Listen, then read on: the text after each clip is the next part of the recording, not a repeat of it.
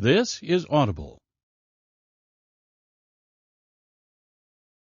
Tantor Audio, a division of Recorded Books, presents Bittersweet by Morgan Elizabeth. Narrated by Kat Riley and Jameson Adams. 1. Lola. Most people decide to make a significant change when a new year starts. They spend the entire month of December planning who they want to become in the coming year, searching for ways to lose weight, get a new job, or meet the love of their life. Some people go so far as to write down the exact path they'll take, the road to success. They need to prove to themselves they have the ability to change, to become someone new. I don't have time to wait for the new year to roll around. 6 months ago, I decided that change needed to be made, and today I'm taking the final step of my transformation into new Lola. It's funny to me how things can be toxic in your life, that it can build slowly, so slowly you don't even notice how bad it's gotten, and then one tiny grain of sand tips the scale in a direction that necessitates immediate change. I guess that's why they call it a wake-up call. It wakes you up from the daydream you've been floating through and shows you the worst-case scenarios. It shows you what will happen if you don't change and what you'll become. My wake-up call came in the form of my phone ringing. It didn't drive me to start my business. No, this has been in the works for years, slowly building to this day. It was what drove me to say, no more. Normal people don't answer numbers they don't know. But when you're the daughter of the mayor and in charge of the family and crisis management aspect of his image, you answer every call. But that call? Sometimes I wish I had let it go to voicemail. Hello? I had asked, tentative and anxious, like I am every time my phone rings with an unknown number. This is Lola Turner. Lola, bellissima. My stomach churned because I knew the voice. It was a voice I remembered from almost exactly 1 year ago. A voice that has never boded well for anyone. Johnny. 2. Ben. I awake to loud banging, metal on metal, and instantly roll over to grab the sock-covered baseball bat beside my bed. It sat there blissfully unused for the better part of 5 years since I moved into this space. I've never had an issue with someone breaking in, but I always assumed it was a matter of time. Living on the Ocean View Boardwalk, where obnoxious tourists overdrink and let go, means I'm basically begging for one of them to decide what's mine is theirs. Once my fingers wrap around the cool metal, I swing my legs over the edge of my bed and look at the blinking alarm clock on the bedside table. That can't be right. 7 in the morning? Who robs a tattoo shop at 7 a.m.? 2 a.m. when the bars close and the shop is dark, sure. 3 a.m. when the boardwalk lights shut off, the drunks feel comfortable in intoxication, and the cover of the night feels like a welcome mat for shenanigans? Definitely. But at 7 a.m., when the oldies are already out, power walking the boards and feeding the seagulls before the heat starts? When the rich stay-at-home moms are running with expensive strollers before they make their stop for smoothies and coffee? It doesn't make sense. But still, the noise continues below my apartment. A loud clanging, a whirring sound I can't seem to place. A drill, maybe? Is someone using a drill to break my locks? Grabbing the bat tighter, I pad toward the front door, opening it, and propping it with the colorful doorstop my best friend Hattie painted for me when she tired of me calling her at all hours to have her bring my spare key. Not long after moving in, I replaced the door and put in a safety lock, so when the door closes, it locks automatically. The doorstop is hideous, but every time I look at it, I can't help but laugh a bit. Not today, though. Today, sleep-fogged adrenaline is raging in my veins as I take the first step out of my apartment onto the landing connecting the apartment across the way from me and the stairway that separates the building in two. On my side is my apartment on top of my tattoo shop, Coleman Inc. The once donut shop next door hasn't been in business for 3 months. But as I walk down the first few steps, back gripped and ready, it clicks. The sound isn't coming from my shop. It's from next door. It's the banging of pans, not the sound of intruders. The whir of a mixer, not a drill. The sign next to my business for the past month flashes in my mind, connecting the last dots in my sleep-addled brain. A pink sign with girly cursive words in bright white, light and dark pink stripes adorning the awning over her front door. Libby's Bakery, coming soon. And then a date below that. A date that, if I pull up my mental calendar, I'm pretty sure is today. The bakery is opening today. And between the loud, shitty-as-fuck music and the banging, it's clear the employees are getting busy. My tattooed hand scrubs down my face before combing my hair back. Jesus fuck. I hope to God this isn't the norm. While the shop doesn't stay open past 10 most nights, I'm not an early riser. I go to bed late. Charcoal and oil paints and designs melding in my mind, keeping me up deep into the night. Visions that won't let me rest if I don't get them down onto paper, leach from my exhausted veins until I can give in to sleep. The muse is a real bitch that way, if you ask me. I crafted my life around my art, and around the lifestyle that allows me to create, brushing off the responsibility of the family construction business in favor of art and tattoos. I'm about to head back upstairs and throw a pillow over my head, praying I can fall back asleep, when the singing starts. It starts, and it starts loud, cresting over the sound of the mixer running, pans clamoring, and music blasting. This is where one might assume I'm going to say it was magical, that the singing was like that of an angel drawing me to the door of the bakery like some kind of moth drawn by flame. No, the singing sounds like a dying cat. It's so incredibly off-key, like they aren't even attempting to make it sound decent. It's the kind of singing you do as a joke at karaoke to get out of having to sing anymore. There's no fucking way I can fall asleep with that happening. A padded cell wouldn't block that noise out, much less a pillow over my head. Still, I should head up, put on running shoes, work off the lingering exhaustion and irritation, and stop in later. Be civil and ask that they keep it down early in the morning. Or at least put on a shirt and some pants, seeing as I'm in boxers and holding a metal bat. Fuck that. Time to meet the new neighbor. Hattie has met who I assume is the owner once or twice while she was renovating and moving in, but each time I've either been out or with a client. When I hit the base of the stairs, I make a right until I face the back door of the bakery. The center stairwell between our businesses has one main door leading to the road and a tiny hallway. On either side of the hallway is the back door to Coleman Inc., my tattoo shop, and now Libby's. I knock on the door with a paper that has a logo and reads "Employees Only," written under it in a woman's careful handwriting. I knock once, twice, 3 times, and I do it loud, pounding on the solid metal door. But having the same thick back door, I know that if there is any kind of noise in her place, she won't hear my pounding. I should just go upstairs, be a normal human being. Take it as a sign that I should talk to her when I'm in better headspace. Unless I push on the handle. I assume it will be a lost cause because who doesn't lock their door, especially if you're not used to the area.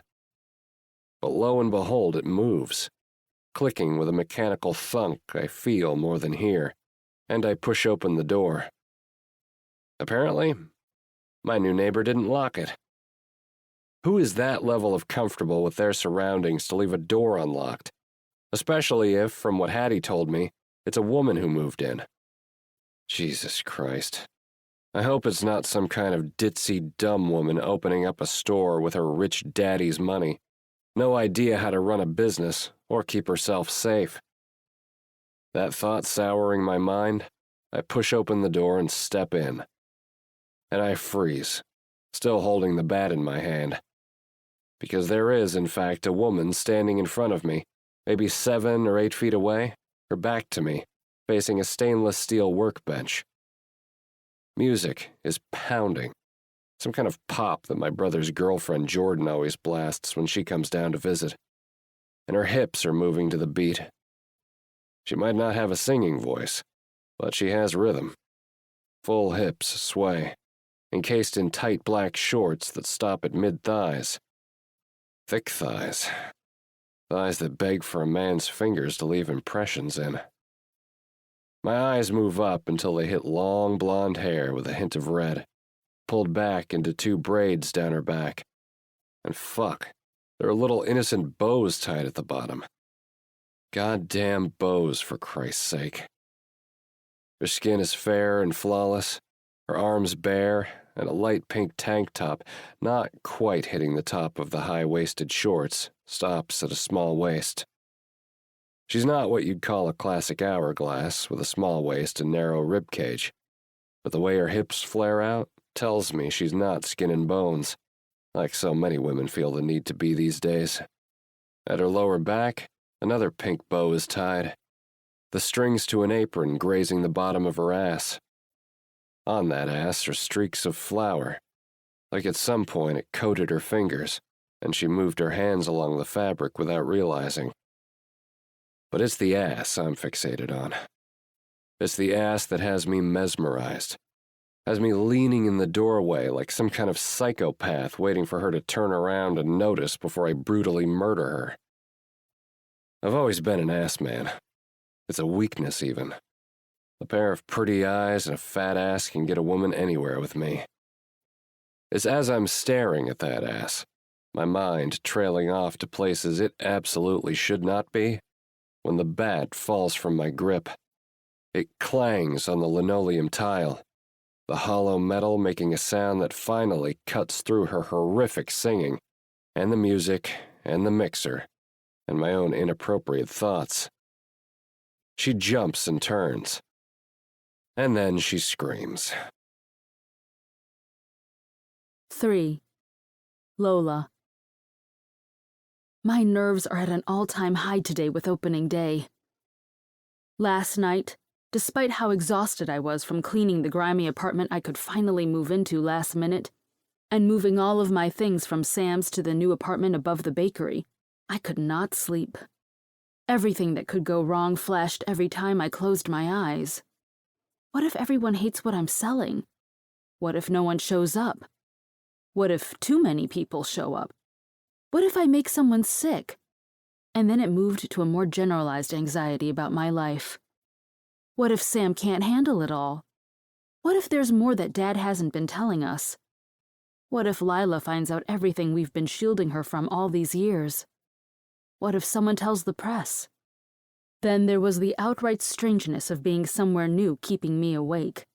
Every creak, every blow of wind coming off the ocean, every shout outside from a tourist down on the boardwalk, it all had me on edge. Suffice to say, I'm exhausted this morning, having only caught 2 hours or so of sleep by the time the sun came up. But I would not let one little sleepless night ruin the first day I start to live my life for me. The first day of new Lola. The day I've been building up to for years and years, whether or not I realized it. Libby's started in the cookbook I found in a pile of my mom's things my dad hid after she passed away. The memories were too painful, he'd said.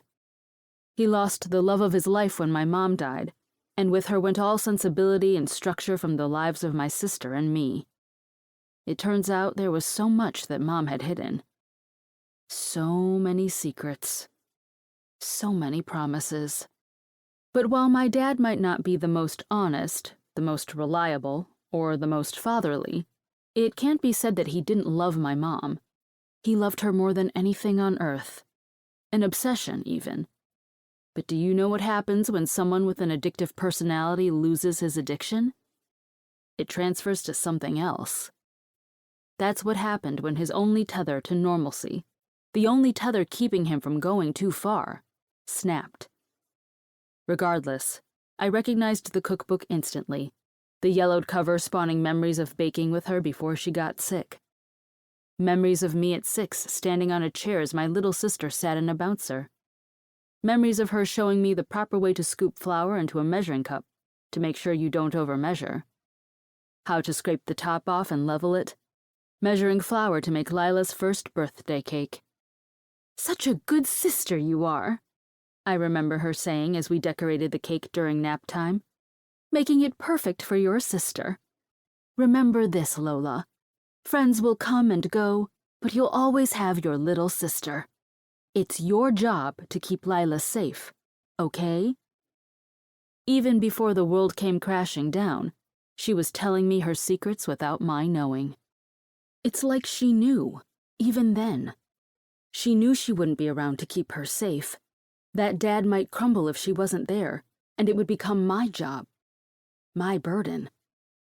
The cookbook brought back memories of me at 7, dumping chocolate chips into dough and scooping the cookies onto a baking sheet, while my mom watched with a serene smile. Memories of her jotting a new recipe she found in some magazine she bought as an impulse buy at the supermarket. "This one would be perfect for your father's 50th birthday," she'd said, of some incredibly intricate cake with multiple layers and homemade fondant. I remember that one most of all because we never tested that recipe.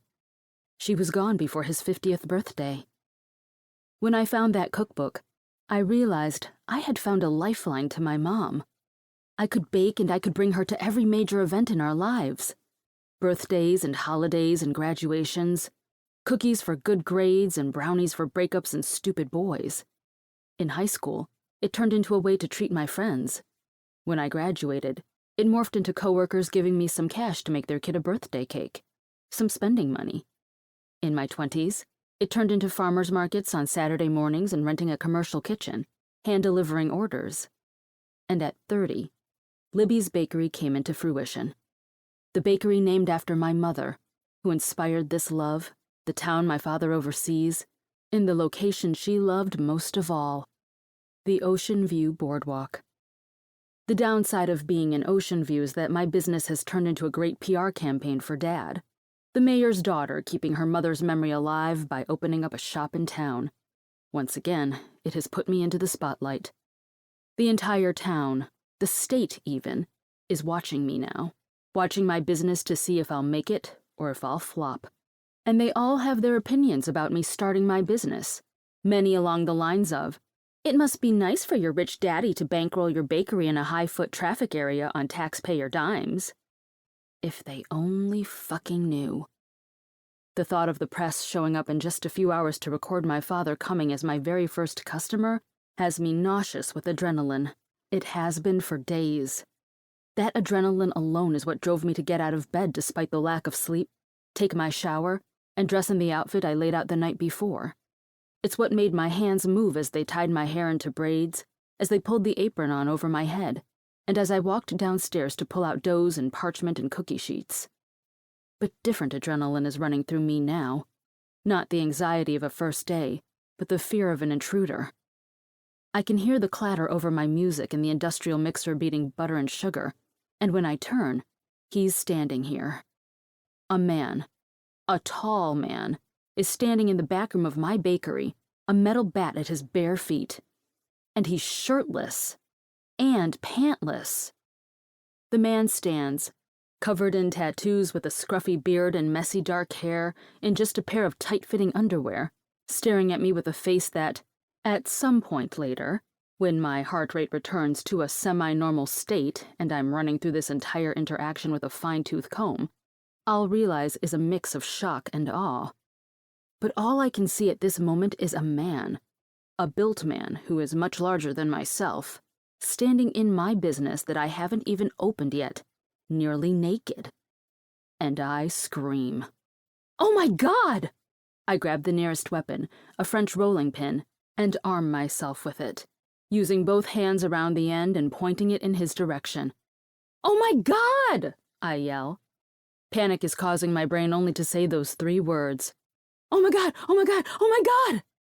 Okay, maybe it's just 1 word now. But as I'm standing there, panic flowing through me as I try to think of what to do next, something strange happens. He seems to snap out of his own daze, and the man smiles. He fucking smiles. Clearly, he's a psychopathic murderer. He is standing in my bakery in his goddamn underwear, smiling at my complete and utter panic. And while I'm sure my brand of panic is entertaining to watch from an outside perspective, who stands in a woman's presence in his underwear while she has a full-on panic and smiles? Psycho murderers, that's who. Get the fuck out! Finally, my brain finds my mouth and synapses fire.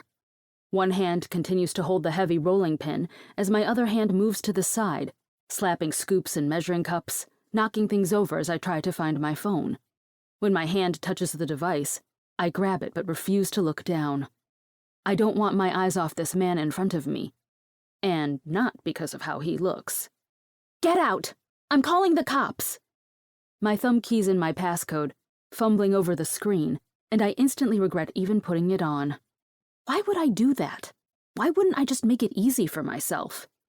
If I make it out of this alive, I vow to take any lock off my phone.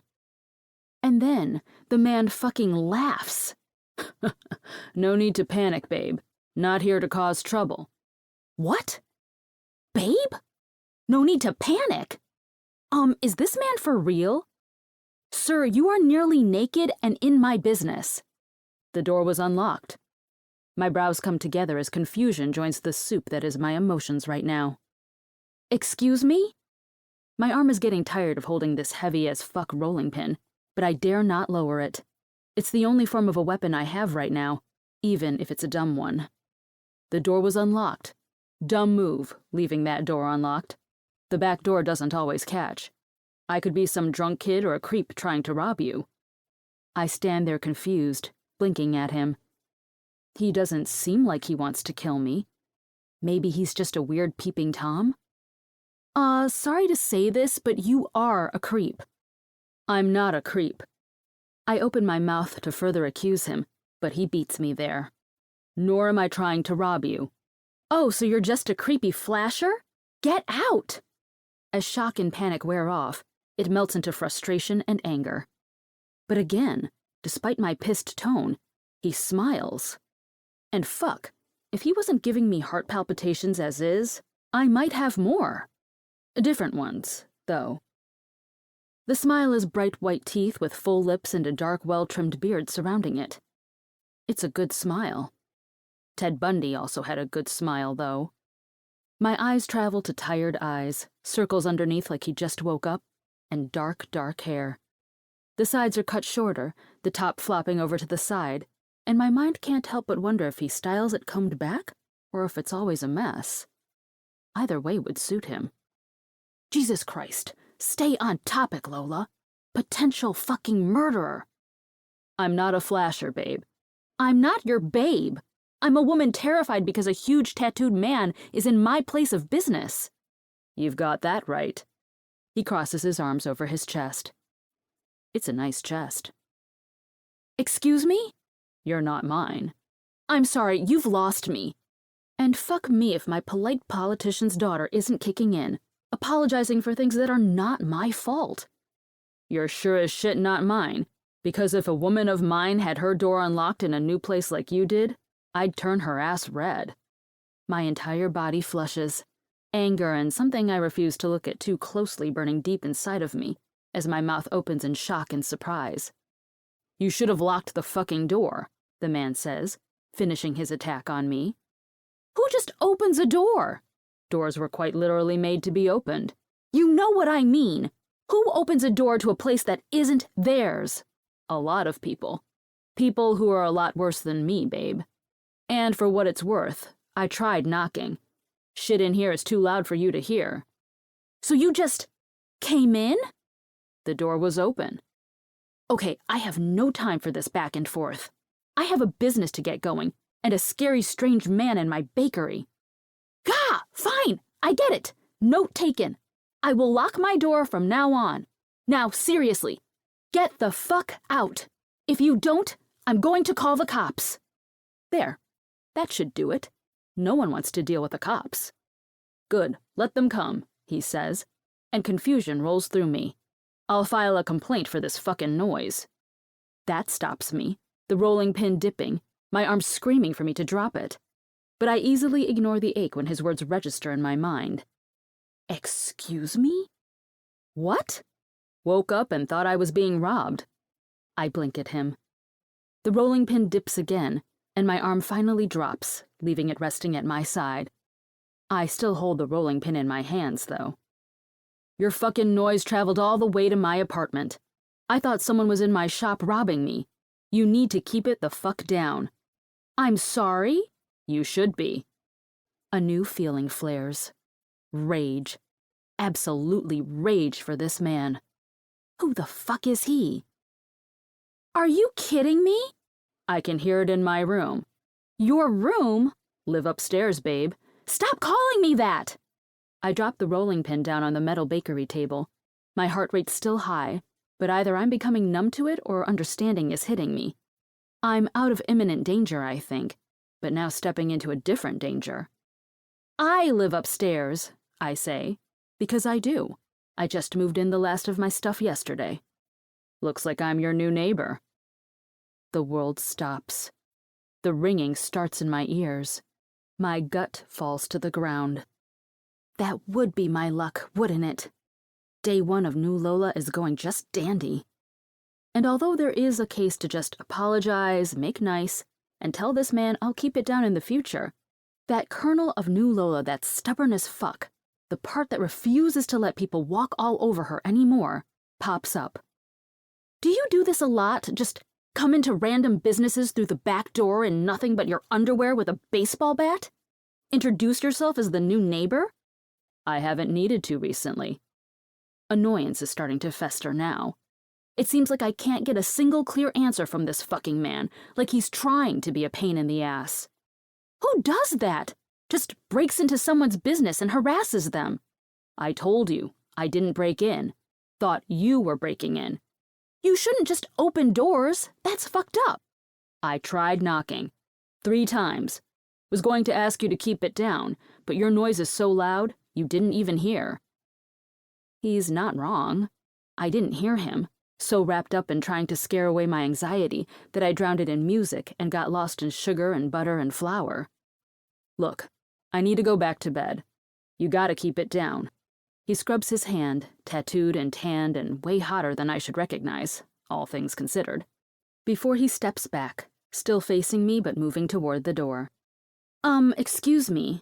This is my business. I'm working. Got it. My business is next door. You gotta keep it down in the mornings. That stops me. I blink at him. What? His eyes widen, and his head tips in a yeah movement. No, a woman owns the business next door. That's my new neighbor. Hattie? No, Hattie works for me. You should do your research more carefully. I blink again, confusion and a touch of embarrassment running over me. I've met Hattie, the tattooed woman that works next door, a few times, and just assumed since she was sweet and welcoming that she was the owner. I should have Googled it. I should have researched who my new neighbor would be. He's right. My mind tries to pull up the name of the business, but I fail. His hand goes out, and I stare at it. A hand shouldn't be that hot. Annoying asshole men in their underwear who may or may not be my new neighbor should not be that hot. Ben Coleman. Welcome to the building. Now keep quiet before 8. I open my mouth to argue, to tell him to fuck off, to say that I pay rent just like him and I need to work when I have to work. That this is a bakery, and bakeries are open early. That's the nature of a freaking bakery. People get baked goods to enjoy in the mornings. But then the beeping starts. It's the fire alarm. Because cookies are burning to a crisp in the oven. I didn't see the alarm going off on my phone because I was arguing with this stupid man, and now an entire tray of chocolate chip cookies is burning. I run to the oven, opening the door and coughing as smoke flies into my face. Grabbing a pink oven mitt, I start waving at the smoke to clear my vision before grabbing the pan and tossing it straight into the big sink. Well, shit, I say, before turning back to talk to the intruder. To my new neighbor. But he's gone, the door closed behind him. The only proof that he was here is the metal bat still lying on the ground, abandoned by its owner. Coleman Inc. That's the name of the tattoo shop next door, I remember as my brain kicks in. And Ben Coleman is the owner. And I just made the world's worst first impression on my new neighbor. 4. Lola. I don't have time to overthink the interaction with my new neighbor and what ramifications there might be, because I'm on a time limit. It's 7:15, and my dad, along with a team of press, will be here in less than 45 minutes to help me open my bakery. So I keep working, filling the case with things I made last night and this morning, and continue to scoop batters and doughs and put them into the oven. The rush feels good, the constant movement and calculations taking away any space I might have for stress or panic or anxiety. I only have time for the absolute necessities. I know that what happens in the next few hours could decide my fate. It could determine if my business flourishes or flops, and if new Lola has what it takes to survive in the real world. And when my phone rings and I look down and see Sam's name, a text telling me they're outside, I know it's game time. My politician's daughter's smile goes into place and masks the anxiety that's brewing in my stomach.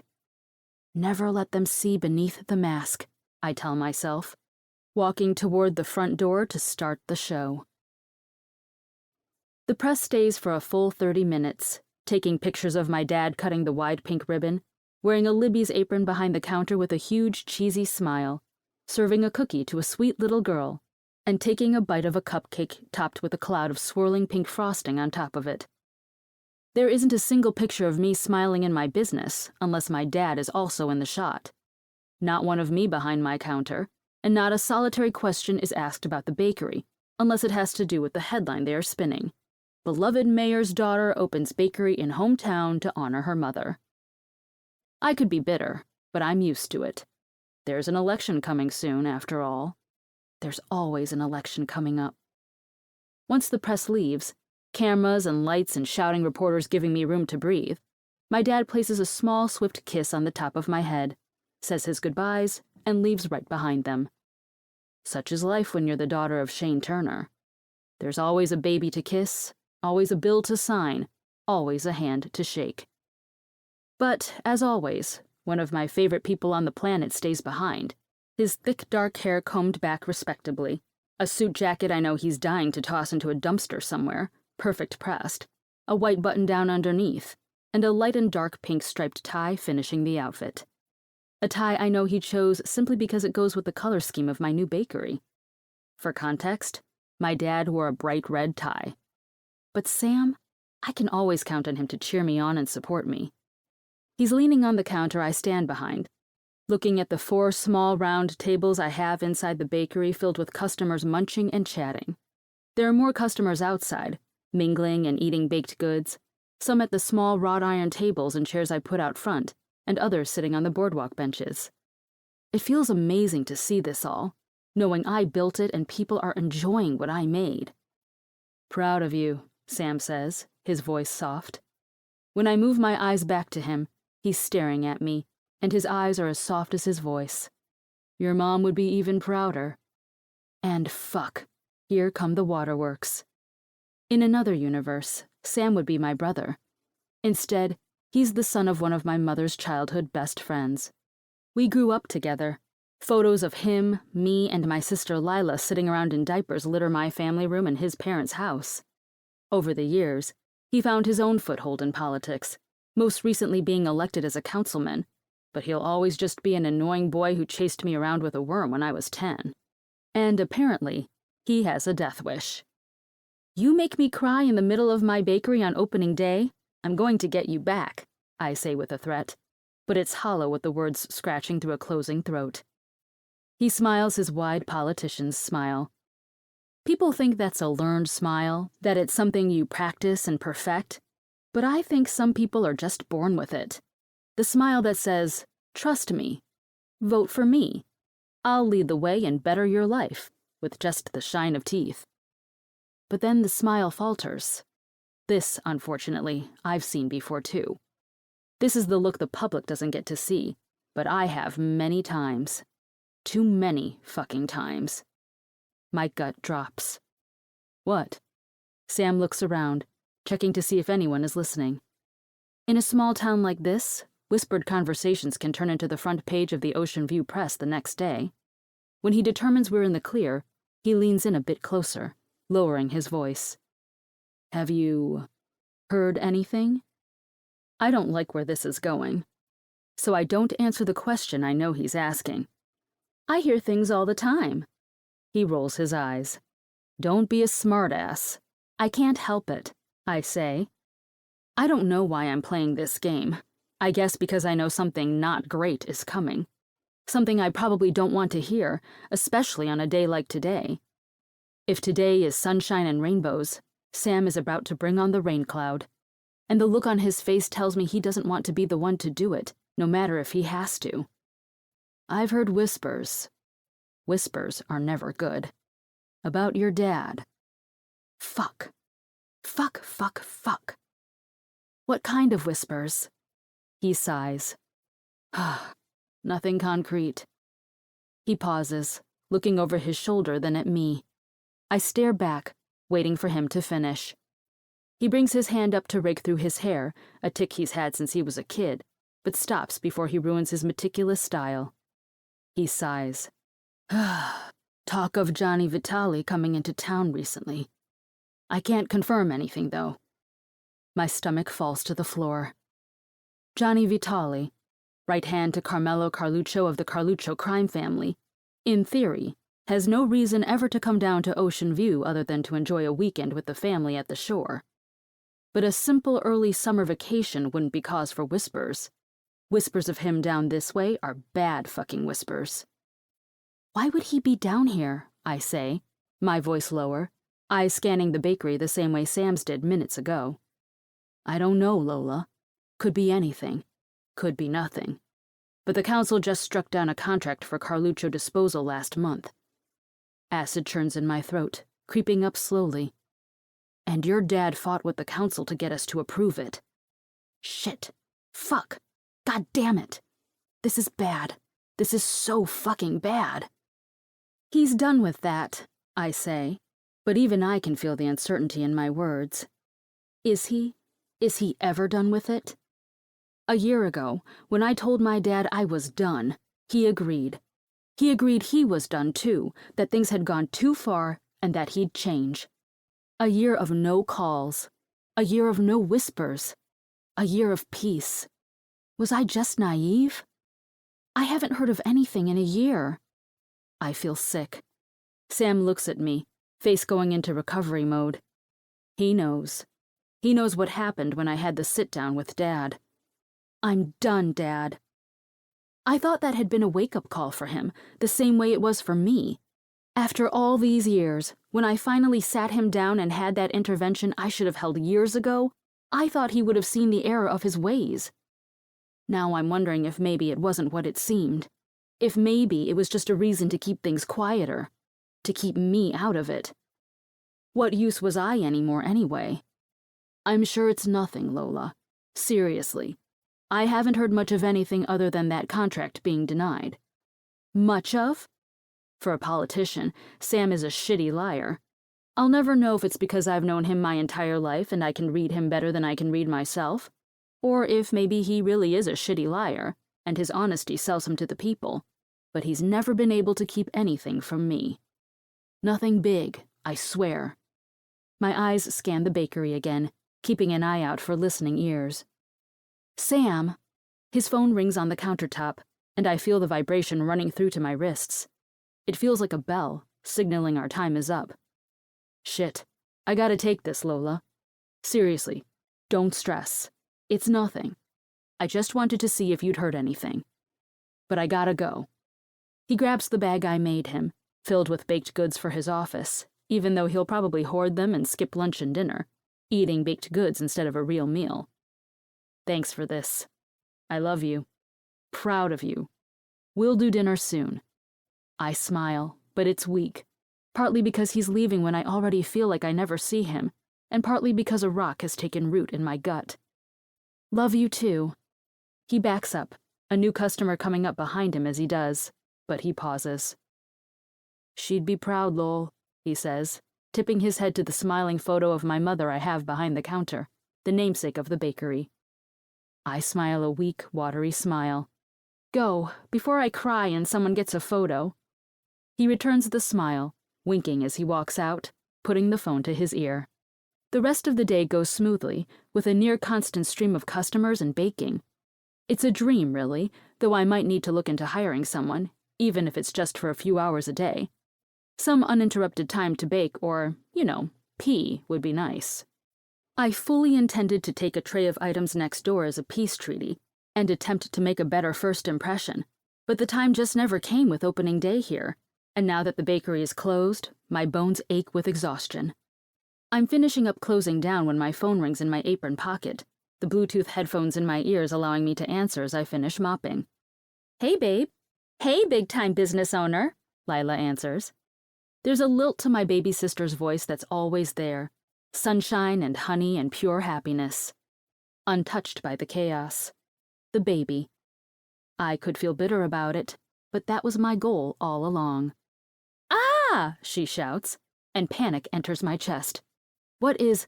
Lila! Stop it! No! The panic creeps through my veins as I pause my mopping. What is wrong?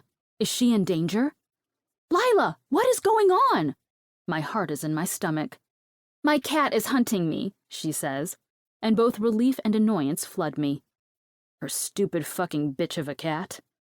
Jesus, Lila, you scared the shit out of me. Well, she's scaring the shit out of me.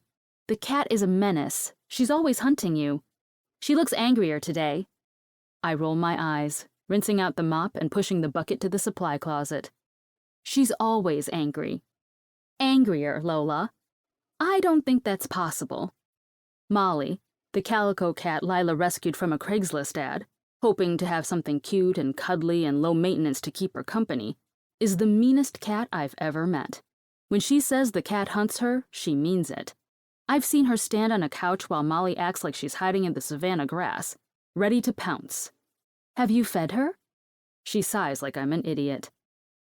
Of course I've fed my damn cat. The cat is also overweight, and her only joy comes in eating. And, of course, hunting. So what did I do to deserve the pleasure of my baby sister calling me? I ask, going back to my mopping. I am exhausted, but I'm still running on the fumes of excitement from opening day. It was a complete success, and I even got 2 catering orders and a cake order for next weekend. At this rate, I'll be able to pay off the bank loan I had to take out in no time. I hear congratulations are in order, she says, her voice sing-songy. Lila is the sweet one, always put together, always amicable. Friendly, the kind of person who you meet and instantly decide she could be your very best friend. She was that way even when she was a kid, and I always assumed that was why Mom was always so careful with her when we were young.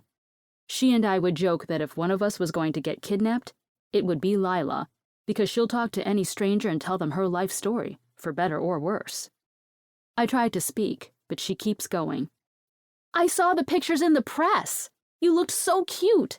The article says it was a huge success. I roll my eyes and can't fight a smile. Thank you.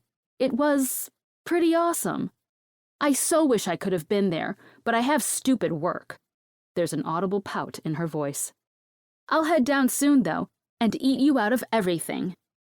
Lila works up north as a pharmaceutical rep, going from doctor's office to doctor's office, using her charm and striking looks to help pay for fancy shoes and exciting outings with friends. Of course, you're welcome any time. You can stay with me in my new apartment. We'll have to sneak me into town, though.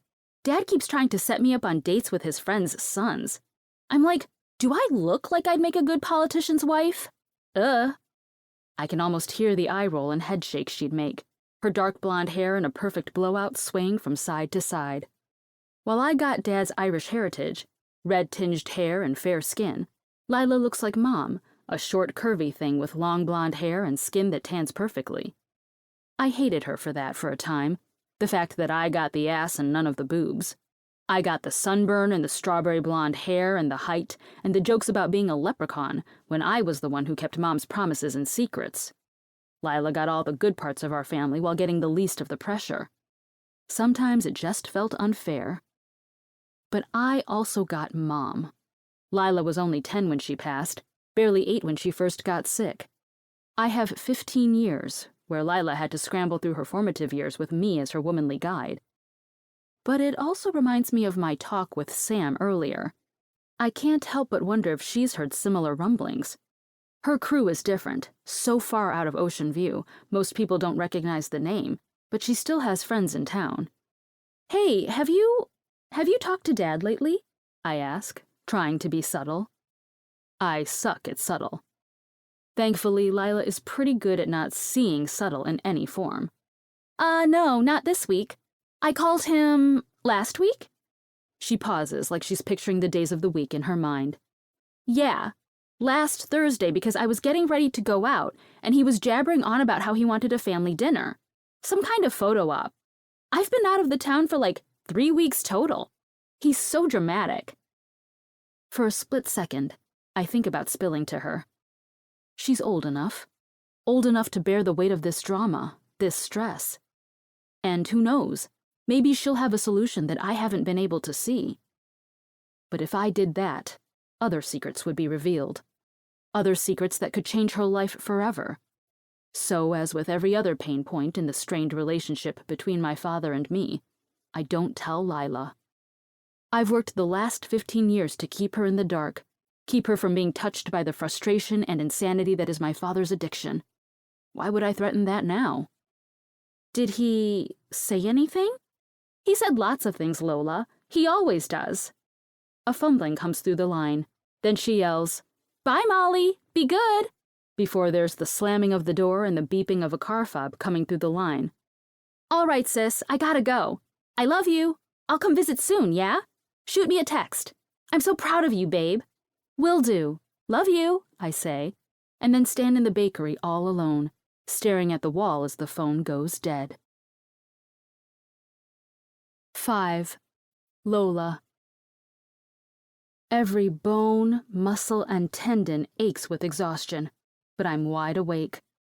After a day of baking, handling the press, and doing interview after interview, smiling next to my father without grimacing at the fact that he only said a handful of words to me, all carefully chosen and within the earshot of reporters, then a full day of running my own business and cleaning said bakery and prepping for day 2, every single atom of my body is tired. But day 1 is done. New Lola is here, and we're starting with an exciting clean slate.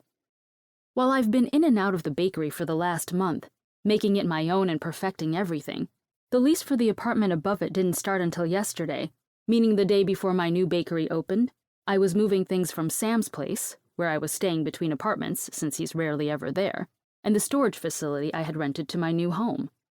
I had to drag everything down the 3 flights of stairs at his place, into a box truck I had rented, and then back up the narrow steps separating my space from my neighbor's. Sam offered to help, but with how busy he is, I didn't want to bother him. So it was just me and my not very present muscles lugging boxes until I wanted to collapse. Then I ran out to the distribution center to get the hundreds of pounds of flour, sugars, butter, eggs, and whatever else I would need to feed the sweet tooth of the Ocean View boardwalk.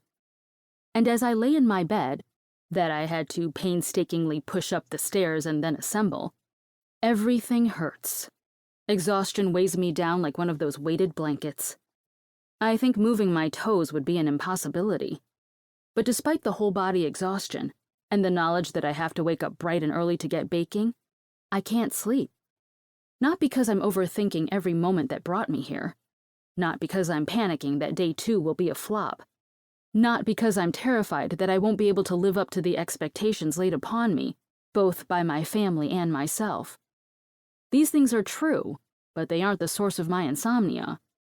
Instead, it's the base of Cake's shadow stabbing pounding through the walls of my new apartment, which I'm learning at this moment are incredibly thin. Don't get me wrong, it's a great song. In fact, I even have it on my shitty day playlist, which I play to get myself out of a funk. But when it's midnight on a Friday and I need to be up at 5, it becomes even less appealing. Panic floods me. I think I may have made a huge mistake. When I saw the ad in the paper, I barely questioned a thing. The advertisement stated that a commercial kitchen and storefront were up for lease, with a small one-bedroom apartment above it. I called up the owners, came to see it, and put the deposit on the lease all in the same day. They advertised the location as a bakery on the quiet end of the Ocean View Boardwalk, and when I came here to tour the space, it was just that.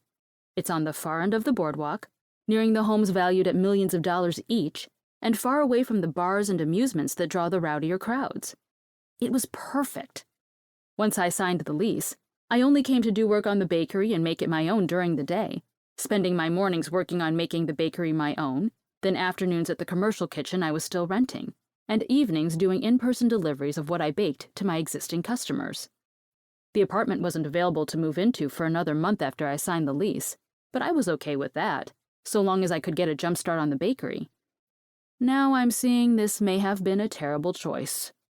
When a loud cheer comes through the walls, I scratch out the wondering part. It was absolutely a shitty choice. That's because it is 12 a.m. on a Friday night, and music from the apartment next to mine is blaring so loud, I can barely think straight. When I found this location in the paper just days after that wake-up call, I saw it as a sign that this was the direction I needed to go. In some ways, I saw it as a push from my mother that it was time, that I had done my duty and I could live for me. I'd been quietly planning for a storefront for years, scrimping and saving the money, telling no one about my dream. Mom's dream. It had been a donut shop in a past life, but when the other half of the donut shop couple left, the remaining owner closed the business and stayed in the apartment while figuring out what to do next. Hence the apartment lease not opening until last night. While last night went fine, despite my inability to fall asleep in a strange place, it seems I never had the chance to find out the neighbor is loud. And when I say loud, I mean when I went to make myself a glass of chamomile tea an hour ago, my dishware was rattling against itself in the cabinets. That kind of loud. The kind of loud you can feel in your bones. After a long day, I was hoping to go to bed early, get rested for another early morning. Except this noise is fucking with that plan. The noise started at 8. At 8, I was fine with it. It's about what I expected, moving in next to a tattoo shop on the boardwalk. And considering I woke my neighbor up early with my own work schedule, I figured fair was fair. We'd eventually figure out a schedule that worked for both of us. Tomorrow, I'd come over and deliver some treats and have an adult conversation. But now it's 4 hours later and the muffled sound of alternative rock is shaking in my brain. When I signed the lease, I knew getting a place on the Ocean View Boardwalk would be loud, especially during the warm months. Sure, I thought situating myself on the quieter end would be better, but I never came into this thinking I'd have a sound, silent sleep every night. In fact, for the first 2 hours I told myself this was just training for what's to come when the real summer crowds hit. At 10, I got ready for bed and realized the sound wasn't dulling anytime soon. I washed my face, did my grounding routine of skincare and teeth brushing, and put on my lucky pajamas, the silky nightie Lila got me for my birthday last year. She spent way too much, but it's one of my favorite luxuries. I wore it the night I put in my application for the bakery and woke up the next morning to a voicemail telling me I got it. I secretly think it's lucky, and I could use some luck right now. Once that was all done, I lay down, and I stared at the ceiling and tried to block out the music. But still, it's unnerving settling to sleep in a new place that isn't completely yours yet. You don't know the strange shadows, the way the wind creaks the walls. Every sound makes my eyes pop open, and the feeling that started last night is only intensified as the music continues, both adding to and covering the sounds my new apartment makes. I check the clock on my bedside table. I check my phone. I check the watch I wear, which in the morning will tell me how many hours of deep sleep I had. It's never enough. Each time I glance at a clock, I do the math for how many hours of sleep I'll get if I fall asleep at that moment. It's a habit. A bad one. Why do we do that? Why do we count down the damage instead of making a change? For me, I've spent the entirety of my 30 years avoiding confrontation. I'm a fixer, not a problem maker. For as long as I can remember, even when I was too young to be relied on as such, friends and family have come to me for help. I've never stopped any of them, always doing whatever it took to make life easier for them, even if it meant a sacrifice on my end. I hate to be a pain, a nuisance. This trait is what I'm warring with at midnight, when I start questioning if I should just go over there and kindly ask my neighbor to turn down the music. I can't, I think. That would be rude. This morning was unbearably embarrassing. We already got off on the wrong foot, but I signed this lease for 5 years, and I can only assume my neighbor has a handful of years left on his lease as well. I want him to like me, especially since I plan to be here for a long time, and I know the tattoo shop is well loved in the community. But also because I've learned that you can avoid so many issues in shitty housing situations if you befriend your neighbors. Regardless of my commitment to not start drama, I can't sleep. This has to be God's version of payback for being so loud this morning. I swear it. And I swear, if I had known that I was being so loud enough to wake him, I definitely would have been more considerate. New Lola might be committed to taking names and getting shit done, but that doesn't mean she's an inconsiderate bitch. On the other hand, while I don't want to bug him again on my first full day here, there's the chance that if I let this go, it might become a regular thing, and that would be worse. I war with this for a while, trying to balance the need for sleep with the need to not stir the pot. I hate to stir the pot. Except, this is my new page. New Lola. When I signed this contract, using the money I saved for the vision I selfishly let myself dream up, I told myself I could only do it if I was doing it for me. Not to give Lila a glimpse at what ambition looked like. Not to pay off debts I didn't earn. Not to create another marketing tactic for Dad's campaigns. Not to honor Mom in some obtuse way that doesn't even matter, not in the grand scheme. But for me. Because when was the last time I really, truly did something for Lola? I need to take more initiative. I need to work on change over acceptance. And maybe even more, I need to work on not being such a damn pushover, letting everyone get their way at my expense. I proved I meant business on that aspect of personal growth when I went through the lease for the building. The owners wanted a 10-year lease. I demanded 5. They told me I'd need to pay extra for the ovens and equipment already here. I refused and told them I wanted to get the place outfitted with extra ovens. I demanded an extra parking spot out back for an employee when I hire one, and even managed to get a decreased leasing rate for the first 6 months. I'm pretty damn proud of myself for that one.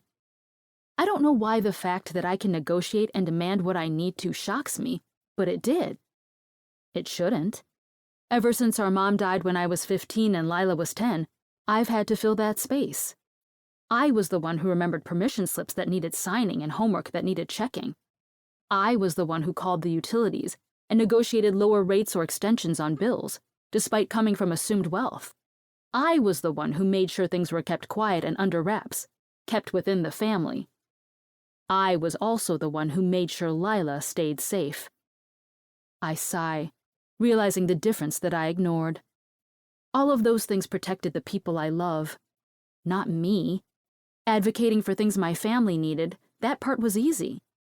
Advocating for myself? That's apparently a lot more difficult. I'm stewing on this thought, the realization uncomfortable, when the music stops for a blissful moment. Aching muscles I hadn't realized I was tensing loosen, and I sigh in relief. Sleep should come easy now. And then the track changes, and the music starts back up. No! I groan out loud, reaching for a pillow to lay over my head. It drowns nothing out. In fact, I think all it does is keep in the negative thoughts and memories. Like being stuck under the pillow with them is giving them the gas they need to grow. Memories I keep hidden.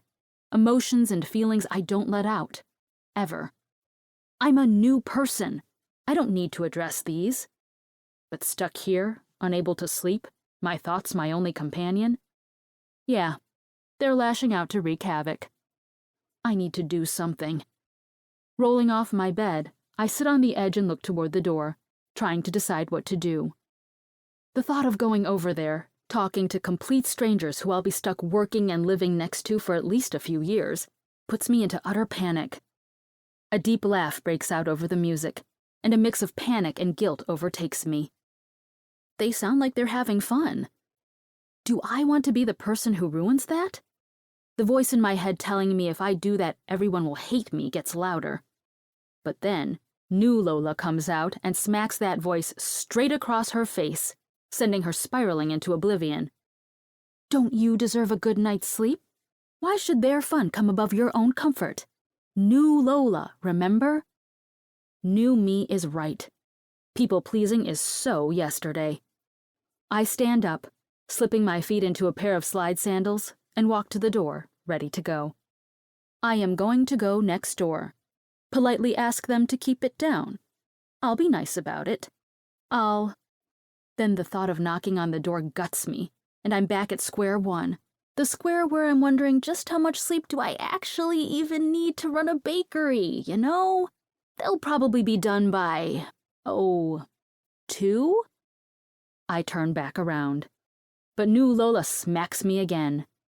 I head to my kitchen counter and grab the paper box holding cookies I brought up to celebrate my first day, but then I became so overwhelmed with exhaustion I skipped it entirely.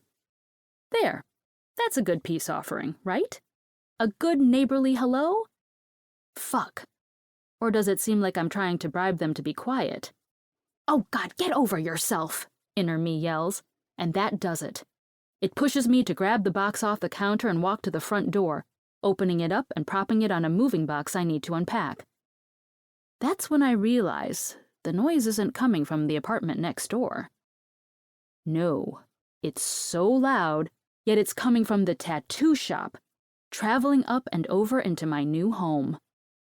And now that the sound buffer that is my door is gone, I can hear it's not just 2 or 3 people having fun. It's an entire party. Jesus Christ. New Lola shrivels at the task in front of her. So does old Lola. Standing up to one person who you've already technically met, despite it being an embarrassing catastrophe, is one thing. Interrupting what sounds like an entire party? That's another. Shit. I slowly walk down the stairs separating the buildings, trying to get the nerve until I'm at the entryway between them. There are 3 doors there, the back entrance that leads to the street, an entrance to the bakery, and a door that leads to Coleman Inc. next door. I lift my hand to knock on the tattoo shop, but freeze, panicking. Maybe I'll let it go another 20 minutes, an hour. I mean, how long could it be? I bet it's settling down, and a loud, jarring round of laughter interrupts me, and I head back to the door, reinvigorated. I lift my hand and... nothing. I can't do it. Shit. What am I doing? I'm standing here ready to... what? Interrupt a party? Be that neighbor? I can't do it. Fuck. But also, I can't not sleep. It's then I decide. I can't do this forever, pacing in a hall like a crazy person, mumbling to myself, trying to get the nerve to ask a party to keep it down. I need to go talk to them. This can be another version of day 1, the first day of the rest of my life, where I refuse to let my concern for making others feel uncomfortable mess with how I live my life. I'm just as important. It's crazy that I feel the need to remind myself that. I lift my hand to knock, to bang on the door, and I feel a breeze. As my arm lifts, the silk moves too, and I realize I'm still in my nightie. What is wrong with me? I need to go upstairs, change, and then bring the cookies around to the front of the shop like a normal person. Try to get their attention, kindly ask them to turn down the music, and start a great friendship. So what if we started off poorly? We both were taken aback. He probably was tired and cranky, the same way I am right now. Yes, that's it. I'm sure my new neighbors are perfectly kind and reasonable. Understanding, even. Maybe we can create some kind of partnership. Get a tattoo and a free cookie. But first, I need to turn around and put on actual clothes. I start up the stairs, getting up 2 steps, eager to hide away with my new plan. Then, I hear it. The click of the door. No, no, no, no! You okay? I hear, my back to the voice, and fuck, fuck, fuck! I can't believe this is happening to me. Why does the world fucking hate me? Hey, hi. I say the words up the stairs, trying to pretend this isn't happening.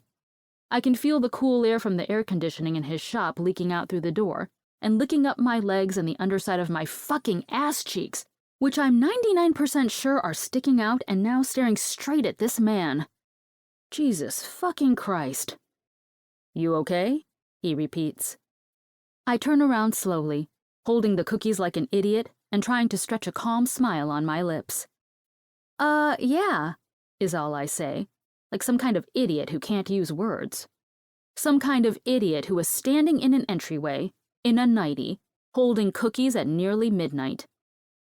Dear brain, please reconnect with mouth. Immediately. Thanks. Signed, Upper Management. What are you doing? He looks me up and down, and panic and embarrassment flow through me. Why did I not think about these stupid fucking pajamas before? I have cookies. I see that. There are, flavors. A few? Oh Lord, what am I saying? Chocolate chip? Oatmeal raisin? There's a monster cookie in there. It's chocolate chip and cookies and cream. That one's a homemade Oreo, I say, pointing to the sandwich cookie. A black and white. I don't need your cookie menu. I blink at him. His voice seems annoyed. Well, that snaps me out of it. Why is he annoyed? I'm the one who can't freaking sleep because his music is shaking my brain. I was going to bring them over. As a peace offering? I gulp. New Lola, come back. Remember that this guy is a fucking asshole. Not only did he break into your business this morning, but he's also doing the same thing he bitched about less than 24 hours ago. And to see if you might possibly turn down the music a hair? It's really loud. Like, shaking my brain loud, and I'm absolutely exhausted. You would be, how early you were up. I stop speaking. I blink at him. He's not. Is this... I'm sorry? Woke me up early as can be, and now you're asking me to keep quiet? Well, shit. I'm really sorry about that. I didn't mean to, and I'll try and... I'm not turning down my music. That stops me. Tattooed arms cross the black T stretched over his chest. I'm sorry? I'm running a business. The music is for an event we're having. Adds ambience. Well, your ambience is keeping me up. Sucks to be you. My head snaps back. What are you, 5? He raises a thick eyebrow. He has attractive eyebrows. I've never been attracted to eyebrows, but his are thick and dark and expressive. And then I have to remind myself that he's an asshole. Like, a big one. Definitely not hot at all. And the fact that he's a dick cancels any potential hotness out. Is this retaliation for this morning? Because that is so fucking childish. I apologized. I planned on doing what I can in the mornings to be quiet. Look, I told Brad that whoever moved in next door had to be cool with the music. I blink. We're not always open late, but some nights we are. And also, I don't do mornings. He told me I wouldn't have to worry about you being loud in the mornings, waking me up. Brad is our landlord, and I'm starting to think Brad is a moron. Okay, well, I told Brad that I'd have early mornings as a bakery. Ben looks at me, frustration clear in his eyes when he looks at the ceiling. Fucking Brad, he says, like it's a curse in and of itself, and honestly, it might be. Keep telling him to sell me the building. He doesn't want to do the upkeep, doesn't want to deal with me bitching him out about shit. But no, he's a greedy asshole. No one wanted to move in next door because of it. My gut drops. Well, maybe I'm not a master negotiator like I thought. Nothing over there fucking works, and he can't keep up on updating the security of the building. I don't know how you're running a business out of there. I don't tell him that I spend hours watching YouTube videos to fix the ovens in the bakery. My mind drifts to the front door lock that never catches. My gut sinks. Fuck. Brad doesn't give a shit. He didn't even want to put someone in there. Too much work for him. Wanted to collect the write-off for it being unoccupied. I feel sick. You, pretty eyes and a killer ass. What'd you do to convince him to give you the place? My eyes widen. Excuse me? You don't look dumb. What'd you ask for? I blink, shock and frustration running through me, the music that's still blaring tunneling into my brain. The extra parking spot, the lease negotiation, the reduced pricing, the equipment. My stomach turns. It wasn't because I'm turning over a new leaf and taking charge. It wasn't because I'm turning into an advocate for myself.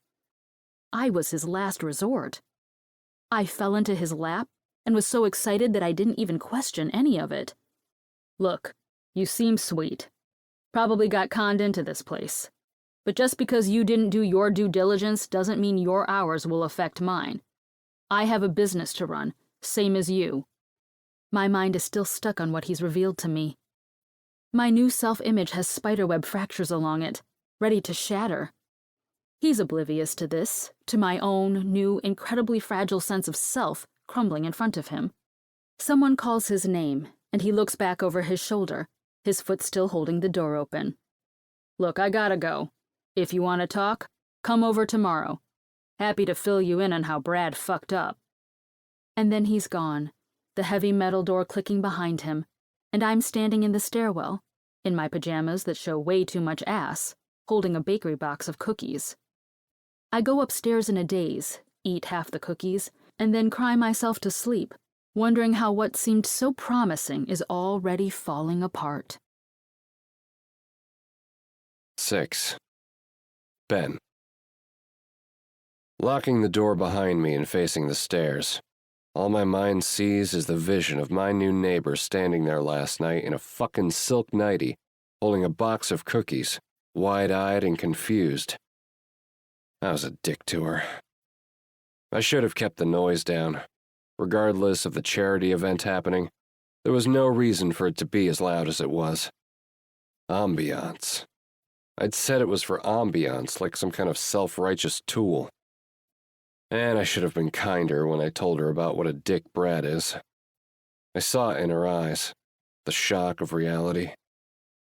But seeing her there, something snapped in me. A woman like that, walking around in what was essentially lingerie, her ass hanging out for all to see. No idea who would walk out into the shared space. It just wasn't safe. Just like that stupid fucking unlocked door. In this day and age, what kind of woman is that reckless? I don't let myself think too long about why the idea of a friend or client catching her there, seeing her exposed like that, got me up in arms, got my blood burning. It's just a safety issue. A safety issue she is clearly ignoring. That is all, I tell myself as I jog down the stairs and unlock the door that leads to the back room of my shop. This place was once a pipe dream, something that only came to mind when I daydreamed, drawing designs in the margins of my notes for the business administration class I took. And yet, somehow, it defied all laws of science, becoming a reality. I waved at Hattie, who was already getting her station sanitized and organized before clients roll in, and I'm about to do the same when my phone rings. The screen shows the name of my younger brother, Tanner. Shit. I don't want to do this right now. I've had enough strange and uncharacteristic thoughts and feelings already today. I don't need to add talking with my brother, who in the eyes of my family did what I was supposed to have done all those years ago. It also doesn't help that I know why he's calling. I groan, looking at the ceiling before swiping and putting the phone to my ear. "Brother," I say, leaning my back against the wall and looking down at my boots. Despite not following in the family profession, it seems blue-collar runs through my veins, because unless I'm running or attending the yearly charity auction, you won't find me in anything but old, beat-up work boots. "Ben, I'm shocked you answered," my brother says with a laugh. 2 years ago, that sound would have been uncharacteristic. Now, with a good woman by his side and the family business finally making money, he sounds free. My hand moves to my hair, combing through it as I laugh at his calling me out. Super busy. Don't take it personally.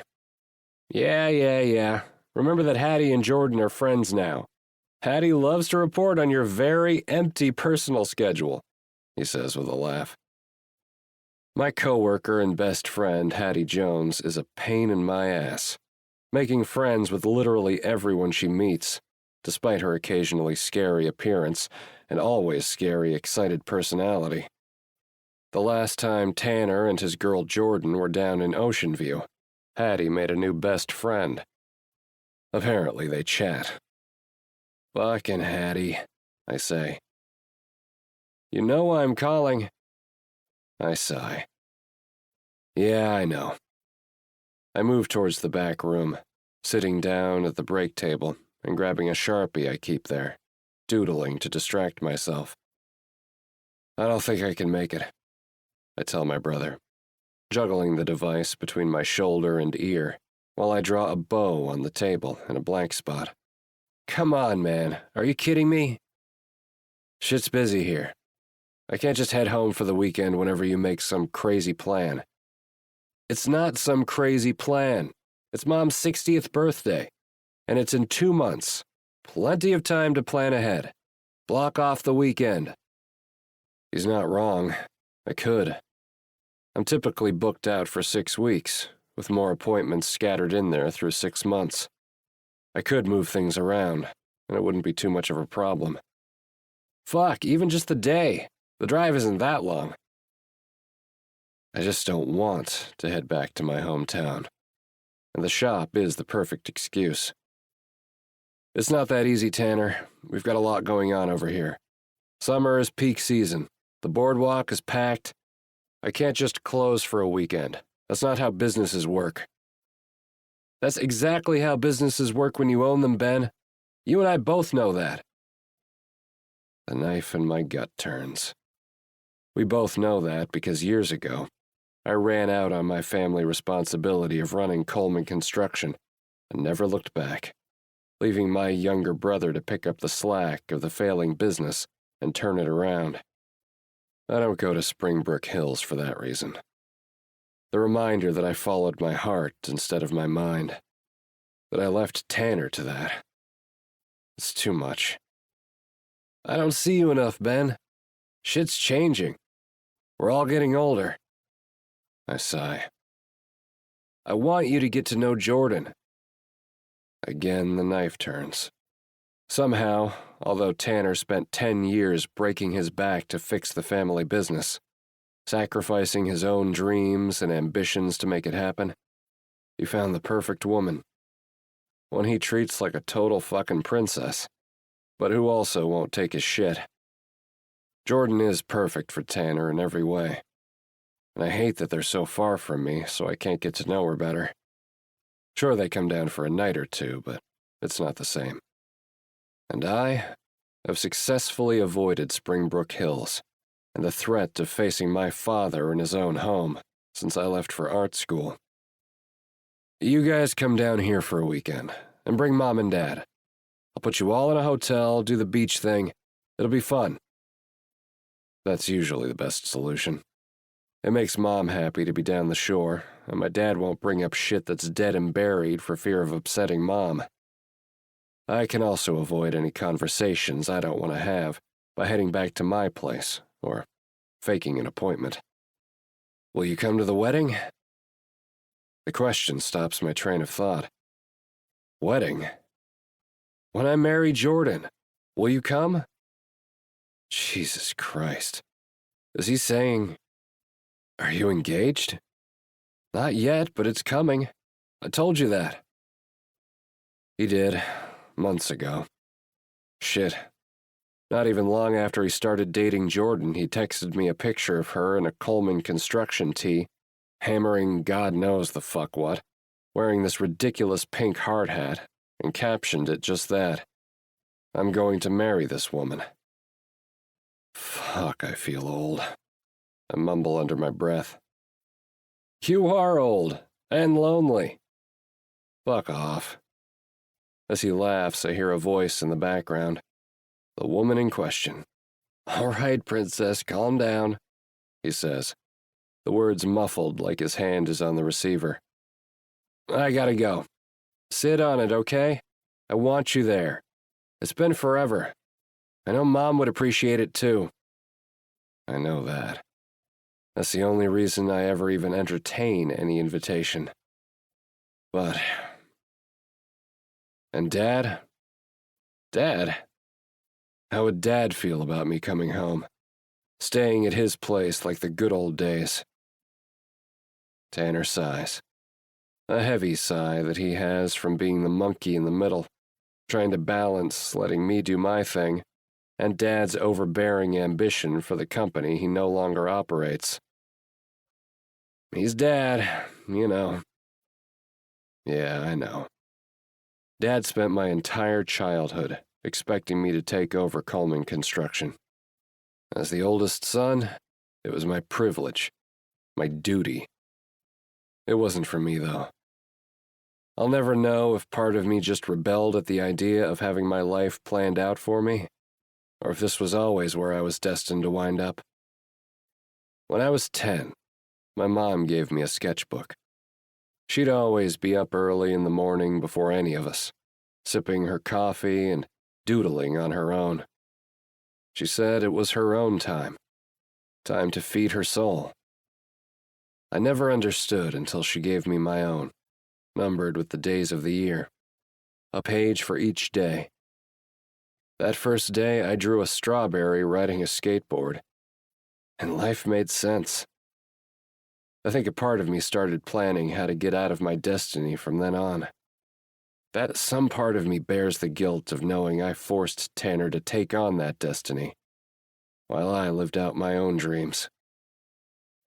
My mom gives me a new journal every year for Christmas. Every morning, I wake up and sketch something out.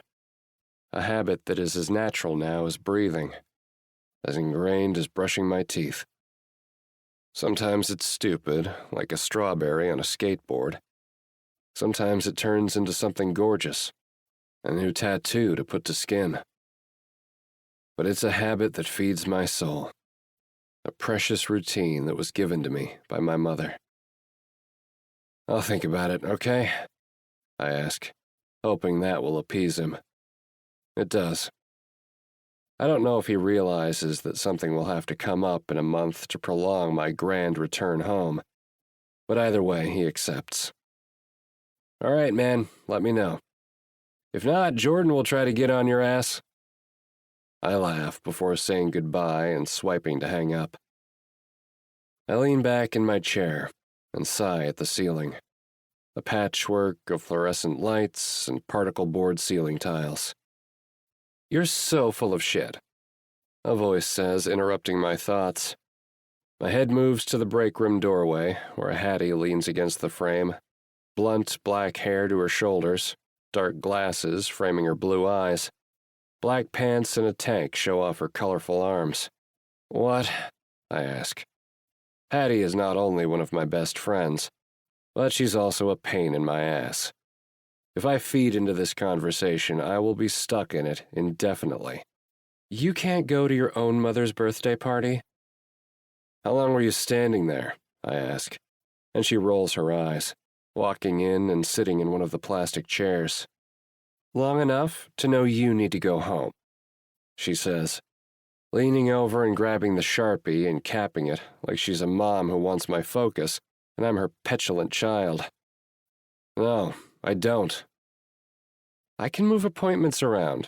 I can take over for a few days. Shit, we can close. The shop will survive. Go live a life. I do live a life. Oh yeah?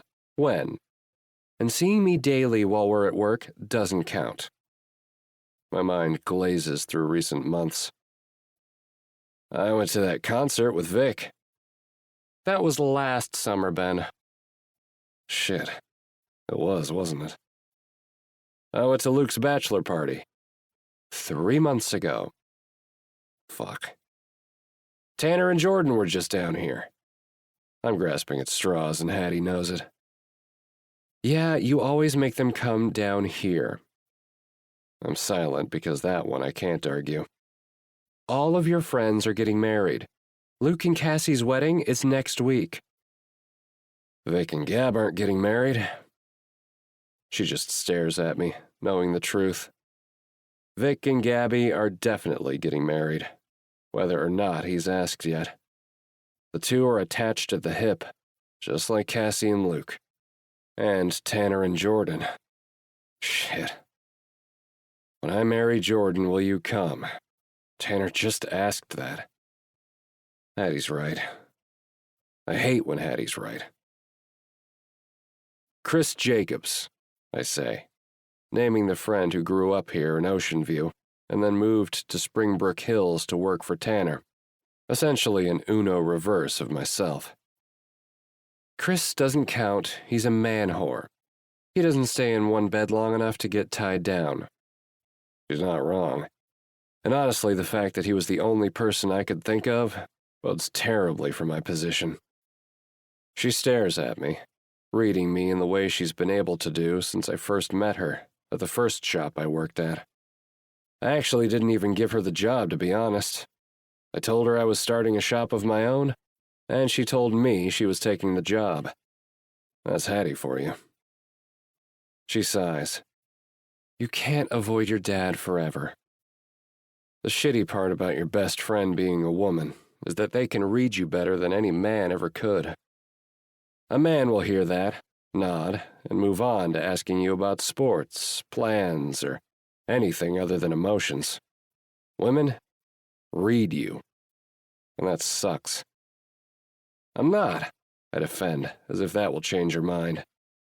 Sure you're not, she says with a sad smile. But just then the bell chimes over the front door. My next client is here. Can you go greet my client and get her signed in while I get settled? I ask, staring at her.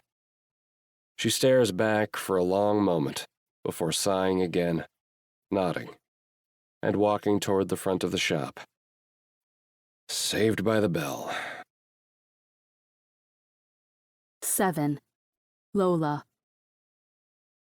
I flip my sign to "We'll be right back" and straighten my apron. I think I'm going to make it my signature, this pink apron. It's pretty and frilly and perfect for a place with rainbows, sunshine, and frosting. I should order more and get my logo put onto them too. When I finally hire employees, they can wear them as well. Or maybe I'll get theirs in a darker pink so that I can stand out.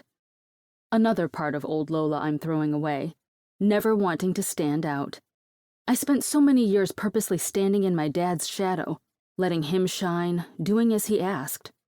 No more. But I won't let my mind sit on the thought too long. My anxiety is high enough right now as it is. Because I'm making my last-ditch effort to make nice with my new neighbor. The first time was a disaster. Meeting the owner next door and threatening to beat him with a rolling pin? Not my shining moment. The second time wasn't much better. Having him find me lurking in the hall in a tiny nightie holding a plate of cookies? Embarrassing. Third time's the charm, right? This third time will be crafted by me, though. No shock or surprise or unexpected barbs and jabs. And, hopefully, both of us will be fully clothed this time. I hope this goes well, because I signed a 5-year lease on this building, and I don't believe his is up anytime soon, if I remember what the landlord told me correctly. Despite learning the landlord is a dick and useless, I'm locked into this location, and I need to make it work. Because this is the make-or-break-it moment of playing nice with my neighbor, I went all out with the tray I'm bringing over. It holds cookies in all my flavors and half a dozen cupcakes with various frostings. My signature pink strawberry, vanilla, chocolate, cookies and cream, black and white, and peanut butter.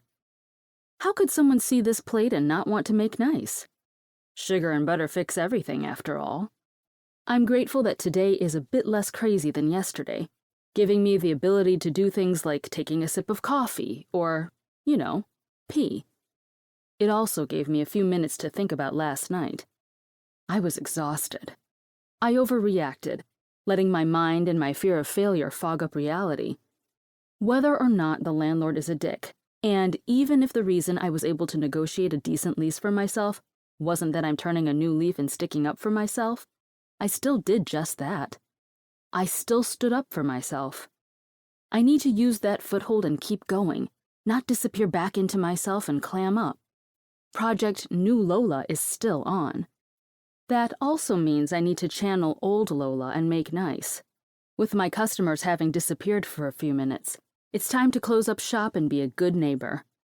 He offered to talk in the morning when we met last night, and I need to put on my big girl panties and do just that. No more head in the sand and avoiding people because I'm afraid I'll get a negative reaction.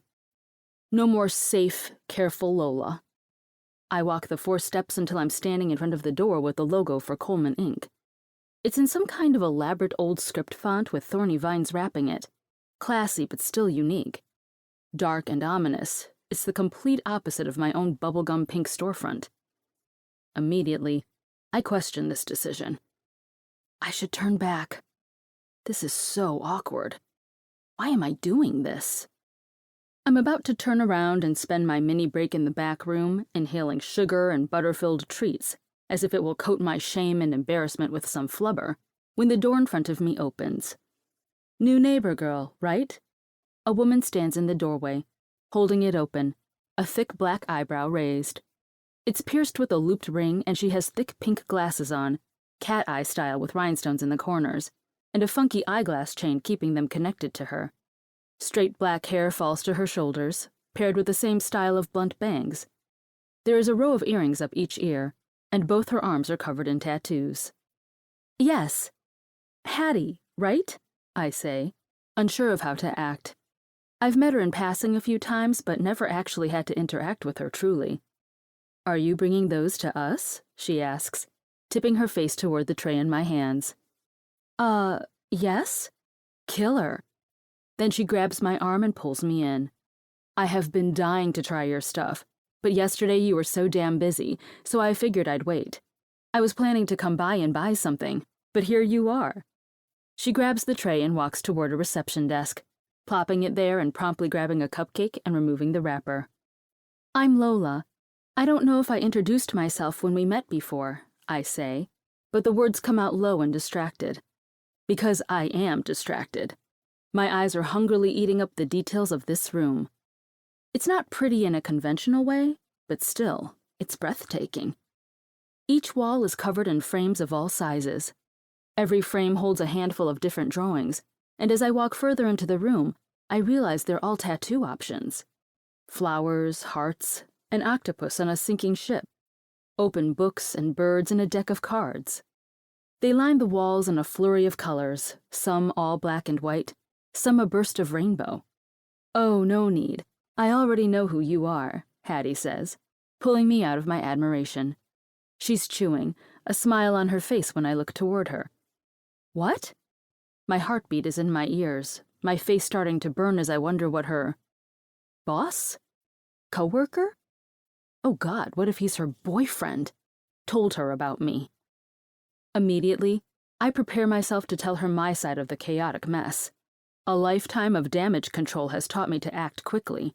I need to tell her what happened, that it was all a terrible misunderstanding, and I'd love to apologize and introduce myself properly. That, Mayor Turner's daughter, right? Oh. Of course. Of course that's how she knows me. That's how everyone knows me. And for a split second, I wonder if I'll ever be known as anything else, or if I'll always be doomed to be Mayor Turner's oldest daughter. Strange how moments ago, I was worried I'd be remembered for some unrelated, embarrassing incident, and now, that sounds almost preferable to what I've always been known as. Strange how just a year ago, I don't think I would have felt that way. Quite the zoo you had there yesterday, she says, wiping her mouth with a pretty white napkin stamped with my logo in pink. But I can see why. This cupcake is freaking amazing. I smile. This I can do. Talking about baked goods and receiving compliments on them? I can do that. Thank you. Yeah, it was a bit much. It was cool. All those reporters, your dad, the ribbon cutting. That shit's impressive. She moves to the reception desk, putting both hands to it and lifting herself up on the desk, kicking her feet that are encased in a pair of clunky Doc Martens like she's a kid sitting on the ledge of a jungle gym, instead of a heavily tattooed badass. This woman is a conundrum. So you're from here, obviously. You've got your dad and a sister, right? I think. Yeah, Lila. Your mom likes L's, she says and laughs. Her laugh's a tinkling sweet thing that I can imagine would draw men to her like a dinner bell. Yeah, I guess. I'm Hattie. I can't remember if I said that already. I nod with a tight, awkward smile because I'm now trying to figure out what to do next. Do I ask for Mr. Coleman, or... I work for Ben. I have for years. We started at the same shop together. I also do tattoos and all the piercings here. She winks like it's a come-on of some sort. Anyway, you're not here to talk to me. I blink. You want to talk to Ben. Her eyes gleam like she's got some kind of master plan that only she knows. Benjamin! Hattie shouts, the words reverberating up my spine and into my brain, ringing there, and that doubt keeps creeping in. I heard you two already met, yeah?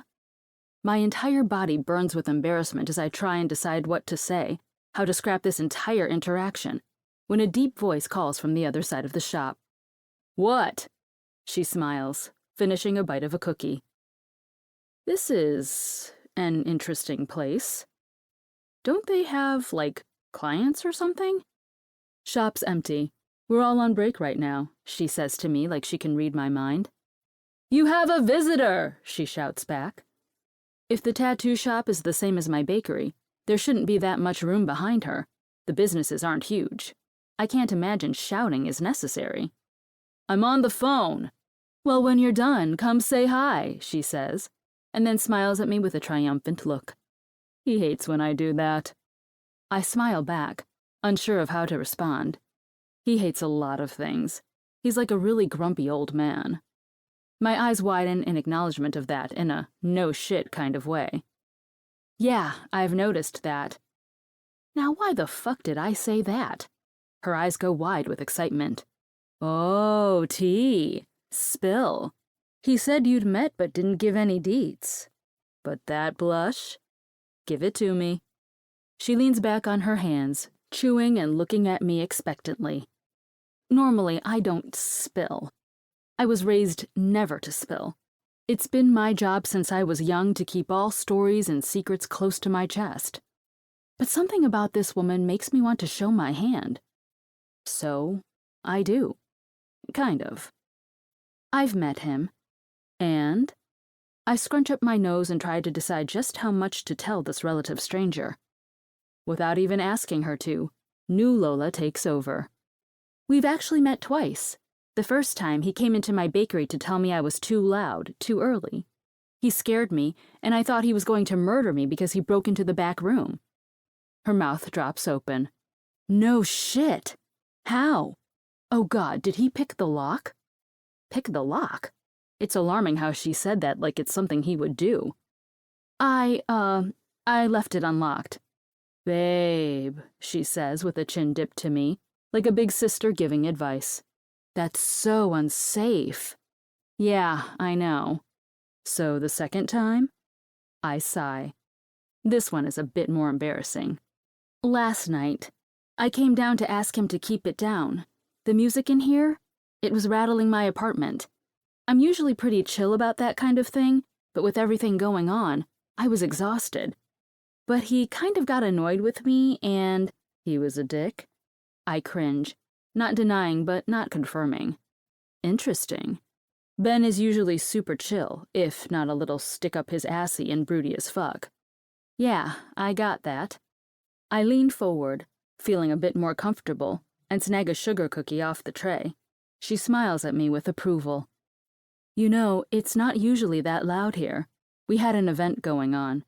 So he said, I say, taking a bit to give my mouth something to do other than continue talking and embarrassing myself. We're usually only open late on weekends. But even then, doors close by 11:30. Even on the boardwalk, it's a bad idea to get a tattoo after 11:30. I smile because that makes sense. No one should make a decision that will stick with them for the rest of their life at midnight while on vacation. Once a month during the summer, we do bulk tattoos. People choose from a sheet of 12 options, and we give them a quick, fun tattoo. The money goes to an arts charity that... She doesn't get to finish because the room is suddenly darkened with a tumultuous presence. Ben Coleman stands in the hallway, which I assume breaks off into booths for tattooing. Dark jeans, a fitted black tee, and a pair of black boots look way too good on him. He should not be allowed to look that good. "What are you doing here?" he asks, eyes running up and down me before moving to Hattie and then the tray of treats. You can't bring food into a tattoo shop. It's supposed to be a sterile environment," he says, eyes fixed not on the tray, but on the cookie that's still in my hand. "Fuck off, Ben. Don't be a dick. Like you never eat in the shop? Never drink coffee?" She rolls her eyes. "Is this how he was when you guys met?" she asks, and my face burns. "What does that mean?" "I hear you were a dick to our new neighbor. Breaking into her bakery?" "I didn't break in. It was open." Hattie stares at him with a "good try" look on her face. "You gossiping with my employee?" he asks, eyes to me. "No, God, Jesus, Ben. Why are you being like that?" Hattie asks, her brows furrowed in confusion. Ben rolls his eyes at her, then looks at me. "Do you have anything to say?" he asks, and although I have lots of things to say, indignation and anger and embarrassment all fighting to speak first, I can't get a single word to move past my lips. "When my client gets in, send him back. Yeah, Hat?" he asks. Then he turns around and disappears without a single word to me. Hattie watches him leave with wide, shocked eyes. "What an asshole," she murmurs under her breath. "I heard that," he shouts back. "Good. You're an asshole," she shouts down the hall. Then she looks at me. "I'm so sorry. I don't know what's up his ass. Honestly, he has family pressure that's getting to him. Maybe that's what's going on?" She looks over her shoulder, and I see it now. In her face, there's concern. She's never seen him act like that. Hattie takes a deep breath, shakes her head, and turns back to me. When she meets my eyes, that happy smile is pasted on her face once again. "Don't worry about him. He'll get over himself. Next door has been empty for a while. He's not used to having to be personable." I smile, feeling both rigid and fragile, and then I nod. "Yeah, I'm sure we all just need to adjust. Anyway, I just wanted to, introduce myself. And say hi. I should, get back to my place." "For sure," she says, hopping down from the desk. "Thank you so much for the treats. Let me know if you need anything or if Ben's a dick again. I'll kick his ass." And then the strange woman pulls me in for a tight hug before I leave and head back to my bakery, still confused. Making the few steps back to my bakery, I curse when I realize that once again, the lock on the front door didn't latch.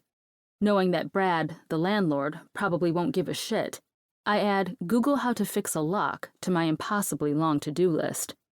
Before I flip the open sign, I run to the back, use the bathroom, and throw a couple of trays of dough into the ovens before starting a coffee for myself.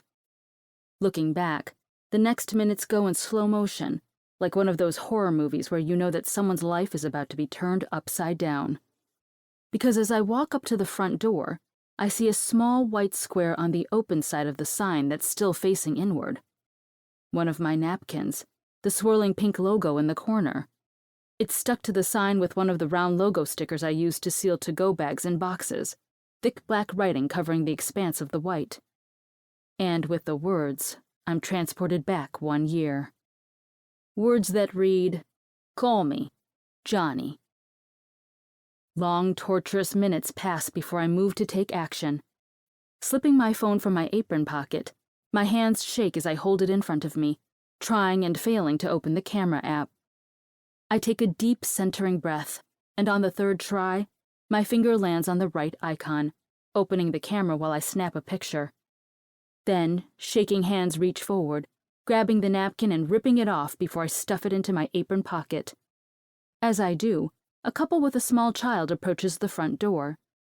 The mother's eyebrows come together in confusion before she mouths, "Are you open?"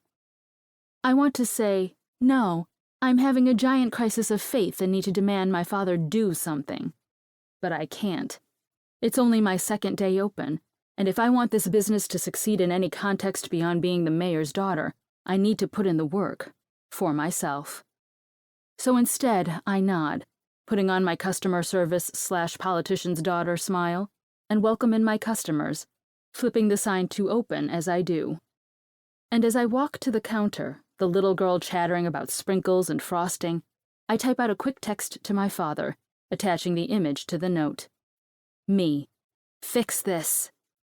And though I go on with my day, shaken to the core but burying it in sugar and smiles, I never stop looking at the door, terrified of who will come in.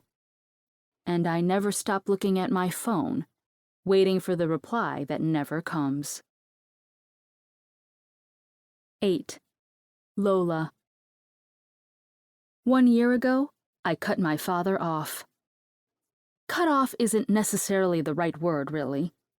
1 year ago, the trust my mother left me ran dry, and by default, my father was cut off. It was an hour after Johnny called me that first time, an hour after Johnny told me that my dad had gotten in too deep. He'd made a bet he couldn't pay, and when the Carluchos required payment, my dear father told them to ask me. Told them that I could settle his debt. His daughter. He told one of the biggest crime families in New Jersey to go to his daughter to secure payment for his gambling debt. That was the wake-up call. Because there are a lot of things you can forgive when it comes to family. And you can forgive a lot more when illness shows you just how precious and fragile life is, how precious your family is. But selling out your own child to dig you out of your mistakes? No, I couldn't forgive him for that. Lola, it's just this once. I promise, he'd said. But that's also something I'd heard so many times before. It had started slow, asking for small amounts here and there. He even asked Sam once or twice, and we'd talked about it, trying to come up with a plan. Sam never knew the whole story, but he was aware of how my father coped after Mom. While I was handling the financial end, keeping things settled, Sam had been keeping an ear out on the political side to help keep me abreast of anything that my father might not share that the press might not know of. When my mother passed slowly and painfully from breast cancer at a relatively young age, my dad dove deep into his work, just like my mom anticipated. I know we both made promises to her in those last few days, promises I did everything in my power to keep. But something in me snapped that day. Keeping a promise you made to a dying parent is one thing, but it's different when it's leading you to empty your trust, to drive down to Raceway Park at 11 o'clock on a Friday to settle a debt that was made behind closed doors. Things change when you're getting calls from mobsters, and they're telling you that your own father told them you'd settle his debt. I realized then I had become a sure thing for my father. At some point, I had changed from his daughter, whom he was ashamed to ask for help, to a security net he relied on. The night I got that call, I called my father. I think a part of me wanted him to be surprised, or confused, or embarrassed. "I got a call, Dad," I'd said. He didn't sound surprised, or confused, or embarrassed. He'd sighed. I remember that sigh, a bone-deep, exhausted sigh. "It was someone from the Carluchos," I continued on. He didn't see that coming, though. "They called me directly, Dad." When silence hit the line, I realized then he knew. Even if Johnny had said my father told him to contact me for reimbursement, I held on hope that he'd have that shock, that confusion. There was just acceptance. A detached sort of acceptance. With his acceptance came my own pure form of frustration. Rage came next. Frustration and rage. But those feelings were both tinged in the same type of disappointment I'd been fighting off for years, telling myself it wasn't greed or addiction, but grief. The next night we sat in my father's dining room, the same house my sister and I were brought home from the hospital and raised in, the same dining room our mother served us dinners in, the same house she took her last breaths in, having been released on hospice to spend her final days in the comfort of her home. It was like her ghost was watching over the proceedings, some unseen judge we knew we'd all have to answer to eventually. And truth be told, I don't think either of us thought we were doing the right thing in her eyes. Not Dad with his thirst for power and undeniable addiction, and not me, with my inability to keep the promise I made her, with my enabling of his problems. Keep your dad clear, Lola. I need you to promise that you'll help him. He'll be lost without me. I hate putting this on you, but promise me you'll help him. And keep Lila safe. That day I wondered if I misunderstood her words. Maybe she wasn't telling me to help him keep things under wraps, but to help him learn to fight his demons without her. Maybe all this time, she was sitting in heaven, shaking her head with disappointment that I wasn't doing right by her. Regardless, that night we sat there in silence, the help having left long before, cold dinners untouched. I'm done, I'd said, shattering the silence. And I meant it. I don't have the money, Dad. I don't. What about what Mom left you? He'd asked, asking about the trust my mother left Lila and me. My stomach churned, the knowledge that he used my trust as his backup plan burning deep. Not Lila's. Mine. The sweet, appeasing oldest daughter. Lila was there to be pretty and smile and be mysterious, never to make much of a splash. Hide your sister from them, my mom had said. I was there to make everything right, to fill in the gaps. I was the disposable one. There's nothing left, Dad, I had said, sick with the knowledge that the financial security my mom thought she was leaving me was just security for him. He sighed. I remember that part the most. The sigh was disappointment. He was disappointed in that turn of events. It's a sound that keeps me up at night, echoing in the dark as I try and decode it, try to assign different meanings to it, meanings that make the situation look better than what it is. Most parents sigh when their kids spend their money frivolously. Mine sighed because he spent mine frivolously, and there wasn't any left. I remember thinking that was kind of funny, in an ironic kind of way. Dad, the Carluchos reached out to me, asked me to pay. They told me you told them I'd cover it. It's just a small... It's the fucking Carluchos, Dad. Lola, I'm your father. Don't you... Then fucking act like it! I had roared. It took my father aback, the normally reserved and conceding Lola snapping. You want to be treated like a father? Step up and be one. I'm done with this shit. I knew that after Mom died, you'd need some leniency. I gave it to you. I gave it all to you. You got in deep, and I helped you stay above water. We did that because you're all we have left, Dad, and because it's what Mom would have wanted. I paused a beat before I laid that last dig, the final blow to my dad's soul. This isn't what Mom would have wanted. Not you, not what I'm dealing with, and sure as fuck not what Lila could be facing. The Carluchos, Dad? Seriously? That one hit. I saw it. The strike. Your mother. Grandpa had the ties to the Carluchos. She cut them.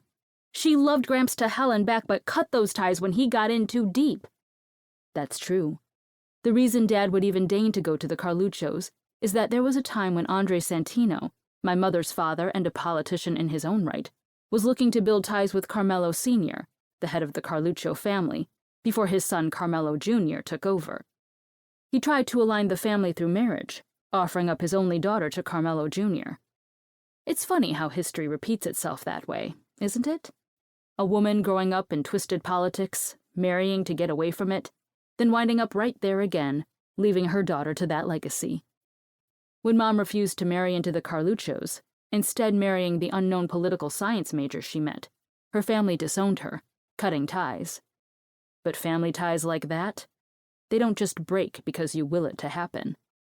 The Carluchos were always a line in the sand for Mom. She'd tolerate a lot, but not that. Not them. It's the true reason Dad getting involved with them was a stab in the back to our mother's memory. Lola Bear, he'd said. An ice pick hit my stomach at the rarely used nickname. This once, please, and then I won't bother you. I sat there, thinking of the small savings I had. It's what your mom would have wanted. Looking back now, those words gut me. How fucking manipulative they were. How rehearsed and well thought out. He knew. He must have known then the promise I made to my mother on her deathbed. Knew and was saving the knowledge for a rainy day.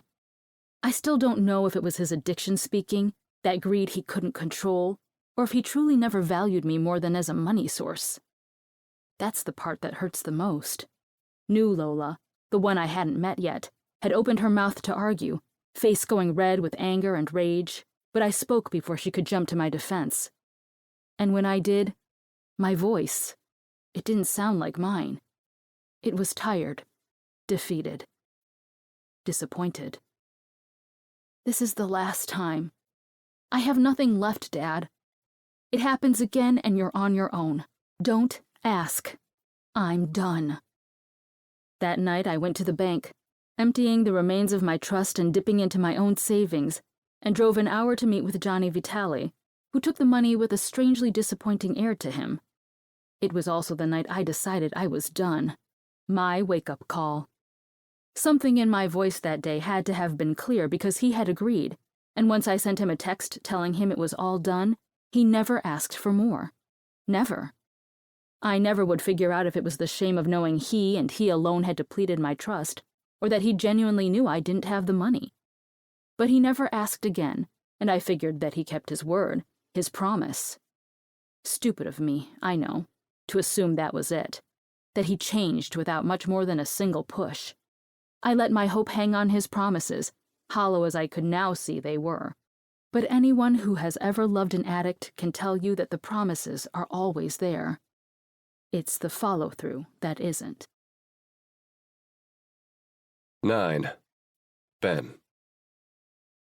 When I walk around the front of the store, having spent the entire day avoiding my coworker, Hattie stares at me. I can always tell when Hattie has something she wants to talk about, especially if she's going to tease me about it. It's her specialty, after all. So much so, I'm pretty sure Tanner enjoys coming down to visit, not to see me, but to see my assistant, and have a partner in crime when it comes to ragging on my ass. I don't have a sister, but I'm pretty sure if I had one, this is exactly what it would have been like. Tanner and Hattie against me. All day, every day. I put down the cookie I'd been inspecting, resisting the temptation, like, if I bit in and enjoyed it, I'd have to confess that I'm an asshole. Hattie's glare turns into a smile. Fuck. I know that fucking smile. New girl is hot, she says, her smile growing. Jesus Christ. One plate of cookies and that woman brewed up a pot of drama that I'm going to be facing for weeks. Fucking great. Trouble. That's what Lola Turner is. It's written all over her. Then you should fuck her, I say, picking up a pink cupcake out of the box on the table, trying to avoid her eyes. I want this conversation to end as soon as humanly possible. The cupcake looks like Lola in food form. Sweet and pink, and definitely holding the potential to rot your fucking teeth out. See? Trouble. That's all I see when I look at her. She might be sweet smiles with a thick ass and confections everyone is raving about, but I see it in her eyes. There's trouble in them, and I don't want any reason to get caught up in it. Maybe I will, Hattie says, snatching the cupcake out of my fingers. Frustration and anger roll through me. It's because she stole your food. Definitely not because of the thought of Hattie fucking the hot baker next door. I don't think you're her type, Hat. Now, why did I say that? Why do I care what type Lola is? Why do I assume even to know that information? Oh? Do you know a lot about her type, Coleman? Her smile grows, red lips thinning around white teeth. Fuck off. Ooh, testy. Why so testy? God damn it, I knew this would happen. I took the bait and now I'm going down. She's annoying, I say. I told Hattie about the first time we met, coming downstairs because I thought we were being robbed, and she knows about me meeting her in the hall last night, cookies in hand. I conveniently left out that I might have been more of a douche than necessary. Last night, she was standing in the hall in tiny pajamas holding cookies waiting for me. I hope she's not one of those desperate chicks trying to get into my pants. Would that be so bad? Part of me can't think of a single thing worse than fucking the hot, no, not hot, annoying baker next door. Another part of me. You don't shit where you live, Hat, I say. I'm suggesting you eat where you live, Hattie says, her devious smile growing even more. I throw a crumpled up napkin, hitting her square in the forehead. You're fucked up, and you need to get laid. I'm busy. You're grumpy. Not this shit again. I'm always grumpy according to you. Yeah, but you're grumpier when you're not getting pussy regularly. Aren't you all feminist, Hattie? Shouldn't you be against my fucking women just to put me in a good mood? She rolls her eyes. I'm a Hattieist. If you banging the cute girl next door makes you less of a pain in my ass, I'll take it. Also, I never said you just have to fuck and chuck her. You're not that much of a scumbag. But I'm a scumbag? I mean, if the shoe fits, babe. She stares at me, but it's not the same look as before. It's her reading me, trying to decode me, to understand whatever she decides I'm not saying out loud. Why don't you like her? What? The new neighbor. Why don't you like her? She said you were a dick to her when you guys met. She's gossiping about me? No, you dumbass. She just said your first meeting didn't go well. Her eyes stay on me, the look nearly suffocating. Why don't you like her? I don't say anything. She looks sweet. She looks like trouble. You could use a little bit of trouble. Not her kind. Hattie's eyebrows come together. You think she's trouble? I sigh. Who knows? But you know the whispers of Turner. Trouble. She opens her mouth to argue, probably to say something about how we don't know her, or that whispers mean nothing, or some other kind of optimistic view that I don't have the time for. Instead, I continue on, spilling it all. Plus, a girl like her comes from money, had everything given to her. She's not buying it. She looks like she works hard, Ben. I've seen her there over the last month fixing shit up, doing it all herself. Her daddy definitely bankrolled that place. What does she know about starting a business from scratch? It was basically handed to her, including a built-in adoring fan base from her father. That bothers you, doesn't it? I don't answer. Why are you so bitter about it?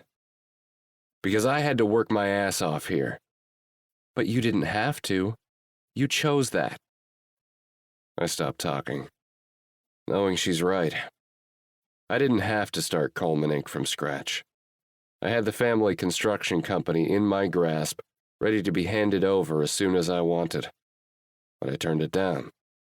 Turned it down and became the world's biggest disappointment in my father's eyes. I shake my head, trying to move that thought out of my mind.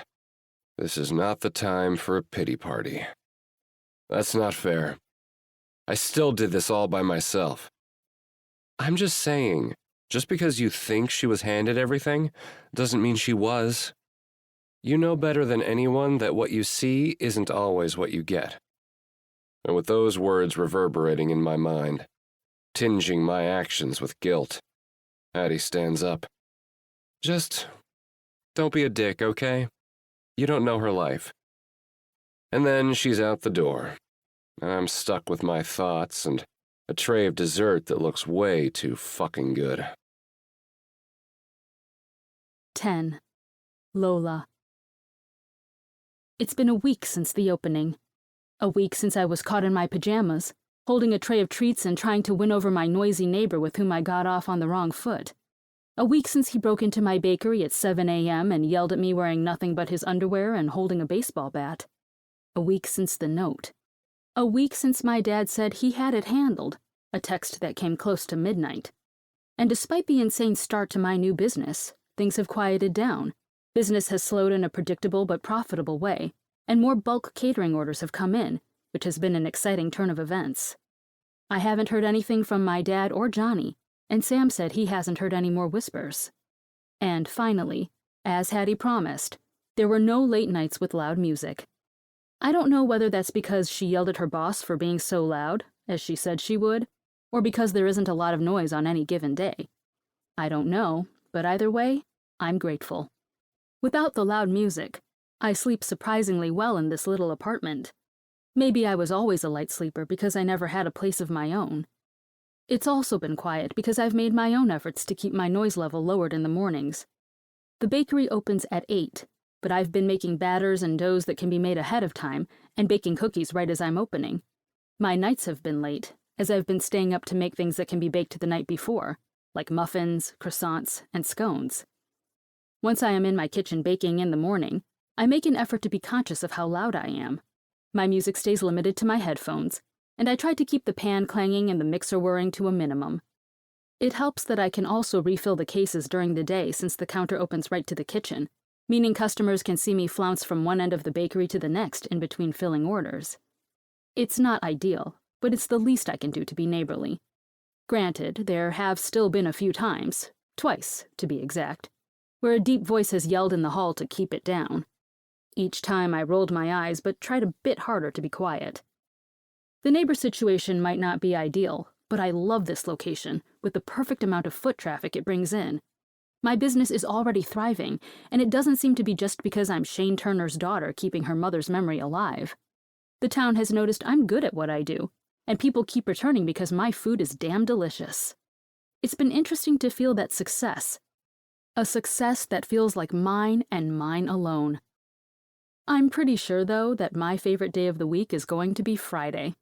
I've decided Fridays will be the day I open later, meaning I can have a little more time for myself. This summer, Friday mornings are going to be for walking down the boardwalk and enjoying the warm air. Grabbing an iced latte at the cute little coffee and smoothie stand before walking back and getting to work. Do I have coffee at home? Yes.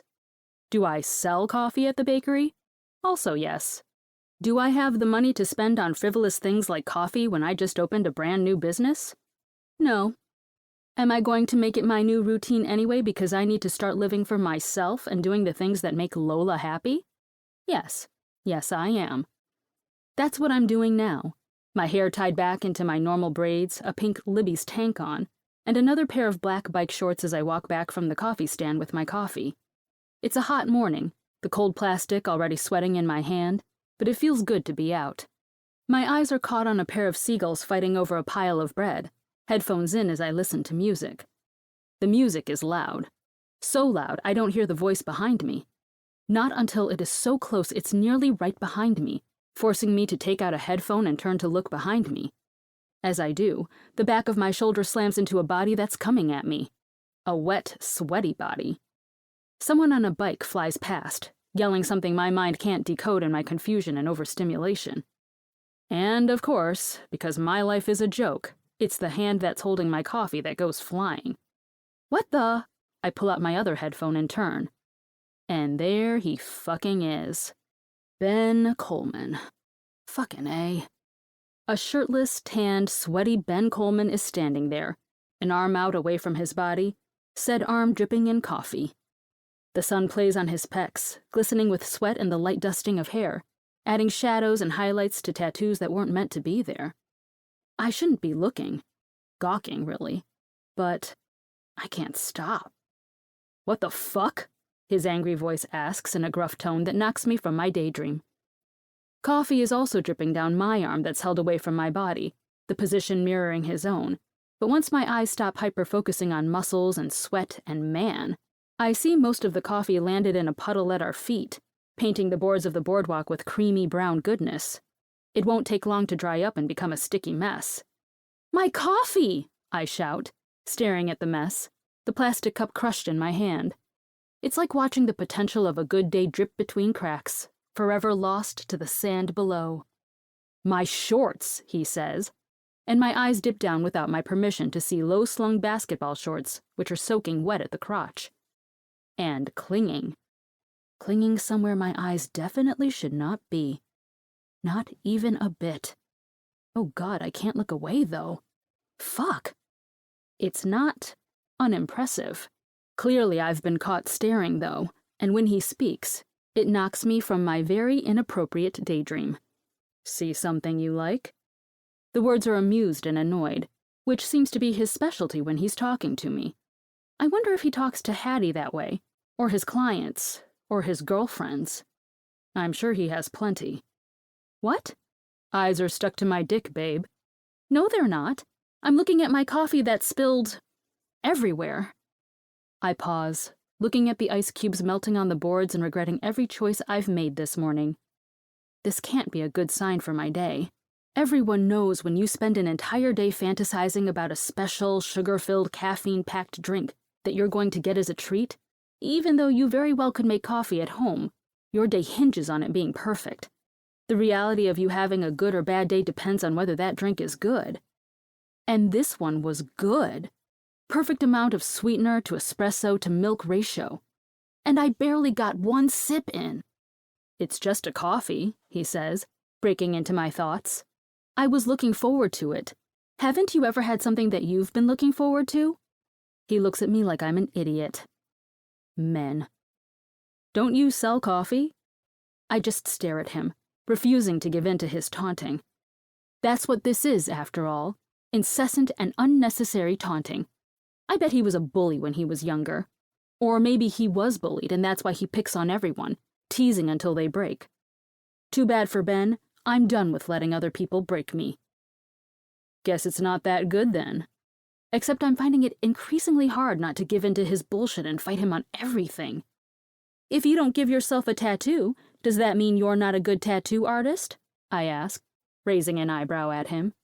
My arm with its empty cup drops to my side, and I feel the sticky liquid beginning to dry on my skin, pulling it taut and begging for me to wash it off. He stares at me. Fair point, he says, and it feels like a victory. I fight a smile. It's not polite to brag about your accomplishments, after all. No matter how bad you want to nana boo-boo in an asshole's face. I was calling your name. You almost got plowed by that asshole on a bike who wasn't paying attention to where he was going either. I had headphones in. I didn't hear you. That's not safe. I'm sorry? It's not safe. A woman like you, alone, walking with headphones in? You should be aware of your surroundings. What do you mean, a woman like me? He looks me up and down, taking in my outfit, stopping at places a man who might actually like me would stop, a small smirk on his face. Ditzy, he says, and my gut drops out from under me. A privileged little girl who has lived in her daddy's shelter for so long she can't see the danger around her.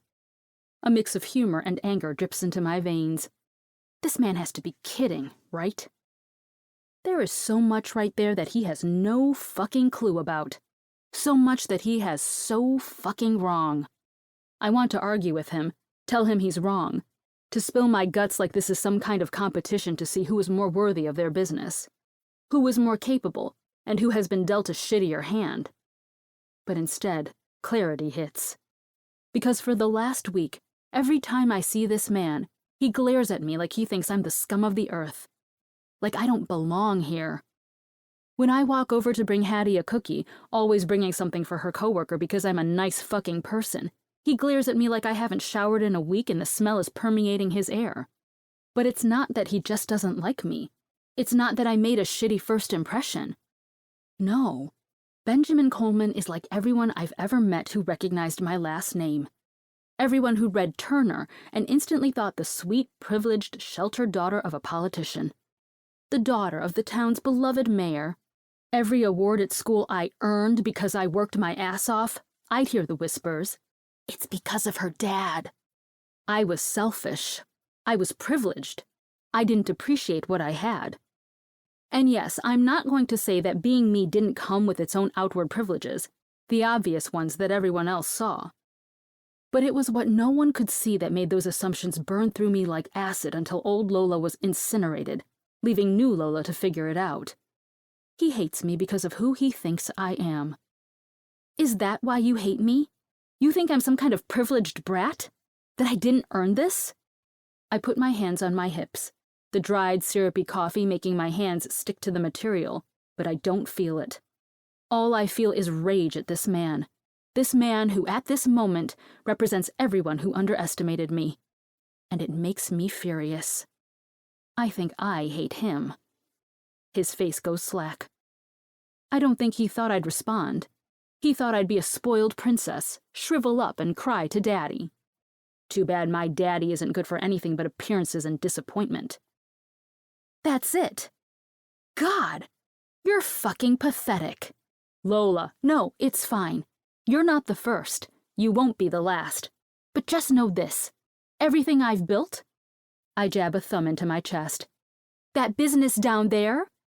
I point down the boardwalk where you can faintly make out my pink awning. I worked just as hard as you did to get that. I jab my finger into his chest now. Nothing was given to me, ever. So think what you want, be an asshole. Make assumptions.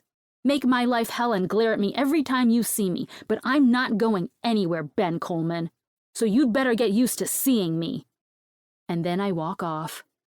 And I have never felt more proud of myself ever in my life. Leaving Ben standing there, probably fuming and hating my every sinew as I walk away.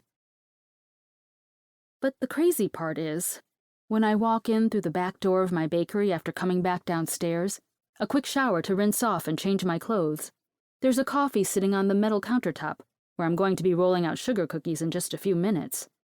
It's been sitting there for a bit, the condensation dripping down the sides and pooling at the bottom. But it's not the coffee that catches my eye. No, it's the note on thick notepaper with a fancy logo on top. And on the note, in thick black writing, it reads, "Sorry, B." At the top is the logo for Coleman Inc. I grab the coffee, staring at it, confused. Should I drink it? It has the logo of the coffee shop I visited just an hour ago and looks the same. But what if this is some kind of complex plan to kill me, to get me to stop waking him up first thing in the morning? Whatever. I need the caffeine. And when I take a sip, it's my exact order. 11. Lola. On Friday, Coleman Inc. closes at 11:30. I know this because Hattie told me. That first Friday was a fluke, she'd said. Bad timing for my move because it was an event. It happens once a month in the summer, and, according to Hattie, they usually give the neighbors fair warning and even invite them to come by for drinks, food, and a tattoo if they want. But today is Friday night, and my walls are shaking again. They shouldn't be shaking. I also shouldn't be awake. This must be the omen my coffee disaster was warning me of. The reason my day would be shit. I was shocked when I saw that coffee in my bakery and the apology note that accompanied it. And, to be fair, I had a pretty great day. A good flow of customers, selling out of nearly everything. When I went to make everything I needed for Saturday morning after close, as has been my routine not to wake Ben up too early and be a kind fucking neighbor, I had everything I needed. No need to run out and get anything I was out of, as tends to be my habit. As I was washing my face and getting ready for bed, I was thinking that maybe it was a fluke, or maybe the second coffee was an anti-bad day spell. Maybe the coffee spill was what we needed to break down the tension between us. Maybe my sticking up for myself showed him I'm not someone to fuck with. Maybe the coffee was a white flag, but now it's after midnight and my walls are shaking, the sounds of the Killers playing, all the things that I've done, reverberating in my brainstem. And while I love the Killers and can vibe with them on any other day, fury is brewing inside of me. That's because the sound isn't coming from the store. No, my kind, sweet neighbor who replaced my coffee after causing me to spill it is blasting his music, which I can only assume is intentionally from right across the hall. It has to be on purpose. I thought maybe we had some kind of truce, that when I called him out, figuring out why he hates my guts so much, he saw the error of his ways. Maybe he had felt bad for being such a dick once he realized I wasn't some kind of stuck-up princess, that I had worked just as hard to get to where I am as he has. But I guess not.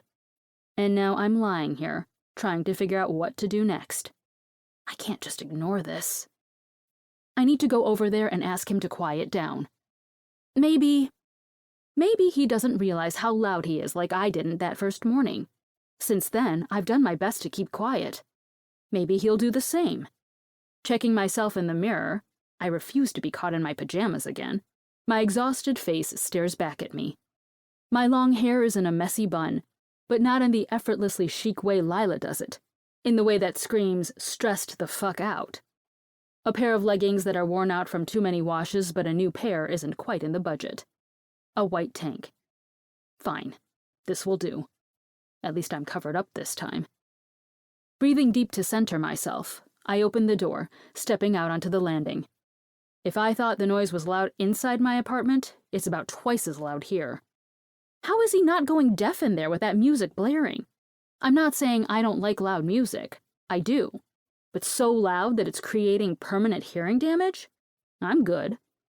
Still, I walk the 3 steps to his door and bang on it. Hard. He doesn't answer. I put my ear to the door, trying to see if I can hear anything in there, a guest or a visitor. Instead, I just get a sense of ringing in my ear, it going a bit numb in the process. I was going to be civil. I was going to knock politely and ask him kindly, but now, new Lola is back in place, standing up for herself once again. I start to bang on the door, pounding like I'm a police officer with a warrant. I throw in a kick for good measure because the feeling of the bass on his fancy security door, much nicer than my own, makes me even more annoyed. There is no way this is an accident. What the fuck did I do to this man to deserve this? And finally, as I'm pounding, I hear the music go down slightly, like he's trying to decide if the noise is outside or the music. It's me, fuckface. I'm still pounding as the door opens, and it takes everything not to keep knocking, pretending I don't notice, and punch the man in the face. Instead, I put my fists on my hips, standing there and putting my bitchiest face on. What? He asks, like I'm a nuisance to him. What? What? The nerve of this fucking man. There's absolutely no way he doesn't realize why I'm here. But still, I rein it in. I won't win anything by being a bitch. I take a deep breath, put on a sweet smile, and speak. Hey, I just wanted to see if you could turn your music down. It's really, really loud and I'm trying to sleep. I smile, taking him in. Does this man ever wear a shirt outside of work? His torso is tanned and his chest tattooed, but his stomach isn't a brick. His build says he lives life and he enjoys it, but he also wants to be around to enjoy it. His arms are defined and strong, one arm hanging down at his side, the other leaning on the door jamb. As my eyes travel down without my permission, there is a band of underwear sticking out over a pair of loose shorts. I force myself to look back up at assessing eyes, one eyebrow raised like he caught me taking him in, and the other has a smudge of something on it. Charcoal, I realize. I remember having to use it in high school and how it would get everywhere. No, he says. I stand there for a moment, confused. Did he just say no? Music stays up. Silence. Silence because I did not expect this response. I expected, at worst, frustrated acceptance, but not a straight-out denial. I'm sorry, what? I'm not turning the music down. Why not? Because I like it. Again, I blink at him. I need music when I draw, he says, lifting stained fingers to show me a small stick of charcoal. So use headphones. No. Why not? I don't like them. Are you a fucking child? I ask, nice Lola melting away.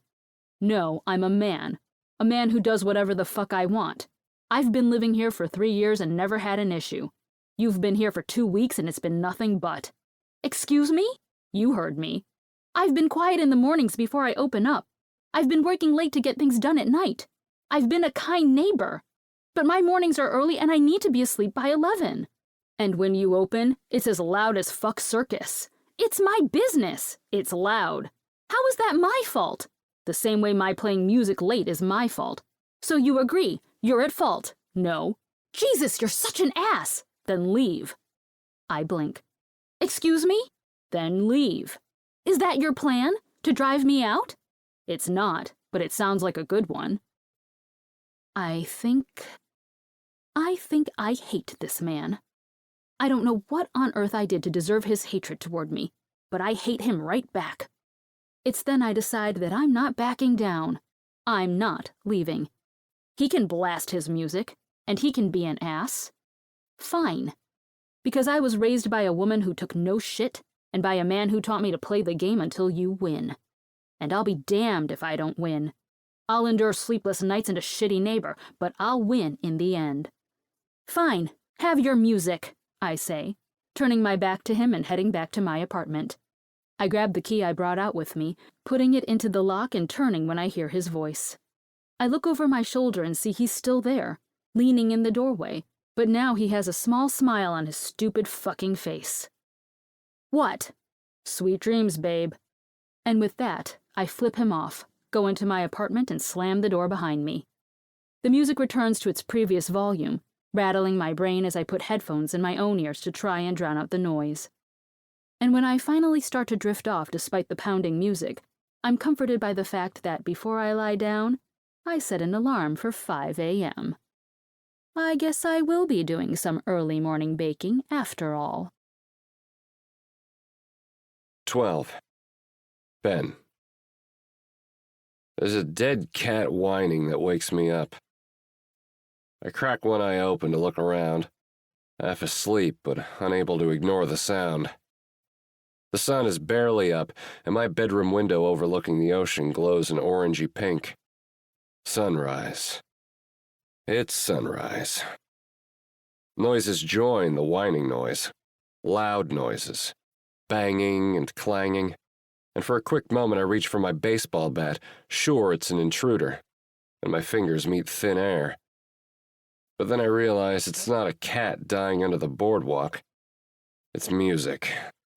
Whiny fucking girl music blaring, and another voice screams singing along.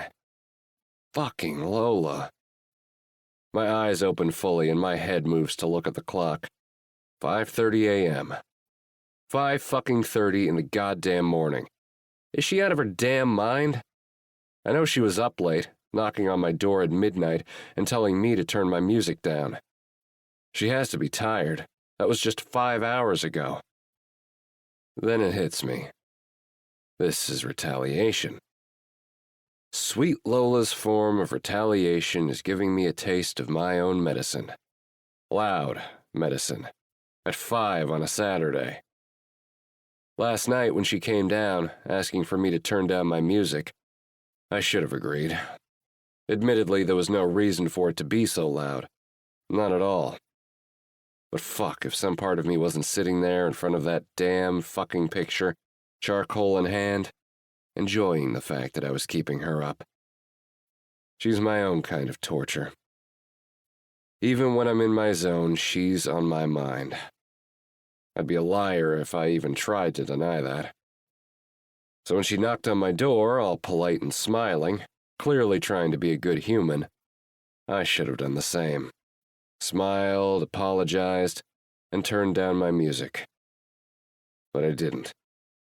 Instead, all I could see was the image I didn't realize I was drawing on my desk. The image angering me. Braids. I was drawing 2 braids, not quite symmetrical. Scattered ends tipping out of the folds where they didn't quite make it in, trailing down a back. A naked back. Freckles and shoulder blades, and the curve of a spine. An image I've never seen in person, but my mind has mixed, envisioned, and dreamed up. I was drawing Lola without even realizing it. And something about that, the fact that this woman who infuriates me infiltrated my creative space like that, made me angry at her. I was an ass because apparently that's all I can do with this woman. Rattle her cage. Push her until that sunshine exterior cracks and her true self shows. The take no shit, speak her mind side. Because that's the part of her I just might like. The one she hides. I can't quite pin down why the spoiled, silver-spooned daughter of a mayor has so much venom inside of her. Or why she coats it in sugar and spice and everything nice. but I like when it comes out. What it reveals. Now that temptation has me paying the price. I throw a pillow over my head in an attempt to drown out the noise. And while I do, I try to think about why the fuck the old neighbors never bothered me. They weren't quiet by a long shot. And when their business was open, they kept similar hours to Lola. Never did I care. It rarely woke me up, and when it did, I either went out to run off my exhaustion or rolled over and went back to sleep. And the few times they did ask me to turn down my music, I always did, apologizing and being more mindful. But you didn't turn your music loud because you forgot she lived there, my mind reminds me. You turned it up because you knew if you did, she'd come barging over. No, that's not true. Not at all. Why the fuck would I want Lola to come over here to bug the shit out of me? No. The sound creeps through the fluff of my pillow, and I release a tired groan. Despite living on the boardwalk, I don't enjoy staying up super late. I'm usually knocked out not long after the shop closes, especially on weekends when the shop closes later. Last night, I closed up and went up to my quiet apartment and just couldn't. Knowing I needed to work on my auction piece, I sat at my desk and got lost. But not before I put on my music. Fuck. Am I an asshole? I hear a clang, what sounds like a baking sheet falling from 8 feet off the ground, and decide no, I'm not an asshole. The music last night was warranted, especially if she's going to do this shit. My legs swing out of my bed, forcing me to stand on the wood laminate floors that I hate almost as much as I hate waking up before 10. Almost. My ancestors would cringe at the idea of my living in a shitty apartment without the luxury of hand-sanded wood floors and carved railing posts and huge open windows that allow for the perfect amount of natural light.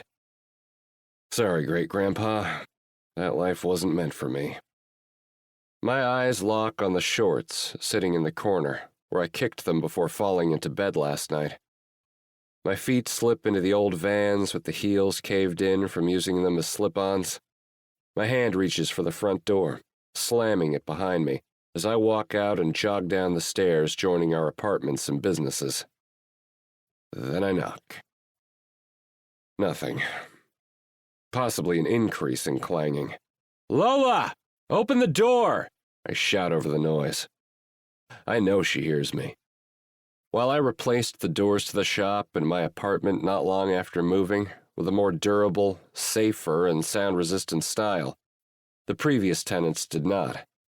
There are old, cheap doors on both the bakery and Lola's apartment. A part of me thought about that when I realized a pretty woman had moved in. How I should offer, insist even, to help her out, give her a safer place. But when I knock and she ignores me again, I decide I'm glad I didn't. Because this time she actually locked the door. But I also know this is a cheap lock, and that my pick kit upstairs will do the trick. I run up to grab it, suddenly more awake than I've ever been this early in the morning. Then I proceed to quickly work on getting past the simple lock. She needs to replace this door. It's not safe. A door this easy to pick? But right now, as I feel the lock click and turn the handle, pushing it into the room where she stands, I'm happy she hasn't upgraded. "What the fuck?" she shouts, turning to look at me. She's kind of cute. A look of outrage covers her face. Wide green eyes looking at me. Her blonde hair with that hint of red is in those 2 braids. Flower on her cheek, the mixer going. Cute. No, Ben, not cute. Annoying as fuck. My first plan of attack is the noise. I move over to where her music is playing and slam the power button until quiet blankets the room. "What are you doing?" "You gotta fucking keep it down."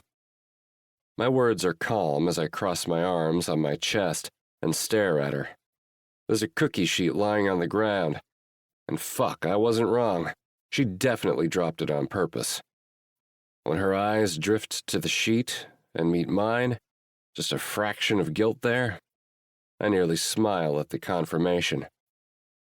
Because she might be annoying, but it's admirable the level of payback she's gone to. "Are you kidding me?" she asks. "I can't sleep." Lola gives me a look that even though I haven't been in her presence that much or for that long, I know means something along the lines of, "You've got to be fucking kidding me, you fucking asshole." Mostly because she gives it to me every time I'm in her presence. That too makes me fight a smile. Now her arms are crossing her chest, lifting her small tits so the tops show in the scoop of her tea. "Oh, like you cared last night when I said the exact same thing?" She's not wrong. I won't admit it, though. It's 5 on a Saturday morning. I didn't go to sleep until after 1. "Oh, trust me, I know. You kept me up too." "Aren't you tired then? Why aren't you fucking asleep?" "Because I have a fucking business to run, Ben." "You've been quiet this week in the mornings." "Because I was trying to be fucking considerate. I felt bad you being woken up that first time. I wanted to be a good fucking neighbor. But you still yelled at me. I'm sorry that my business is too loud for you. Really, I am. I'm sorry it doesn't work with your stupid fucking sleep schedule. But that's not my fault. I'm just trying to run a fucking business and live my damn life just like you. It's unfair that you expect me to cater to you because, what, you were here first? Fuck that. I pay for this location same as you." Her face is going red, and her chest is heaving with anger. I wonder for a moment if she also looks like that in other situations. My cock twitches, the traitorous bastard. "I tried to be a good neighbor. I did, really. But it's only been a week, and you've spent every moment you can trying to make me hate being here. So fuck being a good neighbor. When I have the cash, I'll buy a more soundproof door." She pauses, looking at the pick in my hand. "And one with a fucking deadbolt, apparently." I can't fight the smile this time. "But believe it or not, I'm not made of money. I can't just get a new door in a space I don't own because my neighbor is a dick and a light sleeper. So fuck off, Ben. When you learn to respect others and treat them with kindness, you'll start receiving it back." At that moment, it hits me. I'm a dick. I'm a huge fucking dick. But of course, not a single part of me is willing to admit this to her. So instead, I watch her turn around and start scooping dough onto paper-lined sheets like I'm not even there. "You need a man," I say, walking toward her back door. Exhaustion is creeping in now that I've gotten my fill of fucking with her. Okay, maybe more now that I've gotten my ass handed to me by the little firecracker. But I couldn't leave without getting in one last shot. "Excuse me?" I hear her say, a metal clanking as I assume she drops the scoop onto the table. Target hit. I face her once more, crossing my arms on my chest and smirking.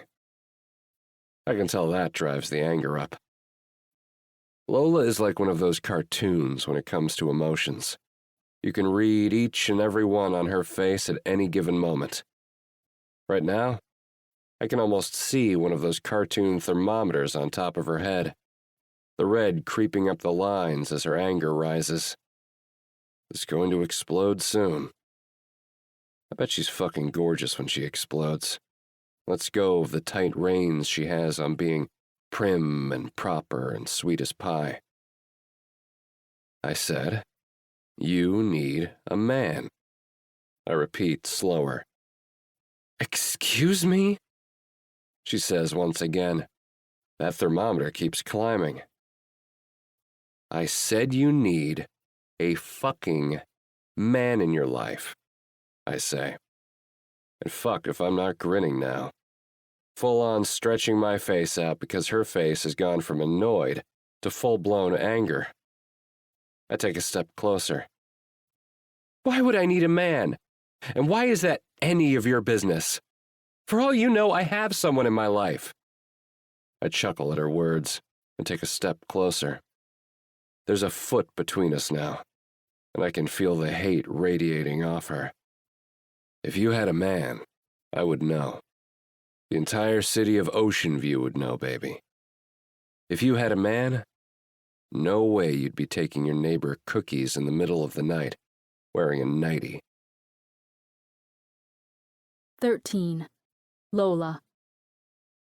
I gulp at Ben's words, the confirmation I needed to realize he had, in fact, noticed my attire that first night. I think self-preservation had convinced me that he hadn't. Unfortunately, he doesn't stop there. If you had a man, you wouldn't be doing everything yourself, lugging in flour and sugar and butter from a fucking hatchback, getting yourself fancy coffees as a treat on a Friday morning. You'd have someone to take care of you. This hits differently. It also makes me angry. What the fuck does Ben know about men, about having someone in your life? Here's the thing. Women are taught if they have a man in their life, they help do the heavy lifting. That if you have a man in your life, life gets easier. But you know what? I call bullshit. Because that's also supposed to be what your father does, putting his daughters first, taking care, protecting them, not dragging them down. And you can't show me a single woman who doesn't know at least one other who had a man make her life living hell. Men think that women need protection, like back in the day when we had to worry about tigers and bears in the wild. They shouted on news channels and social media about how women wouldn't be able to handle life without men. Who would protect us, after all? But these days, the only thing women really need protection from is men. The only person who takes care of me is me. In a way, I confirm what he said about my not having a man, but I don't care. I tip my chin up, keeping it strong, my shoulders back, as my mom always did when reporters asked delicate questions about my dad. "Never let them see you waver, my girls," she would say to us. "Weak women show when they hit the target. Strong women always keep them guessing." Ben ignores my words, moving a few inches so we're close, nearly touching but not quite. Heat radiates in the small gap between us. "Finally, if you had a man," Ben continues, his voice dipping an octave in a way that I can only see as ominous. He's ignoring what I said, that smile growing in preparation for what I can already tell will be the final blow. "You wouldn't be up early, baking for all the men of the boardwalk." My gut drops. I open my mouth to argue because there is no situation where I would end my dream for a fucking man. But he keeps talking, clarifying. "No, if you had a man, he'd give you a reason to stay in that bed, sleep in late, change your schedule because he can't get enough of you." A tattooed hand raises, the tanned arm lifting it until it's at the side of my face, pushing a loose piece of hair back behind my ear. Where his fingers touch, the skin burns in a way I want him to continue. As he moves the hair behind my ear, he runs his fingers down the length of my neck, where my breath is shallow and tense. Then his thumb runs over the collarbone that's exposed by my shirt and apron. A chill runs down my spine. It's not one of anger or frustration either. Holy fuck, the look in that man's eyes. I've read about that look. It's hunger. And not because he wants a cookie or cupcakes. The air between us suddenly feels thick, charged in a way I've never felt. "When was the last time you had a man take care of you, sweet girl?" he asks. And now he's so close, his bare chest brushing the thick canvas of my apron, but I can still feel it. I can feel every brush of him like there's nothing between us. "What?" "A man, baby. When was the last time you had one?" It's been a long, long time. And a part of me, maybe it's a part of new Lola I haven't discovered yet, can't help but think I would give anything right now to have this man break that streak. "I want to kiss you, Lola," he says, and you'd think those words would shock me out of this daze. I hate this man. He's an ass. He's a jerk. He's everything bad about the male species. But I really, really want him to kiss me. So, I nod. It's a short nod, quick and concise, nearly imperceptible. But he sees it. I know he does, because the next thing I know, His lips are on mine. And we're kissing. His lips are moving on mine, and mine are responding. It is not sweet. It is not chaste. It is wild. My hands move, wrapping his neck and moving into his hair that's mussed with sleep, holding him to me like I'm afraid he'll leave. His hand moves, one arm wrapping around my waist and pulling me tight, the other going to my ass. He groans as he does so, a sound that is nearly a resignation, like he'd come to realize a truth. I understand the feeling, because I hate this man. I hate him and his personality and his shitty attitude, but this kiss feels right. His lips move against mine, soft and smooth, before his tongue dips into mine, demanding the access I eagerly grant. A tongue pierced with warm metal enters my mouth, running along mine as he tastes me, his taste filling my mouth, overtaking my senses. The hand on my ass pulls me closer, and I feel his cock hardening against my belly. Now I groan, a low, breathy moan into his mouth. And with that, my senses come back. This has gone too far. Way too far. New Lola wouldn't let a man come in, mess with her morning, and then kiss her, would she? I stop the kiss, gently pushing on his chest, and still, he nips my lip a hair harder than necessary, like it's my penance for tempting him before his head moves back completely. Yeah, she feels it too, he says under his breath, voice strangely husky. He's talking to himself. And then Ben steps back, letting me go, but not before he knows I'm stable on my feet. He turns around and leaves like he was never even there in the first place. He leaves, and I'm left standing there, staring at where he once stood, so confused as to what the fuck just happened. 14. Ben. When I get back to my place, I toss my shorts onto a chair as I walk to my bed before throwing myself into it again. The bed sheets are cold.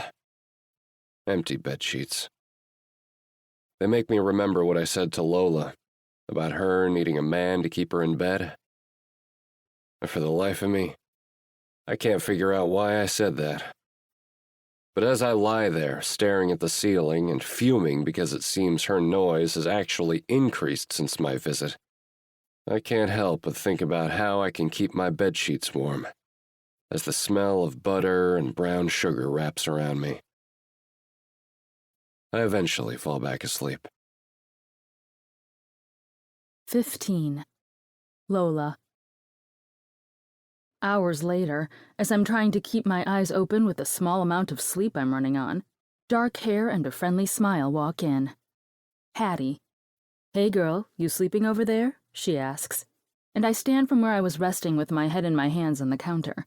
I cover my mouth as I yawn, the kind of yawn that takes over my entire body before smiling at her. No, I'm just freaking exhausted, I say, then smile. What can I get ya? Sugar cookie with sprinkles? I start reaching over to grab her usual. I would kill for a cookie, she says with a smile, as I hand over the treat wrapped in a sheet of bakery paper. You know, a small smile forms on her lips. Ben's looking rather exhausted this morning, too. I'm sure she's hoping for some scandal. Instead, I look at her deadpan and roll my eyes. Good. He kept me up all fucking night with his music. Her brows come together, confused. What? Really? There wasn't an event last night? Oh no, it was in his apartment. I roll my eyes, then wonder if I should continue. She's quickly becoming a friend, but she also works for Ben. Oh, fuck it. I need someone to vent to about this crap. I tried talking to him, knocking on his door and asking him to turn it down. And? She presses when I hesitate. He refused. Oh my God, are you kidding me? What is his deal? It feels good that this seems unjustified. Seriously, he's not usually like this. Grumpy and kind of a turd? Yeah. A full-on douchebag? No way. She takes a bite of the cookie, then dots her mouth with a napkin like a polite lady. Don't worry, I got him back. An eyebrow goes up, and I sigh. It's only fair to air out my own misguided actions as well. I set my alarm for 5. I've been trying to get to the bakery later, be quieter. But this morning, well, my music was loud, and so was my work. I cringe because even though I feel it was warranted, it wasn't the kindest thing to do. I mean, did I need to hold that cookie sheet over my head and slam it to the ground? No, but it sure did make me feel good in the moment. Hattie surprises me by tipping her head back to the ceiling and laughing a deep, whole-chested laugh. It's the kind of laugh that makes you want to laugh, too. When she comes down from her laughing fit, she grabs a napkin and dabs at her eyes, her thick eye makeup magically staying put, and looks at me. Oh my God, that's amazing.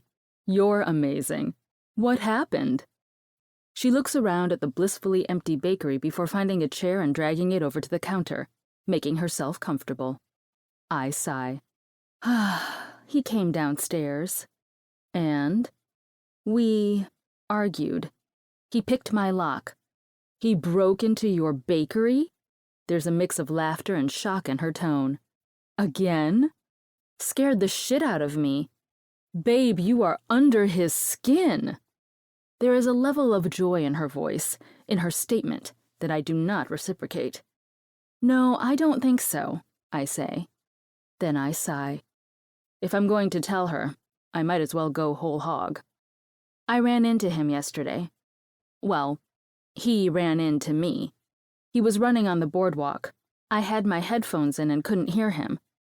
Anyway, we argued because apparently that's all I can do in his presence. Another sigh. I swear it feels like freaking middle school. Hattie's nose now scrunches in confusion. I just don't get it. Like, sure, he is so not a morning person, but that's not your fault that you have a bakery. What's his issue with you? I sigh again. Look, I don't want to gossip. You guys are friends. We probably just need to acclimate, or... I'm cut off again and she gasps. Shit. There's something, isn't there? He said something. Jesus Christ, Ben. What did he say? I sigh again. It seems like it's all I do these days. I bite my lip, trying to decide if I should tell her what happened. Then I decide, fuck it. If he can yell it on a crowded boardwalk, I can tell Hattie. He thinks I'm spoiled and privileged, that I didn't earn the bakery, that my father bankrolled it. Then I stumble over words trying to explain. Which isn't true at all, I swear. I saved up, got a loan, all the normal things. The only help I got from my dad was a busy first day and a bit of name recognition. But that's it. She's staring at me, and she looks confused, shocked, disappointed. Are you kidding me? I'm sorry, I shouldn't have. I'm going to kick his ass. We had this talk. I thought he wasn't this big of an imbecile. Are you telling me he's being a dick because he thinks you don't deserve your business? She looks like she might actually go kick his ass. That's insanity. Your baking is amazing. You can't help that your dad is the mayor. That's so not fair. I shrug, unsure of what else to do. I'll talk to him. No, please, don't. I don't want that. I don't want him thinking I'm gossiping about him. Again, that would make it worse. I'm panicking over the thought of her running to Ben to tell him what an ass he is. She stares, and I wonder how fucked I really am. Hattie doesn't seem to have any kind of filter whatsoever. Panic rises in my throat. This lease is for 5 years. 5 years. I don't think I could handle 5 more years of this man hating me more than he already does. All right, she says, but let me know if he keeps it up. I'm serious. He might be my best friend, and I might work for him, but that won't stop me from beating his ass. I lift an eyebrow because she's about half the size of Ben. Trust me, I could take him. He's scared of me. Hattie, I'm scared of you. She smiles. Good. I like it that way. I laugh and shake my head as she winks. So did you come over for a cookie? Or do you want a coffee? I ask, turning to get something for her. No, you're good. I grabbed something this morning, and I can only do so much caffeine. Makes my hands shake. She wiggles her tattooed fingers in the air. Yeah, that would be bad for a tattoo artist. The real reason I came over is to let you know about the Coleman Ink auction coming up at the end of the summer. I quirk an eyebrow in interest. It's a big thing. Fancy dresses and a big silent auction, crazy amounts of food. I can donate cookies or a cake if you want. Hattie's smile widens, appreciation and friendliness filling the room. You're a good one, Lola. I will definitely be reaching out for that. But we also need silent auction items. Nearly every business on the boardwalk participates and donates something. But since you're new, I figured I'd stop by, get my fill of sugar and butter, and I'd tackle the task of asking you for him. For him? Ben is usually the one who does it. It's his cause anyway. Cause? I sound like a parrot. But whenever my brain moves to the topic of Benjamin Coleman, it short-circuits. I keep telling myself it's with anger and frustration. I'm starting to wonder how true that is as I remember the way my body felt when his thumb brushed my collarbone. The way I felt when he kissed me. Nope, nope, nope, Lola. We decided we would in no way remember that kiss, even if it was possibly the best one you'd had. Ever. Ben raises money to fund scholarships for low-income kids who are graduating high school and going to college to pursue the arts. Music, art, dance, theater. Tattoos? Hattie smiles. That too. Last year we funded 4 full rides. He's hoping to get 6 this year. Wow, that's amazing. My mind wanders to all of the political fundraisers I've helped run over the years, filling in the role my mother left when she passed. Money that went to ads and lined the pockets of insiders and heavy hitters in the political scene. It makes me sick to think Ben is doing good with the money he raises. More so when I think of how much I raised has been lost and wasted, trickled down to seedy people. No pressure, I swear, but I kind of wanted to see if your dad had anything fun he could offer. Something signed, or a lunch with the mayor, or some kind of exciting thing people could bid on. My gut drops. Of course, it makes sense. At an auction in Ocean View, something like that could go for a lot of money. Feel free to tell me to go fuck myself. I'm nosy and ambitious, but I was always told you get nowhere without asking. So I'm asking, but fully aware that it could be a no, and that won't affect my friendship with you. She bites her lip, and it's kind of funny to see Hattie nervous because she always seems so confident and self-assured. I guess we all have our faults. And I want to tell her yes. I'll set something up with Dad to offer. Lunch with the mayor or some fun town relic. But the problem is, I haven't talked to my dad since I sent him the image of the note Johnny left inside my shop a week ago. And since you're probably wondering, no, that isn't normal for my dad. I know he's okay since he's still making press rounds and kissing babies, and Sam hasn't called me to relay a tragedy, and Lila hasn't called with her own worries, but for all intents and purposes, he's ignoring me. But still, that face, I can't let her down. And it's for a good cause. Yeah, I'll see what I can get my dad to offer, Hat, I say, and she smiles, standing and clapping. You're the best, girl. Thank you so much. 16. Ben. The back room between clients is usually my happy place, where I can avoid walk-ins and be alone with my mind, and usually my sketch pad. Except I don't trust my hands with a piece of paper and a pen right now.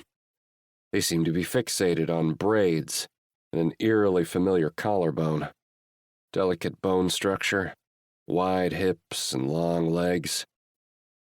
Fuck. I'm so fucked, aren't I? I'm even more fucked when Hattie pops her head in, that smile that means trouble on her lips, interrupting me from mindless scrolling. Hey, you?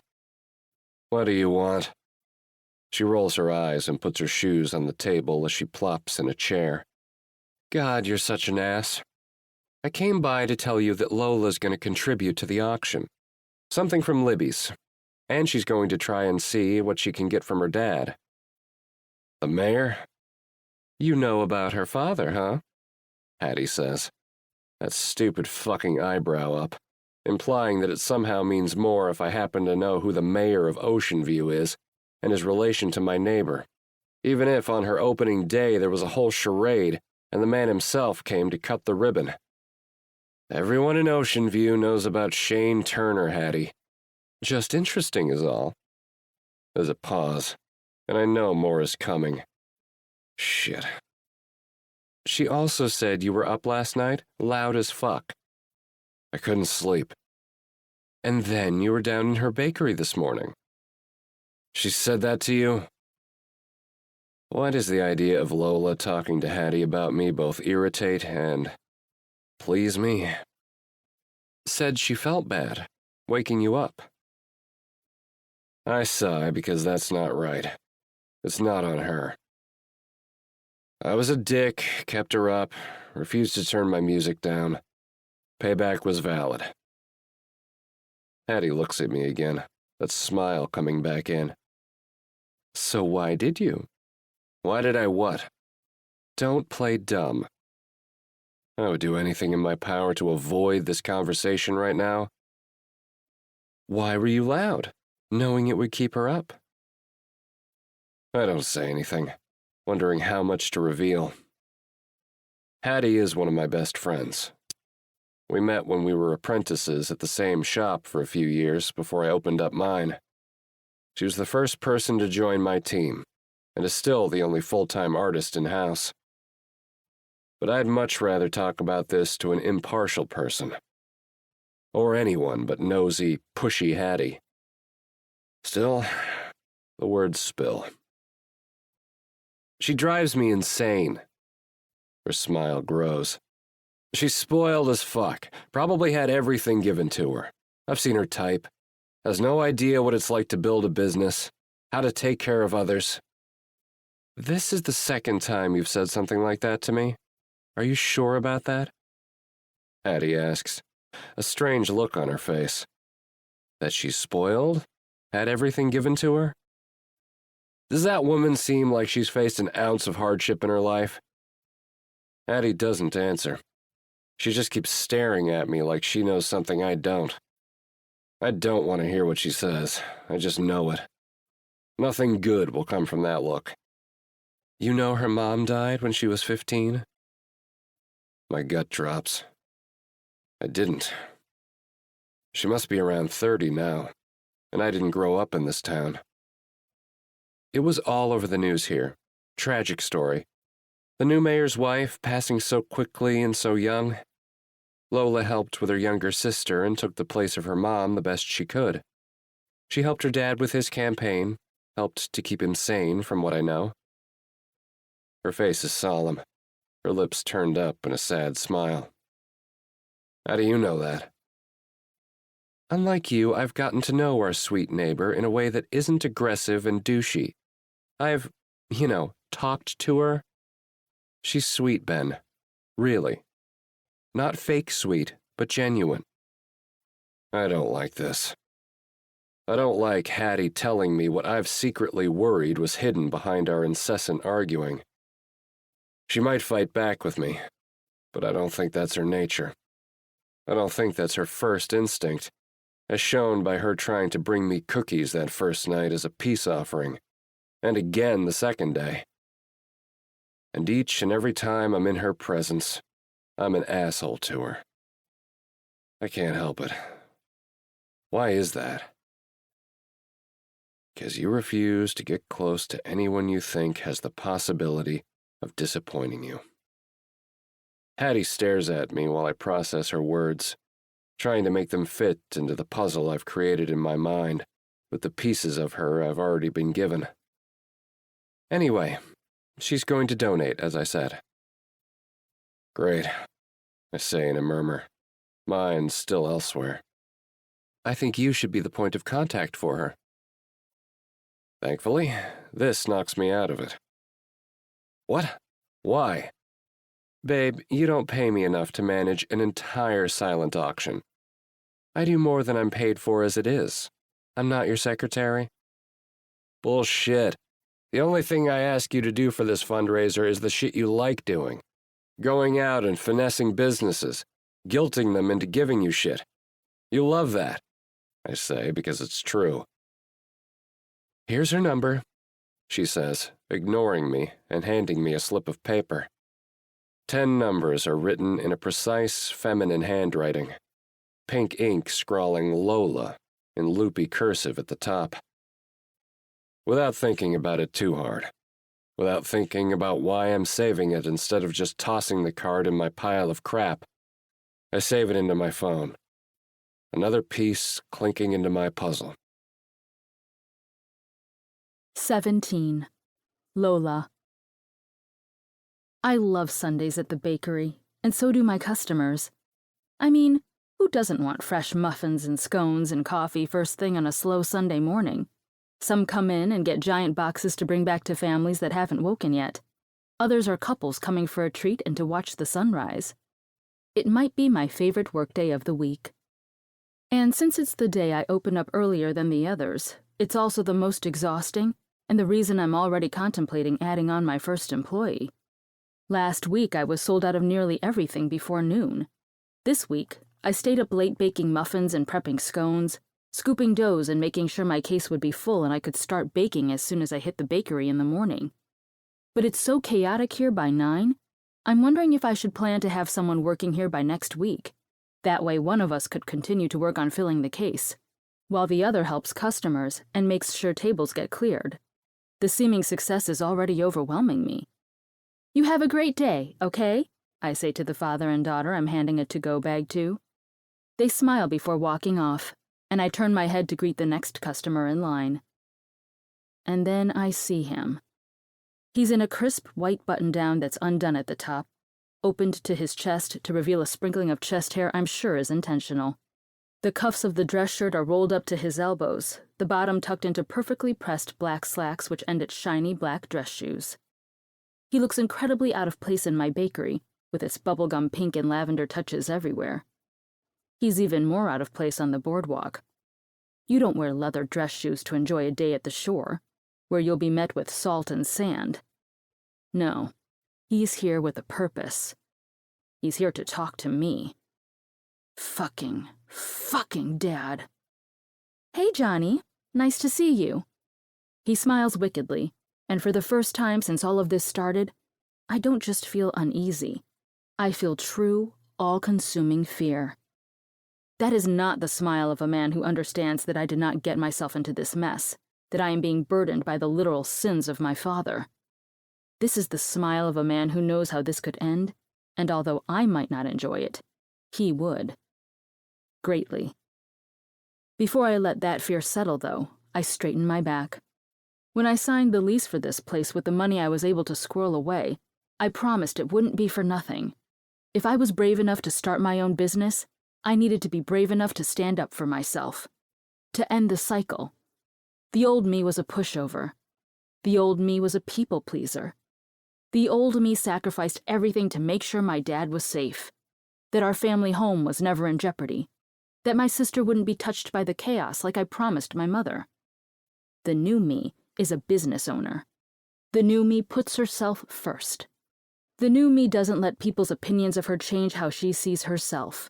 The new me is a badass.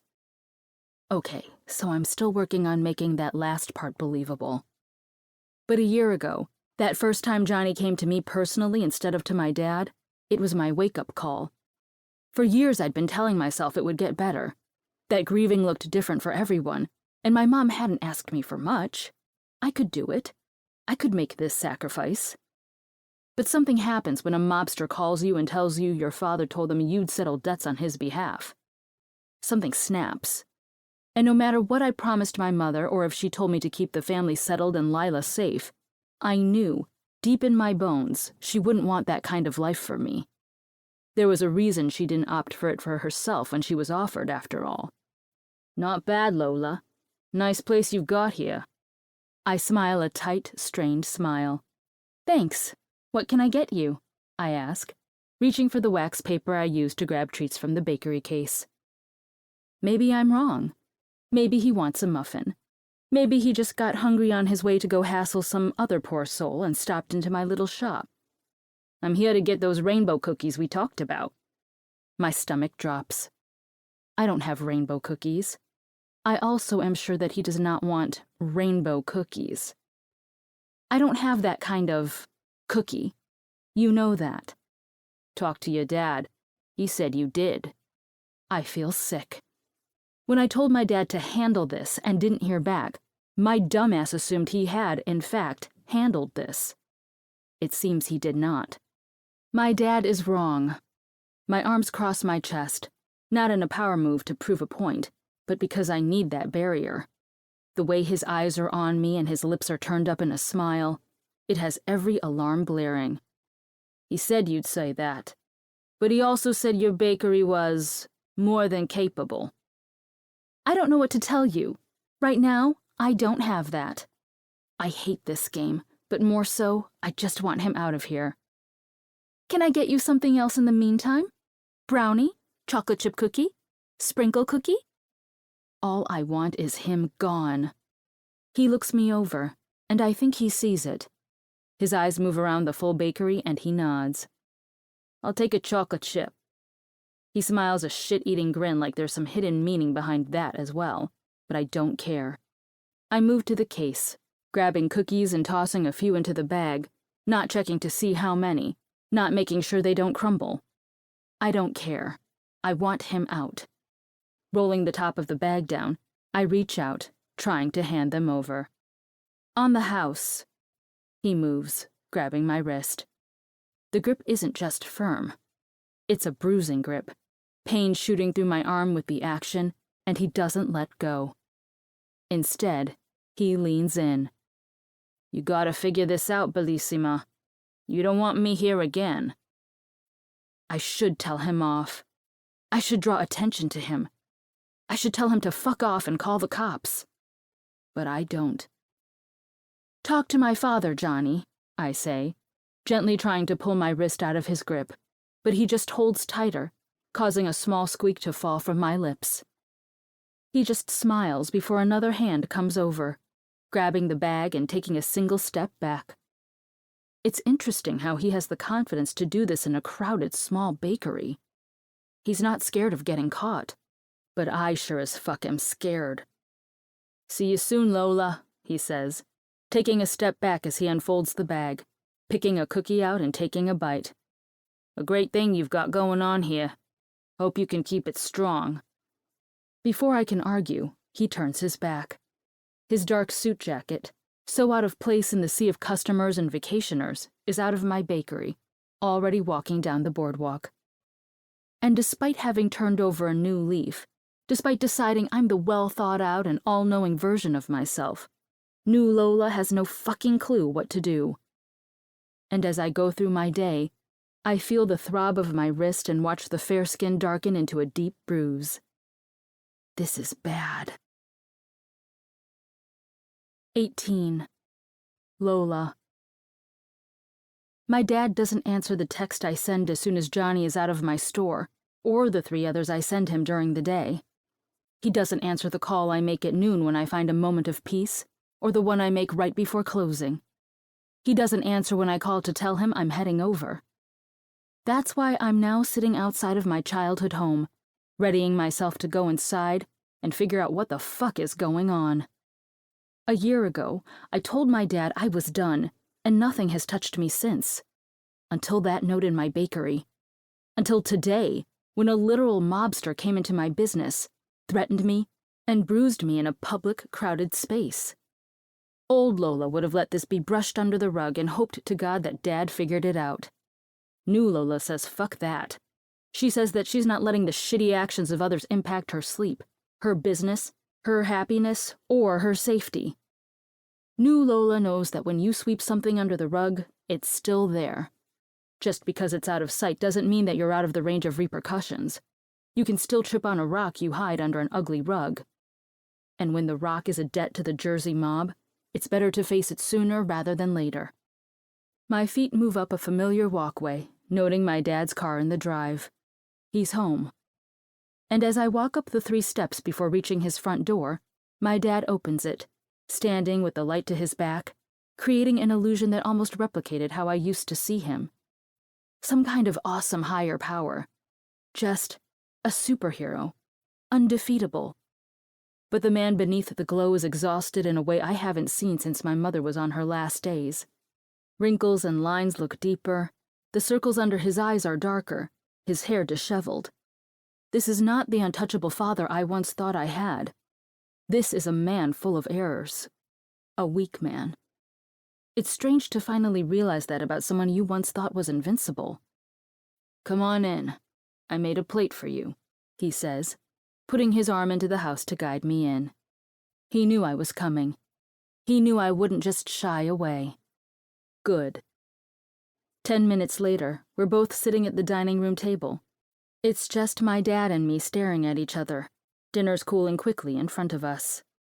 It's eerily similar to what happened a year ago, and part of me wonders if there will ever be a time when I can sit here again and eat a meal without remembering who my dad is, who he really is, beneath all of the pomp and circumstance. Are we going to talk about this?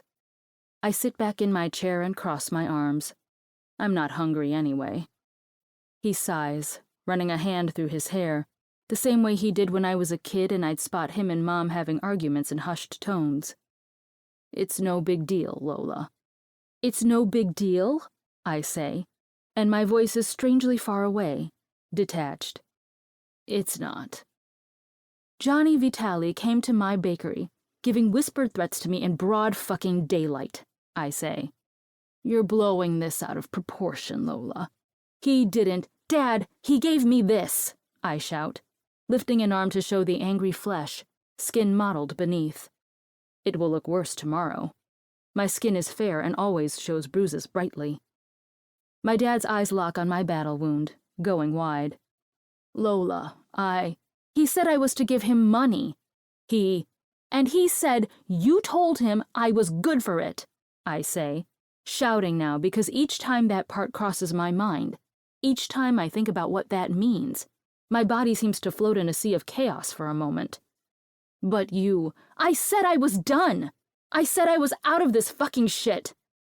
He blinks, then looks to his plate, fork moving around peas like he's a petulant child who doesn't want to continue a conversation, where he knows he's at fault. "How much, Dad?" I ask, my voice strained. I don't know if I want this answer. He doesn't give it to me either way. "Dad." Still nothing, his face pointed downward. This has to be worse than I anticipated. Fuck. "How much, Dad?" I shout, my voice hoarse. 70. His words are a whisper, quiet, and I have to wonder if they're also embarrassed. He's never shown that particular emotion before. It would be a novel change. Still, I feel sick with the words, numbers flashing in my brain like a calculator showing a total as I process them. 70. $70,000? My voice cracks as it rises. The mere idea of such a large amount of money being essentially gone, of my father promising it to anyone sinking in, much less that I would fulfill that. "It was a game. It's always a game. I thought we'd be good for it. He thought I would be good for it. Dad, I told you I have nothing left. Mom's trust is gone. What were you thinking? You didn't have a problem opening the bakery." His words are tipped in acid, cruel and unnecessary. My stomach drops. My mouth drops. Shock filters through me, making me lightheaded, making the tips of my fingers feel numb. "You somehow had enough to start your bakery. That wasn't cheap, I'm sure." He says it like it's an accusation. It's funny how most parents would find that to be an accomplishment. Mine finds it to be an unsavory trait. "I took out loans, Dad, and I saved, and I worked my ass off. But all of that money is in the bakery. It's not just something I can give you to settle some debt with the fucking mob." "You can help your old man." My voice goes cold and steady as I cut him off. I am done. New Lola comes back into my body, filling the holes and consuming whatever space old Lola was still in. Transition complete. My business is not there to become another source for you to dig yourself out of holes. I told you I was done. I'm living my life for me now. I deserve that much. My feet find the ground, moving to push my chair back. I'm ready to leave. His next words are said with intent, sticking me to my chair with remorse and hurt and betrayal. Your mother would have wanted it. The intent is to gut me, to weaken me. But instead, his words strengthen my resolve. I wonder for a moment if he truly thinks that, or if it's just a new tactic. A low blow he's never had to stoop to. No. No more of this. That's not true, Dad. The truth is, Mom would be ashamed of this. I have a bruise in the shape of Johnny Vitale's fingers on my wrist. My words are a slow staccato as I lift my arm to show him again, and at least that gets a reaction, a small softening in his eyes. This is a bruise he gave me in open daylight in a busy bakery. He threatened me without a care in the world. Mom would never have wanted that. She wanted us to steer clear of them. And you know that's for good reason. He cuts me off. They know about Lila. My gut drops. What? No. No. Johnny definitely knows. Acid moves up my throat. He knows, and lately, there have been talks, strengthening family ties. He wants a seat at the table, I think. I'm afraid. He swallows, looking somewhere past my head, avoiding my eyes. I'm afraid that he's using this as his chance. Getting me in deep, more than you can handle, more than I can handle. Threatening you, and then going for her. This is everything Mom didn't want. Everything I have fought against. I gave up 15 years of my life to avoid this moment. And somehow, here we are. Because my father is weak and susceptible and addicted to money and power. To find a solution, though, I need to know what happened. I need to know everything. I won't do it to help my dad, but I will do it for Lila. And once I know she's safe, I'm safe. We're out for good. Whether that means completely cutting ties or getting Dad the help he needs will be up to Dad. Dad, how? I was set up. He looks defeated. What? He continues to talk as if I didn't. I couldn't lose. There was no way, Lola. What was it? Closed game. Poker. Held by Paulie Carluccio. Fucking A. Paulie Carluccio is the grandson of Carmelo, around my age, deep into the family business, and rumored to be in the running for taking over when the time comes. His father was the man my mother was to marry 40 years ago. Fuck, Dad. What were you thinking? I'm serious. It was perfect. I was winning big, and then I wasn't. I was set up. They were planning it. They wanted the disposal ordinance passed in order to settle the debt, but I couldn't make it happen without questions. Now Johnny's asking for money he knows I don't have. But I swear, I was winning. It was a no-lose situation. I snap. It's always no-lose. Until you fucking lose, Dad. And then your daughter is losing her entire trust to your bullshit to keep you clean, to keep your image clean. I can't. And now, Lila! It was the one thing she asked for, Dad. And you're fucking it up. What were you thinking? Don't talk to me like that, Lola. I'm your father, he says, his voice angry in a way I've never heard. I don't have a chance to register the shock that ripples through me, the shock that he's actually angry at me. As if I'm not the one who had her entire sense of safety and privacy stripped away. As if I haven't spent my entire life keeping Lila safe because Mom asked me to, and he fucked that up at a poker table. Instead, I stand, my chair scraping against hardwood floors in a way that my mom would have yelled at me for if she were still here. But she's not. And as much as I don't want to admit it, this is just as much her fault as it is Dad's. As it is mine for letting things go this far. Her secrets, her lies, and her inability to stand up to her husband are, in part, what got us here. But we're here all the same. I lean forward on the table, my finger pointing at my father. You need to fix this. I cannot fix this for you. You need to fix this and keep Lila and me out of it.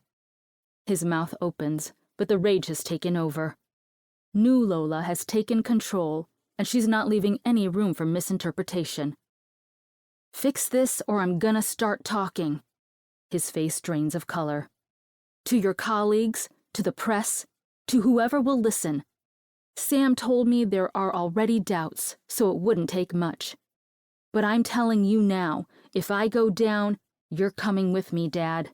If something happens to Lila, I will make sure that you crumble alongside us. Lola. Goodbye, Dad. Call me when this is handled. Until then, do not contact me. And then I leave, wondering if I just made a huge mistake by putting this in his hands. 19. Lola. I don't sleep that night, instead going through everything I can think of to get myself out of this mess, to get Lila out, and trying to figure out how I can stay out for good. Since Mom died, I felt alone. I have Lila, of course, but she's in the dark. I have Sam, but he's too close to it. If he knew the whole story, he would cause a riot. I can't talk to anyone else about any of this. The goal is always to protect the family. But right now, I feel more alone than I ever have. And when I'm putting the next batch of cookies in the oven the next morning, I can't help but wonder what I'm doing with my life. This needs to end. I need to figure out how. There was once a time when I felt that if I went to Dad and told him straight up that I couldn't do this, that I couldn't protect him and the family anymore, he'd change. But now we're here, where he's resentful that I built a business and won't use my own money to bail him out, angry that he's been cut off and setting me up to have to pay anyway. So now I'm in the bakery, music blaring and trying to both wake myself up because of lack of sleep and simultaneously quiet the demons screaming in my mind. I should probably be a good neighbor, turn it down or use my headphones. But today I need the noise. Today, my mental health is more important than neighbor relations. And fuck, if he can't be courteous to me and my sleep needs, why should I be to his? At 7:15, my phone buzzes, rattling the metal table I had it set on. I think about ignoring it, about letting it wait until later when my mind is less of a mess. But it could be Dad with a solution. It could be Lila needing help. Right now, it could be any number of issues that are so far out of my control. I check the stupid phone. Unknown. Turn the music down. My gut knows who this is. Who else would be texting me early in the morning asking me to turn down music? But still. Me. Who is this? Unknown. You often have random numbers asking you to turn off your music? I roll my eyes. To be fair, I asked for that one. Unknown. It's Ben. No shit, Sherlock. Me.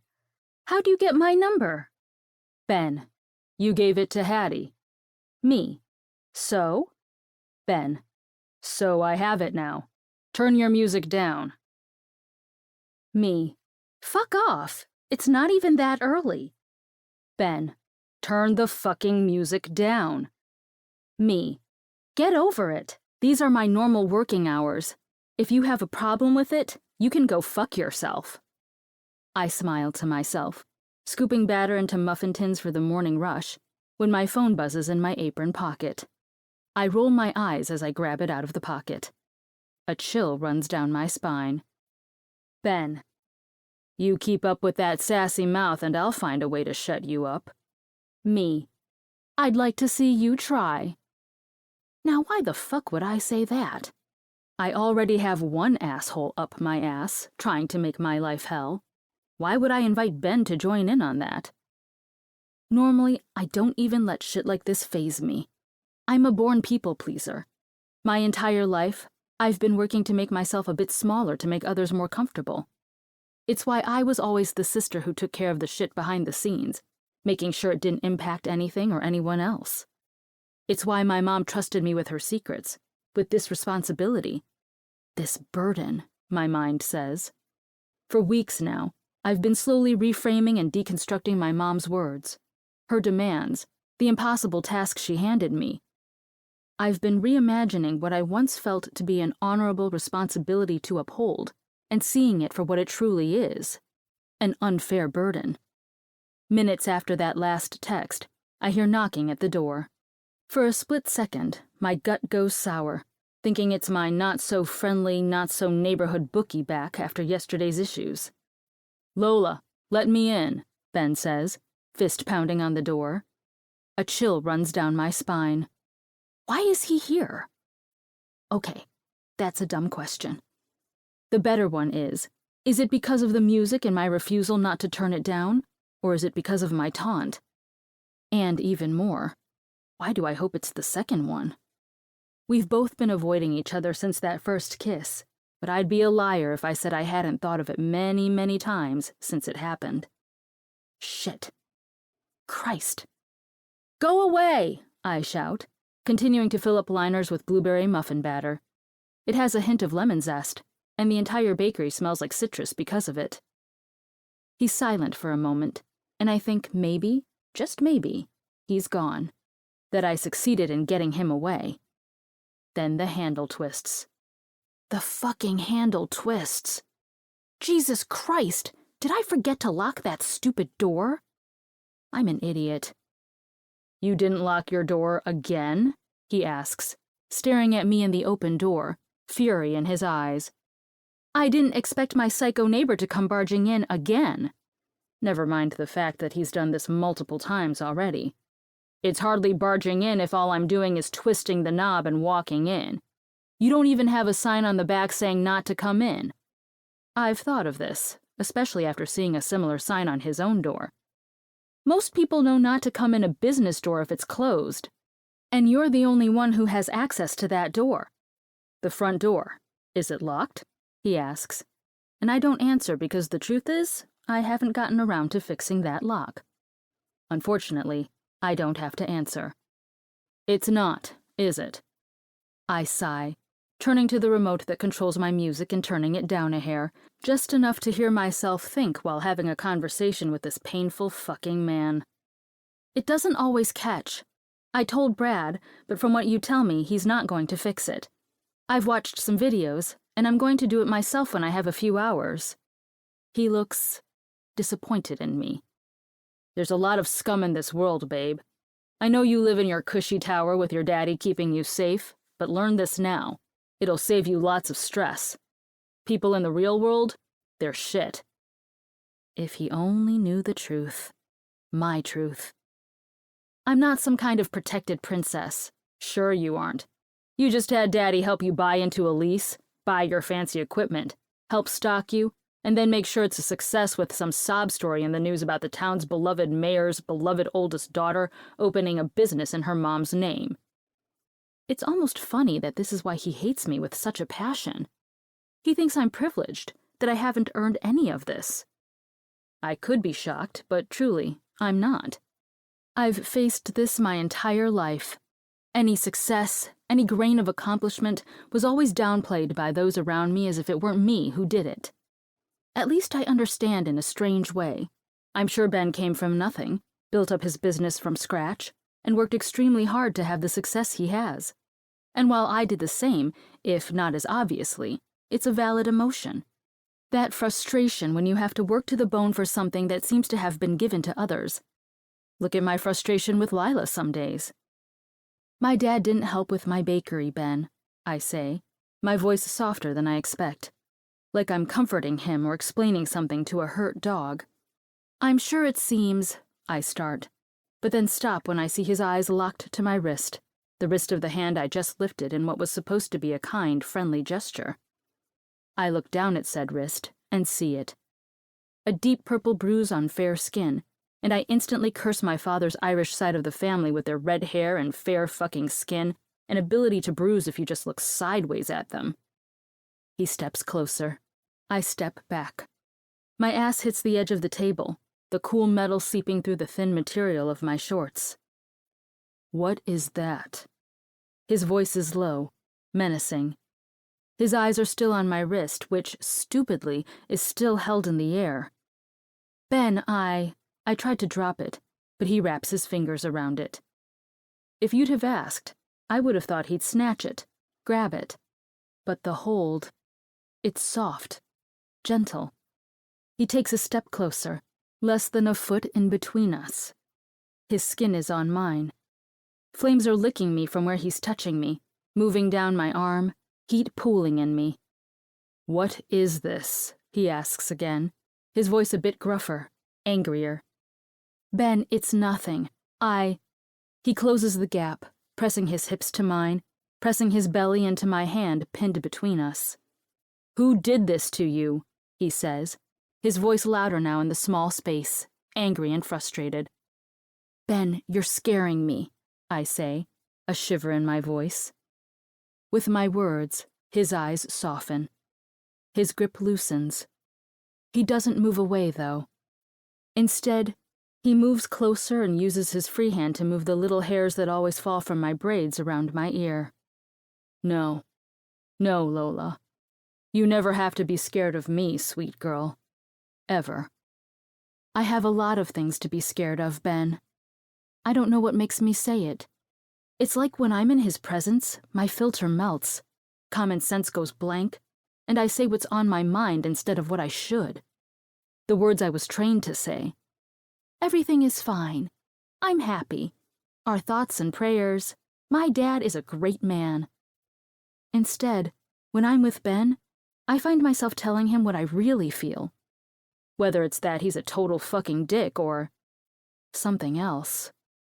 And that's dangerous. Because underneath my perfect mask is a person who I've never shown anyone, not completely. She's a person who would disappoint my dad, that betrays the promise I made my mom. She's a person who isn't perfect and sunshine and rainbows every day. "What do you have to be scared of, sweet girl?" he asks, that hand now resting on my neck, gripping it, reassuring. My breathing is heavy, his own a mirror of mine, and I can't help but think about how I should probably be scared. This man who does not like me has me pinned in place in my bakery. But I'm not afraid. No, I'm turned on. And honestly, right now, that's so much scarier than feeling real fear. "Nothing," I whisper under my breath, the air whispering against his lips. "A heavy bag. I was carrying a heavy bag on my wrist and it left a mark." He moves closer with my words, and as I stare into his eyes, I know two things down to my soul. One, not a single part of him believes my story of how I got the bruise. Two, Benjamin Coleman is going to kiss me again. And if I want to throw in a third, undeniable fact, I'm not going to stop him. And then his lips are on mine and everything goes blank. My mind, the world around me, the panic that's been slowly creeping into my bones for days, the pressure of my family, the frustration I feel toward this man. It's all gone. In its place is fire. Fire everywhere his hand touches my body. Heat radiates off him and onto me, warming me to the bone. His lips pressed to mine, surprisingly gentle, scruff scratching at my chin, and it's not what I expected.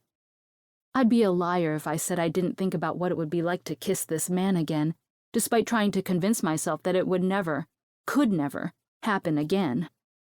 I thought it would be rough, like last time. Demanding. But this is gentle and kind and exploring as his lips move against mine, softly testing the waters and tasting. My tongue reaches out, touching his bottom lip. And then he groans. A switch is flipped. The sound reverberates through my entire body, sending a shiver through me. His hand on my hip grips, grabbing me tighter, more demanding. Another hand grabs my braids, tugging them back to angle my head how he wants me. And then his lips are devouring me. His tongue is licking at my lips. I'm reciprocating, hitching a leg around his leg to get him closer. Closer in any way I can because some part of my body, some unknown, unidentified, painful part of my soul, wants him. For the first time in my life, I love my height, 5'8" and the tallest in my class. For the first time in my life with a man, I hitch that leg and don't have to move much more than to my tippy toes to line his hard cock up with my center. With the movement, he groans, the sound deep in his chest, and with his mouth to mine and our chests pressed together, I feel the vibrations everywhere. I moan. I moan freely and openly, and fuck, the realization hits me. I want this man. His hand has moved to my ass, gripping me at my full hips, the other hand still tight on my braids, the feeling causing delicious pinpricks of pain and pleasure I never thought I'd be the type to crave. But my moan also snaps me out of my haze. I can't do this. I can't get lost in this. For so many damn reasons, starting with this man is my neighbor who hates me, moving to I get attached and hurt easily, and ending with the fact that I have so much trouble and drama chasing me that I don't need to involve this man in. Regrettably, my hands move up to his chest, and I push gently, moving him back. To his credit, he lets go instantly, stepping back to put 2 feet of space between us. Stop. We can't do this, I say, trying to get my words straight, my mind straight. His face is a mask of confusion tinged in lust. I know the feeling well. Did I hurt you? His brows are together, the confusion morphing to concern. I didn't mean, no, you didn't. I can't do this.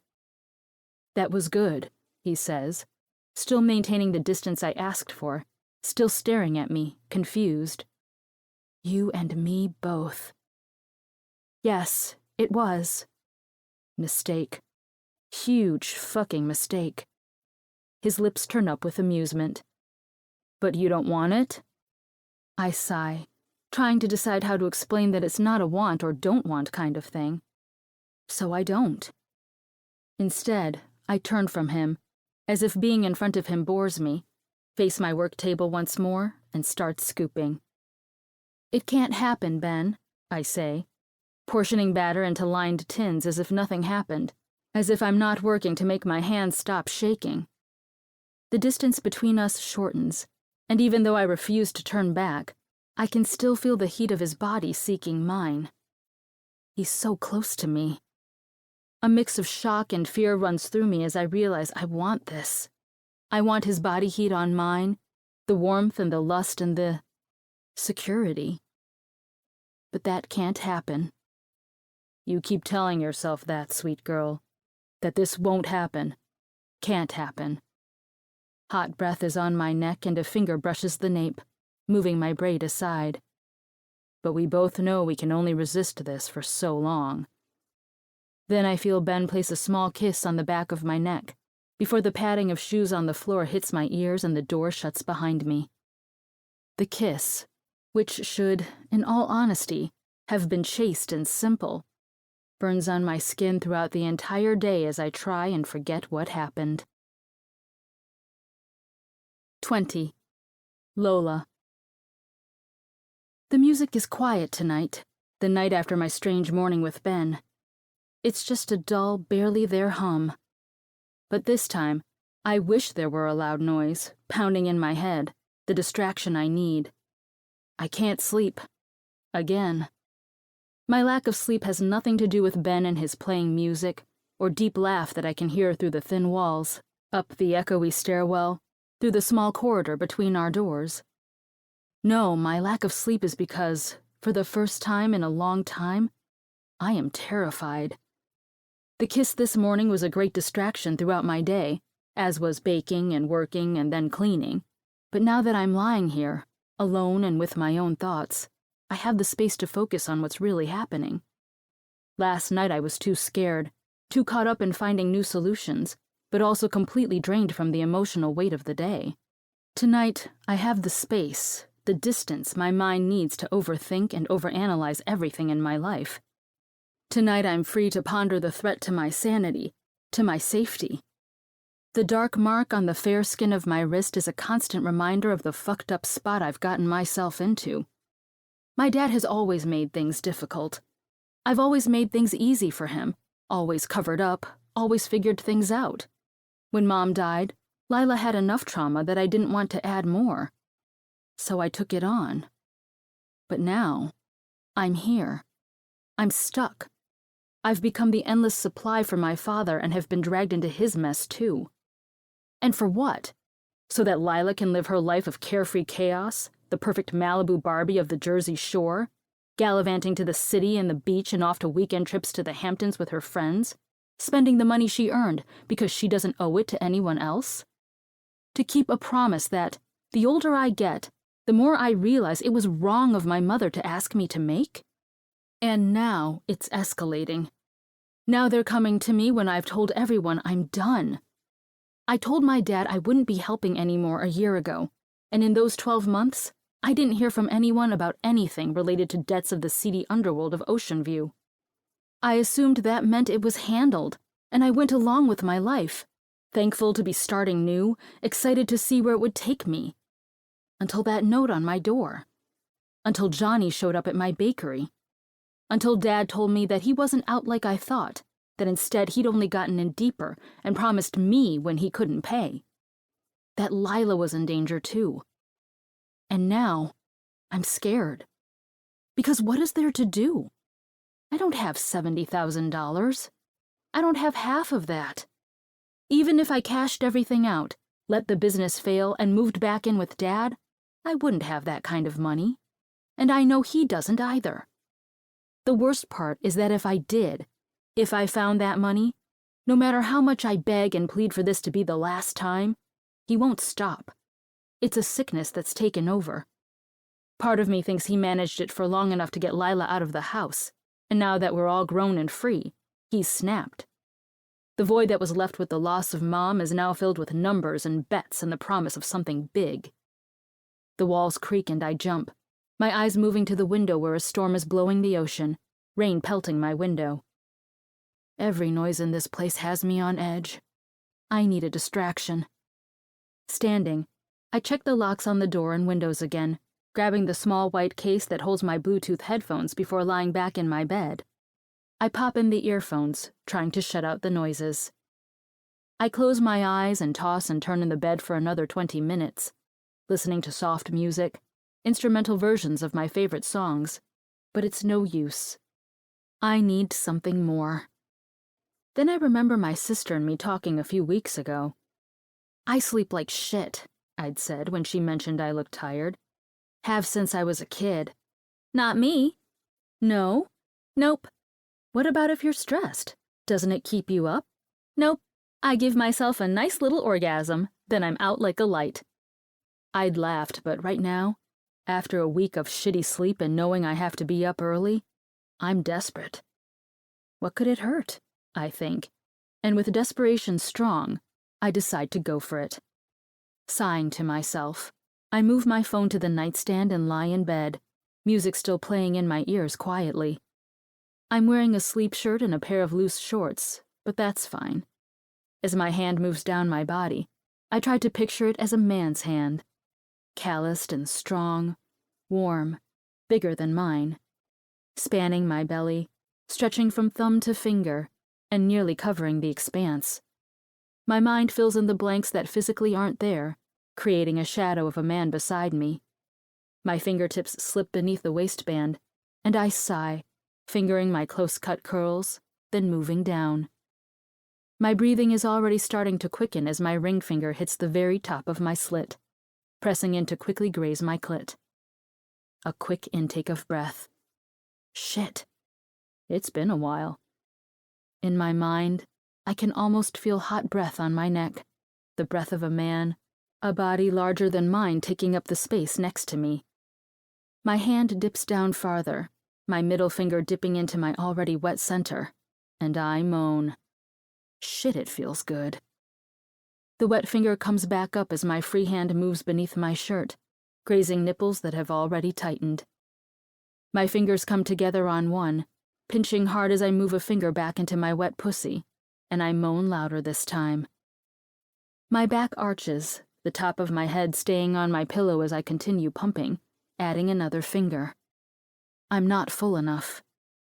In my imagination, the mystery man in my mind would have thick fingers, would fill me easily. Still, my thumb moves to my clit, rubbing hard, and a near animalistic sound comes from deep in my chest, one of frustration and ecstasy, and possibly a hint of confusion. This has never felt as good as it does right now. The finger on my nipple continues to move, pulling and tugging at the flesh, a direct course to my throbbing clit that's being strummed in tandem. "That's my girl. Are you gonna come for your man?" the voice in my head asks. The mystery man still made of fog and shadows, but just the thought of it, of a man's voice urging me on, of his fingers fucking me, of the promise of a more that I haven't had in far too long, it has me on the edge. I'm close. I'm so damned close to exploding. The music on my phone quiets, but I'm so far in my mind that I don't register the fact. My breathing has gone heavier. My mind continues to craft the vision of the mysterious man, thumb on my clit, hovering over me, breath in my ear. That's it. Are you going to come for me, Lola? Are you going to shout my name? I moan. The man is starting to clear, going from a foggy, vague ghost of a person to a recognizable voice that I know. I know it, but I can't place it. I don't dwell, though. The feeling is building in my belly, burning bright as I continue to rub my clit, dipping into my wet and dragging it up. I'm so close.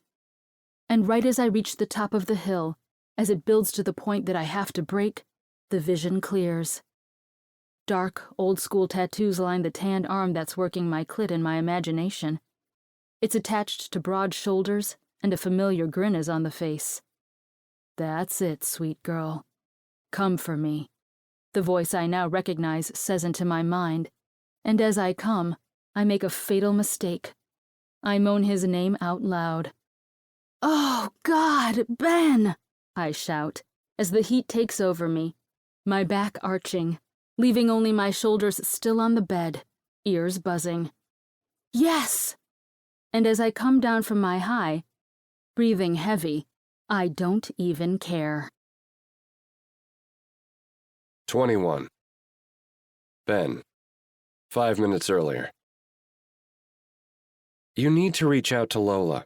Ask what she's donating to the auction, Patty says, poking her head into the break room. My next client isn't due for another 30 minutes, and I'm spending it hiding from the world and trying to forget what happened this morning. That kiss? That fucking kiss. That kiss should never have happened. The first one was anger and rage and frustration. A simple slip-up that we both could have forgotten.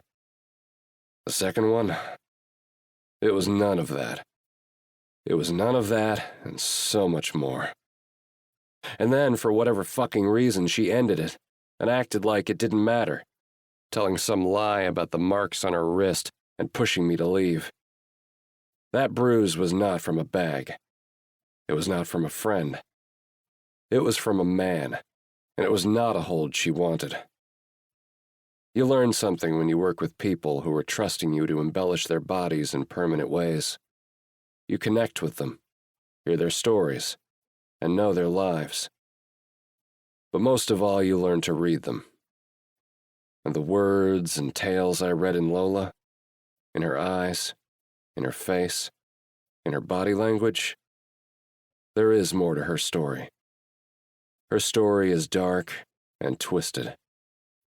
She's not sunshine and rainbows and sprinkles and frosting and overwhelming privilege. That's all a facade. And with that kiss, despite how fucking infuriated she makes me, despite that she's full of secrets and frustration, I decided I wanted to know those secrets. So much so that this morning, instead of going back to sleep, I spent far too long searching her name, researching her until the images started to blur on the screen. Searches I have fought my hands to make late at night since she moved in. Searches that lead me down rabbit holes, press photos of Lola in sleek dresses that show off her curves on the arm of her father. Quotes about how proud she is of her father, and how she's devoted to his cause, to whatever the fuck they were celebrating. Each and every photo I found was of the well-off, privileged, dutiful daughter, the Princess of Ocean View, including the press release her father's office seemed to have sent out when Libby's was announced. I'm thrilled to assist my daughter Lola in any and every way as she makes her own footprint on the boardwalk by bringing the people of Ocean View a taste of my late wife.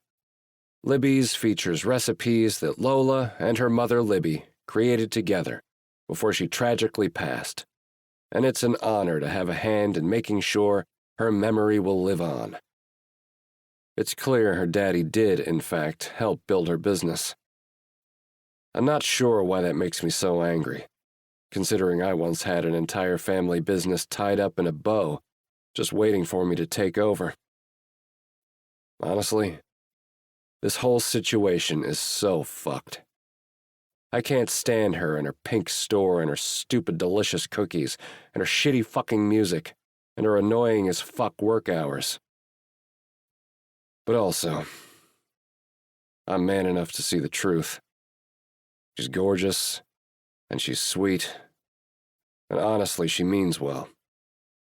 Each time she comes knocking for me to keep it down, it's valid. And she's right to be pissed that I keep barging in on her place, expecting the same respect I'm not giving her. But something in me wants to fuck with her, annoy her, get her as angry as she makes me. Something comes out in her when she does. Something I find irresistible. In another world, another universe, she'd make a good match for me. Sunshine to my dark, sweet to my bitter. A pretty, kind thing to sit in my booth while I work, chat up my customers, cackle in the lobby with Hattie. Drive me wild. Except, she's clearly trouble. I don't need trouble. I don't know what that bruise on her wrist was, or why she was acting like a scared, cornered kitten. Whatever it is, it's none of my business. And even more, it's not my problem to solve. She made her own bed. I'm not going to lie in it with her, even if I can't get the vision of her shorts-wrapped ass out of my mind. I shake my head, knocking the vision free before I answer Hat. What? I told you she's donating something to the auction. Not sure what, though. You need to text her and get the listing so I can put it up on the site. Why can't you do it? She smiles her devious, cat-like smile that she only does when trying to make me miserable. The one she does when there's a devious motivation behind her words. Because it's your fundraiser, not mine? I stare at her some more, knowing there's another motivation. Is it to drive me insane? Possibly. But there's something. You contact all of the potential fundraisers for me. Yeah, which is why I think you can handle texting our sweet neighbor and bugging her. Her hand with black painted nails pushes the phone my way, and I stare at it like it's poisonous. You're being a fucking baby, Coleman, she says, looking at me with a taunting look, and I want to strangle her. Mostly because I know that look, and she knows I can't back down from a taunt. Friends who know you well are shitty. I don't care what anyone says. Still, I reach over and grab my phone, scrolling to Lola's contact and opening a new message, seeing our previous conversations in the chat box. God, why am I such a dick to her? Because it's fun, and she drives you wild in a way you didn't expect. I shake my head to get that thought moving as I start to type. Hattie leaves the room with a smile on her lips, like she just won some fight I didn't know we were having. She's got some master plan, and I'm afraid to know what it is. Me. Hey, I need to get a final list for the auction. Can you send me a description of what you're donating? Hattie needs to add it to the site. There. Easy. Professional. Not a dick. Thoughts of how Lola reacts when I am a dick run through my mind. The way her eyes get dark and her jaw gets tight. The way she moaned when I kissed her. When I finally had those braids that have been taunting me wrapped around my hand, positioning her the way I like, the way I wanted to keep her. The way she tasted. The way her body fits so fucking well with mine. Then my mind moves to other parts of this woman who is driving me endlessly insane. Her fucking stubbornness. The way she never fucking locks her doors. The loud fucking music and her shitty singing. That bruise. That bruise she brushed aside. That bruise which sure as fuck did not come from a heavy bag, but the fingers of someone bigger than Lola. There is more to Lola Turner than meets the eye.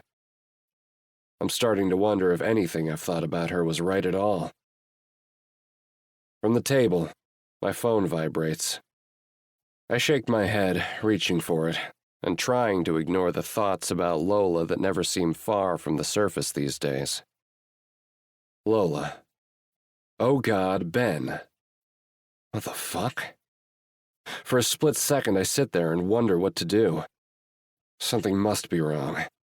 She's in danger. Someone is in her apartment. My mind moves to the bruises. The bruises. My body starts moving, grabbing my phone and starting for the back door. I don't even tell Hattie where I'm going, slamming the back door behind me and running up the stairs 2 at a time. Panic is suffusing my system, in a way I'll have to look into deeper another time. Right now, I have to go save my woman. She doesn't know it yet, but I've just decided she's mine, in every way. But first, she's mine to protect. Lola! I shout, pounding on the door. Lola, open up! I hear shuffling through the thin, shitty door. It's now on my list to replace. Lola, open up or I'm breaking the door down. Jesus, hold on! Leave my door alone! I hear her shout, and a small drop of relief washes through me. She doesn't sound scared or traumatized. Annoyed, yes. Which, to be honest, I should be embarrassed how that kind of turns me on. Fuck. Before I can think too long on that, the door opens. Lola is standing there. Her light hair is pulled up on top of her head, a messy bun with wisps falling around like she's been lying in bed, moving around with it. Her shirt is askew, off the shoulder, and through the thin material I can see pebbled nipples. And her shorts. Loose sleep shorts that aren't pulled up all the way, stuck on a hip, revealing an expanse of creamy, pale skin. Finally, her chest is moving rapidly. She's panting, trying to catch her breath. Like she's... Holy shit. Oh God, Ben wasn't a cry of panic.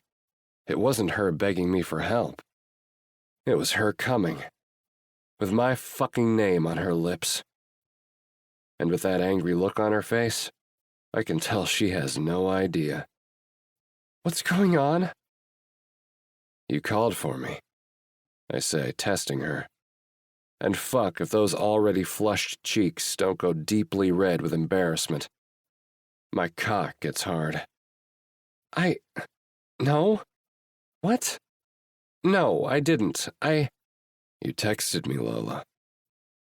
Her eyebrows come together, and I can't take it. She's too fucking cute. Too fucking sweet. I need a taste. Just one more. Maybe that will satisfy me. If I step closer until her pebbled nipples are on my chest. Her breathing goes even more erratic. You said, "Oh God, Ben." Her eyes go wide, and the breath that leaves her lips is shaky. Is it because she just came, or because I'm close to her?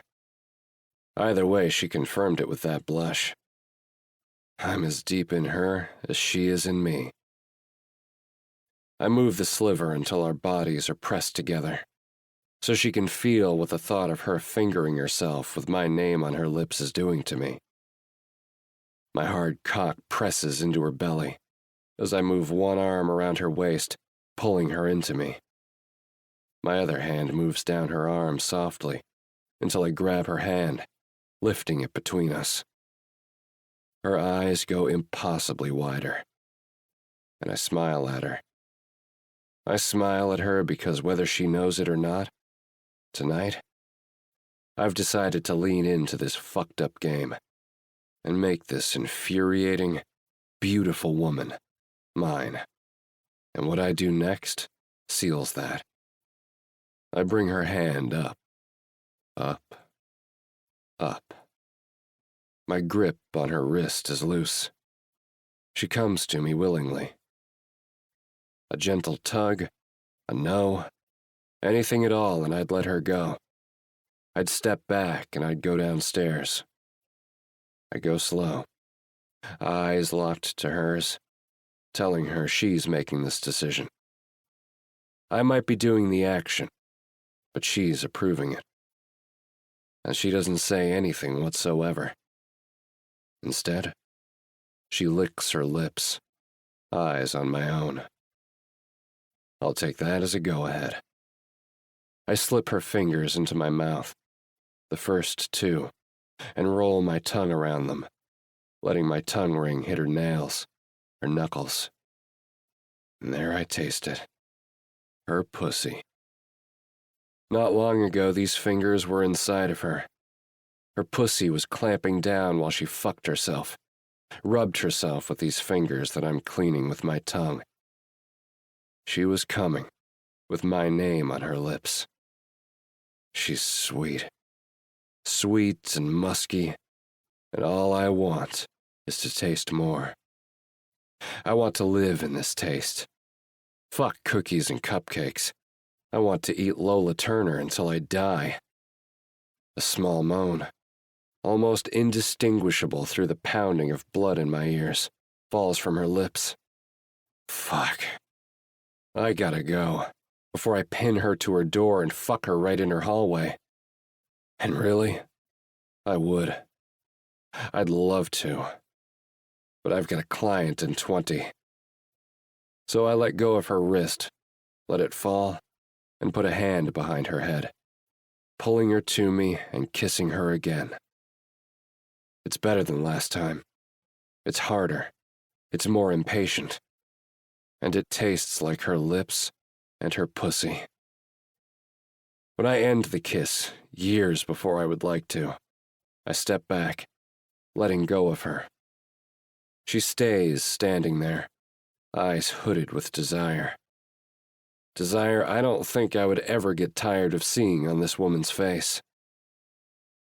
I am so completely fucked. Next time, sweet girl, just come downstairs. I'll take care of you. When her eyes flare, a mix of heat and embarrassment and desire flooding those green irises, I know. You come find me when you're ready to talk about whatever the fuck this is, I say, putting the ball in her court. Regardless of the decision she makes, I know at this moment that no matter how much Lola Turner drives me insane, I also want to drive her wild. One way or another, I'll make this woman mine. Now I just have to figure out how. 22. Ben. Ah, he answers, the voice says. The same tinkling lilt it's always had, as I bring my phone to my ear. My mother. Hey, Ma, I say, sitting back on my couch, a glass of whiskey in hand. What's the occasion? She asks, and I wonder how she can see me drinking on my couch on a Monday night. The truth is, there is no occasion, other than the shop closes early on Mondays, and despite my best efforts, and they have been plenty, no matter how many times I tell myself that the late, Loud nights and endless walks through the stairwell in hopes of catching Lola were completely unrelated to Lola. I have nothing on my mind but a woman with reddish-blonde braids, hips I need to sink my fingers into, and a dark bruise marring her perfect skin. And yet, somehow, despite my best efforts, she's avoided me altogether. It's been a full week since I've seen her last. What? The occasion. Answering on the first ring? Not making me call a few more times this week until I'm worried Officer Garrison's going to be coming to my door to tell me some bad news. My gut cramps, knowing she's not wrong. That is my typical way of handling calls. You caught me on a slow night. I'd hope so. You're single and your shop is closed tonight. Stop talking with Hattie, Mom. The problem with Hattie being Hattie is she is the kind of person who instantly becomes best friends with everyone, including my mother, and will keep them in the loop of nearly everything and anything. At least Hattie answers when I call. I just answered. At least Hattie keeps me updated on your life. I groan. On all aspects of your life? Jesus, what's this call for? To check in or get dirt? My mom laughs, and the sound is nostalgic, though irritating. Hattie says you have a new neighbor that you're enamored with. I'm firing Hattie. No, you're not. She's not wrong. So tell me, what's going on? Another sigh. I could handle this two ways. I could let her mull on whatever lies or inflated stories and build some kind of chaotic storyline in her mind. Or I could give her my side and hope she doesn't talk to Hattie again. We have a new neighbor. She's the mayor's daughter. Opened up a bakery. And nothing. My mom doesn't say anything for a beat. And I wonder if I won. Until she does. What's this I hear about loud music and you not being kind? Fucking Hattie. Jesus, Mom. Are you this heavily involved in Tanner's shit? Tanner lives in Springbrook Hills and has dinner with me regularly. I don't have to be in his shit. He's getting engaged and settling down and living his life. You're a mystery. So go bug Tanner about shit. I do. I'm bugging you right now. Again, I sigh, taking another deep sip of my drink. My veins feel warm, this being the second one I poured. And I guess that's why I start talking. Fuck. I don't know, Mom. She's a pain. She's all pink and sugar and up way too fucking early. You never were a morning person. And she never locks her damn doors. Drives me insane. Makes sense? You know all about what happened with Jordan and Luna. The world isn't always safe. I feel appeased at her confirmation of my irritation, and continue on. And she's spoiled. Her dad's the mayor, and he helped her build her business. She didn't have to work for it. Why does that bother you? I don't answer. Your dad was given Coleman & Sons.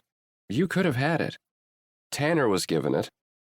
Does that make the work he's done less important? Or less valuable? No, of course not. Her tone gets firm. So it's because she's a woman. No, it's not that. It's just you're being an ass, Benjamin James. I don't respond. Tell me what's really going on. When we were kids, Tanner laughed at me for confiding in our mom. But when someone takes your passion and nurtures it, fighting for it to have room to grow, you trust them. Patty says it makes me a mama's boy, but I'm not sure if I care. And so, for the first time, I confess what Lola Turner is doing to me. She's gorgeous, Mom. She has to be to catch your eye. She didn't catch my eye. I barged into her bakery the first day I met her because she was being loud as fuck at 7 in the morning singing. She's a terrible singer. You broke into her bakery? The door was unlocked. I don't tell her I thought she was robbing me, or that I had a baseball bat and was in just my underwear. Anyway, we got off on the wrong foot and it never really righted. Every time I see her, she drives me insane, and I say something dickish. My mother sighs. You know, Ben, you got art from me, but the rest, that's all your father. Was an ass when I met him. Still is, which you know, but he made me fall for him. Won me over. I refuse to look too closely at why that makes me feel a bit better. Sometimes people need a push, Ben, darling. Just look at Tanner and his Jordan. He was dragging his feet, trying to do it all. Jordan whipped him into shape. I'm not trying to do it all, Mom, I say, taking another deep sip of my drink, it burning on the way down. No, you just bury yourself in your art in order to avoid the world. What am I avoiding? I'll never know why I always play into this hand. Why, when she sets it up for me, I always take a swing.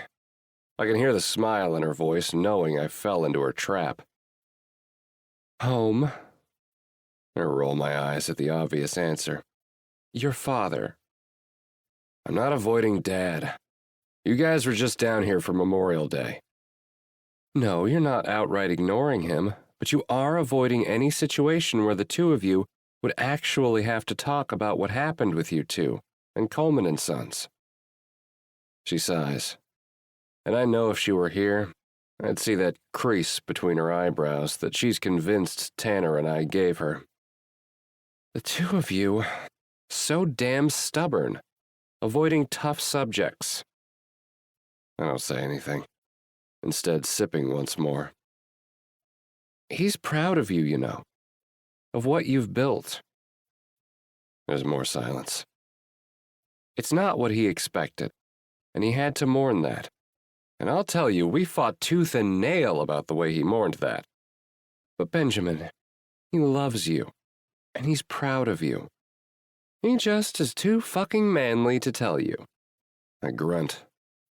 Sounds like someone else I know.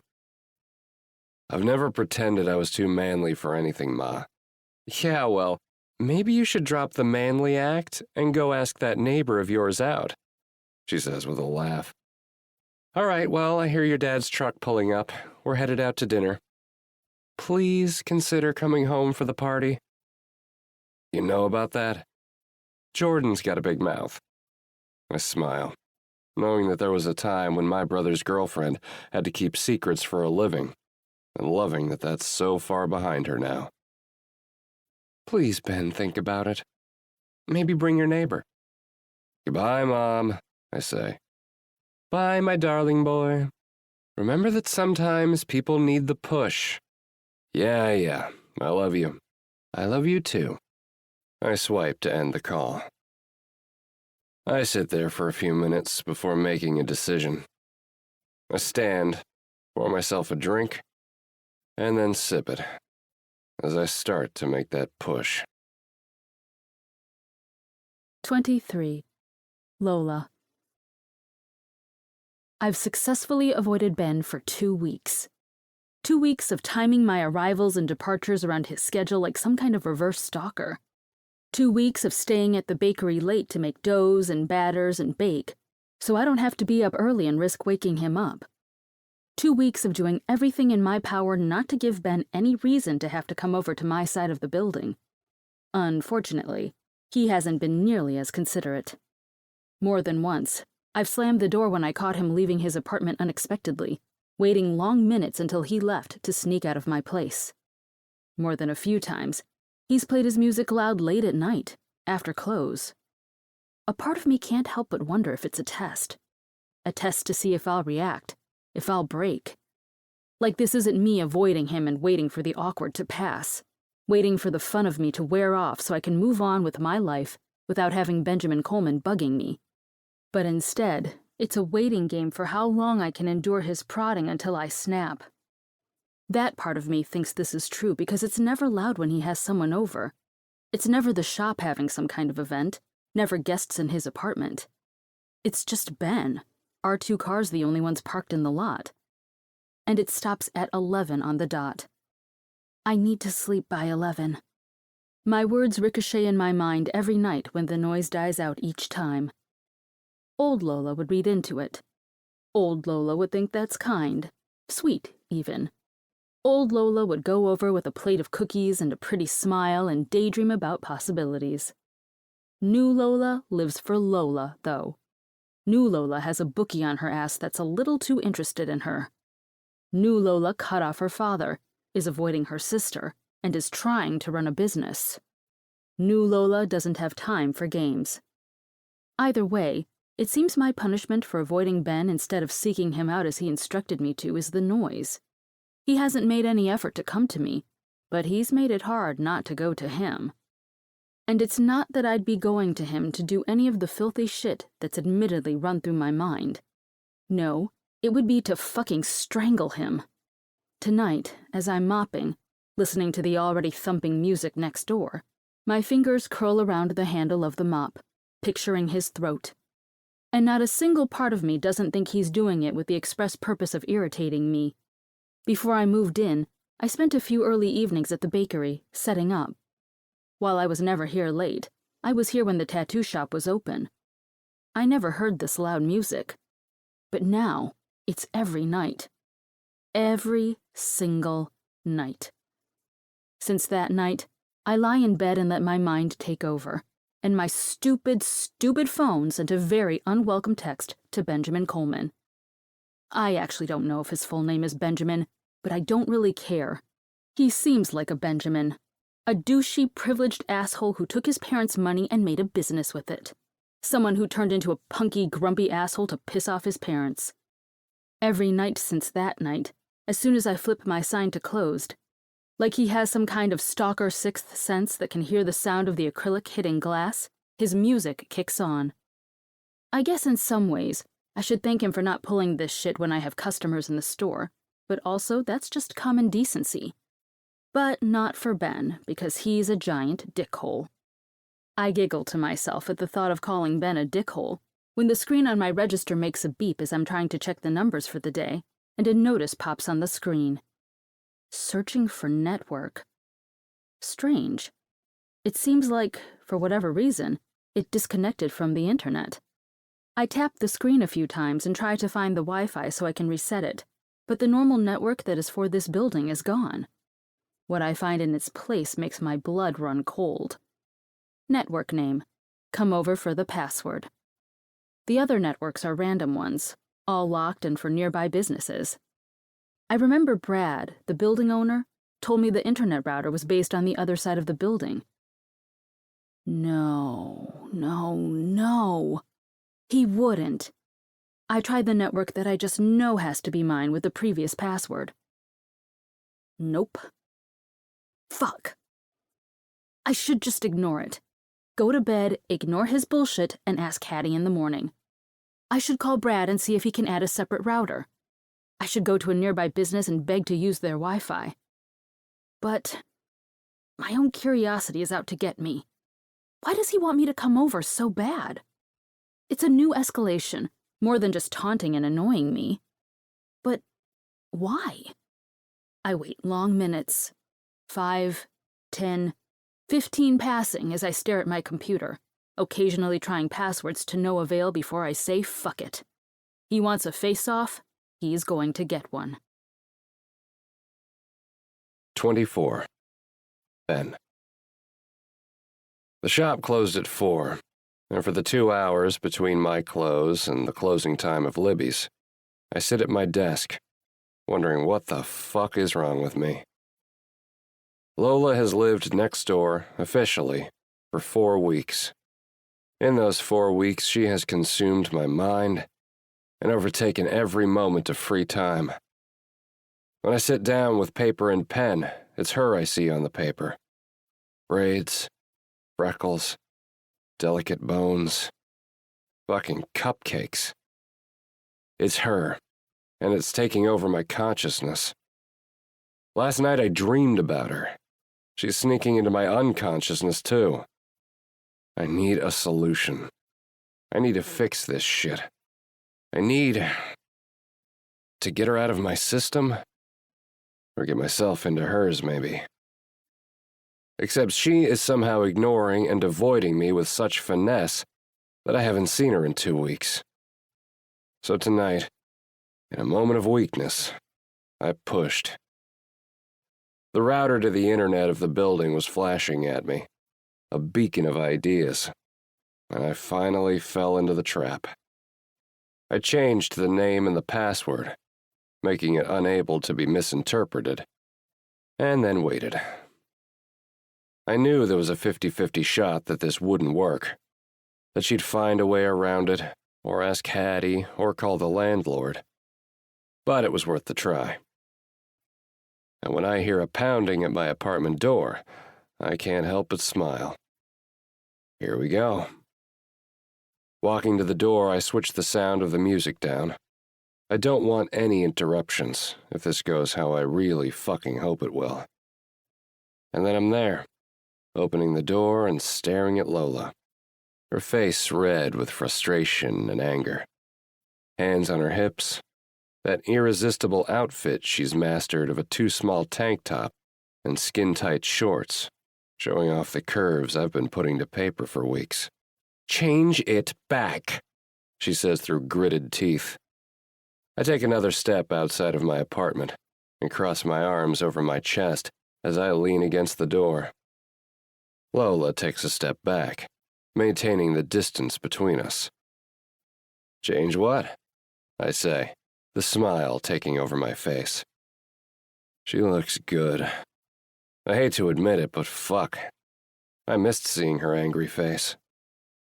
Or maybe I should man up and just start admitting it. Maybe that would make my life easier. I don't want to do this, Ben. Seriously? I'm exhausted. I've been up late every night thanks to your loud fucking music.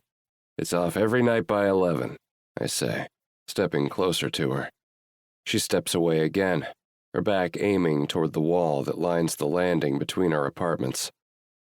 She licks her lips, her eyebrows coming together in confusion. 11? That's what you told me. You need the music off by 11. It's always off. No response. You also haven't come over to tell me to turn it down. Like that would have helped? I've tried that before, remember? But that was before, I say, stepping toward her again. Her back bumps the wall, and while I leave space between us, it's burning with tension. She feels it. I know she does. Before what? She says, her tongue dipping out to taste her lip. Fuck. Before this started. Before we started. There's no... I take a step closer to her, and while our bodies aren't touching, I can feel her heat.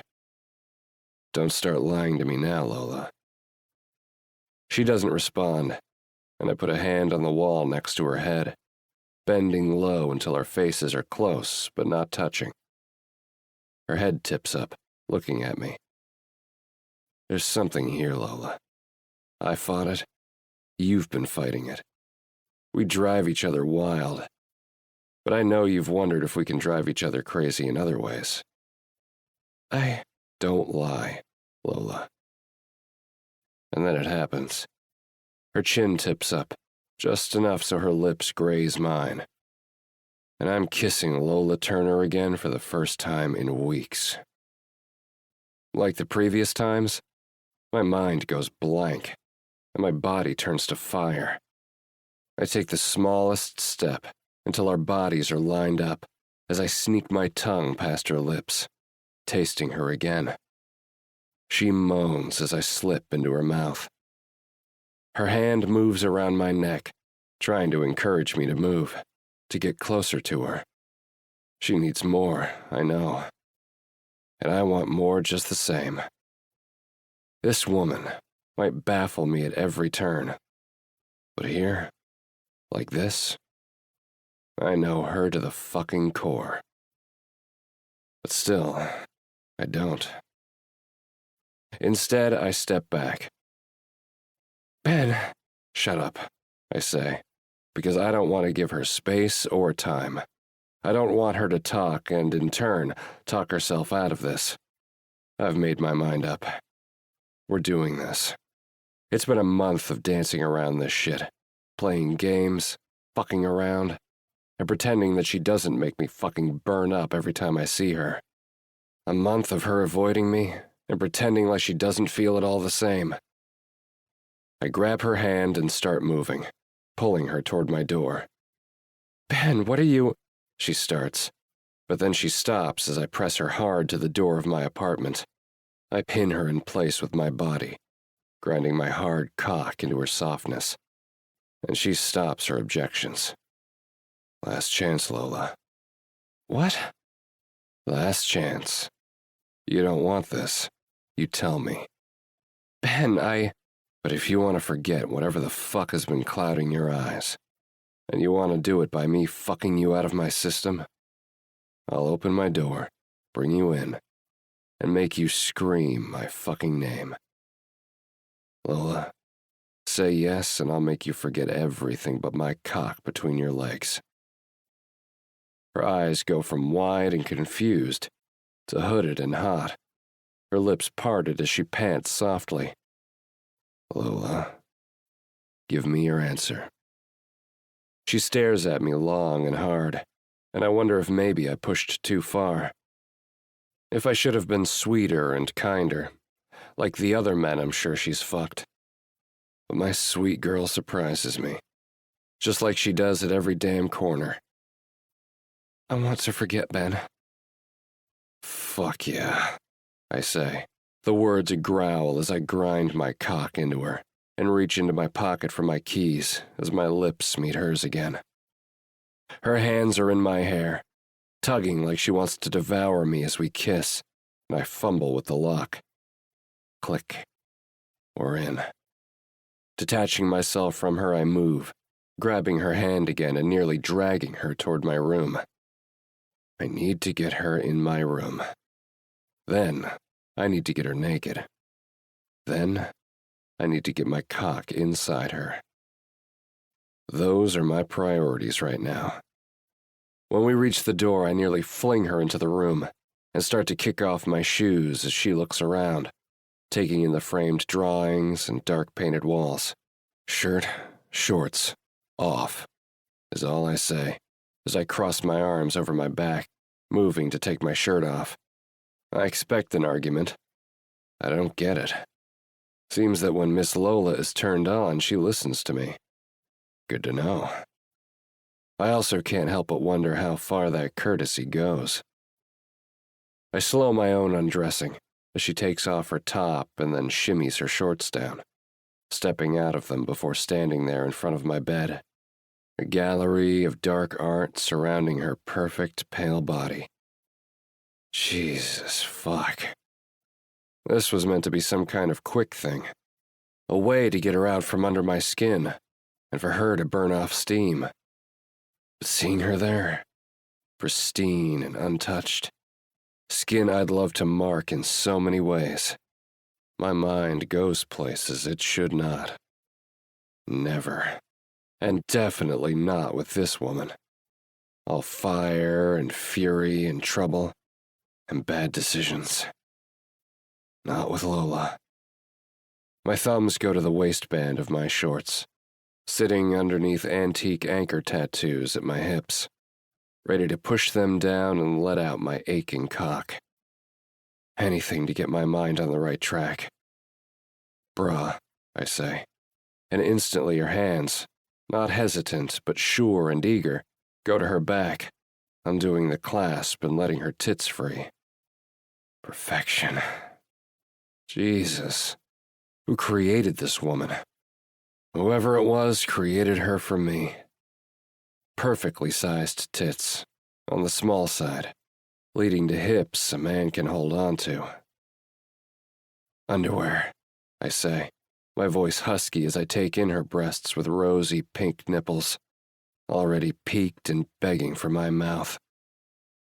Her hands go to her hips and begin to push down, but I want to savor this. If this is it, my one chance to get my fill of this woman, I'm taking it all.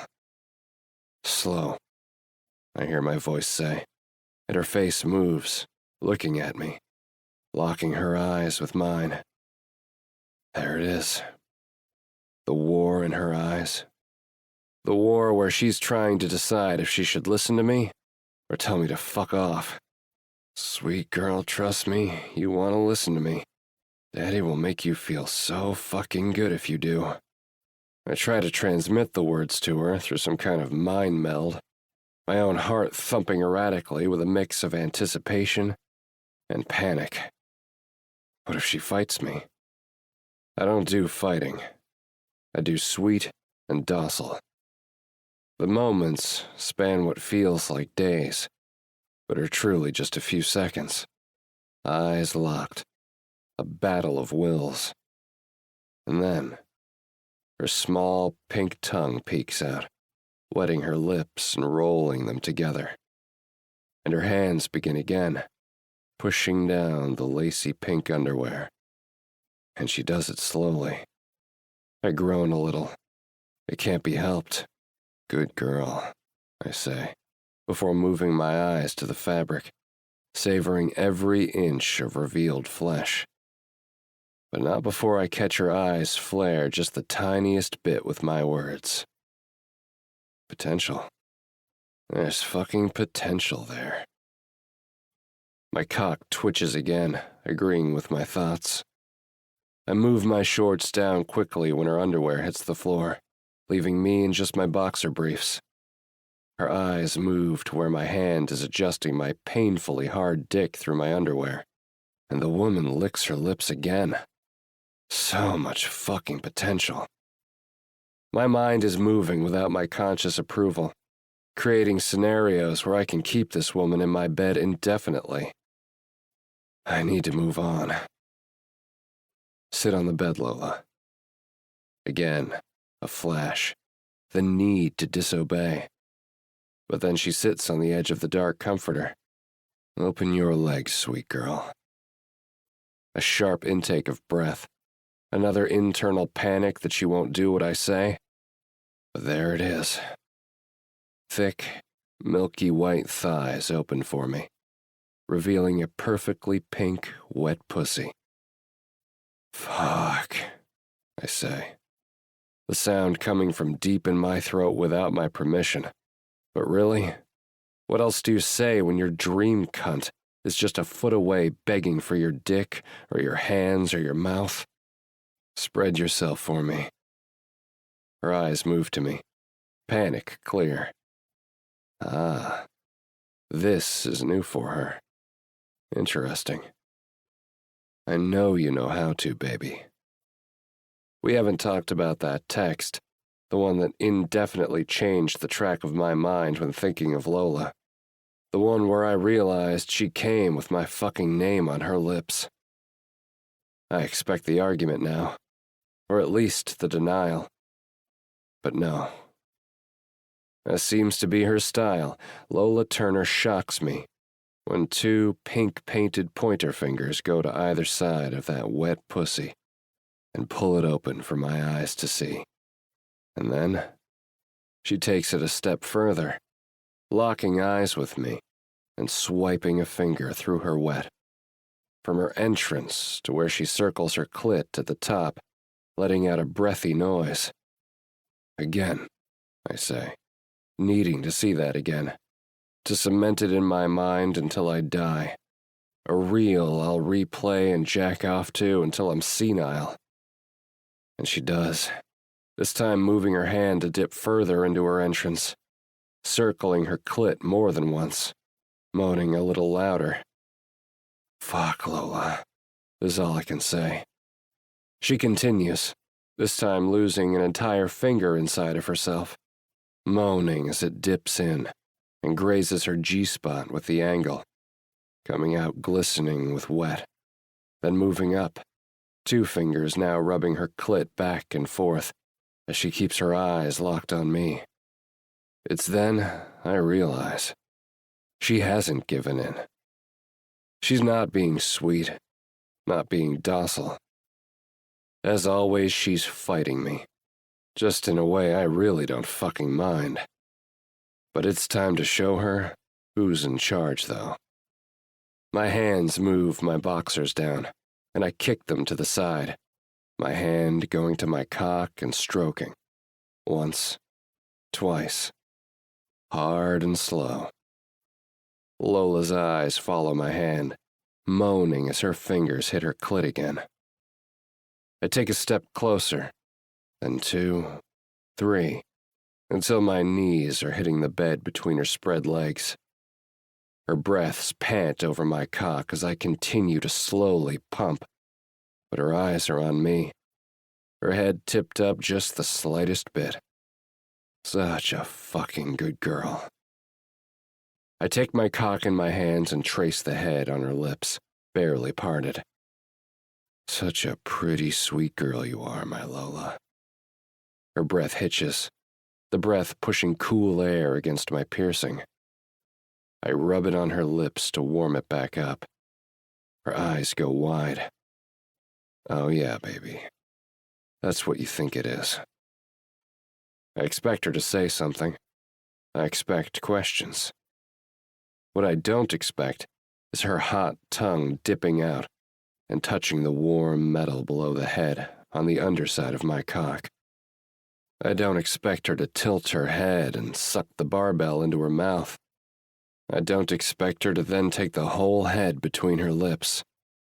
And I don't expect her to do this while her green eyes lock to mine, a mix of sex fiend and utter innocence burning there. Jesus fuck, Lola. I knew you'd be hungry for my cock, but this is better than I dreamed. She moans again, eyes going hooded and drifting shut. A tick in the pros column. Women can go either way when it comes to dirty talk. Lola likes it filthy. A wet noise has me looking down between us, past her pink lips wrapped around my cock, to where I can just barely see 3 fucking fingers buried in her cunt, her hips moving gently as she fucks herself. I step back, regretting it instantly as the cold air hits my wet dick, but move to kneel between her legs. No, don't stop, I say as she pauses, looking in her eyes before focusing back on those hands. One holding her thigh open, fingers denting the soft flesh there. The other fucking herself, wetness dripping. Fucking hell, Lola. Don't think I've seen anything prettier than you fucking your pretty pussy. Breath leaves her lips quickly, her lungs hitching. You taste as sweet as your cookies, don't you, baby? Her lips open again, breath coming fast, tits heaving with each breath as I dip my head forward, looking at her. Her fingers start to move, to leave. No, stay. I use one hand to show her, forcing her to press those fingers deeper. For good measure, I pull the hand out, then press it back in, helping her fuck herself. I could do this forever. But that clit is calling my name. Good girl. Just like that. You keep fucking yourself and Daddy will eat. Her breath hitches, but I'm already moving forward, already reaching my tongue out to taste her. Fucking heaven. Oh God, she moans, hips moving. Whether to get her fingers deeper or my face closer, I'm not sure. But she accomplishes both. My lips latch to her clit, sucking deep as her hips buck, her fingers moving just beneath my chin. My tongue comes out to lave her clit before moving, so the piercing on my tongue is pushing under her hood, rubbing the sensitive bud until she's screaming. The hand holding her thighs open moves, her leg wrapping around to hold me in place, as her hand goes into my hair, holding me in place. But I'm not leaving. No fucking way am I leaving until we get her to come together. And once we do, I'm going to fuck my sweet girl until she squeezes my dick and screams my fucking name. My hands go to her hips, pulling her deeper into my face, while her fingers move frantically, the words coming from her near inhuman. Until it happens. "Oh, fuck, Ben! Ben!" she shouts, grinding her fingers that are pumping frantically, her hand tightening in my hair, pulling me closer. I flatten my tongue on her clit and suck. "Fuck, I'm coming!" she shouts, the words loud enough that if Hattie were in the break room, she most definitely would hear it. But it's not her words that have me losing my fucking mind. It's the wet. The wet my mouth is lapping up as she screams and wails, riding her fingers and gripping my face to her cunt. I move my head back and forth, growling into her pussy as she gushes on my face, screams my name, and rides her fingers. The woman is a dream I need to be inside of. As her grip loosens on my hair, slowly letting go, her leg that she wrapped around my back to keep me close unraveling, I lick once more before sitting back on my heels. Looking up at her from my spot on the floor, her head is tipped to the ceiling, eyes closed, fingers still inside her. If I had a camera nearby, I'd take a photo. One day, maybe I'll draw this from memory and savor every moment. Her hair falling down her back, chest heaving, tits peaked, fingers in her pussy, wet spot making the comforter beneath her darker. Every part of it is a dream. "That good, sweet girl?" I ask, and my voice is hoarse as I do. Her eyes open and meet mine, hazy and hooded, and I feel my lips tip up in a half smile. "Yeah, it was good for you. That's just a taste, though. Now, be a good girl and turn around. Put your ass in the air." Those hooded green eyes look at me, registering my words, blinking. Again, I wonder if she's going to fight me. But once again, the surprise hits me when she just smiles, takes her fingers out of her pussy, and licks them clean, eyes locked on me. If she were mine, I'd punish her. If she were mine, I'd tell her she knows damn well that's my job. Something tells me that if she were mine, she'd do it anyway, the same smirk playing on her face. But then she's standing, unsteady on her feet, and turning to face my bed. And then she's kneeling on the edge of it, legs spread, hands on the mattress. I step back, taking in the scene. Her full ass on display. Her asshole begs for its own special treatment. Her pussy is already swollen and wet. Thick thighs end on the mattress. Her back arched, her head looking over her shoulder at me. An eyebrow raised in challenge. I stroke my cock, and then I step closer, lining my entire body with hers. Then I lean forward, my chest along her back, each vertebra beneath me as I put my mouth to her ear, sucking the lobe into my mouth, running my tongue along it. I'm about to ask her if she's on anything. I'm clean, and if she's covered, nothing can stop me from sliding into the wet cunt I've been dreaming about, for better or worse, for the better part of a month. And then, my fucking phone rings. Her body tenses. My body tenses. Deep down, I know we're fucked. And not in the way I thought we'd be a minute ago. Because I know I just lost her. I know when my phone continues to ring and I look down at her her face tilting to mine with a look like she just came out of a daze. Like she just came back to the land of the living. No, no, no. Oh, God. Oh, God, she murmurs under her breath, and I stand. Fuck, I say, because I know that's it. She's come back to reality, to her senses. Oh my God, we should have never. We almost. Lola, stop. I have to go. My phone is ringing, the sound vibrating in my mind like a mosquito that I wish would just fucking shut up. Lola is moving to her ass from the position I had her in, and her eyes are dazed, looking around the room, searching for her clothes. Where are my shorts? I need. Lola, stop, I say, grabbing her wrist. And that's it. The last straw.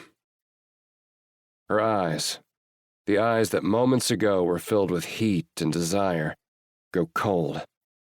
But beneath that, there's a hint of something more. Fear. I let go before she can pull away. Lola, we need to talk. Please change the Wi-Fi back, she says, her voice low and embarrassed, as she bends to put feet into the shorts that she found. Fuck. Lola! She looks up at me once more, snapping a bra behind her back. This was a mistake. I needed a distraction, so thanks for that. But I'm leaving now. And with her words, the phone stops ringing. The room's silent once again as her eyes meet mine. Later, Ben, she says, turning around, her shoes in hand, her shirt somehow having found its way to her body. And I watch her go. I watch her walk to the door, watch her unlock it, open the door, and step onto the landing. And when the door slams behind her, my phone beeps with a text. I glare over to the wretched thing that just ruined what should have been fucking amazing. My cock still hard despite the chaos of the last 2 minutes. Missed call from Tanner. New text from Tanner. Bro, stop avoiding me. You gotta come to Mom's party. Hat told Jordan you've got a new girl. Bring her too. I groan in frustration, acknowledging that even though my little brother is on the other side of the fucking state, he still has the ability to cock-block me. 25. Lola. The worst part of my new apartment is the roller coaster that is Ben Coleman. The best part about my new apartment is Hattie Jones, a roller coaster in and of herself. She's been over a few times to chat, to grab a coffee or a treat. And while she kind of terrifies me with her blatantly in-my-face friendship, something I've never experienced in a life of arranged friends and faked friendly acquaintances, it's been nice to have her here. A friend. It's new. At the risk of making myself sound like a lonely loser, I haven't had many of those, especially those who have zero interest in using my connection to further their own career. The downside of Hattie, she's nosy as can be, and now she's invested in the non-relationship between her best friend/boss and me. More than once, she's asked me what's going on with Ben and me, like she knows more than I've told her myself. Part of me wonders why Ben would tell her about what happened between us. The other part of me is dying to know what he told her and if that means anything. But new Lola doesn't dig and doesn't play into the games of annoying men, despite how they might make the butterflies in her belly flutter and her panties get just a little wet every time I think about those kisses. And the other kind of kiss he gave me. Regardless of my putting an end to my people-pleasing ways, I don't think there's a single human who can say no to Hattie when she has an idea. That's why I found myself out to lunch with her, the "We'll be back" sign on the bakery flipped as we both sit at the little oceanside bistro, a salad in front of me and chicken fingers in front of Hattie. I so wish I could have a drink right now, she says, eyeing some fabulous-looking blue drink in a tall glass that's being delivered to a tourist. I follow the drink to its destination, An exhausted-looking mother sitting at a table with a crew of sunburned kids, and an equally exhausted-looking father. I think she needs it more, I say with a laugh. Yeah, well, I've been dealing with a very grumpy Ben. It takes all that I have to tame the muscles in my face at her words. Her eyes are locked on me, taking in every small movement like she might replay the tape later and dissect it against some kind of body language manual. Isn't he always grumpy? I ask, uninterested, stabbing at a grape tomato. It slips from the tines, rolling to the other side of the plate as I chase it with my fork, trying to avoid Hattie's burning gaze. Yes. She's feeling me out, deciding what else to say. Except he seems exceptionally grumpy the past, say, 2-3 weeks. My fork hits the tomato, popping it and causing it to explode on my shirt. Shit! I shout, the mom in the corner glaring at my outburst as I start to dab at tomato goo. Hattie instantly starts laughing. Oh my God, something did happen, didn't it? She asks in a squeal, leaning back in her seat and clapping. Yes, the woman starts clapping, laughing maniacally like an insane person. I don't know what you're talking about, I say in denial, blotting at my shirt in an attempt to get the sticky tomato off of me and also avoid this conversation altogether. I like Hattie. I can definitely see her being a great friend, but I don't know how eager I am to dish about messing around with her boss. Shut up. You've been holed up in that bakery for weeks, conveniently never coming out when Ben is around. Never coming over to bring cookies or cupcakes. I need to come to you, which is not a hardship, but before you brought over peace offerings and fucked with Ben's head. It was fun to watch. Now he's pissy as fuck and you're nowhere to be seen. It's been 9 days since Ben pulled me into his apartment and made me come on his bed, his phone the only thing stopping us from going further, and I've doubled down on my avoidance tactics. He's been crankier than normal? I ask. But as the words leave my mouth, I realize my mistake. I showed interest. Hattie latches on. Yes, he has. Her smile grows. You wouldn't know anything about that, would you? I stare at her. She stares at me. I spend the next 30 seconds trying to decide the likelihood of her dropping the subject. It seems very, very slim. We kissed. Oh my God, I knew it, she shouts, hand-slapping the table as her head tips back to the sky. Her straight bob moves with her head shaking. Hattie, shut up. I can't. Not until I get the details. What happened? When? How? I stare at her and realize there's no way out of this. She is going to dig at this until I give in. 2-3 weeks ago, I say under my breath. Another screech, drawing attention. Details! I need details. What? No. God, no. I need details, woman. If you want details about how your boss kisses so bad, why don't you just hook up with him? The words roll off my tongue. She stares at me, mouth open, eyes wide. Jesus, what is wrong with me? God, Hattie, I'm so sorry. That was way out of... And then Hattie starts laughing again, this time even more maniacally, tears streaming from the corners of her eyes. Any remaining gazes that weren't already locked on us move in our direction. Me? And Ben? Oh, honey, no. No. I continue to stare. Never in a million years would you catch me with that man. Okay, well, that kind of stung. It's not like he's hard to look at, I say, eyes moving to my food and voice low. Embarrassed, I realize. Because despite how much I hate to admit it, there's not a fucking molecule in my body that isn't attracted to Ben. And someone questioning my taste to this degree? Well, oh, he's good-looking, that's for sure. You've caught a hottie, babe. I haven't, you have. You both are just too fucking stubborn to admit it. She takes a napkin and dabs at her eyes, and I make a mental note to ask what kind of mascara and eyeliner she uses, because the thick layer doesn't even budge.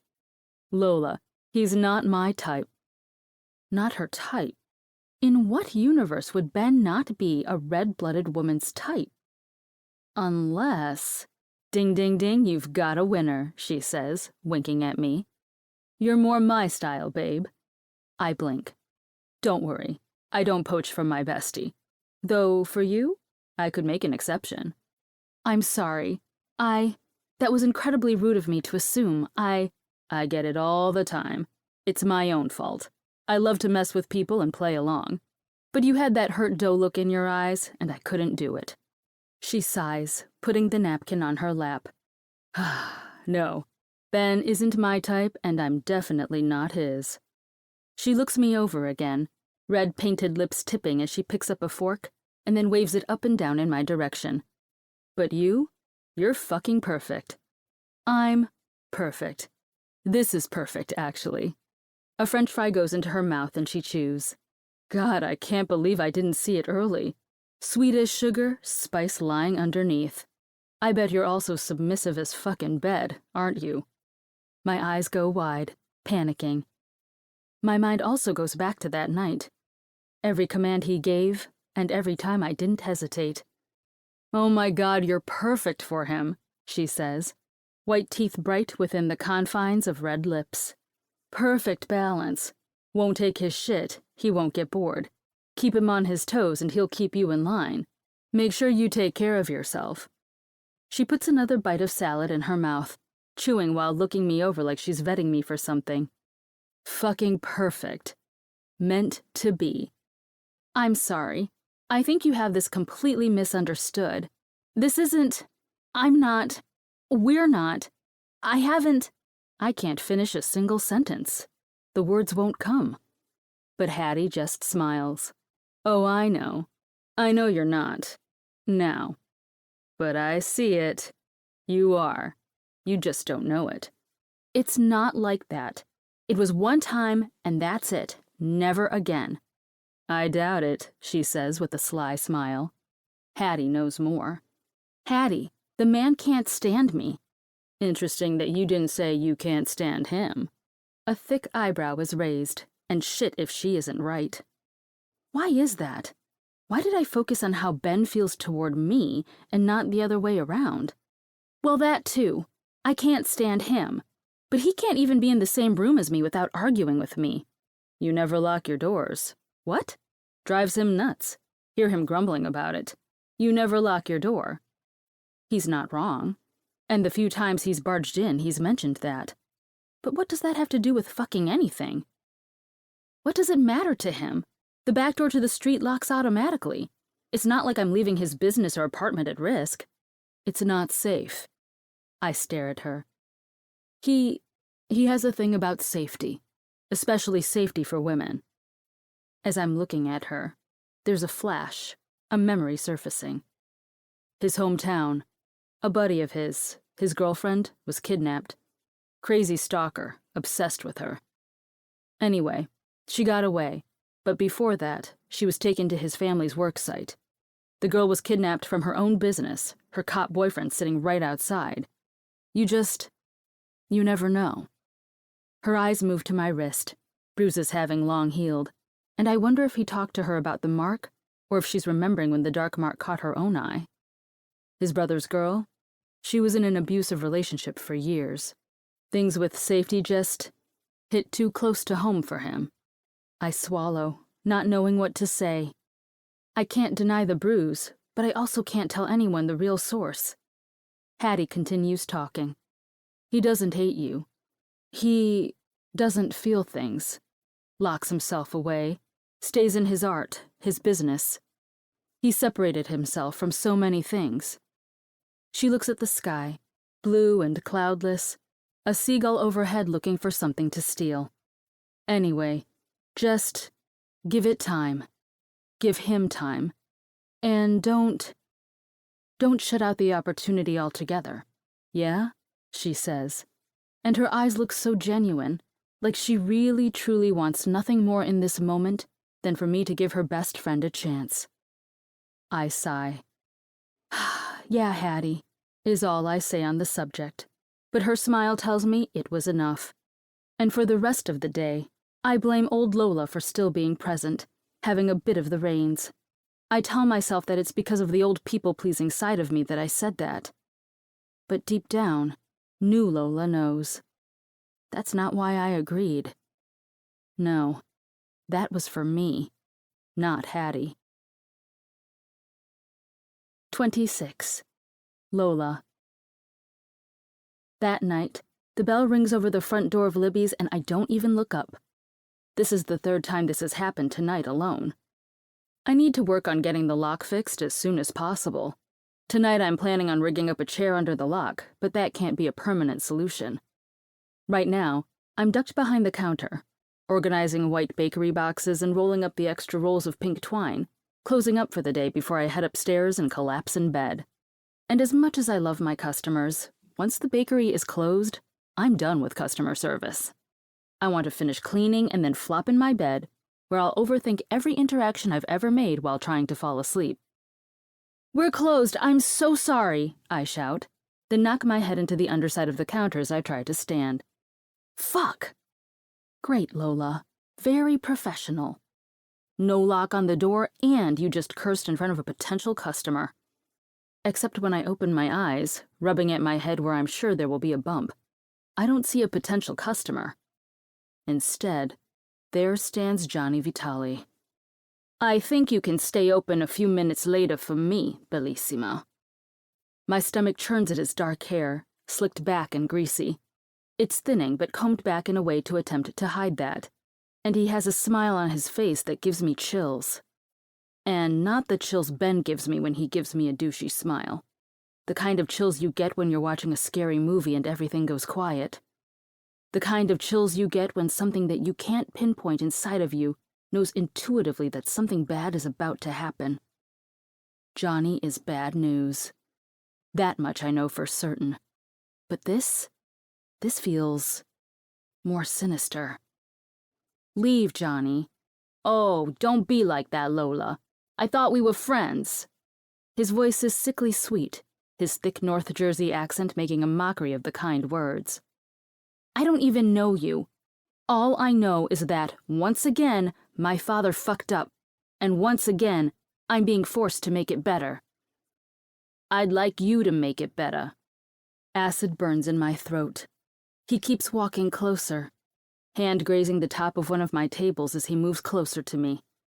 "You talked to your father recently?" he asks, a smile playing on his lips, a thick eyebrow raised. This is a game for him. A sick and twisted game to pull me into this shit. My stomach drops. New me might be putting myself first and saying fuck it to everyone else, but old me? She knows what this means.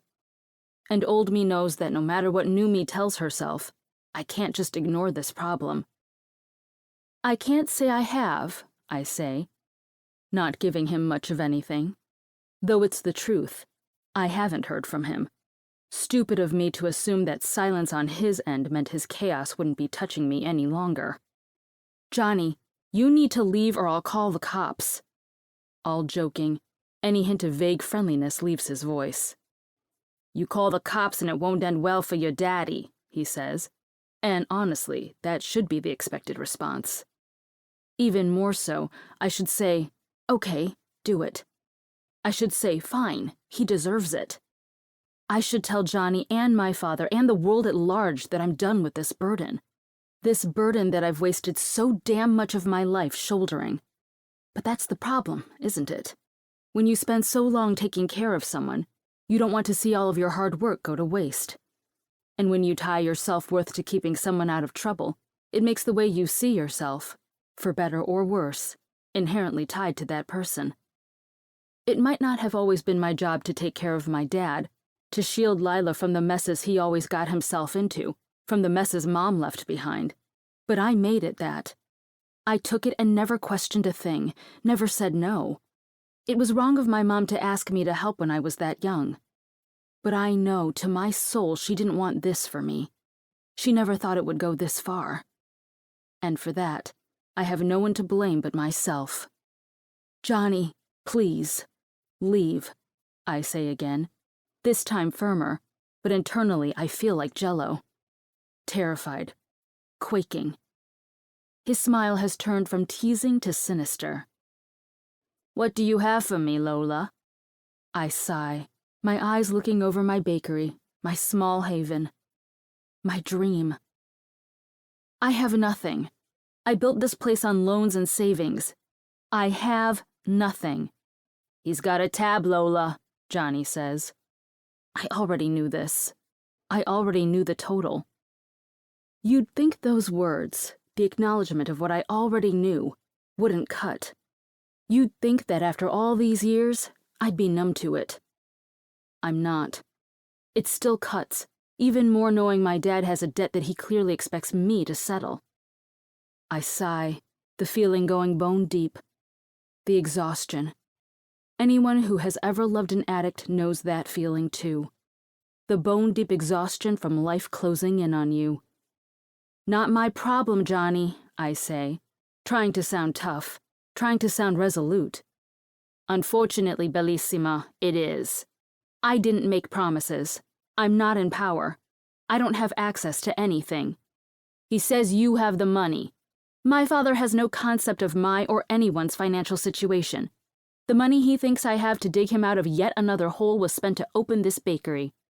It's not going to be good for him if he doesn't get this sorted. Why do you keep letting this happen? You know damn well he doesn't have the fucking money. And he can't pull any more favors without raising the alarm. Not in the business of telling people how to live their lives. Can't you blacklist him or something? If we blacklisted every gambler, Lola, we wouldn't have a business at all. I guess that makes sense. I don't like it, but the logic is there. Look, I hate to bother a pretty thing like you. Visiting isn't a hardship, seeing you in your cute little uniform with your sweet braids. But it's a long drive to the shore. I have real work to do. I gave you an extra week because I didn't want to come down, but now it's getting a little out of hand. The bile burns when he calls me a pretty little thing. I sigh, trying to seem like I'm annoyed but not scared. Never show you're scared, not to a man like this. I have some, not all. Since his last visit, I begrudgingly created an envelope, skimming some of the cash each day just in case. In case I was cornered, just like this. Because I guess even though I left this in my father's court, I knew. A sad part of me knew he wouldn't handle it, and I'd be left to pick up the pieces. He's not gonna be happy. Well, he's gonna have to make do. I just opened this place. That's not Mr. Carluccio's problem. It shouldn't be mine. Your father gave Carmelo Carluccio your word, and he expects you to keep it. Carmelo Carluccio, the head of the Carluccio crime family. For the rest of the state, the rest of the world even, the Carluccios are a mix of a tabloid story filled with truths and lies. Something to gossip about at a ballgame, but not too loud for the wrong person to hear. They're what movies and books are written around, exaggerated and glamorized versions of the same story.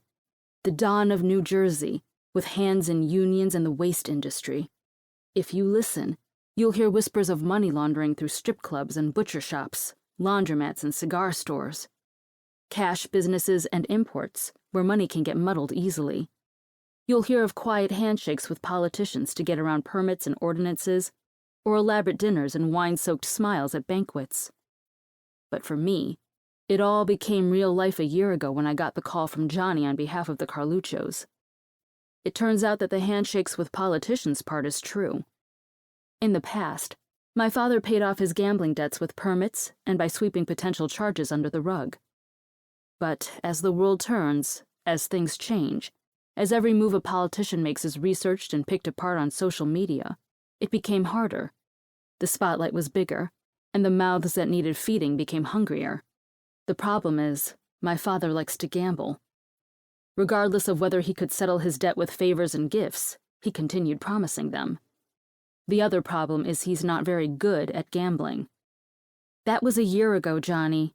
Years ago or days ago. That's how this business works, sweetheart. Sorry to tell you. You put your neck out once and you're attached to the debt. I stare at him, wondering how much more of my life will be spent paying for my father's mistakes. Am I forever doomed to fear the worst and never to grow? As always, when it comes to issues with my father, my mother's last words come back to me. Please take care of your father. He's going to need you once I'm gone. I know it's not fair, but you have to do it for the family. Don't let it touch Lila, Lola. She'll get dragged in deep. Lila. I always held to that, making sure Dad's shit never touched her. God, what a fucking mess this all is. I can't do this forever. I can't keep doing this, I say, speaking to myself but also Johnny. I need an out. Once this is done, once we settle this, I need to end it. I can't do this forever. I need to make it known that my father can no longer do this. Johnny smiles. The look is devious, dangerous, evil. You know, I could work on that. Talk to Com. See what I could do. I'm reaching into my bag and grabbing for my wallet where I have the cash I pulled for this reason, but I pause. I pause because those words don't sound right. They sound off. The meaning of them doesn't sit right. It's never that simple. He takes a step closer, moving toward the open area between the customer area and behind the register. His eyes are roaming my body as blood is draining from my face. This is so not good.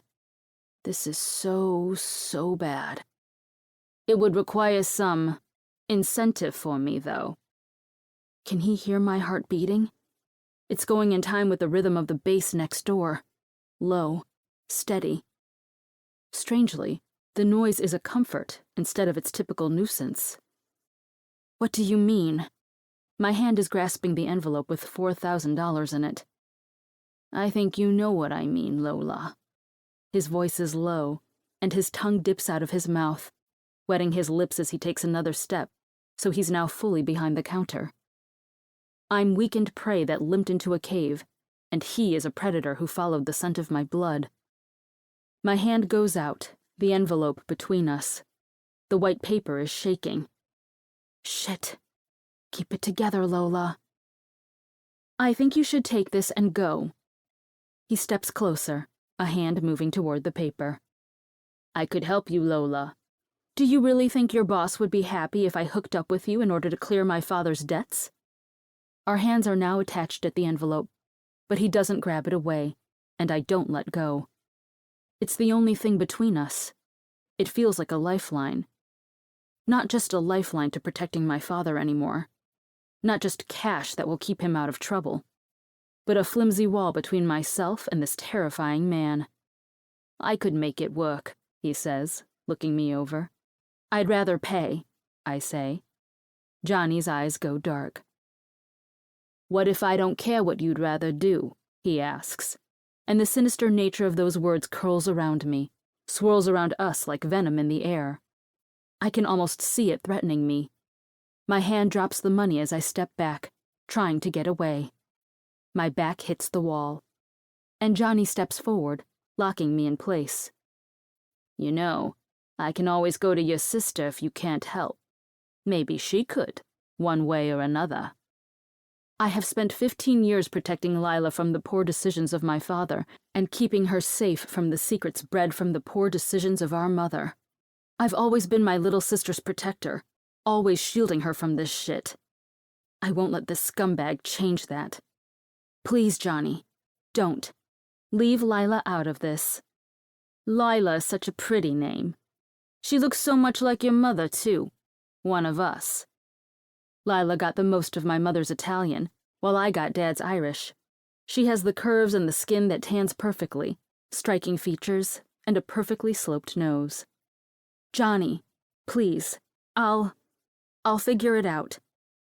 I take a deep breath, thinking. Give me a week.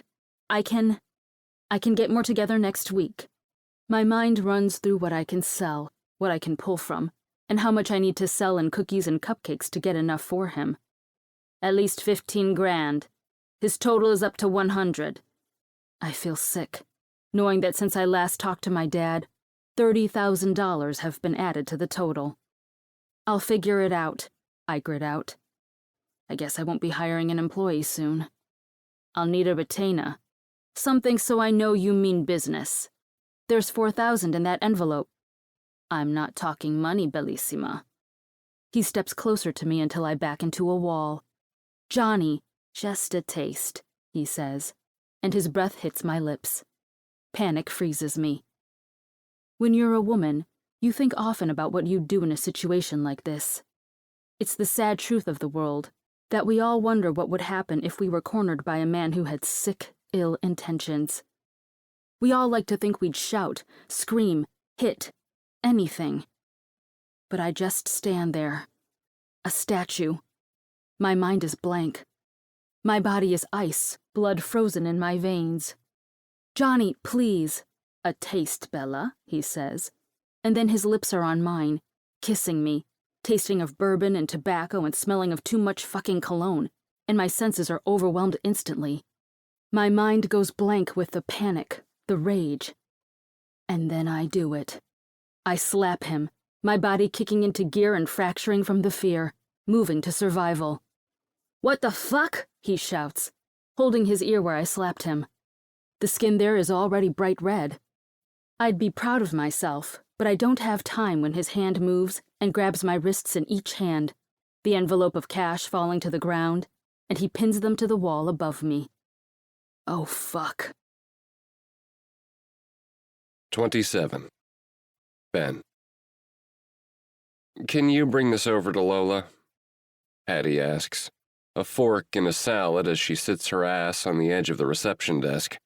Her hand lifts a stack of envelopes and a rubber band. I ignore what's in her hand. "Is that sanitary? Eating? Sitting on the desk? Are you going to tattoo someone on the reception desk?" she asks, a single penciled eyebrow raised. I roll my eyes. Testy, Mr. Coleman." I ignore her. "Seems every time I bring up our sweet neighbor, you get grumpy. Or should I say grumpier?"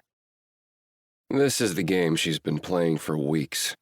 Mentioning Lola, waiting for my reaction, and then reacting to that. Normally, I would just ignore her. But Lola herself has been ignoring me for nearly 2 weeks. I haven't seen her in the hall, haven't run into her on the boardwalk, and she sure as fuck hasn't been bringing me any cookies. And it's driving me insane. As much as this woman drives me crazy, I've been enjoying our banter. The back and forth, the frustration, the rush I get when she's around. That being said, I'm not sure why every time Hattie brings up Lola, I feel the need to argue and change the subject. But here we are. "Yes, you do," the voice in my head whispers. "It has a lot to do with the way she looked sitting on your bed with her fingers in her pussy, coming with your name on her lips. The way she left you unsatisfied, stammering that it was a mistake. The way you assumed that once she cooled down, she'd see reason and come find you, but still hasn't. That one really got to you." The voice reminds me, because it's not wrong. I thought after that kiss she'd seek me out. I thought she'd have felt it too. I mentally flip off the little voice. It's also the reason you've done everything in your power this week to piss her off enough to get her to come over and bitch at you. This time I flick the little voice, which sounds annoyingly like my little brother Tanner, and answer Hattie. "Fuck off." "So can you?" "Can I what?" "Can you bring over these to Lola? It's mail. Hers keeps getting dropped off here." I look at the stack again. Sure enough, the envelopes have Libby's Bakery as the recipient. "Why would I do that?" Her eyebrows meet in the middle. Because they aren't ours, and she might need them, and I'm pretty sure it's illegal to keep someone else's mail." "Aren't you friends with her? Couldn't you bring it over to her? You're there all the time. And I don't want to see the temptation that is Lola." "I've got a client coming soon." "So do I say. I know it's pointless to hope that she doesn't know the truth, but I know you can't read through the sound of your fucking booming music, which, just to tell you, I know you're doing it to piss off a neighbor. It's also starting to get on my nerves too, but you can still read your schedule and see you don't have any appointments for an hour." She's right, of course. "Come on, Hattie. Can't you just go over and hand them to her? Or bring it the next time you see her?" She shakes her head, her hair moving with it in a pin-straight curtain. Nope, it's illegal to withhold mail. And I have a piercing coming in... The bell above the door rings. Oh, look, there she is. I turn, expecting to see Lola finally here to bitch me out. My heart skips.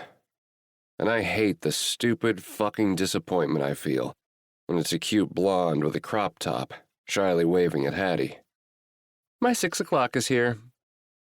The guest looks me over, giving me a head-to-toe that tells me she's the kind of sweet who would love to give dark and dangerous a chance. Her type isn't uncommon in my line of work. Women who will eventually go on to marry accountants and pop out the perfect 2.5 kids, thinking they might want to give the broody tattoo artist a try. Not my type.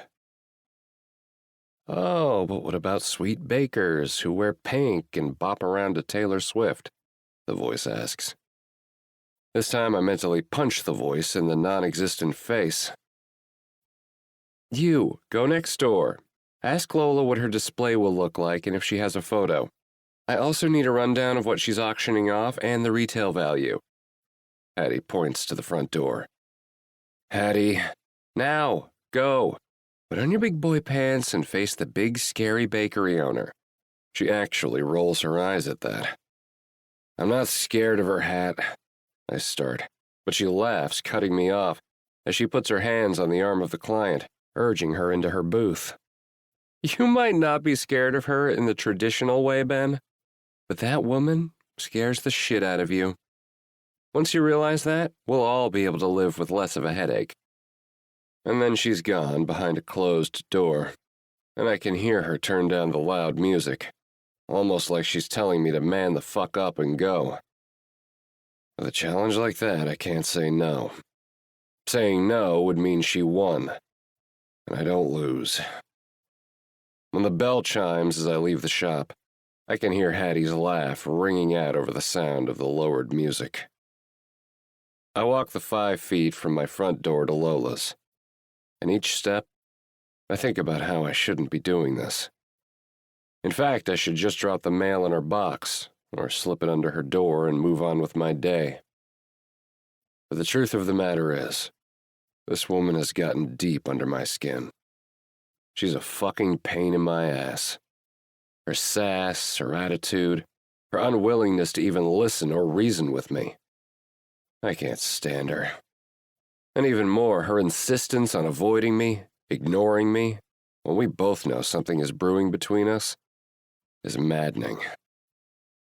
After I changed the Wi-Fi and we had what we did together, I knew I was fucked. That ignoring her and ignoring my dick wouldn't get her out of my system. But she's been incredibly successful at ignoring me since that day. Still, something about her has my mind stuck on the way her ass looks in those little shorts, the way her apron strings cinch her waist, the way she moaned my name, the way she came with my name on her lips, the way she pulled the head of my cock into her mouth, and of course the way she can bake a hell of a fucking cookie. Is it normal for your dick to be connected to tastes? There's no universe where the thought of a chocolate chip cookie should get my dick hard. No, but the memory of her hair tousled, chest heaving, standing in her front doorway does. That glazed look stuck around in her eyes, even after she realized her mistake of texting me when she was fucking coming. Coming, saying my name, even when I wasn't around. And the memory of seeing that in person, my fingers sliding deep into that wet pussy, my tattooed hands on her thick hips, the way she was ready to take me. Fuck, I think I'll be jacking off to that memory until I die. I shake my head as I reach for the front door. A bad place to be. A man's mind could stay on that thought forever. The thought of sweet, giggly Lola coming with his name on her lips. Fuck. I adjust myself as I open the door. It should be locked. The bakery is technically closed right now. She still hasn't fixed the lock. This woman is a fucking mess. But that thought isn't what has my body stopping. Frozen like a bucket of ice was dumped over my head. It's the sound of a smack, then a man's voice screaming, "What the fuck?" And as I enter the bakery quickly, on red alert, it's the sight of Johnny Vitale pinning one of Lola's hands above her head, a white envelope on the floor next to her, and fear on her face. Johnny Vitale, the right-hand man to Carmelo Carluccio. Everyone on the East Coast knows the Carluccio family, and their soldiers, especially if you're one of the tattoo shops the men get their loyalty pieces at. It all becomes clear. The stress, the bakery, her telling me this place needs to work. She has a loan with the Carluccios. It all makes sense. She's right. She didn't use Daddy's money to build her business. No, she just used his connections to get herself in a fucking dangerous position. A part of me is disappointed in her. For the past few weeks, guilt has started to eat at me. I targeted her wrong.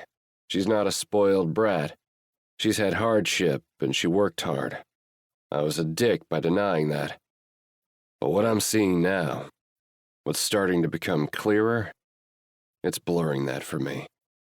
But it's the look of fear on Lola's face that has it all melting.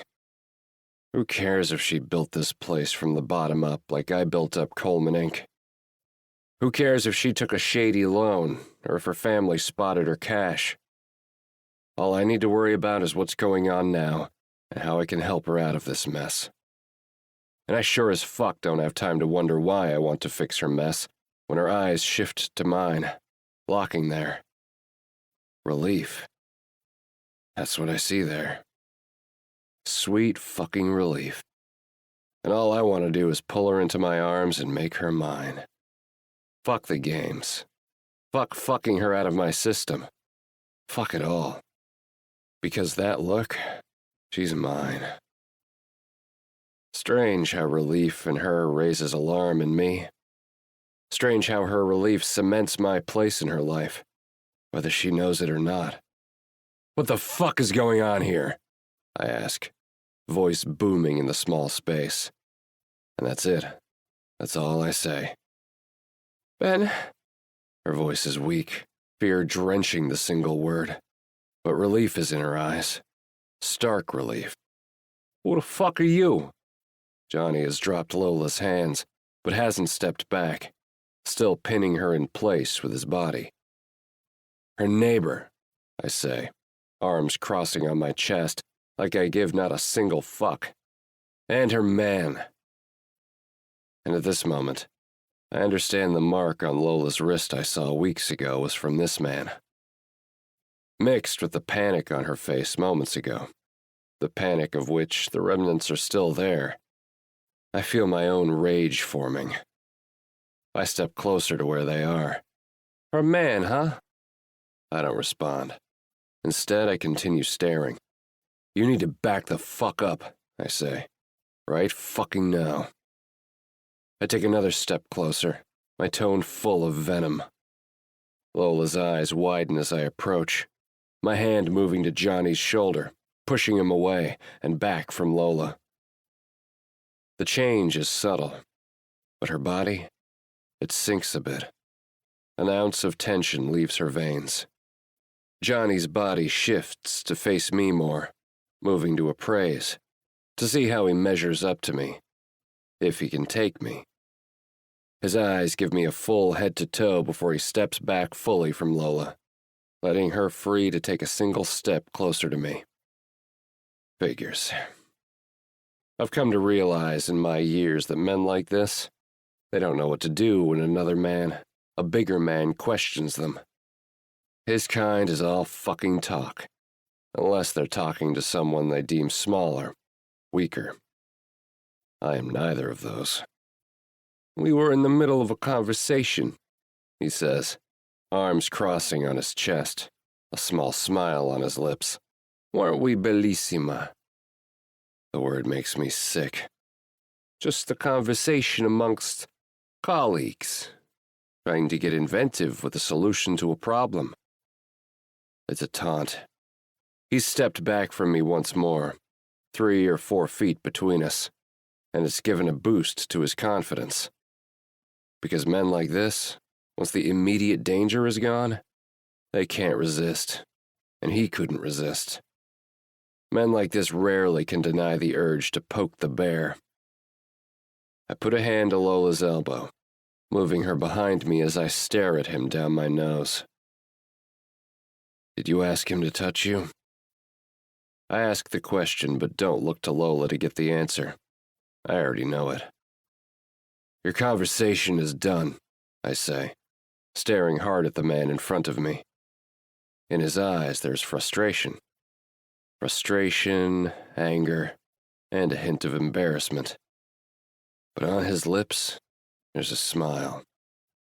And I see why when his hand moves out, reaching for my girl, reaching for Lola. Her body tenses, not fully behind me yet. An instinct takes over. I can't help it. My own hand reaches out, grabbing his and twisting so it's behind his back. My body moves quick, pinning him to the wall where minutes before he had Lola locked in. Doesn't feel so good, does it now? You even think about putting your hands on her again? We're going to have problems. He tries to push back, to remove himself, possibly fight back. But it's clear that he's not used to being in this position.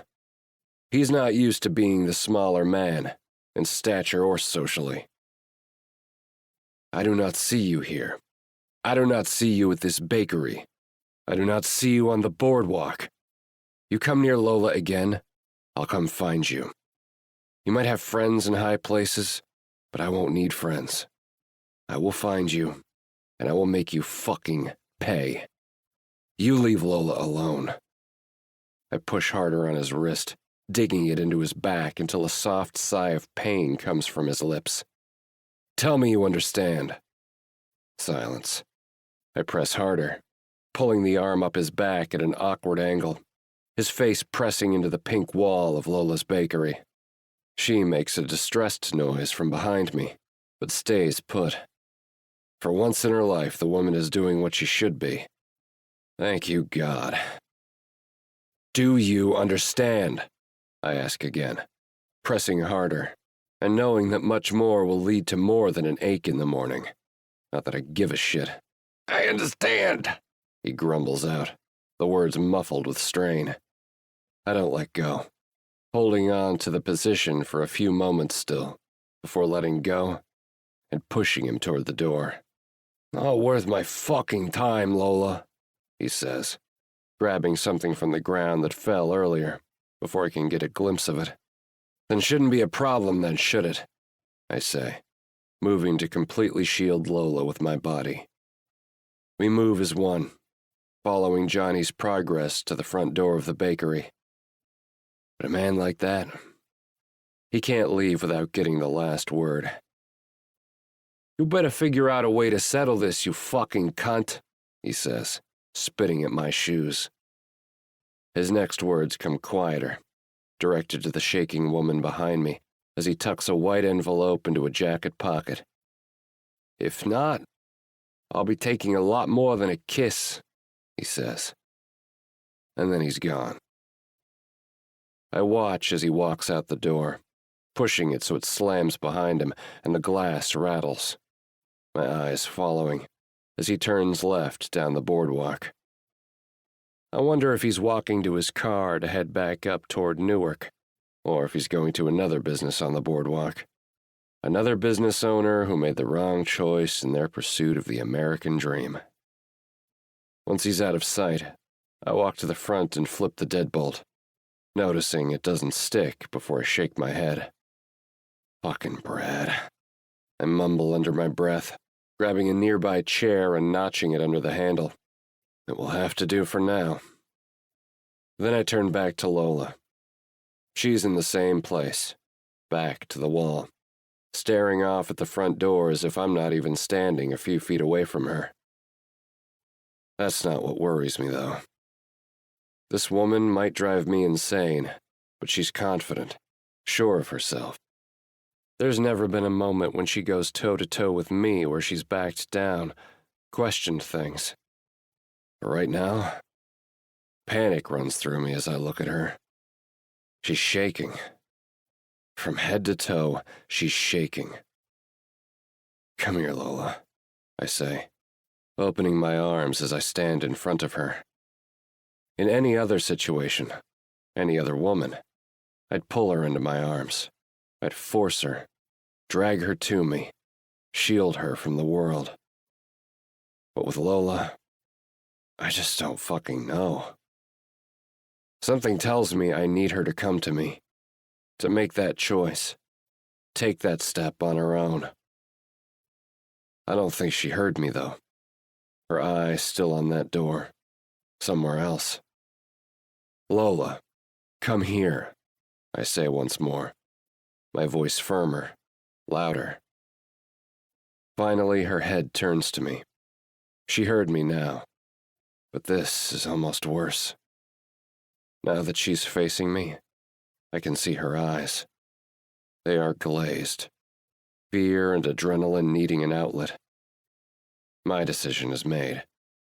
"Now," I say, my voice demanding. I'm hoping she doesn't hear the slight shake to it, the sound of uncertainty. Because seeing her, this strong, petulant, annoying as fuck woman, broken and shaken like this, is killing me. But then it happens. I'm not sure what I expected with my demand, but it wasn't this. It wasn't her doing just as I asked. It wasn't her moving the 4 steps until she's right in my arms, where I can wrap them around her, the top of her head nestling right under my chin. She's tall. I knew this, of course, but having her here in my arms without some kind of argument or build-up before is nice. She fits. Most women, they hit my chest and I have to bend to hold them, to kiss them. Not Lola. I breathe in her hair. Brown sugar and vanilla. The smell that wafts up to my apartment every fucking morning. The scent that haunts me, day in and day out. "You okay?" I ask into her hair. As always, she surprises me. "I'm fine," she says, despite the shaking. It's lessened, but her body still moves, wrapped in mine. It's not the words that shock me. It's the voice. It's not fear laced in her words. It's anger. Lola is mad. Why on earth would she be fucking mad? She got in bed with the Carluccios. Clearly she had them help her build this place, and she bit off more than she could chew. What did she expect would happen? That they'd be sweet Girl Scouts calling her on the phone to politely request their payments? "No, you aren't," I say, because she's not. Angry or scared or any other emotion, Lola is not okay. "What do you know?" That anger is turning to me, directing itself from the situation she's found herself into the only person in reach to catch the hit. "That's fine, baby. I'll be your punching bag. I know that you're shaking and white as a sheet.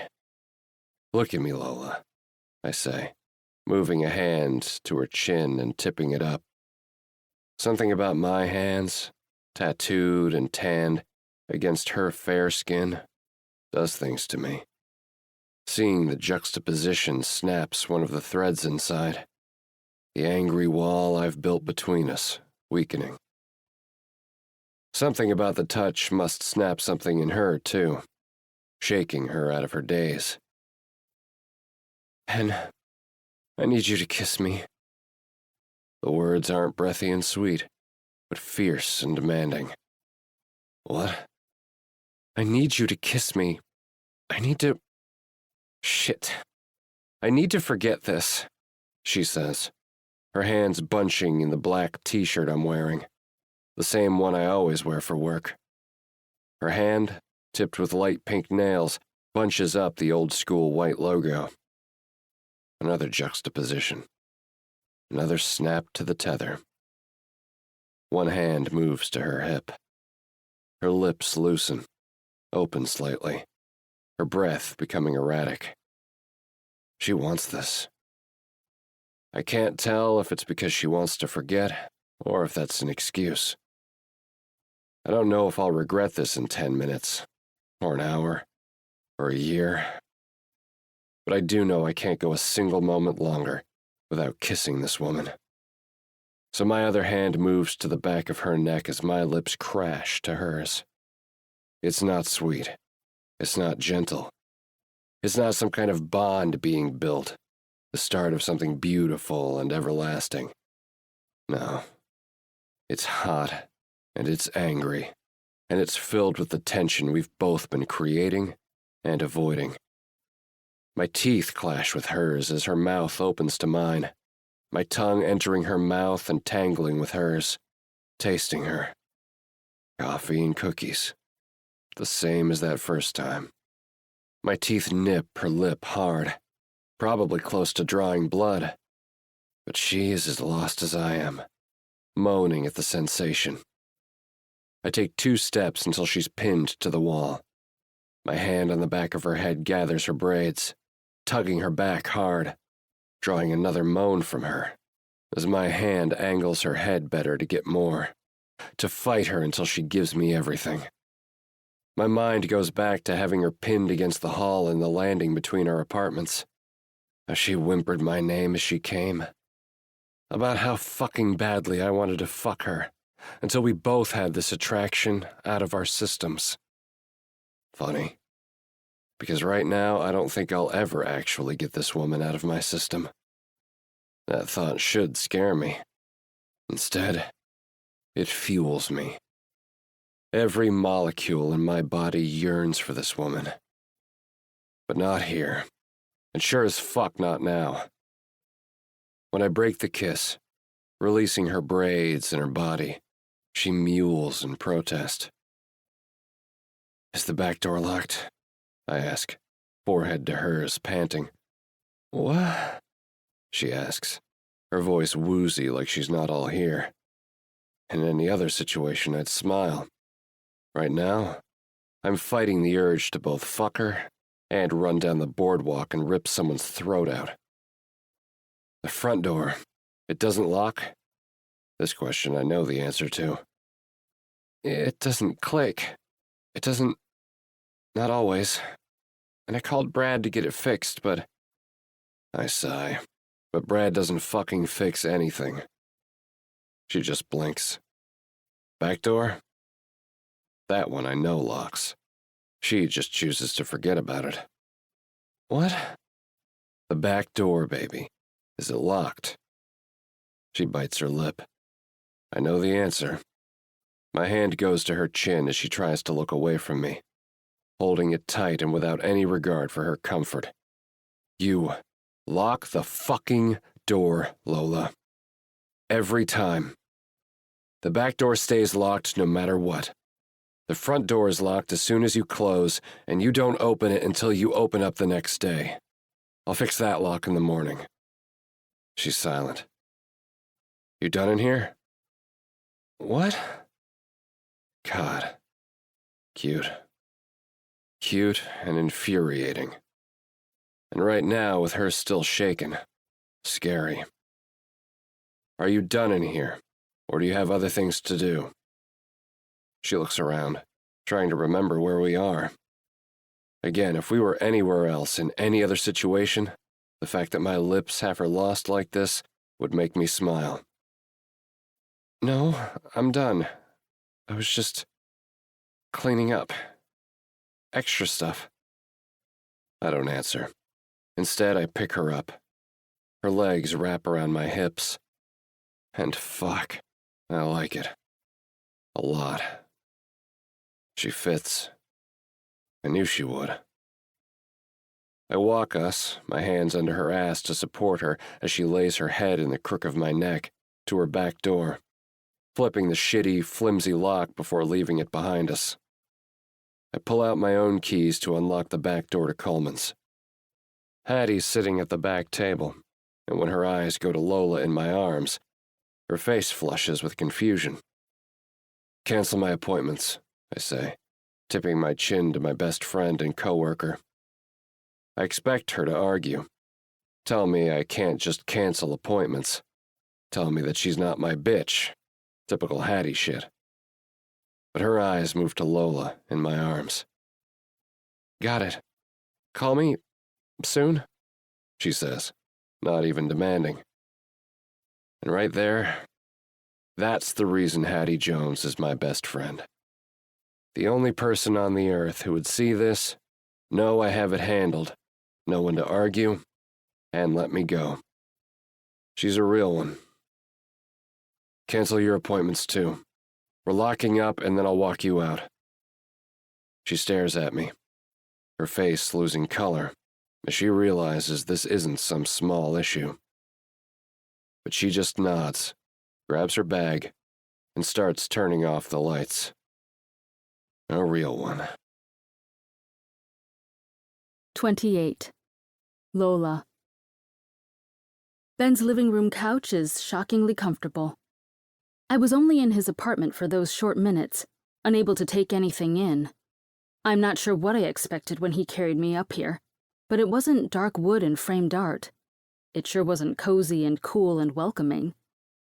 I guess I would have expected a frat house vibe, pull-out couches for beds and dirty socks strewn about.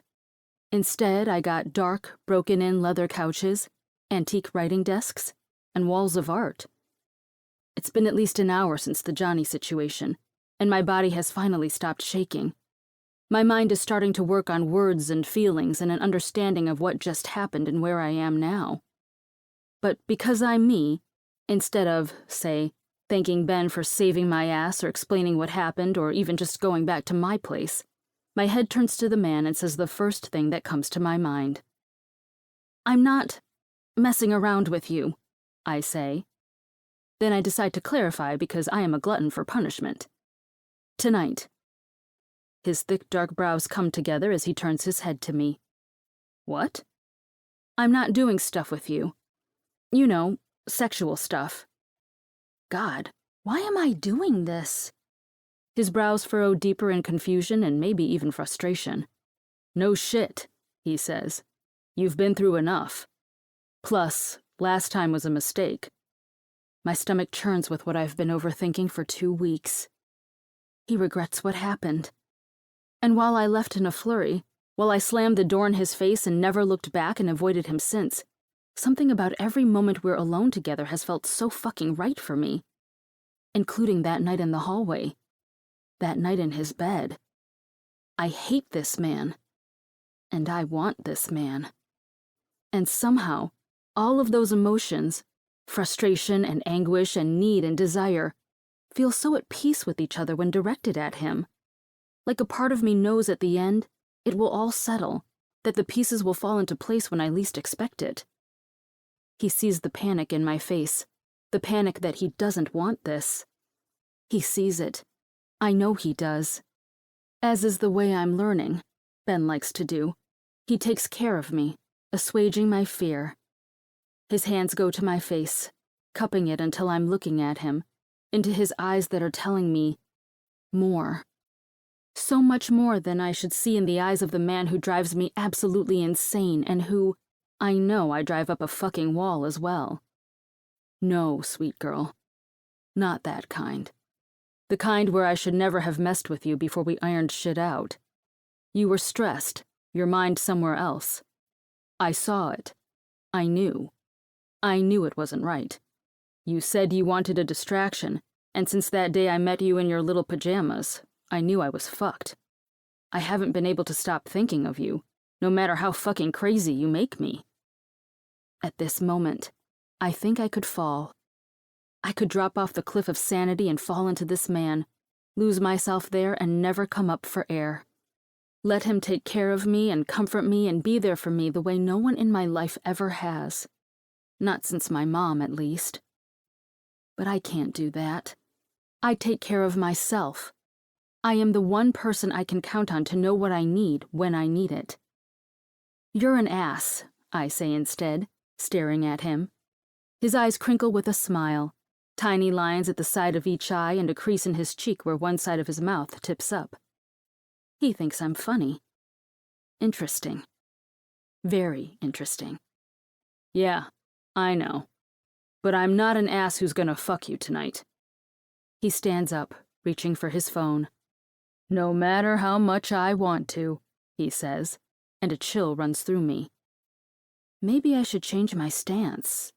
You haven't eaten yet, I assume? I shake my head. Pizza good? He starts to scroll before looking at me. My stomach growls at the thought. Another smile, more crinkles, more belly flipping. I'll order from 3 Brothers, have them bring it down.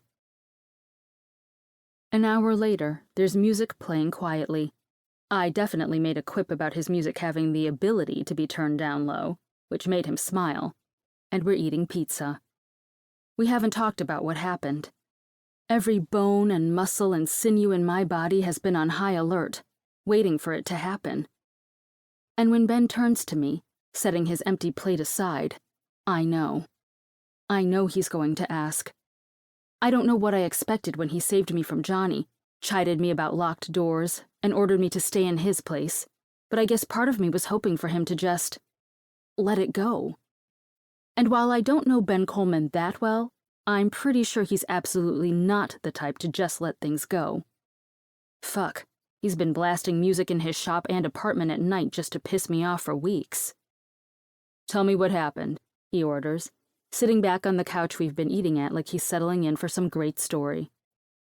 I really don't want to, I say, picking at the crust of my pizza. Too bad.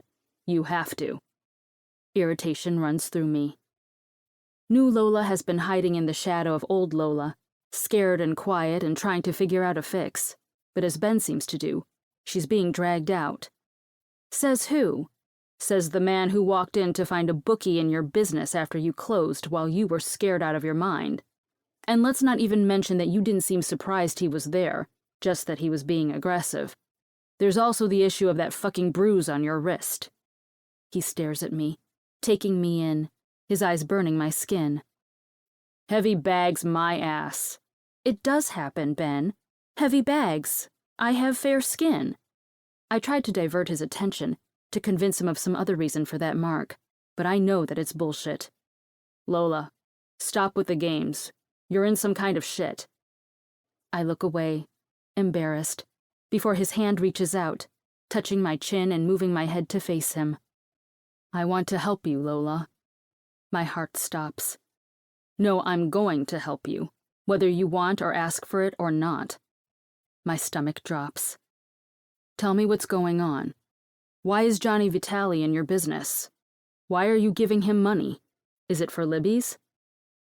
For a split second, I wonder if I can get out of this. Spin some story with the grace of the best PR agent, flip this mess on its head and tie it up in a pretty bow to avoid telling him the whole truth. But how do you spin something this messy? How do I tell him I spent my entire trust digging my father out of holes? How do I tell him that when I told my father I was out of money, I decided to follow my own desires and build my business? How do I tell him that my father thinks I'm selfish for not using that money to fix his problems? No, not fix. It becomes crystal clear now, for some reason, after all these years, as I prepare to tell a stranger to my family all about the skeletons in our closet. He doesn't want to fix his problems. He wants to plug the hole so he can make more. Every time I told myself it would be the last time. Every time he told me it would be the last time. Every time I remember how my mom never truly stopped him. Every time I remember telling myself it was just the stress of losing Mom. It was all a lie. Lies he told me. Lies Mom told me. Lies I told myself. He'll never change. He'll never stop. He'll never put me first, not me or even Lila. The only person who kept the Turner family in line, who kept us safe and free from the chaos, was my mom.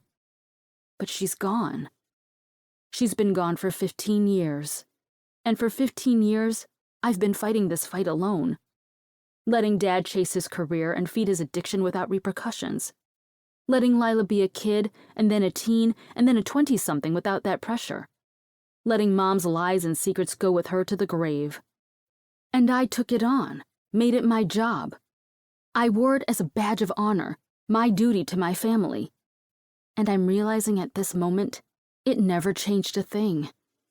Realizing that everything I sacrificed didn't change or fix or solve anything breaks me, once and for all.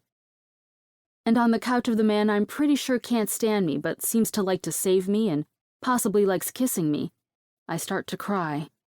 Not sweet tears. Not the kind that you take a photo of and then share on social media. Not the kind you wipe away with a handkerchief. Kim Kardashian-level ugly cries. Body-racking, chest-heaving, painful cries that break a wall inside of me I didn't realize had been constructed. I cry. I cry for myself. I cry for Mom, who never would have seen this coming.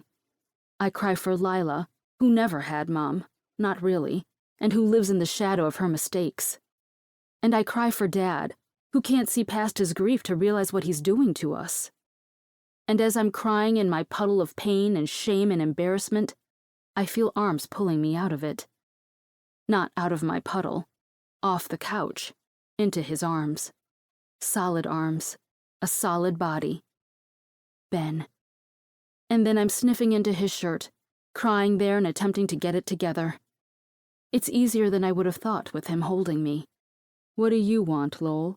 Ben asks long moments later, his face in my neck, holding me tight as I sit in his lap.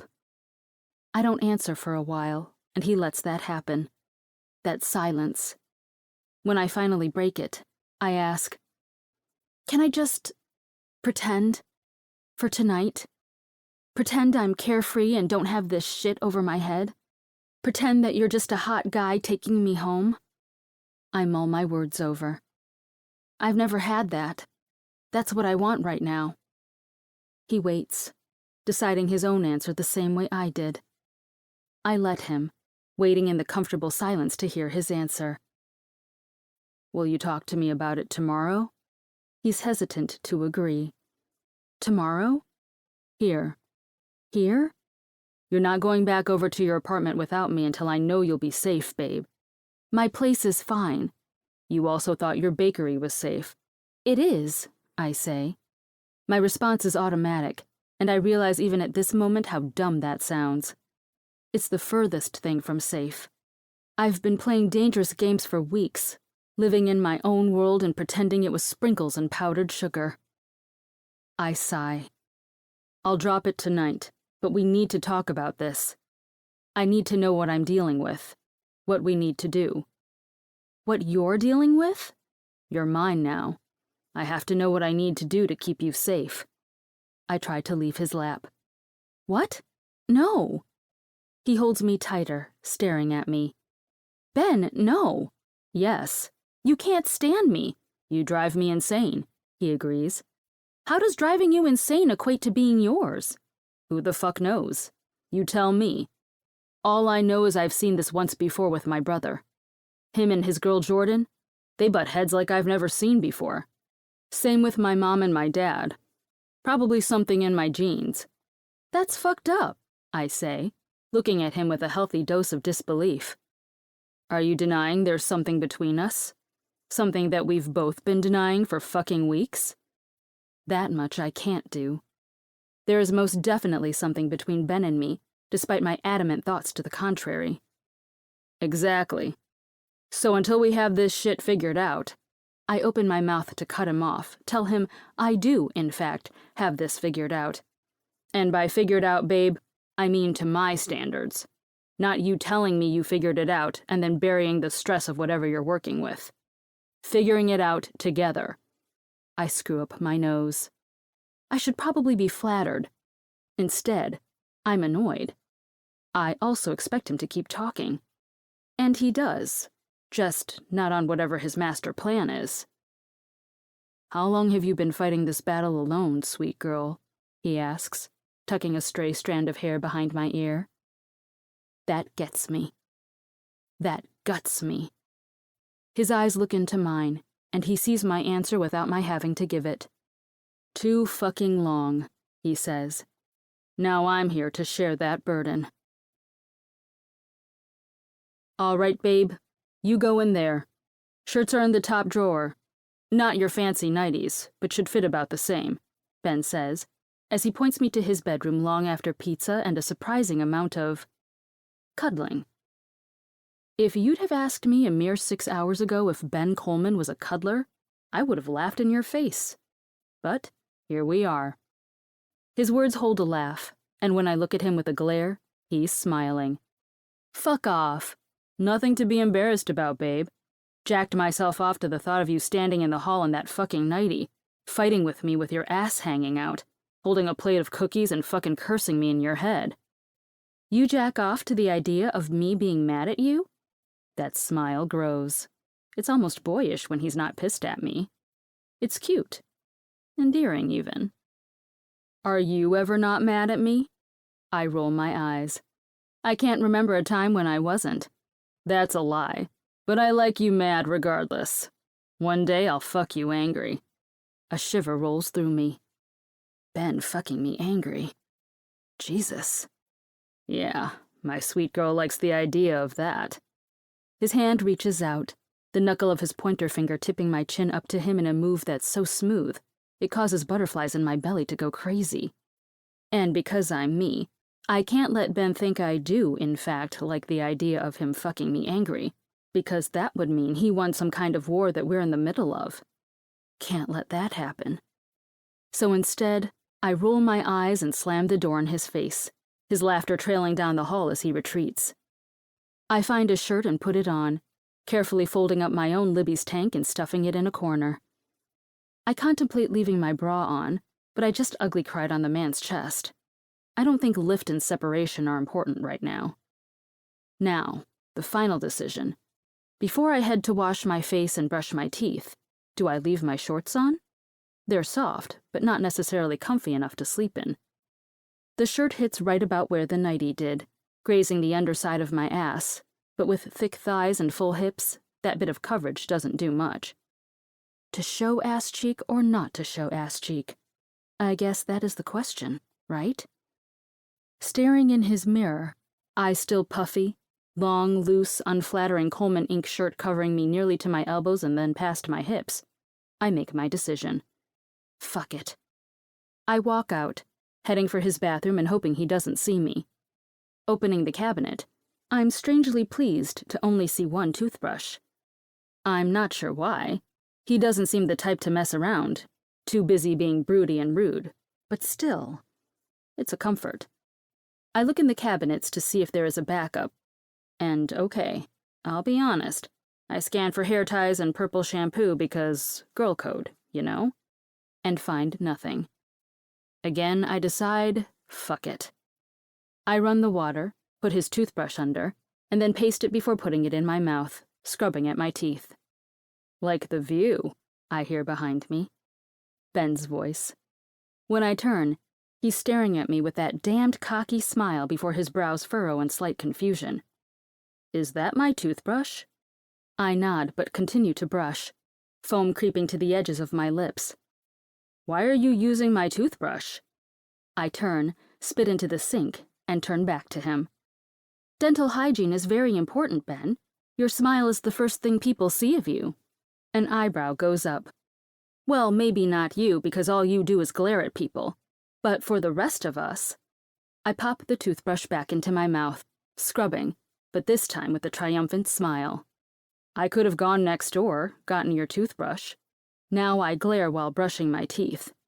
I finish, turn, spit, rinse, and put the toothbrush back where I found it, before turning back to him, crossing my arms on my chest. You're telling me you would have gone next door and gotten my pajamas? He smiles. I think that smile could get him very far with me if he just did it more. He has a good smile. But then I wouldn't see you in my tea, he says before a thick tattooed arm reaches out, grabbing me around my waist and tugging me into him until my chest hits his. And I really like how that looks.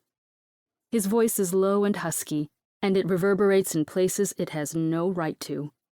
The other arm moves, dipping until the hand lands on my nearly bare ass.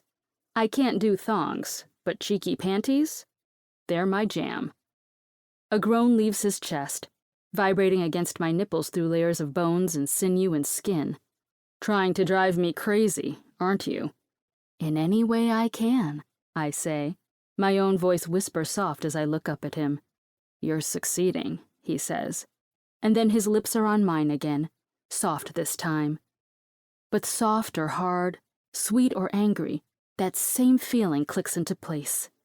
It's just easier to place when it's sweet and soft and full of more. Comfort.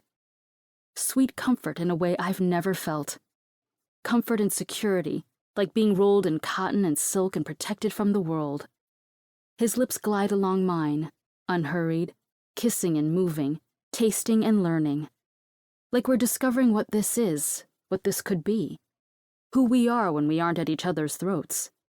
And I am terrified because I really, really fucking like it. The kiss stops, and we're both breathing heavily as he moves back, pressing his lips to my forehead and just holding me. I breathe him in, a mist of sweat and salty air and lumber and charcoal, like the woods meet the ocean. From what Hattie tells me of him growing up in the woods, it makes sense. Like the place he was born in is buried deep into his bones. I'm not sleeping with you tonight, he says, the words like gravel. I know. No, I mean you get the bed. What? I try to pull my head back, but he doesn't let me, arms wrapping around my waist tighter. You are a temptation wrapped in sin, and I can't handle that tonight. You had a rough day. The first time I'm inside you, it won't be fogged with high emotions. The first time I'm inside you. His words send a shiver through me, causing a chuckle to run through him. See? That's what I mean. Too tempting. Where are you going to sleep? I ask his chest, fighting the urge to look at his handsome face. Couch. Ben, no, that's not right. I can absolutely not. My mom would gut me if she found out I made a woman sleep on the couch. It wouldn't be making me. I'm willing. Offering. Insisting, even. No, Lola. Ben, he moves to pull back, to look at me. Please, Lola. One thing. Don't fight me on this one fucking thing. That's all I'm asking. Every molecule of my body wants to fight him on this. Partly because he told me not to. Partly because the idea of sleeping in his bed with him is strangely nice. It's an idea I like. But still, I smile at him. Okay, Ben. And to be quite honest, I think those words shock him more than anything else that's gone on today. 29. Lola. I don't realize I'm dreaming until there are hands on my body, shaking me until I wake up. Lola, honey, wake up. You're safe. You're okay. I move to sitting, part of me here, trying to figure out where here is. The other part is still in a dream where Johnny Vitale has Lila, holding her as compensation, forcing her to dance in one of the Carluccio clubs everyone knows are even seedier than they look. Forcing her to do more than just dance. I've heard the whispers. It wasn't a dream so much as a nightmare. But then a light, small and bright, flashes, and the room is illuminated. Ben's room. Framed photos of drawings of tattoos. Black bedsheets. His tea on my body. His face in mine. His hands on my shoulders. Ben, I breathe. And he breathes too, like he's relieved that I'm back here in the land of the living. Back here with him. He sits on the bed, pulls me into his lap, and slowly starts rocking me back and forth. His hand comes up, removing the loose pony from my hair and putting his hand into the strands, rubbing my scalp. Comfort. Fear melts, vanishing from my body. Does this happen often? He asks, breaking my silence. I don't answer. My mind is still so muddled, half in a terrifying dream world that is too close to a potential reality, and half here in an unfamiliar room, but with familiar arms. It happens often. His arms tighten in frustration. I know you don't want to talk about it today, Lola, but fuck. It's killing me, not knowing. My mind is running off to some shitty fucking places. I put a hand on his chest. Warm, reassuring, comfort. The last person who held me after a nightmare died when I was 15, I say, fingers tracing the lines of a wrench, then a screwdriver over his heart. A logo, I think, but not his. Strange. Your mom, he says. I don't look at him. You've been searching me, haven't you? You've got a thick wall. But you have me tied up in knots. Can't get past that wall without some kind of ammunition, some kind of knowledge.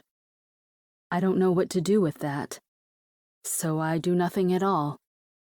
When I was little, she told me, put on the music. Tell me the music scared off the monsters. I always had a wild imagination. Music helps? Yeah. He moves off the bed, and I instantly miss his warmth, but then his hand is out to me. Come on. I could argue. I probably should argue. But right now, that hand feels like a lifeline to safety, and my body is still quaking with the remnants of my dream. He's still holding my hand when he pulls me to an old record player he has set up in the corner next to his desk. I'm assuming it's not what blares music late at night. I also expect him to have to search for the record he wants. But once again, this man surprises me by just moving the needle and flipping the switch, like the last record he listened to is the one he needs right now. Tiny Dancer starts to play, the chords familiar and sweet, but the volume is low, only meant to be heard in this room. As the words start, his arms wrap around my waist, first one, then the other, as he pulls me in close. My own arms wrap around his neck, getting the hint as he starts to sway us, my head resting on his chest and soaking him in. I'm sure we're a strange sight, me in his t-shirt, crazy bedhead, tear-stained cheeks. Ben with boxers, tattoos on display, both of us swaying to Elton John in the middle of the night, lights dimmed. This song reminds me of you, he says, breaking me from my own thoughts. I'm not tiny. No, you're not. Big heart, big dreams.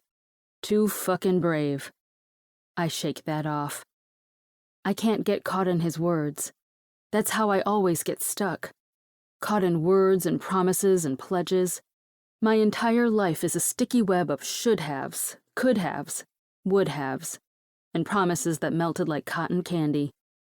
Instead, I attack his choice of music, as one does. I didn't pin you as an Elton John fan, not what you're typically blasting when I'm trying to sleep at night. His cheeks move in what I know is a smile, the scruff of his beard scratching my temple. No, not my normal style. He pauses, his thumb sitting just under the fabric of the shirt I'm wearing, brushing my lower back. It's not sexual, but calming, sweet, reassuring. It was my mom's favorite record when I was growing up. She insisted records were better than CDs and tapes, even though my dad bought her all the fancy players. She'd break out her old records, set herself up on the back porch, and paint to the oldies. She'd set me up next to her with my own little paints, and I'd copy her. She loved this song best, though. The vision is serene. I imagine a gorgeous petite woman with Ben's eyes and a sweet dress staring off into the woods from her back deck, peacefully smiling at her son sitting at a table with watercolors. I can guess that's where he got his love for art. The vision reminds me of my mom, who lovingly taught me to bake, how to measure, and to add in extra love, who would grab on tight when the stool would wobble, and we'd giggle wide-eyed at the near fall. But Ben got to keep his mom, unlike me. I wonder what that was like, having a mother who encouraged your passions when it truly mattered, when you were old enough to hear the judgment, to feel the doubt creep in. Tell me about her, I ask, nearly greedy for the information, for insight into this man, for anything to distract me. No longer from my shitty night or my terrifying dreams, but from the past which has started to haunt me at all hours. When he hesitates, I wonder if I went too far. But then he starts to speak. My mom and my dad are polar opposites. He's a pain in the ass, hard-headed, knows what he wants, and won't stop until he gets it. A snort comes out of me, laughter bubbling at the perfect description of Ben. My mom, he continues, but I can feel his face moving into another smile in my hair. My mom is sweet, kind and gentle, loves art and sees the beauty in everything. They don't fit. But it works, you know? They make it work. Because for some crazy reason, they love each other. My mind moves to my own parents, my mom, who was kind and open and caring, and my father, who is flawed, but she loved him with her dying breath. I grew up in a small town, tiny fucking town up north. My parents grew up there. A town like that, there are expectations. A family of boys, a family like mine, with boys. We were to be men, not artists, football players, homecoming kings, town heroes. My great-grandfather started Coleman & Sons construction there, and eventually my dad took it over. It goes to the oldest son. My brows scrunch together, confused. Aren't you? He doesn't answer my question. My mom saw I love art, found drawings in my room, bought me sketchbooks and tools. I'd hear them, late at night, fighting about me. She never fought him on anything. Nothing but that. Me. She sounds amazing. She is. I want to ask more, but that seems like a good place to end it, to close out the conversation before I'm expected to add my own experiences. When we're quiet for a few minutes, the record cutting out but our bodies still swaying, I can't fight the yawn that overtakes me. Do you think you can sleep now? He asks. I don't want to lie, so I don't answer, but my body rebels from my mind, pulling another yawn from my chest. All right, you. Let's get you to bed. I nod, and I'm shocked when his knees bend, strong arms scooping me up. I haven't felt small since I was a kid, except for in this moment. I feel tiny and cared for. My arms looped around his neck tighten, and he walks us to his bedroom, gently placing me on the bed, the covers already pulled back. Tattooed fingers grab the sheets and pull them up around me. Night, Lola, he says, turning toward the door, one hand grazing the blankets. I panic. It has to be the exhaustion or the adrenaline, but the tether that keeps my mind and actions in line snaps, and my hands go out to grab his, wrapping around his thick wrist. His body turns back to me, confusion written on his face. He looks from my face to my hands, both wrapped around his arm, holding him in place. He can't leave. Lola? Please don't go. His eyes run over my face, but my mind is frantic. I know I won't sleep tonight, that every noise in this unfamiliar room will creep into my subconscious, will tell me horrific stories and dredge up bitter memories. I don't want to sleep alone. Please, Ben. I'm pleading with him now. Any other time, I'd cringe. I'd be embarrassed. Where is strong Lola? Where is the Lola who protects, not who needs protecting? Where is the Lola who comforts instead of receiving comfort? And most of all, why do those walls crumble when he is near? Lola, I don't know, please. That's all I say. He doesn't speak. He just looks at me.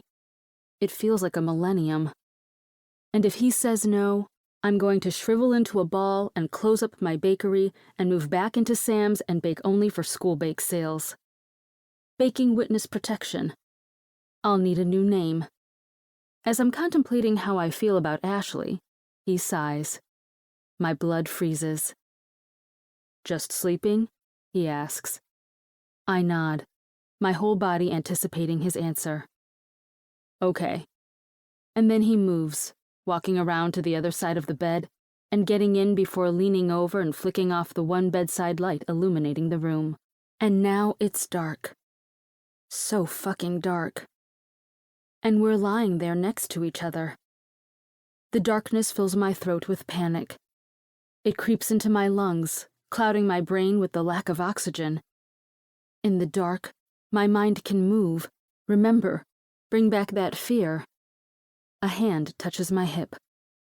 Ben's hand. The panic backs away from my body, like that slight touch is a repellent. Then another hand grabs my other hip, turning me, pulling me until he's holding me, until I'm wrapped in strong arms, his old tea the only thing keeping warm flesh from warm flesh. If there were light, I'd be looking in his eyes. I know because his nose brushes mine, his breath mingling with my own. We lie like this for what feels like forever, breathing and exhaling and breathing again, in our own bubble.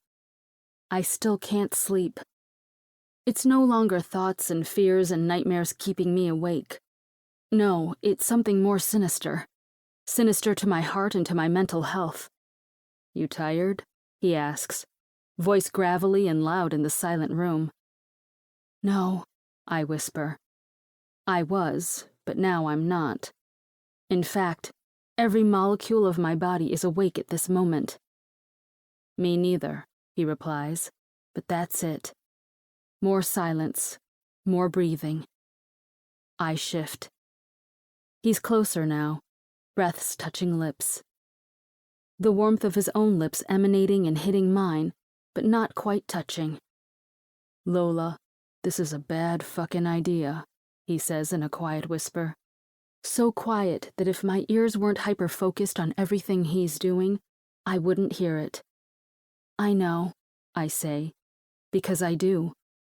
This might be the worst idea ever. Ben kissing me when he's frustrated with me is one thing. Kissing me as punishment is one thing. Letting him kiss me because my adrenaline is too high and I need to forget the world is one thing. Letting Ben take this further in his bed, in the dead of night, while he whispers against my lips and just danced with me to old records and told me about his mother and got in bed with me because I was too afraid to sleep alone. That's a whole other thing. A very dangerous thing. "I'm gonna kiss you anyway," he says. My heart soars. Relief washes over me. "Good," I say back in the same whisper. And then his lips are on mine, warm and reassuring, and it's like everything I needed to erase this shit night. If that kiss in the bakery was a balm, this one is the cure. It's like his kiss is a lifeline, holding me to sanity and safety. In his arms, his lips on mine, I have never felt more at ease.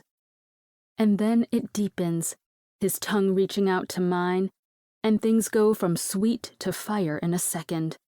My leg hitches up, hooking around his hip, and his tea comes with it to rest in the crease of my waist.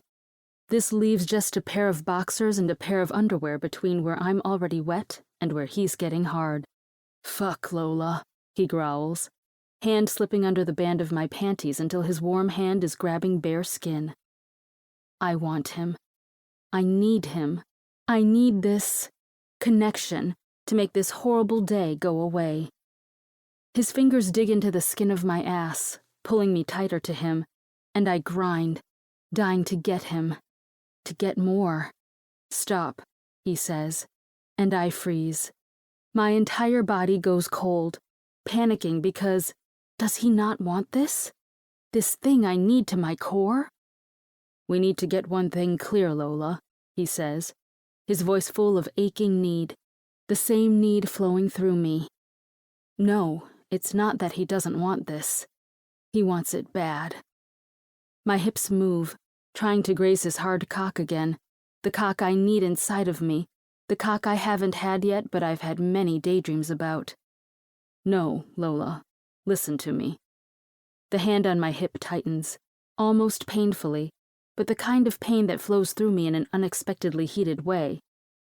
"You need to know how I work." His hand moves, goes to my chin, and tips it up until I'm looking at him. We're still in the dark room, still lying side by side, but my eyes have adjusted to the dark now, and I can see the heat in his. "The way I work, I make the rules. I open my mouth, but he cuts me off.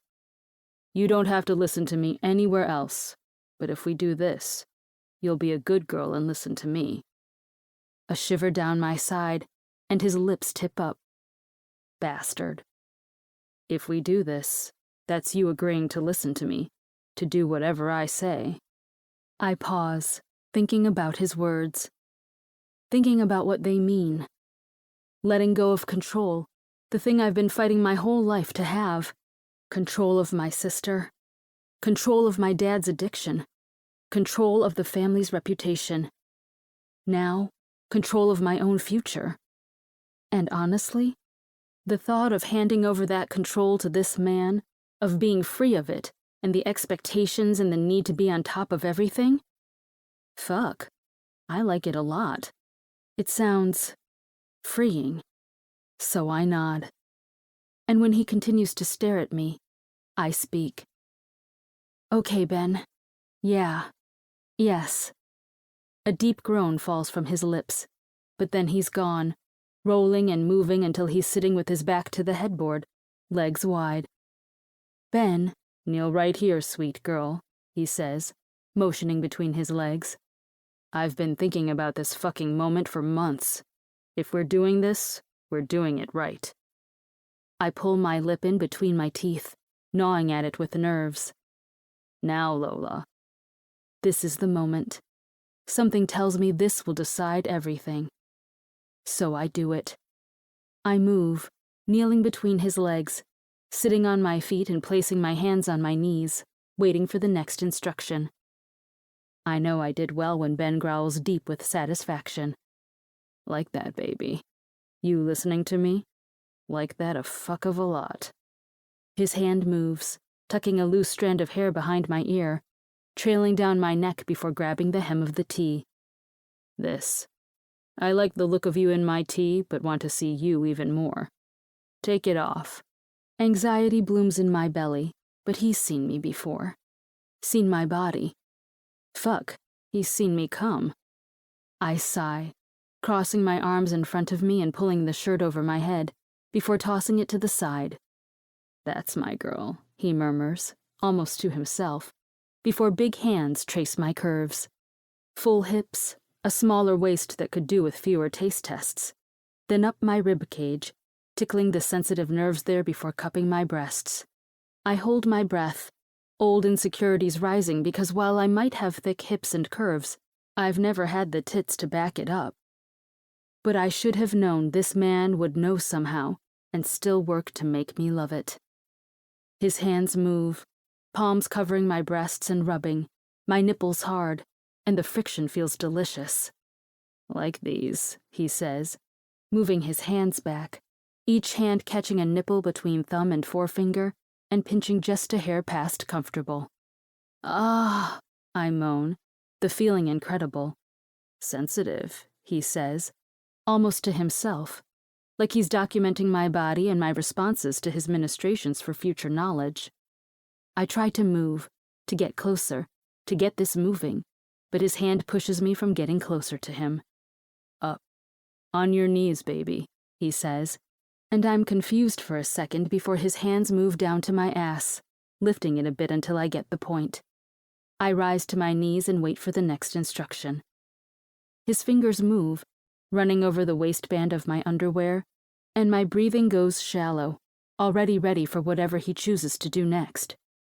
Widen your legs, he says, and I do, adding a foot or so of space until the outsides of my knees are touching the insides of his own spread thighs. When he moved, he must have removed his underwear, because when I look down, I see his hard cock standing straight, as ready as I feel. Ben must know where my eyes have gone because he chuckles, then starts to lower my underwear.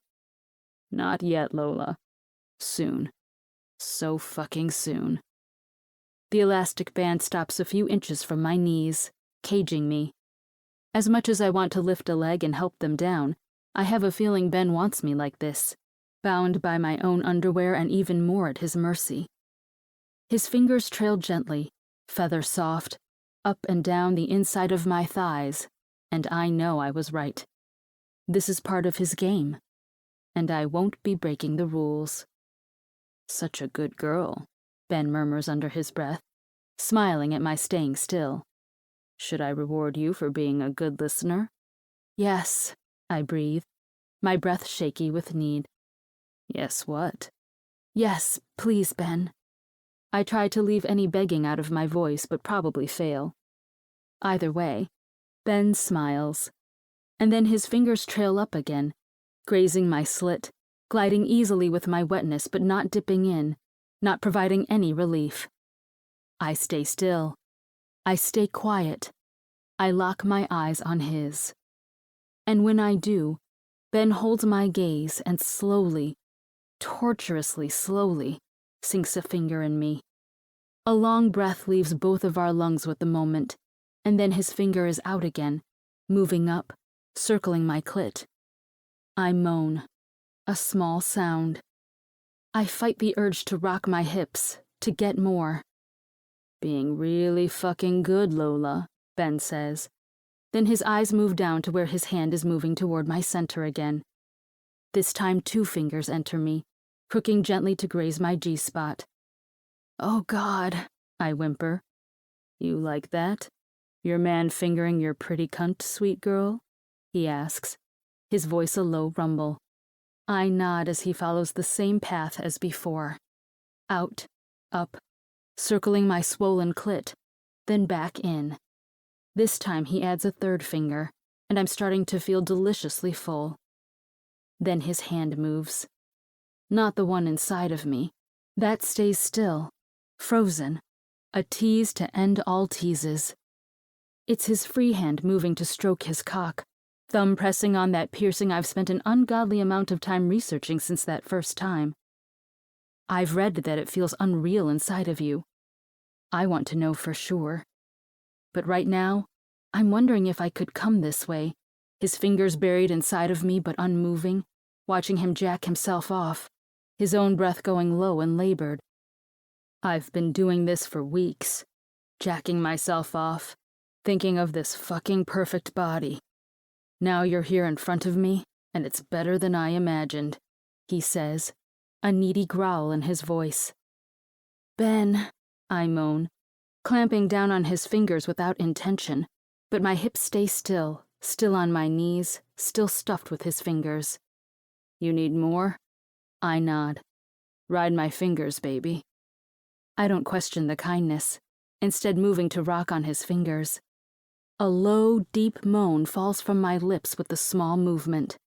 I go higher on my knees, then back down, fucking myself on his fingers as Ben jacks his cock, moaning gently as his eyes are locked to where his fingers are lost inside of me. He crooks them as he twists the head of his cock, and my head falls back. Fuck, Lola. Magnificent. Ben, I'm gonna, I say, because I'm right there. Seconds and I could tip over. I grind harder, trying to get more, before his fingers are gone. I whimper like a child who hasn't gotten her way because that's how I feel. When you come, it will be on my fucking cock, Lola. Last time I missed out. Not this time. He moves, so swift I can barely register it, before he has me pushed flat to my back and I'm staring up at him. His feet move between my legs, kicking down my underwear, and I help him, flailing to try and get the fabric off and him inside of me. I need this. He moves his hips, one hand grabbing his cock and rubbing the piercing along my wetness, the slick metal grinding against my swollen clit. And fuck. It's like nothing I've ever felt. He continues to move over me, one hand planted next to my head, getting me closer again, building in my belly until... He stops. He stops and lifts his hips so I don't have him anymore. Are you on something? What? I ask, confused, my voice breathy, my hips moving back to try and get purchase.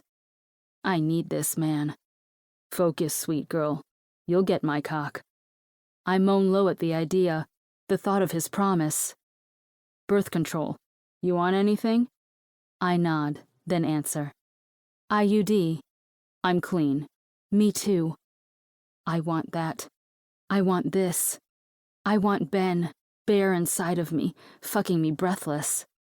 Fuck me, Ben, I say, the words a whisper, but that's all I need. That's all Ben needs before he's moving back, sitting on his knees while I lie in front of him. I watch again as he strokes his cock, now slick with my own wetness, the piercing gleaming in the moonlight. Holy fuck, this man is everything. Oh God, honey, I say, my voice a whisper as he rubs the tip of his cock from my clit, through my wet, dipping into my opening, and then repeating the torturous process. I know, sweet girl. Daddy's gonna take care of you. Don't you worry. My pussy clenches with his words, but I have no time to overthink them as he continues, each time going inside of me a little farther, a little deeper. Ben, wrap your legs around my hips, baby, he says, hands going to my hips and lifting. I comply, and then, without warning, he's slamming inside of me. I scream. I've never been so perfectly full as I am right now in this moment with Ben inside of me. Fuck, he growls, panting as he stops at the hilt, my body already convulsing around him. Holy shit, better than I imagined. He's talking to himself, eyes stuck on where he disappears into me before he slowly pulls out and slams in again. Oh, fuck, fuck, fuck, I shout, my body on fire. Each time he slowly glides out, that barbell scrapes at tender flesh and nerve endings I didn't even know existed, creating shockwaves that flow through my body. Play with your tits, baby, Ben growls, slamming into me and moaning. My hands move up, cupping my breasts and pinching my nipples hard as he continues to pump into me. My back arches, pushing me farther into him. Fuck yeah, Lola. Fuck yourself on me. That's it, baby. It's building, the burning growing in my belly and my lower back as I frantically move, trying to get more.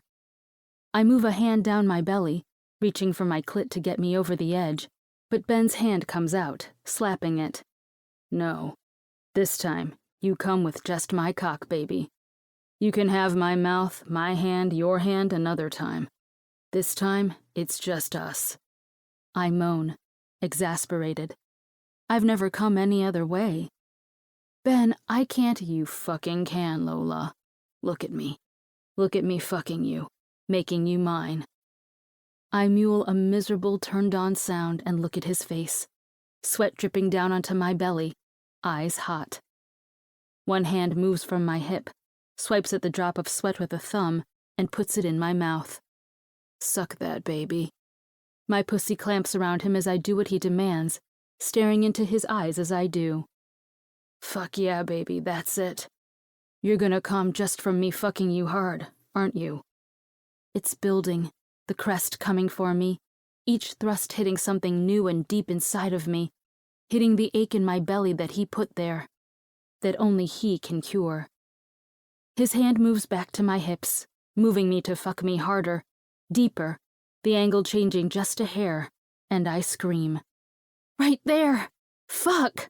I shout, the sound going quiet in my ears. That's it, baby. Come for your man, then I'm gonna fill you, yeah? That does it. The idea of this fucking man filling me has me screaming, my vision blurring and my body convulsing as I clamp down on him and lose it. As I come, Ben growls an animalistic noise, slams in deep, and then I feel him pulsing into me. And later, when I come down from my high, after he got a warm wet towel and cleaned me off, after he tucked me into the crook of his arm and held me in the dark, I fall asleep with a smile on my face. 30. Lola. When I wake up, there's an arm weighing me down. When I crack an eye to look at it, it's covered in dark ink. Ben. Ben's arm is weighing me down, draped on my naked skin. My naked skin. It comes back to me. Johnny coming to the bakery, trying to barter the debt, trying to force himself on me. Ben coming in like my saving grace. I called his name. I called his name. Jesus, what was I thinking? Ben pulling Johnny off me, seeing how small Johnny was compared to Ben. "Did you ask him to touch you?" The words send a shiver down my spine. Telling Hat to cancel all of his appointments. Going to his apartment. Sleeping there. The nightmare. Dancing.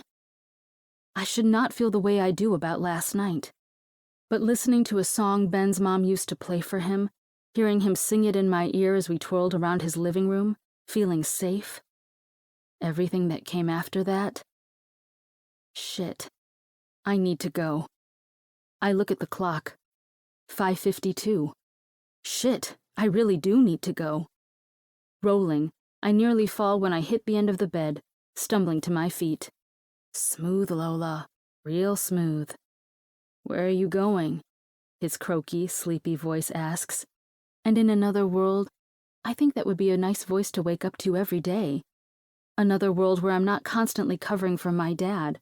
Another world where I'm not struggling to keep my sister in the dark at all times. Another world where Ben isn't my asshole neighbor because, despite the fact that he saved me and danced with me and is really fucking good in bed, he is definitely, probably, still an asshole. Just a confusing asshole. In another world, I think it's the kind of asshole I could have fun with. One that would frustrate the hell out of me, but I would throw it back at him, always keeping each other on our toes in a way we both really liked. But this is not that world. "I have to bake," I say, tugging up the underwear I wore last night. "I'll head up to my place before opening and change, but for now, I need to get going." "No." That has me pausing. "No?" "No." I stare at him, tattooed arm contrasting the dark sheets pulled up to his hips. "I'm sorry, I don't understand." "No?" I look around the room, searching for my bra and tank. I spot the bra and put it on as well. "You're closed today. Not going there. Definitely not without someone watching you." I stare. I did not hear him say that. "Excuse me?" "We have to talk." "No, we don't," I counter. "We sure as fuck do. You need to tell me what the fuck last night was, and I have to figure out what the fuck to do about it." "None of that is your job, Ben, and it's none of your business." "None of my business?" His eyes are wide, incredulous. "Are you kidding me, Lola?" I need to go. I need to get out of here. More importantly, I need Ben to drop this. "We need to talk, Lola." He doesn't drop it, though. Of course he doesn't. Why won't he fucking drop it? Why does he live to make every step of the way difficult? "Why didn't you have your dad back you? Or why wouldn't you have gotten a traditional loan? Hat says you always have someone in the bakery. Income. It seems it would have been easy to get a small business loan. You didn't need to go and get involved with them." His words dig. It's what anyone would ask in this situation, of course. But I guess a part of me, a small hidden part, had hoped that despite Ben thinking I'm a spoiled princess, he would see through it. But he's like everyone else. And just like everyone else, I cannot reveal too much. I cannot show him the truth of my situation. I look for my shorts, stumbling to catch my footing in my fury and frantic need to get out. I didn't. I squat when I spot my shorts and put one leg in. "You had an envelope in your hand, Lola. He took it with him. I don't think there were secret family recipes in there." I stare at him, annoyed that he's jumped to a conclusion that I can't build a business on my own. Sweet Lola, so innocent and kind.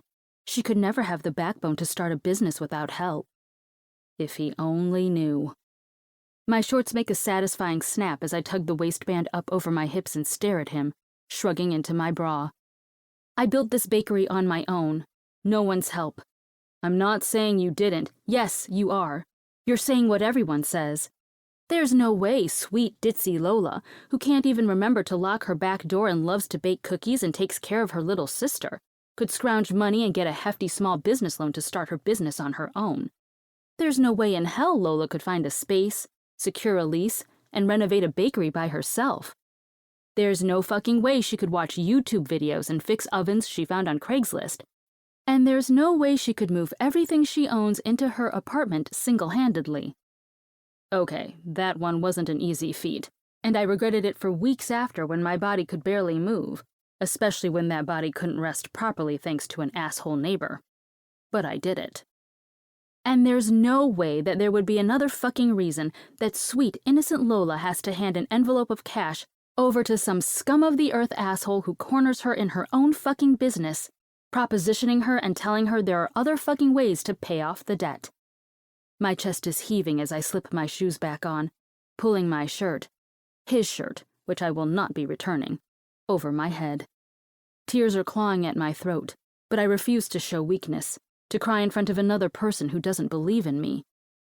Old Lola would have. Not new Lola. No fucking way, right, Ben? Because I'm Lola, the sweet and annoying neighbor you can't fucking stand. Can't stand me, but you sure as hell can fuck me. Fuck me and fuck with me and get your rocks off and fucking use me like every other human being on this earth. Now where the fuck did that come from? My chest is heaving as I stand in front of him, where he's naked as can be in his bed, sitting up now and resting on his arms behind him, eyes wide. I need to leave. I need to turn, walk out the door, let it slam, and not worry about this man anymore. Let this have been me getting him out of my system. A reminder that while the sex can be good, it doesn't fix a shitty attitude. Just because he held me after a nightmare and danced with me in his living room and we had our first real conversation that didn't include taunts and frustration doesn't mean... No, don't read into it. It will only hurt more later. I'm going to my bakery. Thanks for everything, Ben, I say, heading for the door, but his voice has me turning back to stare at him. You're not going there, Lola. Who the fuck does he think he is? You don't control me, Ben. You can't tell me what I can and can't do. His words come quick, like he knew what I'd say. Last night tells me otherwise. I blink. Once, twice, 3 times. Excuse me? Last night. You let me control you. Tell you what to do, when to do it, and for how long. You're mine now, sweet girl. I'm no one's. We fucked. That's it. His eyebrow raises. Is that so? Yes, Ben. I'm not buying it. Well, too bad. I do not belong to you. You do not tell me what I can and cannot do. He's sitting up now, sheets barely covering his cock, strong arms crossed on his chest like he's ready for battle. What happens when I make you mine, Lola? When you stop playing games and admit you've been mine for a while now? My body fights with currents of hot and cold, both rushing through my anger and frustration and something else I refuse to look at too closely. Goodbye, Ben. I'll see you later, I say, slipping my feet into shoes as I walk out his bedroom door. Do not walk away when I'm talking to you, Lola. Fuck off, Ben. And then the front door clicks behind me. Adrenaline has me running down the stairs that divide our apartments and our businesses. 31. Lola. When I walk into my happy place, locking the door behind me, calm takes me over. There's still anger and irritation rubbing at the edges, but this is what I wanted. My own place. It's what I dreamed of for years, and knowing I made it happen by myself always grounds me. All I've ever wanted was to be my own person. Not Libby's daughter, left behind. Not Lila's older sister, the one who has to shelter the innocent daughter. Not Shane's daughter, the one who will always clean up the messes. I've always been looked at through the lens of someone else's life, never as me. It's why I didn't want the fanfare, the ribbon cutting, the extravagant press most every other business would kill for upon opening, because this place is mine. They couldn't touch this part of me, turn it sour. I am not who the world has told me I have to be.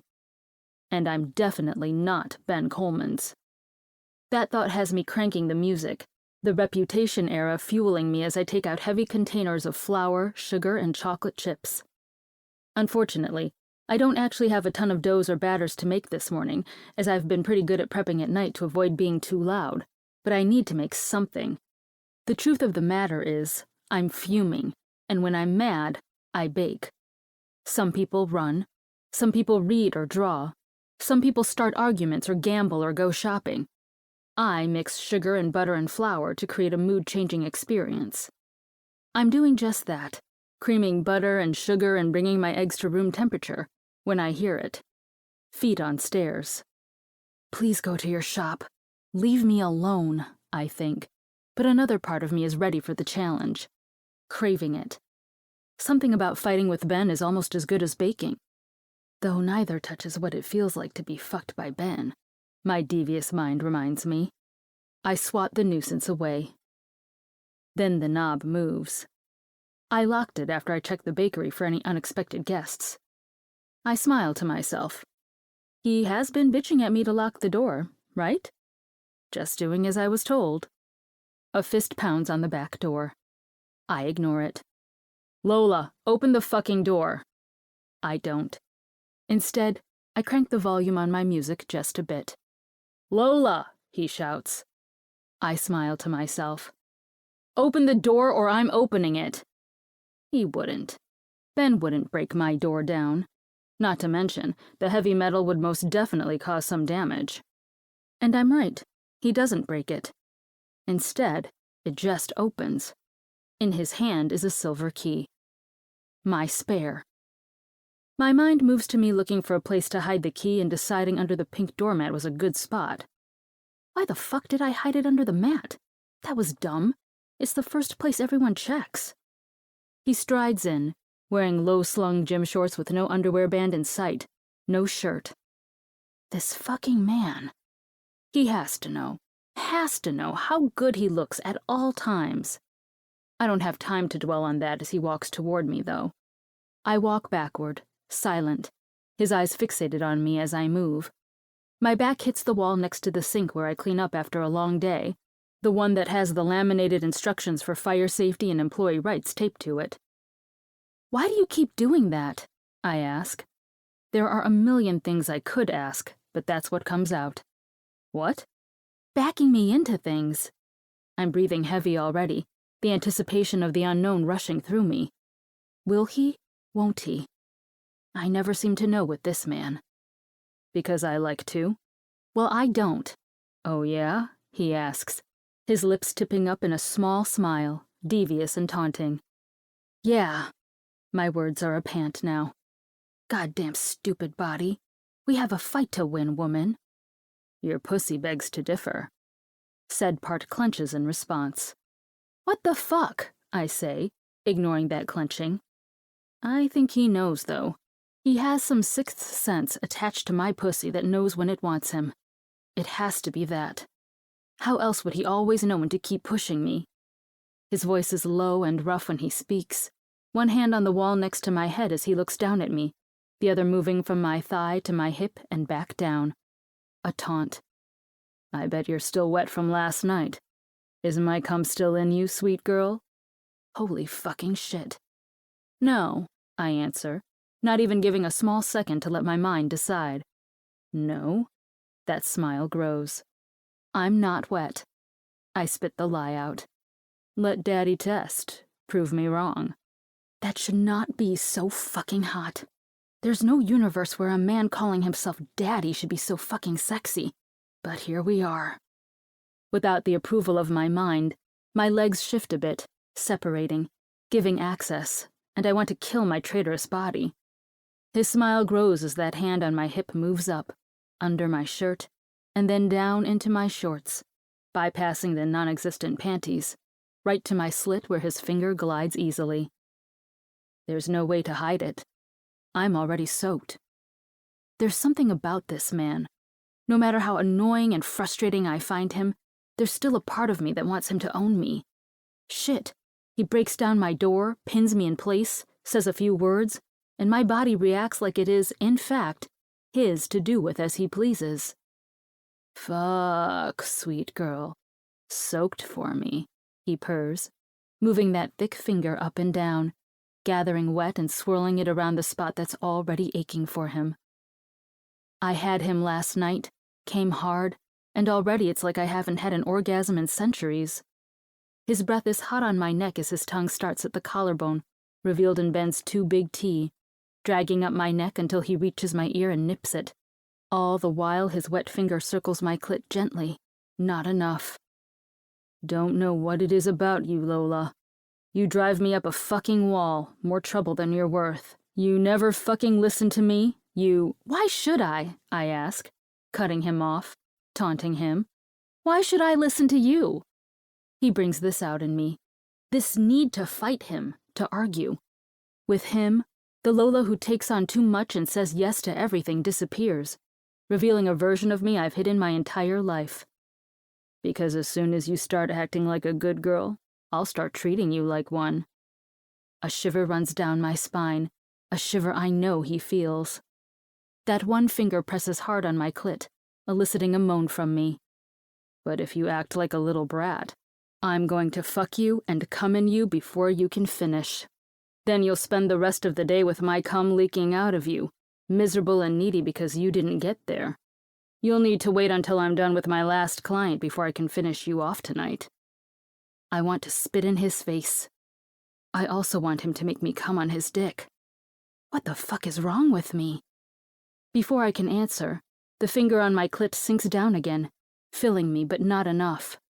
After last night, I know what that could feel like, and I don't want to settle. Fuck my dignity. Fuck the fact that he's a total fucking douche canoe. I need the service he's readily offering. When I think of it that way, it's easier to swallow. Much easier than admitting I want this man, and possibly for more than just his dick.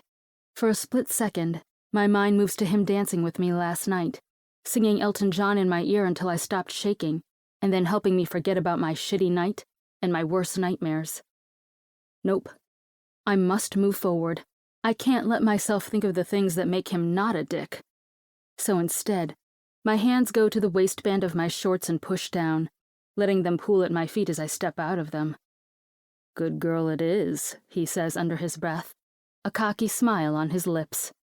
You're an ass, I say, both as a reminder to him and myself, as he crooks the finger in me, grazing my G-spot.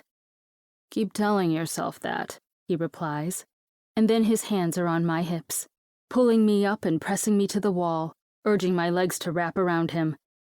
I'm gonna fuck you against this wall, sweet girl, and you're going to tell me just how good it feels to be full of me. Full body quakes. This man's mouth. Someone will hear, I protest. A weak protest, but one all the same. No, they won't. You left that fucking noise blaring, he says, pushing his shorts down as I hold onto his neck, pinned between him and the wall. I can feel the heat of him already. It's music, I say in protest. I don't know why I can't just let it go. The faster this happens, the faster I'll come, and I can go along with my day. No, it's not. It's Taylor Swift, I say, but my voice is breathy as he lines himself up with me, dragging the head of his cock through my wetness. It's shit, he says, but it sounds as half-assed as my own argument. I can't stand you. The words are a moan as he slips in a single inch and then pauses. Yeah, well, you don't have to stand for what I'm about to do to you. And then he slams into me, filling me in a way I've only felt once before, but even then, it was right and amazing. The heated metal grazes every nerve ending, brushing swollen tissues that are almost sore from last night, and I moan at the feeling. Fuck, sweet girl. So fucking wet. Is that my cum from last night? Just like I said, trying to run from my bed, my cum still leaking from you. I hate how good you feel in me, I say, the words tumbling in a train of thought that's gone off the rails. He laughs, the vibrations chafing my nipples under my tee. Back at you, babe. Then he draws his hips back, sliding out before he slams in again. So fucking good. Think this pussy was made for me. Think you and this body were made for me to fucking destroy. If I get my way, Lola, I'll destroy you every fucking day. Good luck, I say with a moan. Still fighting me. Full of my cock, moaning for me, writhing because you're already close to the edge, and you're still fucking fighting with me. Where's my sweet girl, Lola? Fuck you, I spit at him, but tilt my hips to take him deeper. He smiles that smile, the one that both makes my belly warm and my blood boil, before a hand moves from my hip to under my shirt, grazing the skin on my belly and trailing up to my breast, cupping it in large hands. "These are fucking perfect," he says, rolling a nipple between 2 fingers. I moan at the feeling, then groan deeper as he tugs on the tender flesh. "I should get Hat to put a ring on here. Tug on it while I fuck you." My eyes move to his own piercing there. The thought flares a heat in me unexpectedly, and my hand moves from his neck down, claiming it as my own as my fingers grab the barbell and tug. His mouth pulls my lip into his mouth with a groan before he pinches my nipple hard. I shriek into his mouth, but he slams into me harder, using those fingers to roll pleasure back into the bruised area. "You want to play that? I'm more than happy to, baby. I'll make you ache in a way you never fucking imagined." His words send images past my eyes, thoughts into my mind. Thoughts that I would never have considered until this gruff man came into my life. I shift my hips, needing more. I'm close. "Do you want to come, sweet girl?" he says, his words a growl that has me clenching around him. I do really fucking bad. "Yes," I breathe, a quiet acceptance that he has this control over me, this control over my body. He thrusts in again, pushing me against the wall and holding me there, cock throbbing in me. "Yes, what?" I know what he wants me to say. And I also know somehow that if I say it, I'm accepting this.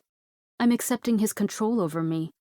I'm admitting that there is this crazy chemistry between us that neither of us can resist. "Yes, what, sweet girl? Say it and I'll make you come right here on my cock." But then again, haven't I already admitted it? I'm pinned to the wall in my bakery, his cock so deep in me it's near bruising, wearing last night's clothes after the man saved me the night before. And with that realization, I accept my fate and give Ben what he wants. Something I never in a million years would have ever done, but here with him, it just feels right. "Yes, Daddy," I whisper in his ear, and the groan that leaves his chest is worth every moment of doubt before I said it. "Fuck yeah, Lola," he says, thrusting in, the hand that was on my tit moving down until a thick finger settles on my clit.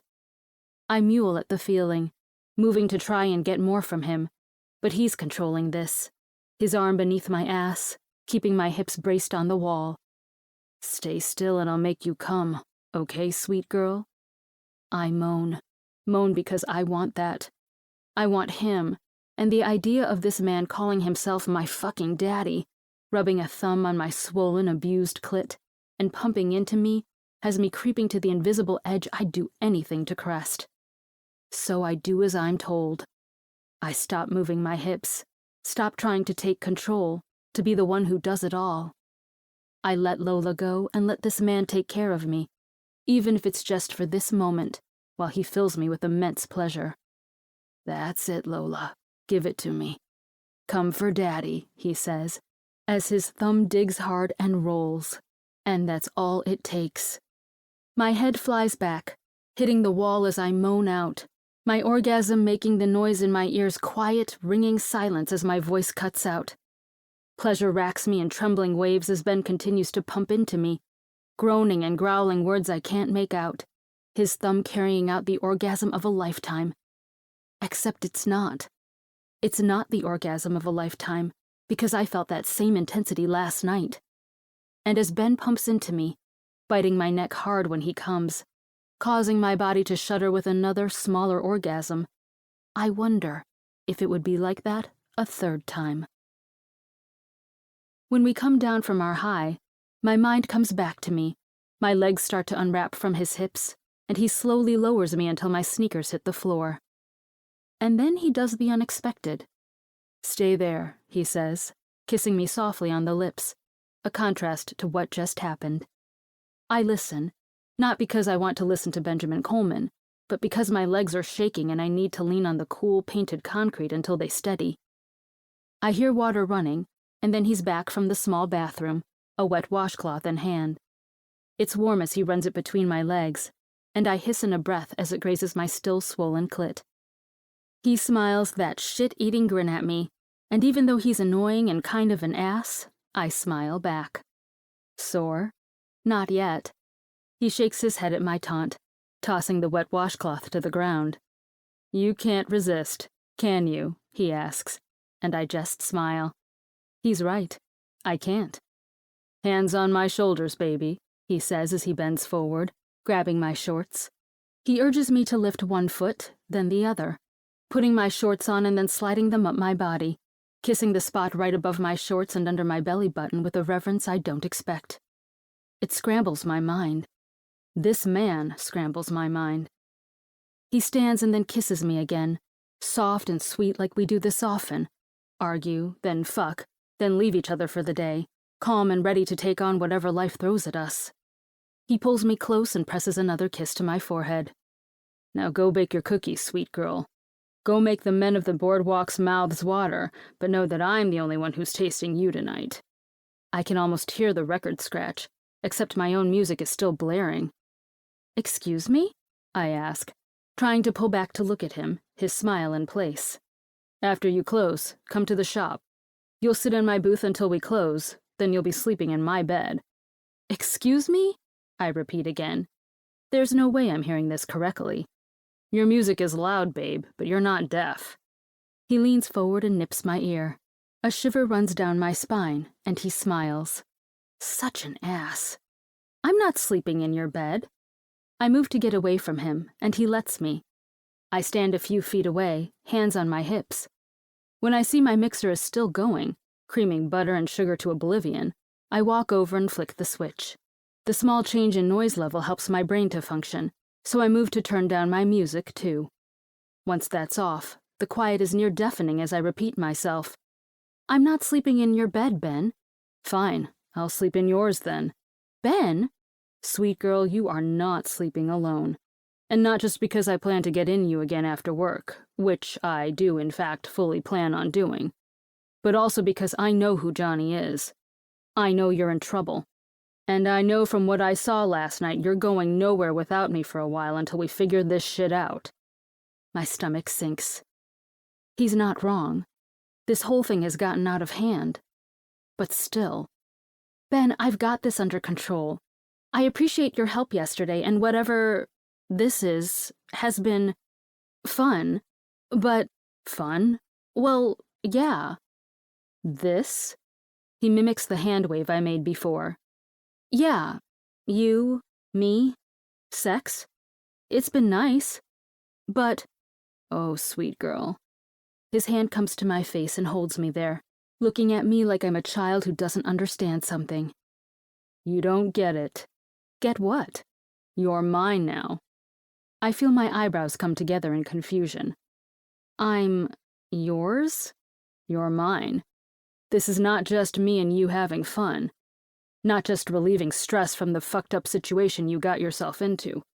This is weeks and fucking weeks of tension building up and finally giving into it. This is me not being able to avoid you since you moved in, no matter how much I tried. And babe, I really fucking tried. That tweaks in me for some reason, like the thought of him intentionally avoiding me hurts, regardless of the fact that I did the same. So tonight, when you clean up and do your thing, you'll come over to the shop. I have appointments, so you'll hang out in the shop with Hat and me until I'm done. Then I'll take you back up to my place or your place or wherever the fuck, and I'll make my sweet girl feel real fucking good again, and we'll both sleep good, knowing you're safe with me. And before I can argue, which, trust me, I really fucking want to do, even if my mind is stuck on the words safe with me, he's kissing me once on the forehead before he's walking out the back door and heading up the stairs separating our homes. And all I can think is, what in the fuck just happened? 32. Ben. At 6 o'clock, I can see from the front window her lights have flicked off. Closed for the night. I expect Lola to walk over any minute. I've texted her a few times today, checking in to make sure she was safe and that her day was going well. Each reply was a mix of sweet and snarky, but each confirmed that she was headed over as soon as she closed. I can't help but wonder if that pushback is Lola, or if it's a special part she holds just for me. If you'd have asked me 3 days ago, I would have said it's annoying, a mark against her. But now, it's my favorite part about her. Especially when I found out that part of her doesn't disappear when I'm buried inside of her. My cock hardens just at the mere thought of it. Minutes pass.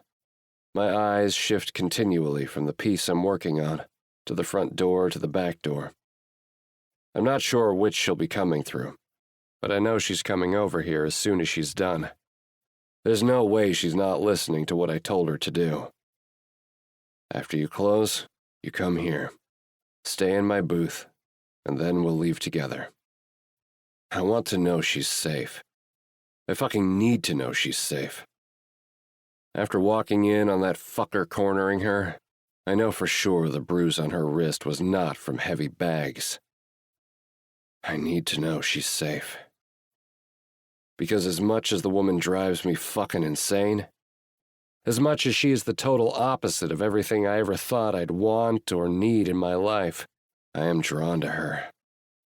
And I'm claiming her as mine.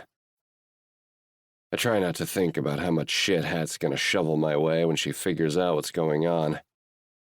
I sigh, shaking my head as I move to the next part of the tattoo.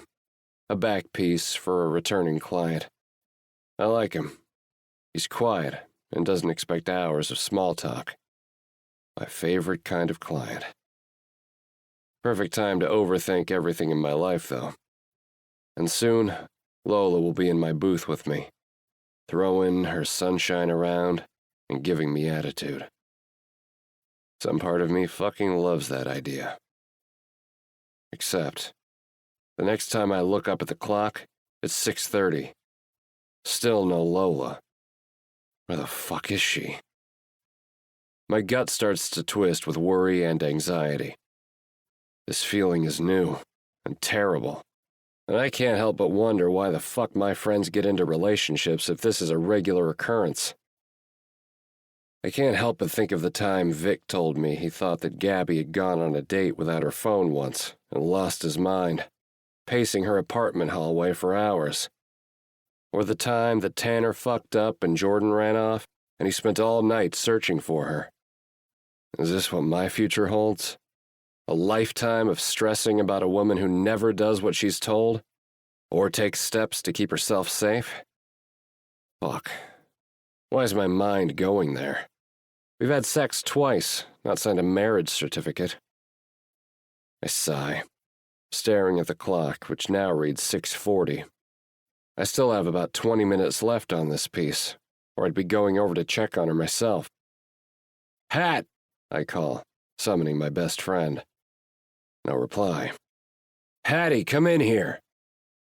I know she's not with a client, just ignoring me because it brings her immense joy. What will my life be if Hattie is my best friend, and I keep Lola as mine?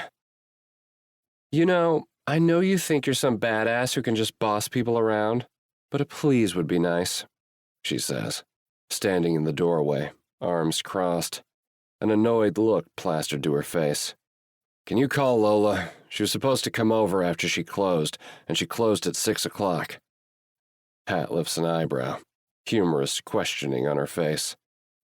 Oh? Shut it. She's in some sticky shit, and I want to make sure she's okay. She smiles. And I know where she's gonna go with this. It's where my mind would go if I were in her shoes. Sure. The cat smile grows. So, is the sticky shit Hattie? I'm with a fucking client, I say, tipping my head to my regular, a big burly guy who eye fucks Hat every time he's in. No, I love hearing about chicks' sticky shit. Jesus fucking Christ, stop that or I'll fuck your piece up, I say to him. And fuck if I'm not even joking. Rage is running through me at the thought of another man even thinking of Lola that way. What in the actual fuck? Ooh, Benny's getting angry, Hattie says in a sing-song voice. And if she weren't one of my best friends and the only one who I trust with my books, I'd fire her on the spot. You, I say, tipping my head to Hattie, call Lola. An angry dark eyebrow raises in my direction. Please. Ooh, a please from Mr. Coleman. Interesting development. I put down my tattoo machine, which is being held in a finger-cramping death grip of frustration, flexing my fingers as I turn to her. Hattie, please call her. Okay, don't get your panties in a twist. She walks out, presumably to get her phone, and I hear her talking a few moments later. Well, at least it seems like Lola answered. That's good news, I guess. I catch the end of her conversation as I'm wiping the tattoo down. Almost done, just looking for final touches and fixes that need to be done. Okay, cool. Let's do drinks soon, yeah? I feel like you have a lot to fill me in on. She's smiling as she swipes her phone. Lola says she's fine, snug as a bug in her own bed. She emphasized that part. Her own bed. She says thank you for your concern, but she's very tired and going to sleep. Fire runs in my veins. In her own bed. She promised she'd head over when she closed, that we'd stay together while we confirm she's not in any kind of danger. I wonder for a split second if this woman knows how to do anything other than irritate people and stir the pot to get a reaction. Air goes into my nose and out through my mouth as I attempt to keep myself under control. Images blurring in my vision. Of her in her bed. Of her face when I caught her cornered. Of her crying in my arms as we danced. Of her coming on my cock. Of her stubbornness kicking in when she told me she would not be coming over tonight. I'm going to strangle her. And she's going to like it. Deep breaths. In, out. In, out. The rhythm a comfort as I formulate my plan. First, I need to finish this piece. Thanks, Hat, I say through gritted teeth. I have one more appointment tonight, right? In an hour? Hattie nods, snapping her gum. Yep. When I'm done with this one, are you good to hold the fort down for a bit? She smiles a devious smile I try to ignore. Sure thing. I feel like Miss Lola won't be very happy with that, though. And then she walks away, cackling as she does, knowing full well that I'm raging as I finish this piece. When my client is done, pleased with the work and making an appointment already for his next, it's like my veins are filled with electricity. I cannot fucking believe this woman and the hold she has on me. She's infuriating and reckless. Probably more trouble than she's worth. But still, somehow, she's all I can think about. Later, Hat, I say, hands fidgeting in my pockets as I wave to her before heading to the door. Lock the doors behind me. Sure thing, big guy. Be nice to her, yeah?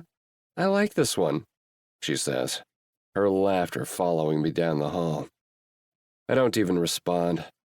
I walk to the back door, letting it slam behind me, as I run up the stairs and try her apartment door. It's locked. Of fucking course. I check under her mat. No key this time. If I were in my right mind, I'd go across the hall and get my kit. But I'm sure she has the chain on, too. I can hear it when I jangle the old-as-fuck flimsy door. She needs a new one, a safer one. My fist pounds on the door. Lola! Open the fucking door! Silence. Lola, open this fucking door right now! Nothing. I don't know why you can't listen to one fucking thing I tell you. Go away, Ben, she shouts through the door. At least I confirm she's in there. But why the fuck does she have to fight me on everything? Is it a game? Is she testing me? Or does she genuinely not want me to bother her? Let me in, Lola. We need to fucking talk. I just want to relax, Ben. You don't have to take care of me. I'm a big girl. She's closer now. No longer a muffled voice. Lola, you open this door or I'm breaking it down. You wouldn't fucking dare. Go to your place, Ben. I don't need you over here. You don't need to burden yourself with my drama. I swear. I'm fine. There it is. I knew there was something. Something bigger that she wasn't saying. She thinks I'm doing this out of a sense of duty. She thinks she's a burden, an inconvenience. God, has anyone ever taken care of this woman? Has she let anyone take care of her? Even more, has anyone fought to be the one to take care of her? The thought tears at me, thinking no one has ever bothered. The fuck you are, Lola. You had a shit dream last night, woke up screaming. Had to hold you to calm you down. I'm fine now, she says, her voice softer. Embarrassed. Fuck.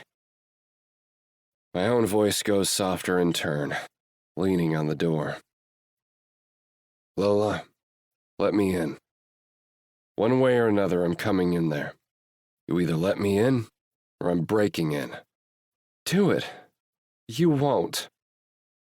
And with that, I smile. She might be the older sister who raised her baby sister, but I was the older brother who tormented my younger brother. Oh, sweet girl. Don't make bets that you'll lose, I say. And if I could see myself, I'd see a devious smile on my lips. She has no idea what beast she poked. I back up and slam my shoulder into the door. The cheap old lock's already beginning to give way. She needs a new one anyway. The front door is fixed, but this door is next. Something tells me she won't let me replace it unless it's completely necessary. I'll just make it necessary. Ben, what are you doing? I'm coming into your fucking apartment. You open this door or I break it down, baby. But one way or another, I'm coming in. You're not going to break the door. That's my plan. I'll replace it. Now move out of the way. With the shit going down, I want this door secure. She needs a new door and better locks. I need her safe. I move again, slamming the wood, and it splinters around the lock. Ben! One more hit, and I'm in. Oh my God, Ben. I can't believe you just... She wants to continue arguing with me, but now I'm inside, and in 3 long strides I'm to her, backing her up into a wall. My hand, tattooed and tanned, splayed against the pale skin of her chest, exposed in her tiny tank top. You're safe, I say, quiet. A different kind of adrenaline flowing through me, now that I see her in her sweet pajamas. Hair in those fucking braids I just want to tug. Eyes wide with shock. But safe. She's safe. She locked me out because she's a fucking pain in my ass, not because she was hiding some kind of danger. Her heart pumps beneath my palm. Safe. Ben, what the... You don't do that. You don't play games like that. You want to play games, baby? The good kind we'll both like? I'll play. I feel a shiver under my palm, and it almost brings a smile to my lips. Almost. But when you're going through chaos, when just last night I saved you from who the fuck knows what, because you still haven't opened up to me about that shit, you don't play games. I want in. I want to see you're safe. She opens her mouth to argue but stops, taking me in. Her eyes scan my face, looking deeper now that her own shock has wavered. I needed to know you were safe, Lola. My chest is heaving. The feeling of panic that I didn't acknowledge until just now subsiding. I'm fine, honey. See? I'm safe. I'm fine. Her little hand, nails tipped in that light pink to match her logo, comes up to my face, resting on my cheek. Her eyes are on mine, bright green and full of Not anger. Not anymore. Not panic or frustration. They're soft. Sweet. Lola. This is the Lola everyone else gets. The one her sister gets. The one her dad gets, I'm sure. I'm just starting to realize there are so many Lolas in one person. And I want to meet them all. You're good, I say, then breathe out, resting my forehead on hers. I'm good, baby. Don't fucking do that, I say, eyes closed. What? Any of it? Hiding from me? Thinking you're a burden to me? Playing fucking games? Being fucking sweet when I want to strangle you? I'm not being sweet. Yeah, you are. All sweet babies and soft hands and syrupy voice. I'm mad at you, woman. You're mad at me. Soft Lola is slipping away. Good. I can handle attitude Lola. I can't handle sweet, soft Lola. That Lola I have no fucking clue what to do with. Fuck yeah, I am. You just broke my door down. Her hand is off my cheek, pressing my chest. That's fine. I don't want sweet Lola right now. Now that the adrenaline is leaving my veins, I need fire. The rest of the world might get sweet Lola, but I get fiery Lola. And I think I like her best of all. What did I tell you? I ask, the hand on her chest pushing her into the wall. Excuse me? I said, what did I tell you, Lola? She doesn't answer. Let me remind you, sweet girl. My face goes to her ear, and I speak the words there. I told you, when you were done with work, to be a good girl and come next door. I told you you'd be sitting in my booth until I was done. And then, we'd go back up to my place, and I'd fuck you. I told you we were spending the night in my bed again. A shiver rolls down her spine, a shiver I can feel in my palm. But you didn't fucking listen. Her hands push on my chest, and I move back just a few inches so I can look at her. I don't do what you ask, Ben. I barely know you. Bullshit. What?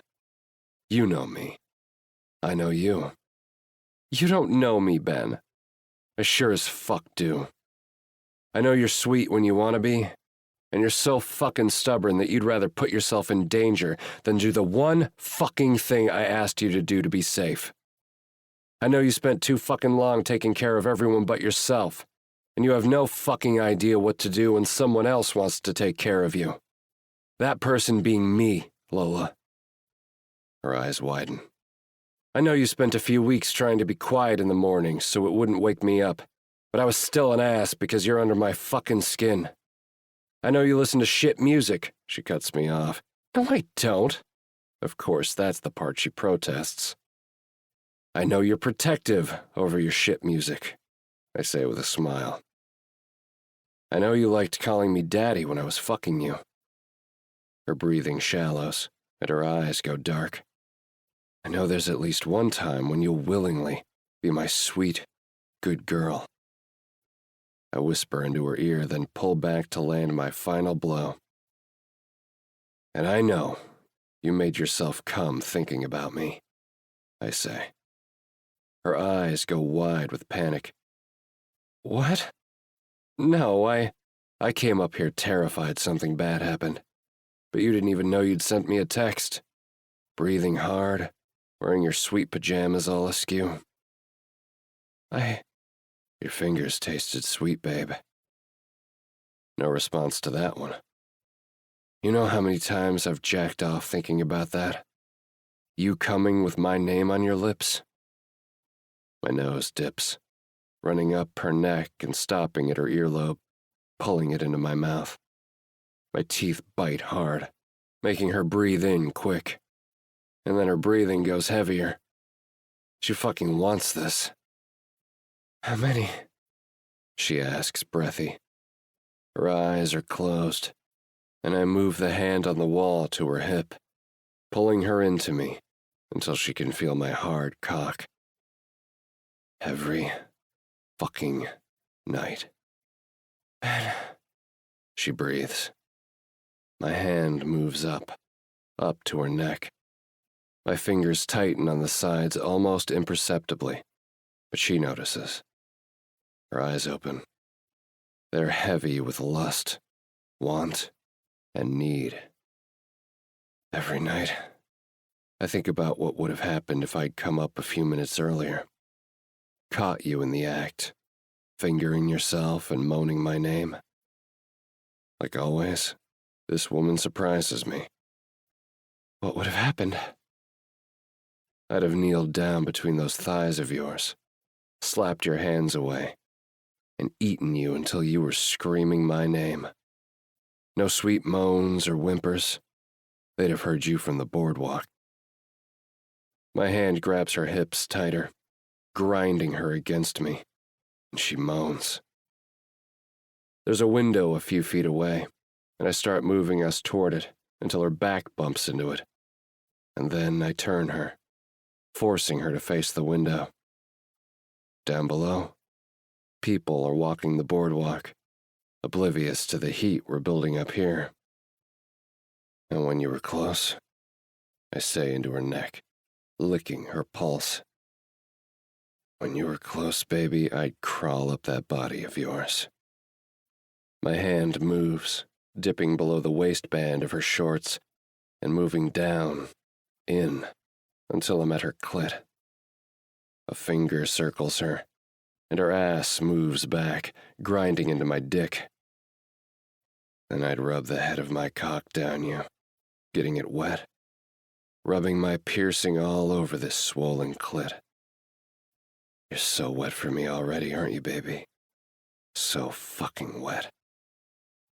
I dip a finger down into her, barely entering to grab more wetness, and drag it up to her already swollen clit, circling her there. Ben, she breathes. Who are you wet for? I ask, biting her earlobe again, hard. She moans again, hips bucking, trying to get more. I give it to her, 2 fingers sinking into her as I use my body to press her deeper into the window ledge. Fuck, Ben. The moan is low and ragged, my fingers drenched as I start to move in and out of her roughly, palm grinding into her clit. Tell me, Lola, who is this wet cunt for? You? That's not what I want. Who is this wet cunt for, Lola? A test. It's a test, and with the way she fights me on absolutely everything, I'm not sure if she'll pass it. But still, I try. Say my name, Lola. It's what for you, Daddy, she says in a weak whisper, and I groan deep in her ear, seating my fingers deep inside of her and stopping all movements. Fuck yeah, it is. And you're going to be a good girl and listen to your daddy. Good, sweet girls get whatever their greedy cunts want, baby. She moans, hips moving, but I just smile. She's going to hate me. My hand leaves her shorts, and she whines as I turn her around, still pinning her into place. Clean these, I order, putting my wet fingers in her mouth. And like the good girl she pretends she's not, she holds my eyes as she licks them clean. My cock twitches. It's also going to hate me. I step back, grabbing her hand and guiding her to the door. Her eyebrows come together confused. Let's go. Go? Her mind is still muddled in sex and lust. I have a client. Told you to come to the shop after work. But Be good, and Daddy will take care of you tonight, sweet girl, I say, then kiss her deep on the lips with a smile on mine, tasting her pussy there as I do. And although she's dazed and undoubtedly annoyed, she follows me down the stairs into the shop, sitting in my booth and chatting with Hattie for the rest of the night, until I bring her back upstairs and fuck her until she can't move, forcing her to, once again, spend the night in my bed. And as this happens, I can't help but think about how I could get used to this routine. 33. Lola. The next day, I'm listening to music with headphones in an effort to keep the noise down, scooping dough I'd prepped the day before onto baking sheets, when I hear a noise. These days, noises scare me. My eyes drift to the door behind me, which I locked with purpose after I left Ben's bed, with his permission and a grumpy, sleepy kiss that absolutely destroyed any hope of keeping this casual with the man. I also remembered to take the spare key with me this time. No more under-the-mat escapades. Because as much as I refuse to let Ben know, he's right. I need to be better about safety, locks, and making sure no one with ill intent can get to me. With my front lock now fixed, I'm planning to head to the store after work to try and figure out a fix for my apartment door, something I will be ripping on Ben for indefinitely. I take out a headphone, pausing my music, and I hear it. Loud thumping, like something is being dragged up the stairs. What the?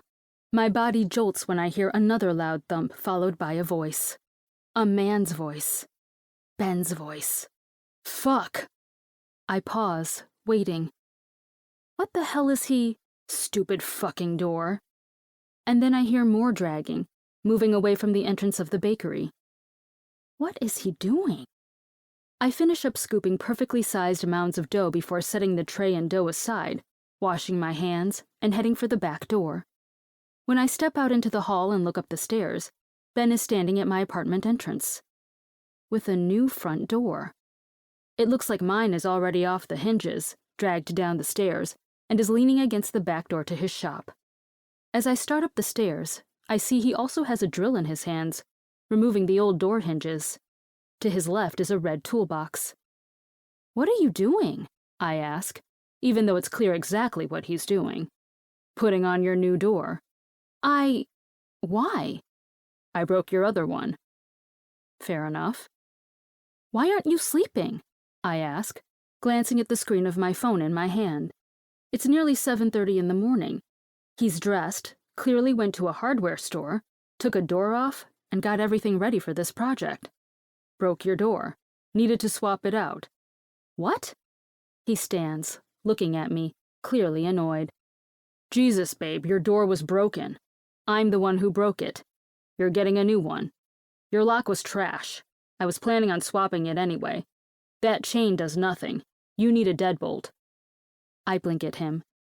I went to the store, got a better door, a better lock. Putting it on now. I spit out the first thing that comes to mind. If you were to ask me, it would have been something along the lines of, "Why are you doing this so early?" or, "What do you know about my lock?" But instead, I ask, "Do you know how to do that?"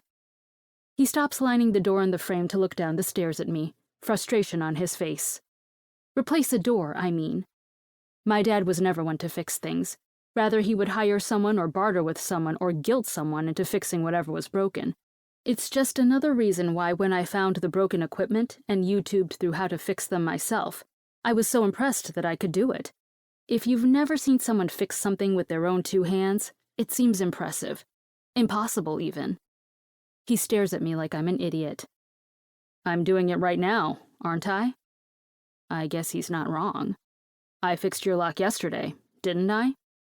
He did do that, spending a total of 3 minutes at my front door until the lock caught on its own.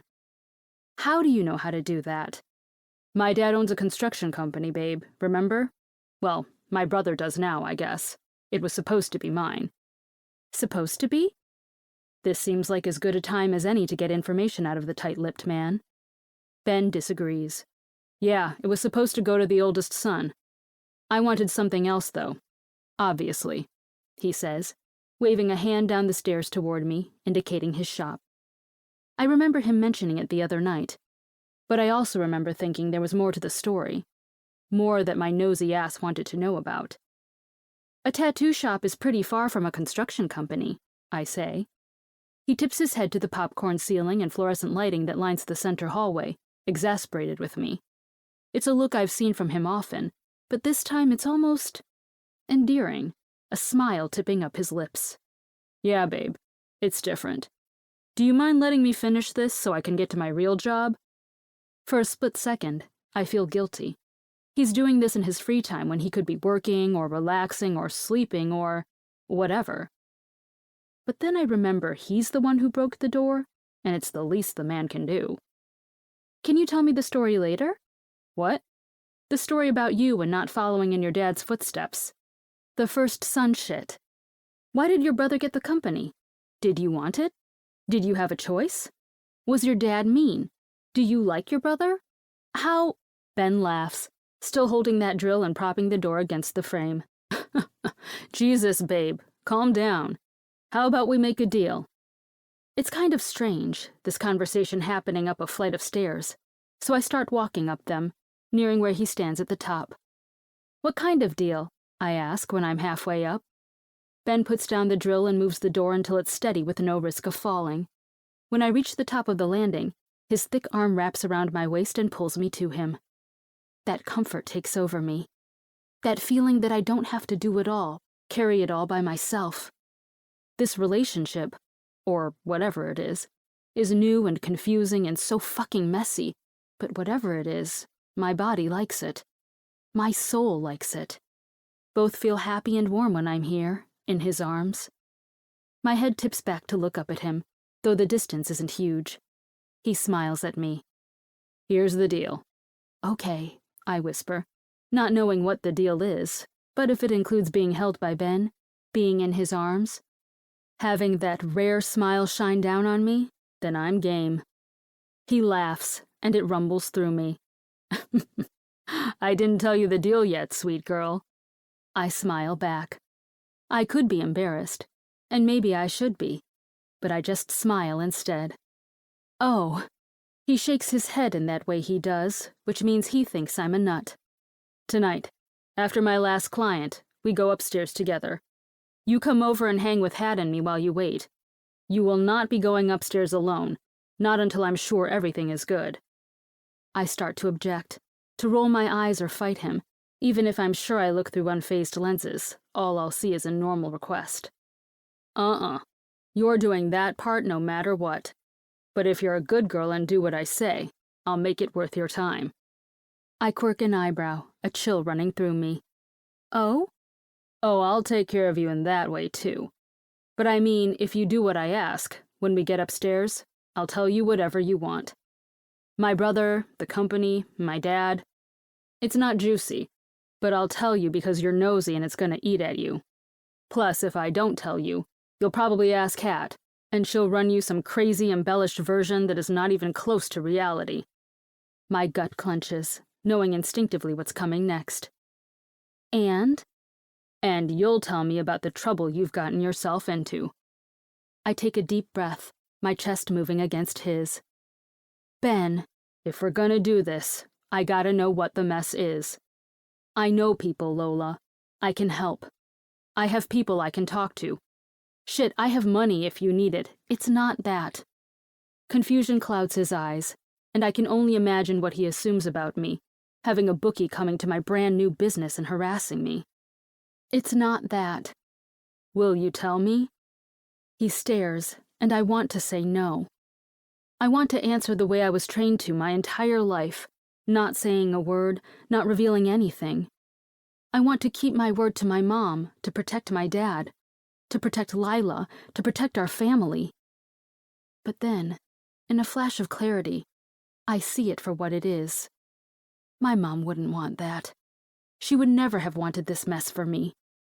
She'd want me to have Libby's because it made me happy, not because it was a photo op. She'd want me to shelter Lila because it was a good thing for a big sister to do, not because there's no need for us both to feel Dad's weakness. And she'd want me to have Ben. She'd want me to feel this sense of home and security and, cared for. I remember my mom gossiping with me about boys before she died, asking me who caught my eye on ice cream runs after school, and if I thought brown hair was better than blonde, telling me not to get lost in boys but to have fun. And as I got older and she got sicker, she started to give me advice on what I should look for and what I should demand in a partner. In that last year, she would tell me to set my boundaries and make them firm, but know that no one was perfect. And in those last days, she told me about Dad, about his addiction, about his drive, about how much she had done behind the scenes that none of us ever realized. My mom was the engine behind my father's success.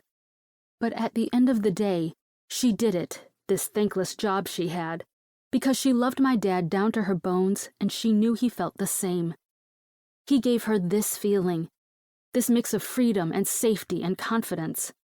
The feeling running through my own veins right now. I think she knew that they were made for each other, that once she was gone, he'd transfer that passion, for better or worse, to his work. But I don't think she could see how much it would affect me, affect Lila. She wouldn't want me to live for Dad and his sins. She'd want me to follow my heart. And I know deep down that before I can have Ben, before I can even have the promise of Ben, before I can accept what he's offering, I need to let him know everything. So I answer the only way I can think of. Yeah, I'll tell you. Tonight. And when relief flashes in his eyes, when he bends down and quickly presses his lips to mine, I know it was the right decision. 34. Lola. You gonna tell me about the pit you dug yourself in? Ben asks, staring at me over a bottle of beer, Chinese food containers littering his coffee table. I came over to the shop as promised after I closed up and hung out with Hattie until Ben was done. Then we came upstairs together, grabbing essentials from my place and ordering delivery. The entire time, I both anticipated and dreaded this moment. On one hand, I'm tired of holding this burden alone. On the other hand, I'm starting to realize I like Ben. And part of me is terrified that if and when he hears my whole story, knows the nitty-gritty of it all, he'll see me differently. Right now, he thinks I'm silly and careless, but I think he also thinks I'm tough and strong-willed. I like being that version of me. It's new Lola. But with this conversation, I'll be introducing him to old Lola, the one who isn't strong and isn't a smartass, the one who let people take advantage of her, who sacrificed more than she should have. And I'll be honest with myself. I'm scared. I'm scared that once he hears my story and gets the full picture, Ben will look at me differently, see me differently. But still, a promise is a promise. This story, it can't. I sigh, staring at a wall because the words just aren't coming out. His hands reach out for mine. It won't leave this room, Lola. Whatever you tell me, you can trust that I won't say anything to anyone unless you tell me to. Well, I have no excuses left. So I start at the beginning. My mom died when I was 15. I stop, the words stuck in my chest. I know that. Lila was 10. He nods again but doesn't speak. Back then, she was Lila, my little sister. I've always kept her safe. I look at the ceiling, shaking my head at the lie we'd all been told. My mom was good. She was amazing, held my family together like glue. But what she did most of all was keep my dad together. When she was on her deathbed, days before she passed, she confessed years and years of lies and secrets to me. Secrets she'd been keeping since before I was born. I take a deep breath, knowing that it's coming. My dad, he's got an addictive personality and he likes power. The two, they don't mix. Ben squeezes my hands, but I don't feel it. I'm lost in the memory. She made me promise, Ben. She was dying, and she looked me in the eye and made me promise. I was 15. I didn't know. I didn't understand. There were 2 things she wanted from me, and she was dying, and who was I to say no? I stare at the wall, committing the art there to memory because I think a part of me is afraid this will be it. That once he knows, he'll be done with me, and I'll never see this beauty again. The first promise was I had to keep Lila safe. I had to keep her out of the papers, away from questions. They couldn't find out who she was, who she is. And 2, I had to keep our dad steady. She told me without her, he'd lose his mind, get lost in grief, and transfer that to his work. He'd go power-hungry and lose all sense of reality without her. I looked to the window, remembering the way her voice trembled with the warning. She knew. She knew all along that this could happen, and her lies and her secrets contributed to it. And she was right, and it became my job to keep him on track. I refused to let Lila help or carry the burden. I needed to keep her safe, Ben. I swear I didn't. It wasn't like I enjoyed it. But I figured one of us should have the good life without this shit touching them. And I had already promised. And I had gotten Mom for longer. It was fair. Ben's hand squeezes mine, the touch finally drifting into my consciousness. Babe, you're not making any sense. He's right. I just need to put it out there. My dad gambles. My eyes finally meet his. He gambles and does it quietly because the sweet, beloved, widowed mayor of Ocean View can't have a gambling addiction. No one would vote for a man with an ongoing addiction. But also, if everyone knows, he can't use it to gain more power, more money, more friends. Another sigh, deep from my chest. Exhaustion. He doesn't do it above the board. It's dark. He gambles with money, and he gambles with power. But when you gamble with power, your opponents will do whatever it takes to get more. Power? Ordinances. Turning a blind eye to things.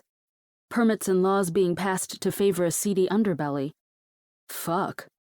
Ben's eyes are wide with understanding, the knowledge that this is so much bigger than me and my bakery as he originally thought.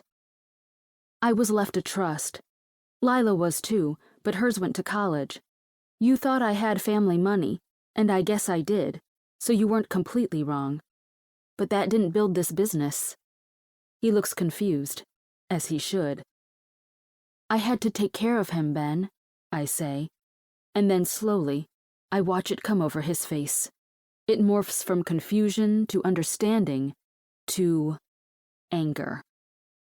Lola, no, it was what my mom wanted. I used it for a while, helping out. Sometimes tabs would pop up. There were threats about the media and revealing things, but it was mostly fine. I look back at the wall, drawings and framed beauty I could get lost in for days. Until he got mixed with the Carluchos. Sounds about right. He wasn't supposed to work with them, Ben. Not ever. Well, yeah, I can see why. They're ruthless. It's not even that. It's more. This is what I needed to keep Lila safe from. His hand moves, and fingers gently touch my chin until I look at him again. My mom was supposed to marry Carmelo Jr. His eyebrows come together, trying to put this new fact into the story I'm telling. My mother's father was also a politician. Senate. She'd seen this whole show play out once before, but her father wasn't deep with the Carluchos. They wanted to strengthen ties and bring the families together. Politics and the underworld can go hand in hand if you want them to. Both crave power. My mother grew up in the fold. Her parents grew up in the same little town in Italy as Carmelo Carluccio did. But your mother married your dad? My mom met him at a function for her father. A fundraiser. Just like me, she was to wear pretty dresses and smile. Win the eye of male voters, but beyond that, she was to be quiet. My dad was a councilman at the time and, well, I shrug. Well, I happened. There was a rushed wedding and strict instructions on how to proceed, even though she had ruined their original plan. She was to attend events, to have a proper wedding, and my father eventually got the support of my grandfather. When I was born, I was added to the voter appeal, and when I was 2, my father was elected as mayor. Jesus, he's been mayor that long? When you have friends in high places, I say, my voice trailing off to allow him to fill in the blanks. Fuck, he murmurs, and I smile a tight smile. He got into politics because he was made for it, but he stayed in it because no one would try anything if he were in politics.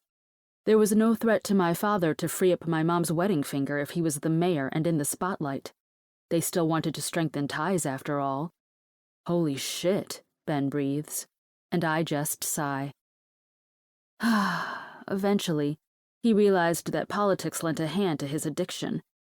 He could settle a debt or get payoffs by allowing for a permit to pass or giving special consideration to a business. Highly sought-after city contracts, that kind of thing. I fill my lungs, fresh air not quite reaching the bottoms as I look away from Ben and scan the room. I don't like what I think I see in Ben's eyes. Pity? Disgust? My mom loved him. I can tell you that much. She told me she tried to talk him out of it in the beginning, but he wanted to give her everything. She came from money. He didn't. She said he did it for love. I pause because this part I've never said aloud. I think it was an excuse he told her.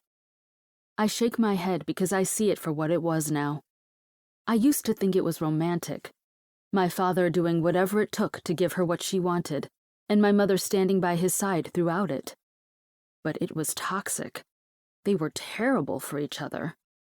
And what I'm about to confess next is a part of history that has never been shared with someone outside of our family. A secret that was told to me in confidence.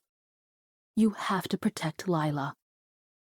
I look back at Ben, not seeing that pity or disgust, but interest. Lila's my half-sister. Ben's eyes widen. She's Alfredo Russo's granddaughter. What? My dad was deep in an election year and never home. I was 4 or 5, but I remember that part. He was never home. My mom cried a lot. According to her, she went out, got drunk, and called an old flame. 9 months later, Lila was here. My voice is soft and factual as I speak. She doesn't know. She doesn't know. I sigh again. The Russos don't know. If the family finds out, they'll pull her in. They like to keep their own close. She'd probably get married off to one of the Carluchos, securing ties with the families. She'd be miserable and constantly in danger. A target. Mom didn't want that for her. Her real father? I smile, a sickly sweet thing, because this part is speculation on my own end. And this part requires I trust Ben with my whole being. And for some fucked reason, I do. The only Russo son died, mysteriously in a drive-by months after Lila was born. Ben's eyes go wide. There's no one to take Alfredo's place when he dies. That's why they'd marry off Lila to a Carlucho. Secure the line and all. Do you think your dad, he knows? He knows, and he knew when he started towing the line with them. He knew the danger of getting involved with them. Fuck, Lola. So your sister is in the line of fire because both of your parents fucked up, and it became your job to keep her safe? I shrug. Part of me wants to argue, say that my mom isn't fucked up, but the older I get, and the more I look at it, I can't say he's wrong. Mom married Dad, knowing his issues, then acted out when those things came to fruition. And now it's Lila's and my problem. Dad started getting in with Carlucho disposal. Waste is strange and needs a lot of permits and approvals. Dad was able to get them. Sometimes it was to clear up debts or tabs, sometimes to earn favor. A couple of years ago, that started getting harder. More eyes, more scrutiny, and then most of it stopped. He stopped working with them. Or so I thought. What changed? I sigh. I see the fire in his eyes, and he is not going to like this part. The trust dried up. He blinks. Once, twice, 3 times. I keep talking, unsure if he heard me or if he understands. I'd been using my trust to spot him money. It ran out. I told him I had nothing more. I had my own savings, but I didn't say anything. Though, the guilt of that ate. But Are you fucking kidding me? Ben says, cutting me off. His face is going red. Ben, no, Lola. No. Are you kidding me? You emptied your trust for his shit? It wasn't just, it was, Lola. I needed to keep Lila safe, Ben. He blinks. I couldn't have them coming to our house, seeing my sister, putting things together. It never touched me. My dad would call and ask for money, but it was never me. Until what? His voice is firmer, losing the soft edge, but part of me knows, even right now, that it's not anger directed at me. A year ago, I got a direct call from Johnny. That was my breaking point. He looks confused. He called me because Dad told him I was good to cover his debt. Ben's eyes go wide. I paid it, but that night I told him I was done. That's when I started working to make Libby's happen. I needed to set myself free and live my life. I realized then, with the trust empty, that I had been living for everyone else and putting myself in danger. Driving down to Raceway Park to pay off your father's gambling debt in the middle of the night will do that to you. Why did you do it, Lola? My back stiffens with his tone, a mix of sadness and frustration and indignance. It was my job. My mom asked me to keep them safe, to keep Dad above water. I did it. My face sets, firm, immovable. As annoying and frustrating and overall draining as this has all been, I don't regret it. I did what I had to do for my family. It was quiet for a year, ever since that day, but I don't think my dad realized I was building Libby's. And now he owes money and sees I have, well, something coming in. He told Johnny I was good for it again. Ben looks like he wants to crush something. I sigh. It's bad, Ben. I have no idea. I need to keep Lila safe. Why? He asks, and I'm confused. Why what? Why do you have to keep her safe? Why is that your job? Because she's my sister, Ben. Does that equate to you having to put your own dreams on hold for her? Something in me ticks, the need to justify my actions and make him see the truth of everything. I was born, and for 5 years, I was alone. My dad had his career, and my mom had my dad. But when Lila was born, I had her, my best friend. My mom put her in my arms when I visited the hospital, and she told me right then, "This is your baby sister Delilah. It's your job, Lola. Your job to keep her safe." When I got older, she'd ask me what my #1 job was, and I'd puff my chest out and put my hands on my hips and say, "To keep my sister safe." And back then, it meant brushing peanut butter from her hair or making sure she didn't shove something up her nose. But over time, it changed. It's my job, Ben. She's my baby sister. My job is to keep her safe, to make it so she could do what she wanted with her life. So what if that meant I had to sacrifice back then? Right now, I'm following my dreams, and Lila got to be a kid. She was a normal high schooler and went to college and works in the city, happy as can be. I did that. I made it so she could chase her dreams. His mouth opens, and I know what he's going to say. I got to chase mine, too. It just took me a bit longer. It was a trade-off. I had Mom for 15 years. She only had her for 10. 8 good ones, if you add in cancer. I won't have you telling me what I did was wrong, Ben. When I look back at Ben, my chest heaving with emotion and frustration and hurt and the need to make him understand, his elbows are on his knees, his head in his hands.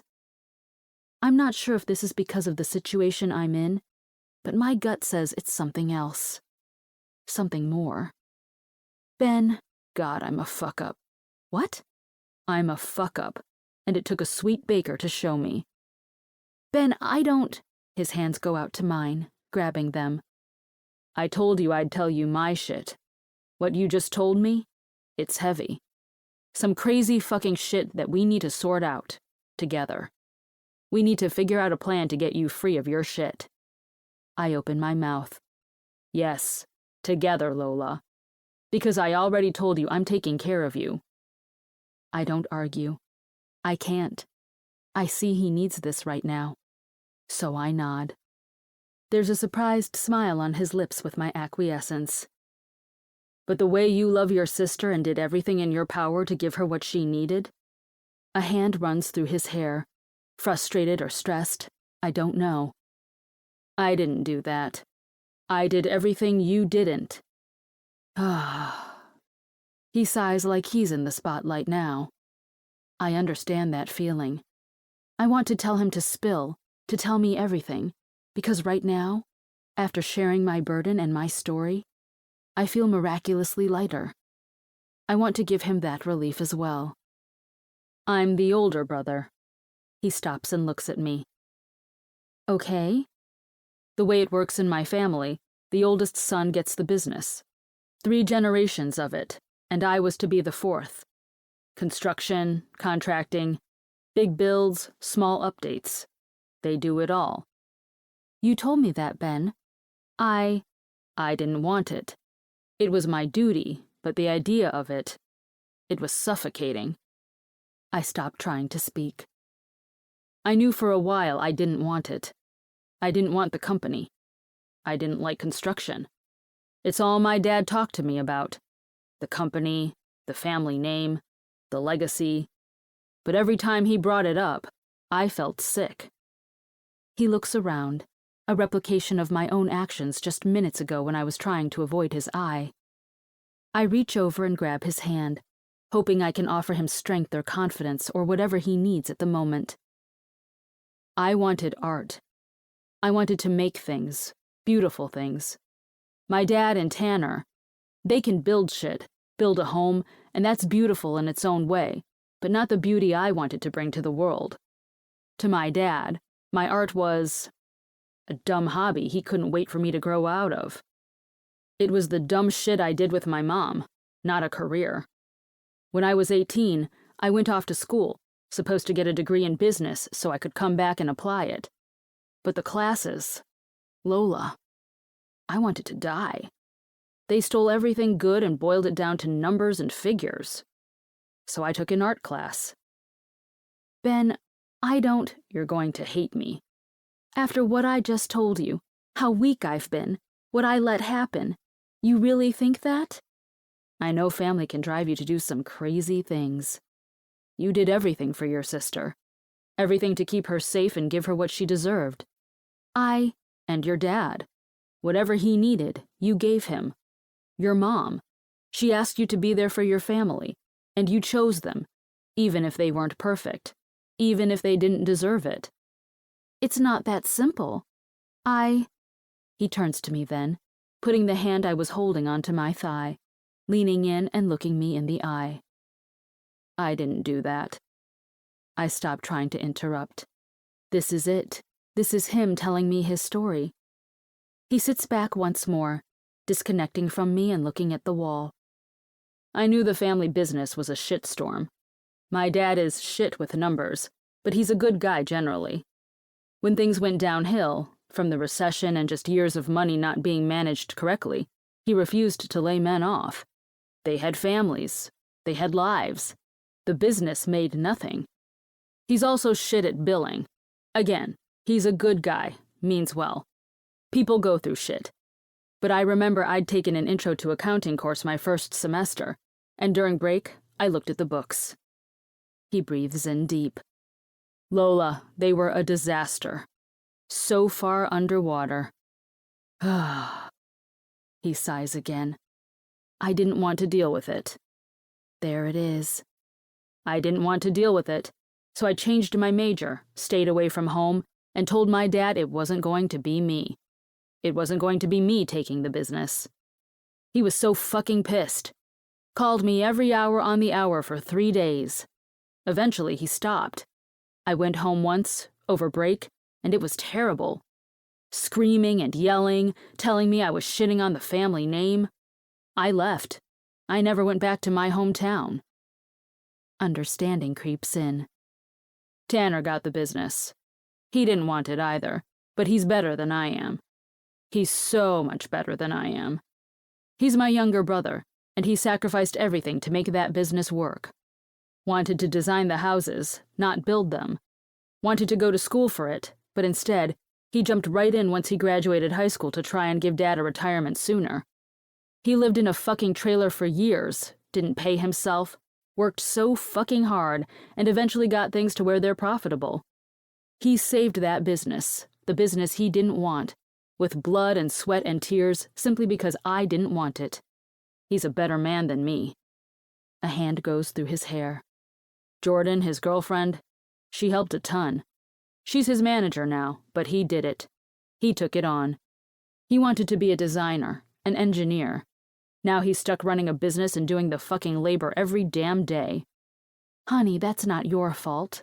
You gave up everything for your family. I didn't. What did you want to be? I look at him, confused. When you were 14, before your mom passed, what did you want to be? My gut drops. Did you get to go to school? I look away. Lila did. Did you? I don't answer. Lola. I wanted to be a baker. I am a baker. You're avoiding my questions, and I know why. I sigh. Might as well get it done. Lila went to school out of state. Got a degree in marketing and public relations. You didn't. I had obligations that kept me home, and I left home as soon as I could to pursue my passion. I left my brother, who was going through his own shit with a bitch of an ex, to work day in and day out to settle the family business, which was not his responsibility. He chose that, Ben. He wouldn't have, given the option. You don't know that. He looks away, and just like he did, I use a hand to pull his face to mine, to look at me. We all make decisions. I made mine. You made yours. But Ben, no one held a gun to his head and forced him to work your family's business. He mulls the thought over but doesn't agree still. He's loyal. To the family. You're loyal to yours. I went out and did my own thing. You have your family's logo tattooed over your heart, Ben. Stillness. That's not a coincidence. Tattoos rarely are. I roll my eyes. You know what I mean. Ah. I sigh when he doesn't answer. If he called you right now and said he needed your help with the business, how would you respond? He continues to stare at the wall. I had a man corner me in my business, and you shut your shop down, canceled appointments, and refused to leave my side. I know exactly how you would respond. He doesn't answer, and I don't think he's willing to accept any kind of empathy. I know the feeling. So instead, I continue. Still, he sounds happy from what you said. Sounds like he likes what he's doing now, even if it wasn't his original plan. He found a girl that makes him happy, right? I don't know him, but I wouldn't say he resents you. Yeah, he says, but doesn't look at me or add to the conversation. He's not convinced. Does he come down here? I ask. Yeah. He loves you then, I say with surety. He wouldn't make the trip knowing you won't come up if he didn't love you. I don't know about that. I mean, I wouldn't blame him if he hated you. You're annoying as hell, I say with a smile, poking him with a foot. Funny how I thought I would be ending this conversation caught in my head, embarrassed or ashamed, but I'm here trying to cheer up Ben. Keep telling yourself that, sweet girl. I roll my eyes, avoiding the truth of his statement, and take another sip of my beer. I'm supposed to go home, he says when the room is quiet for a bit. My brother planned a big party for my mom's birthday. His finger rounds the edge of the beer bottle he grabbed off a coffee table, lost in his own mind. And? I haven't been home, not really, since I left for school. But you see your family, right? Yeah, they come down here. Here? It's safe. If my dad starts anything, I can leave. If I feel uncomfortable, I have excuses. If I go to Springbrook Hills, I'm there. I'm stuck there. That makes sense. He looks up at me, shocked. Lila moved out of town for the same reason. Our dad can't bother her if she's not in town. He keeps staring at me, still mulling before he sighs, flopping back onto the couch. I'm a shit son. No, you're not. Your mom wanted you to chase your dreams. She made that happen. He doesn't look at me. Does she bug you about it? Guilt you? No, never. Except this. She wants me to come home for it. She won't give me shit outright, but she wants that. I know. And so does Tanner. I can see the guilt in his eyes. Have you made your decision yet? If you're gonna go? His head tips back, looking at the ceiling. I know I should. I blocked off the weekend for appointments. So you're off? Yeah. Hattie? I ask, knowing he doesn't like her being there alone. A big sigh comes from his chest like he's been wanting to avoid thinking about it. Shop is closed for the weekend. Which weekend is it? This one, he says, smiling at me like he knows he's waited way too long to make this decision. It's a boyish grin, a new one. I document it, taking a mental snapshot and filing it in with the other things I've seen in the world that bring me all-consuming joy. Daisies and puppies and iced caramel lattes and a cupcake with a perfect pink swirl on top. You have to go. I don't want to, he retorts, like just the prospect of going home makes him a child. My mind flits over my own weekend that is shockingly free of bulk orders.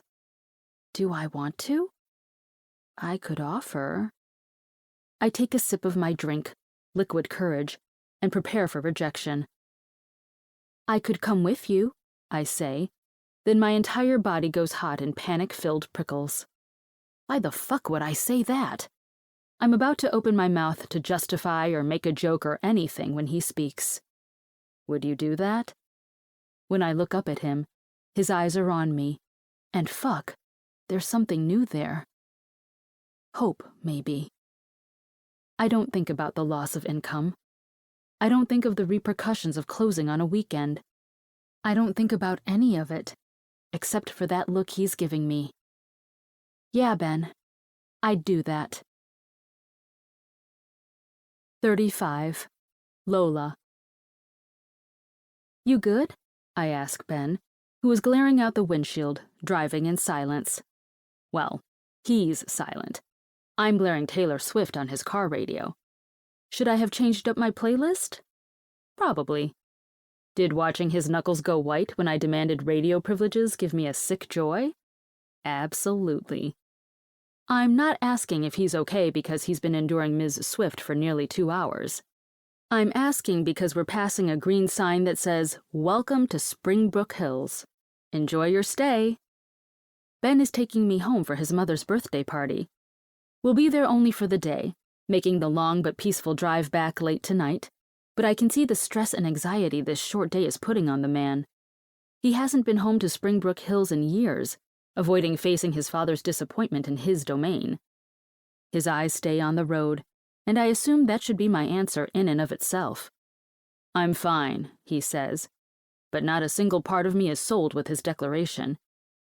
If you want to talk about it, I'm fine, Lola. I stare over at him and take in his stiff jaw, teeth gritting and grinding. That can't be good for your teeth, Ben, I say. You've got nice teeth. You'll want to keep them for a long time. I feel like dentures would mess with your biting kink, too. I'd love to see that smile of his right now, but his jaw loosens just a bit. Progress. I don't have a biting kink, he says, eyes to the road still. Tell that to my neck and my ass and my hips. I found teeth marks on my thigh this morning, I say. I had to change my outfit plans because you could see them in my shorts. The sides of his lips tip up. I don't think your family would appreciate knowing your teeth have been on the inside of my thighs. He groans, a full smile hitting his lips. Mission accomplished. Lola, if you don't stop talking about my mouth being between your thighs, I'm going to have to pull over. Now I smile. I don't think your mom would appreciate us being late or me showing up with sex hair. His smile continues to grow, his eyes slipping to me, and I see he started to relax. My brother would. He'd probably give me a high five. Oh, God, of course he would. I roll my eyes. Anyway, I think we need a safe word, I say, and the car swerves, just a bit, but enough to cross the center dividing line. Jesus, Ben! Did you just say we need a safe word? His head is turned, looking at me. Benjamin! Eyes on the road! My hands reach for the steering wheel, intending to take over if he's not equipped to do so. Thankfully, his head moves back to the road, but that smile on his lips has morphed into something else. I've seen that smile. Sweet girl, did you just say we need a safe word? It clicks. For escaping. This party. A safe word for the party. That laugh I love. The deep, genuinely happy one falls from his lips, the sound bouncing around in the car and filling up my happy meter. Got it. Well, maybe this safe word can be multi-purpose, for events and other places. My body goes hot. Did I tell you I didn't wear panties? I blurt out. Again, the car swerves. Ben, I say, once again reaching for the wheel. Lola, you can't just say shit like that and expect me to be able to keep this fucking car on the road. Sorry. I stare at the hands I've balled in my lap, now self-conscious. It wasn't like a sexual thing. I was rushing around in this dress. Panty lines. I'm wearing a knee-length bodycon dress with thin straps, and while it's so comfy it might as well be pajamas, the only panties that don't show in it are hella uncomfortable. So I made a last-minute decision. I'm kind of regretting it. Until his hand leaves the steering wheel, reaching out to me and tugging a knee until I spread my knees. The hand slips under the material easily, sliding up, up, up. His pinky finger meets my center first and I start to move, just a fraction to try and get him where I suddenly need him. Jesus, he says, ring finger brushing up my center. Fuck, are you wet? He murmurs, eyes locked to the road, remaining hand on the wheel turning onto a side street. Your hands are on me, Ben, I say, breathily. One finger moves back down, gently brushing my entrance, dipping in a knuckle deep. My eyes drift shut, and my head hits the back of the chair. A soft moan leaves my lips. And then, so does his hand. And the car stops. Ben, what? We're here, sweet girl, he says, a devious smile playing on his lips before those fingers that were just under my dress move to his lips, his tongue coming out to taste them, that barbell on his tongue that wreaks havoc on my clit glinting in the light. Let's go. And then he's stepping out of the car. 36. Ben. My baby! He's here! My mom says, running down the 2 front steps and walking toward me with both hands in the air. I walk with my hand in Lola's from the street and up the front walk, letting go when we're close and wrapping my mom up. I can't believe you made it, Benjamin. Hi, Mom, I say. Happy birthday. She pulls away, stepping back and putting her hands on her hips. Let me see you. Mom, you just saw me a few months ago. When you have kids of your own, Benjamin, you'll understand that a few months feels like a lifetime. I shake my head, but still smile, holding my hands at my side, appeasing her. You've seen me. Now, can I introduce you to my girl? I ask, the outstretched hand moving to pull Lola into me. Oh my goodness, of course, she says. Gosh, I'm so sorry. You must know, Ben never comes home. Is this your doing? Lola stands dumbstruck, and the look is cute on her. It must be a pretty thing like you. He'd want to show you off as soon as possible. My mom pulls Lola into her arms, and it takes everything in me not to laugh, as I watch Lola's arms start stiff, confused, before returning the hug. I'm Ben's mom. Lola, she says, stepping back to me with a big smile. a genuine smile. "It's such a pleasure to meet you, Mrs. Coleman. I've heard so many lovely things about you." I see it now. The politician's daughter, winning people over with a smile and some sweet words. My mom is already voting for her. "Oh, you're too kind." My mom turns and waves, urging us inside. "Come on, let's go find your father. Everyone's here. Your Aunt Joni and Uncle Dave. Hunter Hutchins is here. Did you know he got married?" My mom asks. Hunter was Tanner's best friend all through school. He left to build a business, and then reconnected with my brother when he came back. He's also Jordan's half-brother. Jordan told me last time she was down. I look around the crowded living room of my parents' house, tipping my chin at a few people I know. "Where's Tanner?" I ask, looking around for my brother and his girlfriend. They were the masterminds behind this mess. "Oh, he'll be here any minute," my mom says with a twinkle in her eye. She always has that look when she knows something I don't. "What do you—" I start to ask, but then I'm cut off by cheers and whoops. In the doorway, my brother.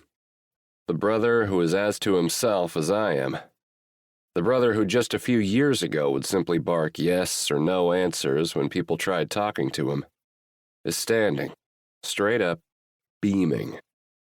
Both hands are raised, fists pumping like he won a game, one holding a woman's hand. The hand belongs to Jordan, his girlfriend. Her face is red from the attention, one hand over her face like she's trying to hide it, her dark auburn hair pulled into a ponytail, but a smile is on her face. A huge one that mirrors Tanner's. And on the hand that Tanner is holding is a ring. A big fucking rock. Holy fuck, he did it. "Benjamin," my mom said, swatting my shoulder, making me realize I said that out loud. Lola's hand tightens in mine, and I can feel her face on me, questioning. But I can't pull my own gaze from Tanner and Jordan. He proposed. It all makes sense. Sure, this was a party for Mom, but it was also an announcement. A party for Jordan. I realize now that their friends are here, all cheering and clapping as well. Chris Jacobs and Tony Garrison, Luna and Xander Davidson, Jordan's family, including her sister Autumn, her nieces, and her brother-in-law. I get it now. My little brother is getting married, and he wanted me here to see this moment. And I almost missed it. I truly am an ass. I turned to my mother. "Did you know?" "Know what?" She's smiling. "Don't play games." "Of course I knew, Benjamin. All these years, never once gave you shit about coming home. This year I did. And for my birthday? I thought you'd have figured it out. I figured that was why you came," she says, eyes moving to Lola. Because I did not come because I realized Tanner was going to propose to his girlfriend. I did not come because I wanted to celebrate with my soon-to-be sister-in-law. I came because a sweet woman gave me the courage to make the trip in the form of her presence. I look down at her, and her lips are tipped up. She knows. She knows, of course. "Bet you're glad you made it," she says in a whisper. "Shut up," I reply, smiling at her, and catching Tanner bringing Jordan into his arms and kissing her big as the guests take pictures. Hours later, we're surrounded by friends. Lola 2 drinks in and giggly as fuck. I've never seen her like this. Relaxed. I like it. Seeing her like this, surrounded by people I know, people I grew up around, people I love, I'm reminded that I wouldn't hate having this in my life forever. Lola in my life. We've been able to avoid my dad, a simple greeting and introduction to Lola before he was pulled off to somewhere else by my mother, who looked over her shoulder with a wink toward me, like she knew what she was doing. My mother truly is a saint. Not a saint is Chris fucking Jacobs, who was sitting next to Lola, laughing with her while telling everyone a story about Lola and a student talent show. It turns out that Chris, who was originally from Ocean View and best friends with Luke Dawson, went to high school with Lola. Jordan just told a story about falling off a stage while in ballet as a kid, pointing to a scar on her eyebrow as proof, which apparently jogged a memory of Lola for Chris. So then, she steps forward, but she catches the long skirt she was wearing on her shoe, and the entire thing comes down. Chris is laughing, and Lola is too, covering her face with a hand. "Oh my God, no, stop," she says, giggling that laugh I love to hear, slapping Chris on the shoulder. His arm goes around her shoulders, pulling her into him. "No reason to be embarrassed, Lowell. Your panties were very cute," he says, smiling. Even though this happened at least 10 years ago, my gut churns knowing that he's seen that part of her. "Oh my God, you flashed the whole school?" Jordan yells, aghast with second-hand embarrassment. Lola buries her face in Chris's arm. Here's the thing. Chris Jacobs is and always will be a flirt. He knows that. I know that. The whole damn world knows it. I've seen him flirt with a brick wall, with Tanner, his boss's girlfriend, and Luke's wife Cassie right in front of him. It's harmless. It's usually fun to watch. But fuck it, if right at this moment, being on the receiving end of him being on my girl, I don't lose it. Something inside of me snaps. My hands circle her wrist, and I'm tugging her from the sofa, pulling her away from the party, the noise, the crowd. As I do, I hear the laughter of my brother and Chris follows us. I don't give a fuck.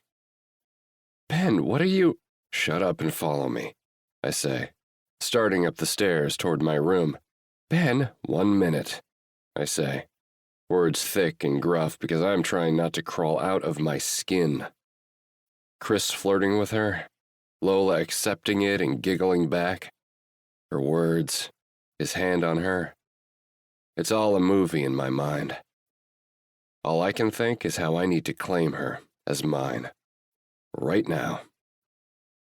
We get to my bedroom door and I push it open with too much force, tugging Lola in and closing the door, her back to the thick oak as I press my body to hers. As always, every soft curve lines up with my body in a way that is so perfect, it's like it was meant to be. "Ben, what the fuck was that?" I say, face in hers. "Ben, seriously," I said, "what the fuck was that?" She doesn't play games. Doesn't pretend she doesn't know what I mean. That's what I like about her best. She might mess with me, tease me, drive me wild and annoy the fuck out of me, but she never plays games the way other women do. "Are you jealous?"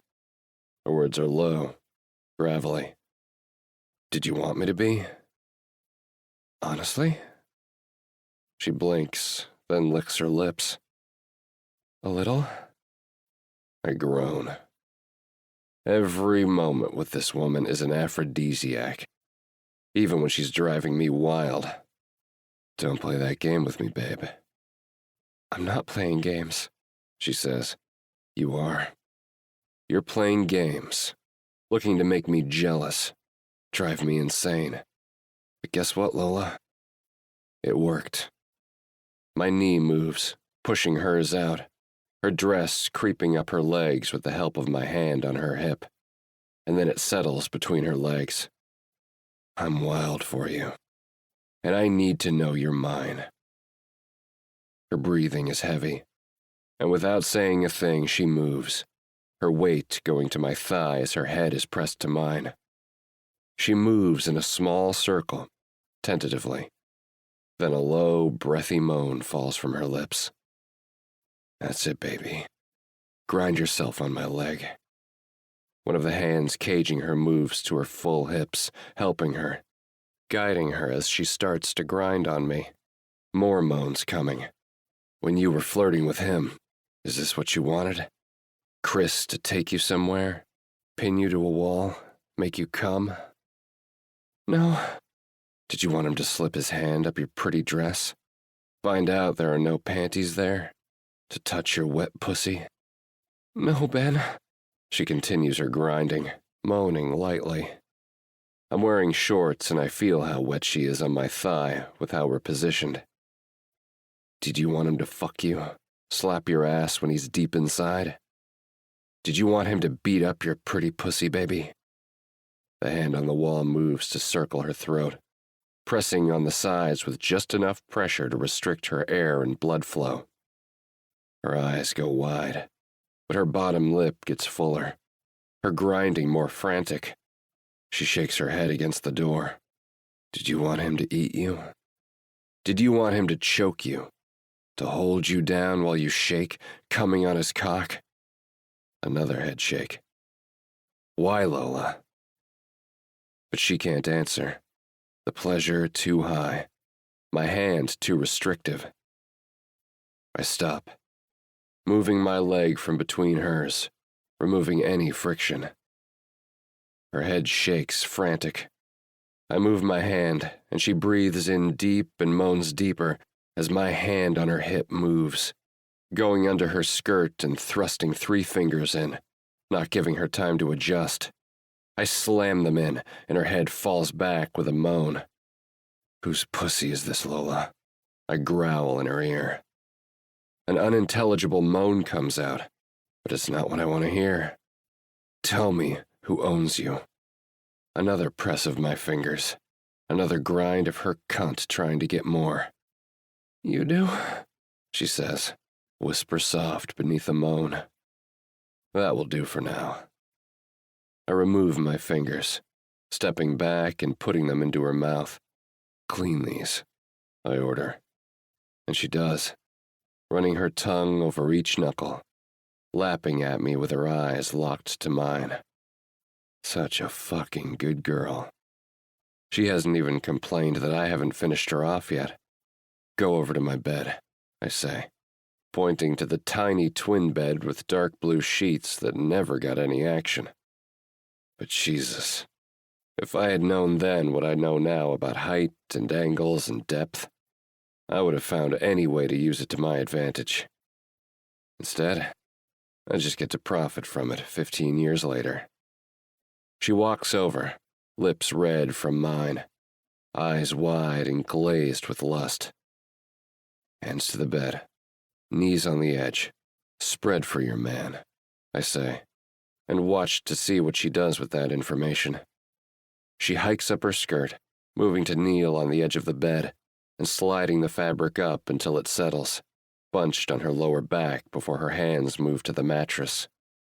She arches her back, sliding her hands forward just a bit before looking back at me. Fucking magnificent. My own hands move to my shorts, unbuttoning the tab and shoving them and my boxers down, just enough so my cock bobs out. This is going to be quick. Quick and messy, but exactly what I need right now. But first, I move until I'm on my knees, and I put both hands to her bare ass. The visual is fucking glorious. Tanned, tattooed skin, on her own, fair and unmarked. The perfect example of how our opposites fit perfectly. God, I want to keep her. Keep this. Her hips move, trying to get something, anything, and my thumbs move to either side of her, pulling her apart until her wet pussy is exposed to the air.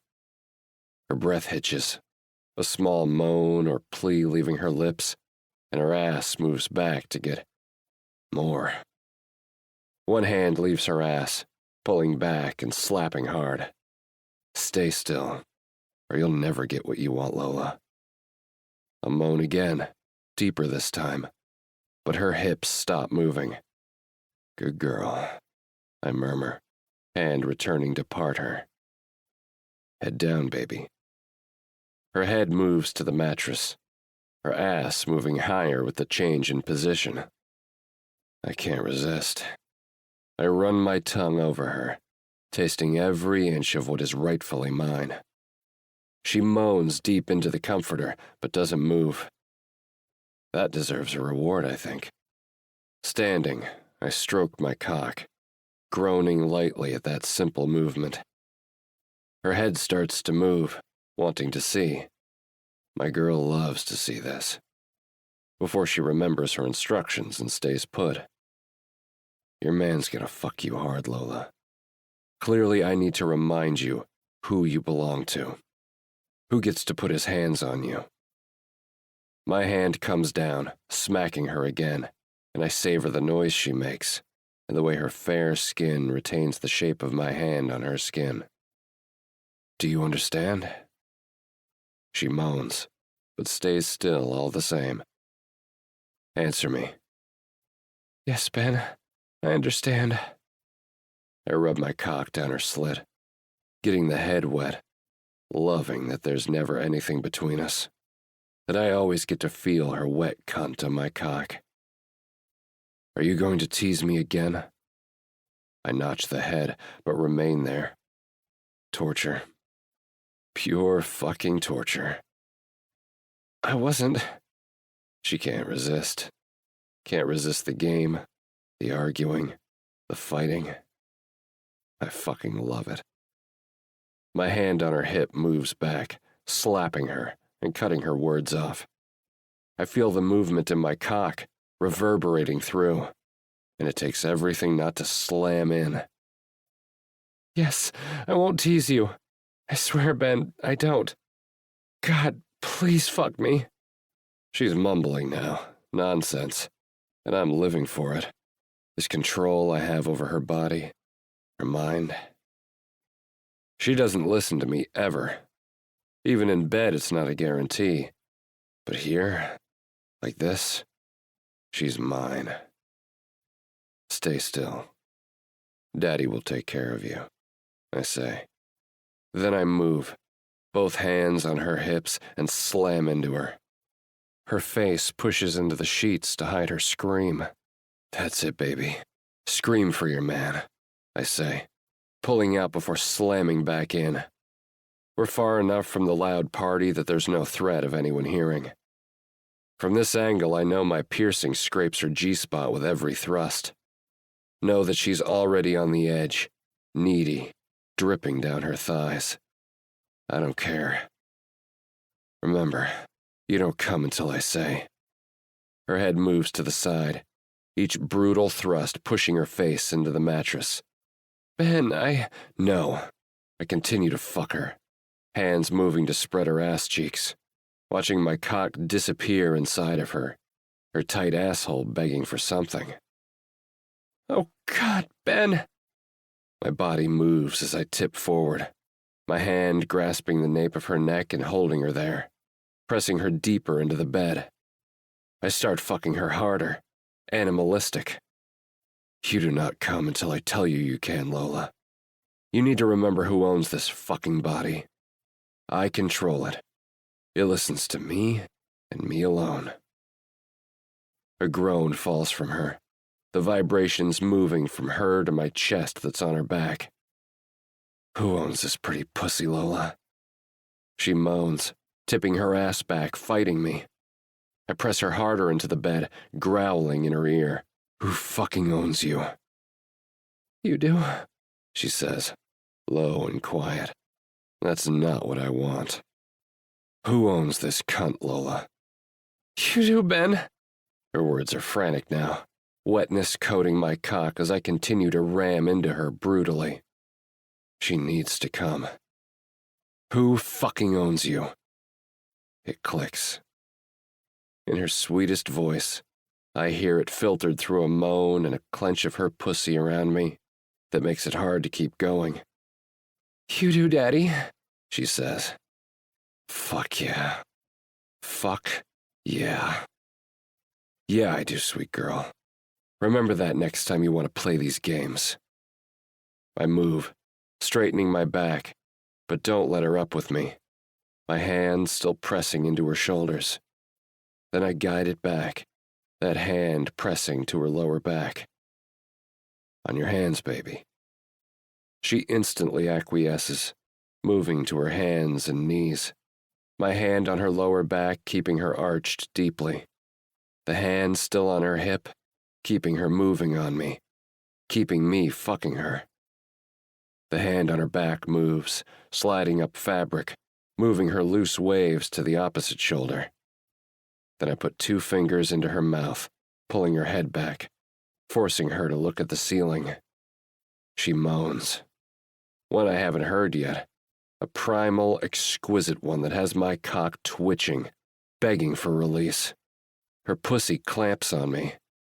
"Don't you come yet, Lola," I whisper, bending a bit so she can hear me, using my hold in her mouth to keep her head tipped back as I plant myself deep, then stop moving. "You're mine, Lola. Do you get that? Mine. What's mine does not flirt with other men, does not let them touch her. You are mine, no one else's. And right now, I'm claiming, reminding you of just how fucking mine you are. Do you understand?" She nods, her tongue licking my fingers. "Don't fucking forget it, Lola. This time I'm going to make you come hard on my cock. Then I'm going to come inside of this wet cunt, and you'll have that reminder all night." She moans. "Next time, I won't be nearly as nice, baby." Another moan, and I can't decide if it's because she's throbbing around my unmoving cock, or if it's because she likes the idea of me being not nearly as nice. Jesus. Instead of asking, I move the hand from her hips, placing it on her chest wide and pulling her up toward me. My hand in her mouth holds her head right next to mine, her back perfectly lining my chest before I start my brutal thrusts again. The hand on her chest creeps down, landing on her swollen clit, and she screams, needing it. But she doesn't come, doesn't let herself let go, because I haven't said so yet. Such a good fucking girl, Lola. She moans, tipping her hips to get me deeper as I continue to move. "Do you want to come, baby?" "Please, Ben," she moans, the fingers in her mouth muffling the words, but it's all it takes. I start to come inside of her, groaning deep in her ear, rubbing her clit hard. "Now, Lola, come for you, man," I moan, thrusting deep as she shatters, clamping down on me and prolonging my own orgasm. My teeth land in her neck, biting hard, and ratcheting up her moan. My hand covers her mouth, trying to avoid being caught. She continues to come on me, her entire body shaking as I slow my thrusts, a wet glide as I come down from my own high. Gorgeous. Fucking gorgeous. And all fucking mine. As she stops shaking, I gently lower her to the bed, leaving her there as I slip out, tuck myself back in my shorts, and slip into the hall. When I return, I have a wet cloth and laugh to myself because she hasn't moved, still face down in my childhood bed, no longer kneeling, but with her feet holding her up on the ground. Quite a sight, I say with a laugh. She only moves to lift her hand and flip me off. As I run the wet washcloth up her bruised, swollen pussy, she twitches, and it takes everything not to start over. But there's only so long we can go missing before someone comes to find us. Once she's cleaned up, I help her tug down her dress and settle it in place, holding her as her arms go around my neck. Gently, I give her a soft kiss before resting my forehead on hers. Now, we're gonna go back down. You're gonna smile real pretty, but you won't brush that hair. I want every man down there to know you're mine, and I laid my claim on you. My face gets close to hers, lips brushing with my words, my fingers still gripping her chin.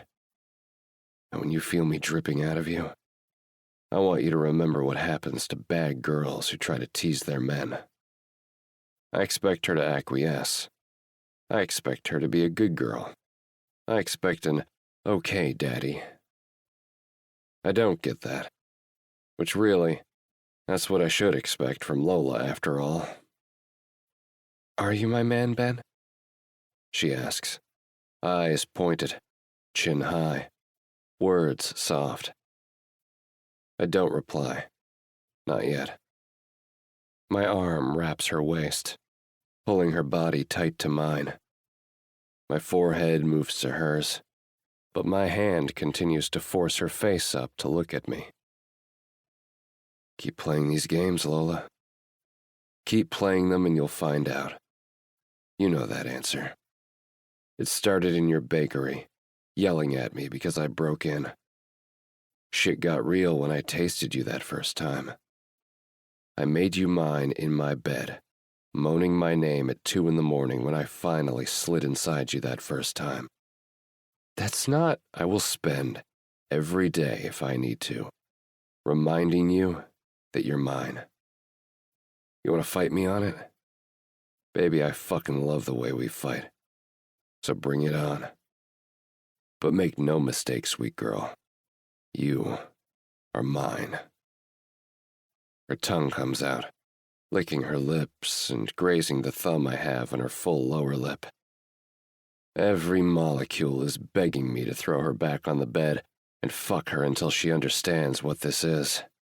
Understands that she drives me up a wall, and we will fight and fuck and make up, and I will live in that cycle happily with her for as long as she lets me lie in her sunshine. Instead, I press my lips to her, cutting off whatever chaotic argument that will inevitably come from her lips, before stepping back, letting go of her chin, and moving that hand to her own, twining small fingers with tattooed ones, and tugging. Let's go before someone comes looking for us. And to my surprise, her hand twines with mine, and she follows, without a fight. 37. Lola. It's gone dark despite it being summer, and it's time to head back to Ocean View. We're standing in the backyard of Ben's childhood home, trees lining the large green yard, and lightning bugs blinking on and off. Ben is talking to his father. His jaw is tight, his hand stiff as he puts it out to shake his father's hand, and his father mirrors his actions, tight jaw, arm out, narrowed eyes. It is so incredibly awkward. But at least I can kind of see now where the stubborn, mildly dickish streak he has comes from. My eyes drift to where Tanner is sitting with Jordan in his lap, both smiling and chatting with friends I met while here. I wonder if Tanner has the stubborn streak or his mom's sweet side. "Thank you so very much for coming today, Lola," Mrs. Coleman says. "And thank you so much for the treats. I can't wait for the next time we head down to you guys, so I can try one of everything." Her smile is radiant, and I wonder if it's the champagne, her birthday, having her whole family in one place, or if she's always like this. "Any time, Mrs. Coleman, seriously," I say with a smile. "It was so nice to meet you." I put a hand out to shake hers, but her hand swipes the air. "Oh no, Lola, you're basically family now." A burning blush takes over my face. "Come, give me a hug." And then she pulls me into her arms the same way she did before, and just like before, I panic for a split second. I haven't been hugged like this in 15 years, more if you add in the time Mom spent in a hospital bed. And right now, in this kind woman's arms, I realize I never had even the smallest replacement. Not from Dad, that's for sure. My arms wrap around her in return, and I sigh into the feeling. With my breath, Mrs. Coleman hugs me a hair tighter. "Thank you, Lola," she says into my hair. "Thank you for bringing him home. Oh, Mrs. Coleman, call me Joyce." That feels too familiar, too close, too nice. Then her arms are loosening, and I'm being pulled back, a thick, familiar arm on my waist. Ben. I can't help but burrow just a bit into his side. "Bye, Mom," Happy birthday again. Thank you, my sweet boy. You made my entire year coming here. His hand tightens on my side. Now you have no excuse. You've broken the seal, she says with a smile, voice half joking and half serious. Mom. Ben tries to stop the conversation, but Mrs. Coleman steamrolls right past him, speaking to me directly. Bring him back to me, okay, Lola? A family dinner. That way, we can actually get to know you a bit more. Her eyes are kind, but behind that is a tone of pleading. Her husband comes up behind her, holding her the same way his son is holding me. Oh, I don't know. You did it once. I know all about you. Ben's been talking. My head tips up, taking him in, and to my shock, his cheeks show a light tint of pink. All right, Mom, we're out of here. It was great to see you, Ben says, waving a hand and starting to lead me to the door. His mom's tinkling laugh follows us as we head toward the front gate. You telling your mom about me, Ben Coleman? I ask with a smile as he helps me into his car. He rolls his eyes and slams the door, but I know he hears my laugh through the metal as he walks around, starts the car, and takes us home. 38. Ben. 3 days after our quick trip to Springbrook Hills, Hattie pops her head into my office as I finish my first client of the evening. It's a woman who was here a few months back for her first tattoo, a small music note on her wrist, and now she's getting a second, a heart on the other wrist. Tattoos are addictive. Sup, I say, wiping the newly inked skin before slathering it in a protectant lotion. You talked to Lola today? My eyebrows furrow in confusion. No, why? We're not the kind of couple that talks nonstop. Last night I texted her, asking if she wanted to meet up, but she said she was tired. I ignored the part of me that wanted to ask for more details. The part of me that wanted her to give me a better excuse. But taking a day off for me meant Lola had been hustling to make up the time, staying up late to make doughs and batters, and she's also been working on interviewing employees. The employees part gave me visions of taking her away for a long weekend, somewhere we could hide away without worrying about work and spend time together, preferably naked in bed for hours on end. So instead of bugging her, I'd sent a "Good night, babe. See you tomorrow" text and went to bed. Okay, I didn't go straight to bed. I jacked off to the memory of fucking her into submission in her bakery. One of my favorite memories as of late. I'm starting to worry I'm as whipped as Vic, as whipped as Tanner and Luke. God damn it. How did this happen? Lights are off next door. Went to go gossip and get a muffin, and the sign is flipped to closed. My gut goes cold. Are you sure? Do I have a food belly from eating 3 muffins? She rolls her eyes. Yes, I'm sure. She's closed. That's not right. It's 11 on a Tuesday. She normally opens at 8 on Tuesdays. Can you call her? I did. No answer. Acid churns in my stomach. Even more seeing Hattie's concerned face. Hattie doesn't even know about half the shit that's been brewing over there. The shit with Lola's dad and Johnny Vitale. Fuck. Maybe I should have come over last night. Checked on her. Made sure she really was just tired. And what, look like some kind of lovesick loser? Lola has made it clear that she doesn't necessarily appreciate when I'm overbearing and protective. She's independent, and so am I. We just sometimes hang out.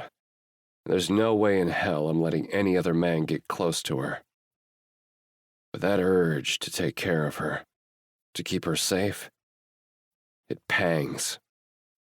And the way her face goes slack when I do, in the moments between her being annoyed or angry with me, the split second between when she realizes I care and her deciding she doesn't need my help, and who the fuck am I to give it without her asking? That's when I see it. When I know her words about no one ever taking care of her go deeper than just some irritated oldest child bemoaning the fact that they weren't the center of attention. In that flash, I always see the real Lola. It's the Lola I could fall for if we both just let it happen. I put plastic wrap on the tattoo, then turned to the woman. Hey, Jess, Hattie's gonna settle you on up, okay? It was great hanging out with you. Gotta go check on our neighbor, I say, walking out of the booth before I can even get a response from her. Then I'm walking to the break room to grab my phone. I've never regretted not taking my phone with me into the booth, always knowing that my family, the most important people, know the main phone at the shop in case of emergency. Does Lola? But when I get to my phone, there's nothing. No missed calls. No SOS messages asking for help. Nothing. I scroll through my contacts until I find her name displayed with a little cupcake emoji. I really am fucked, aren't I?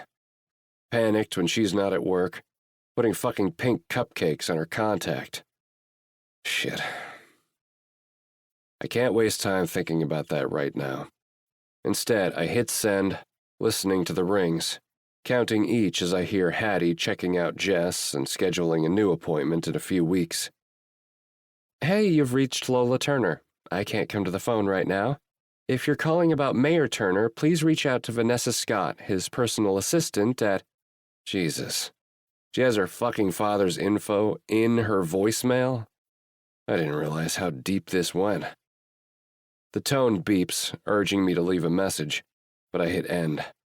As I do, Hattie comes back. Anything? She looks as concerned as I feel, more than before. No, I say, grabbing my keys, the ones that hold a silver key with a duplicate to her apartment. I'm gonna go upstairs to check on her. Okay, let me know what's up. Your next appointment isn't until 3. I can reschedule it if needed. I thank her, but my mind isn't on appointments and clients and schedules. It's on Lola and debts and mafia bookies who take the words of a dirty mayor and victimize his helpless daughter. Fuck. When I get to the center stairwell between our places, I try the bakery door first. A shiver runs through me when the door is unlocked. I fucking told her, I think. How many fucking times have I told her she can't just leave doors unlocked like this? On the boardwalk, there are so many fucking idiots wandering where they shouldn't be. It's going to get her into trouble. I pop my head in, reaching over to flick the light on. Lola? I say, loud, my voice ringing in the clearly empty bakery. No mess. No signs of distress or struggle. No Lola. Nothing. I'm not sure if I should be relieved or even more anxious. Before I can feel either emotion, I back out of the bakery, locking the fucking door behind me, thinking about how I need to change this lock to one that automatically locks when it closes. Then I head up the stairs to her apartment. I knock. No response. I knock again, this time pounding on the door, my heart racing. This fucking woman. I'm about to reach for the key and let myself in when I hear it. A cough, followed by a voice. Don't knock that fucking door down, Benjamin. The words are followed by more coughing. I should laugh. In another universe, I would laugh at Lola calling me Benjamin. In this one, not at all. Open the door! I shout through the door like an idiot. No! Go away! Lola, open the fucking door! What are you doing here? Jesus Christ. Your bakery is closed. Yeah? More coughing. Is she sick? Or is there something more devious causing her to cough? An intruder? Poison? A fire? My mind goes to horrible places. It's never closed. It was closed like 3 days ago. I bang my head on the door in frustration and make an effort to bring my voice down. to pour calm into it. Lola, let me in. Why? She sounds confused. How fucking dense is this woman? But moreover, how much do I want to reveal about my feelings to her? I need to make sure you are okay. A beat of silence passes before she answers. I'm fine. Coughing. Lots of it. You don't sound okay. Because I'm shouting through a fucking door when I should be resting. Again, it takes a lot more than it should to resist laughing. Lola, let me in. No! Lola, you break down that door, I'm going to call the cops. I'm not going to break down your door, Lola. My hand reaches into my pocket. Good. Go away. I'll see you tomorrow. Fuck that. Fuck her thinking I'm just going to leave when something is clearly wrong. I slip the key into the door. Ben, what the? I unlock the door, turning the knob and pushing it open. Panic is flooding me as I do so. Part of me scared I'll see the worst. Instead, I see Lola. Or should I say, a pile of blankets in the form of Lola, and a small Lola head popping out from the center.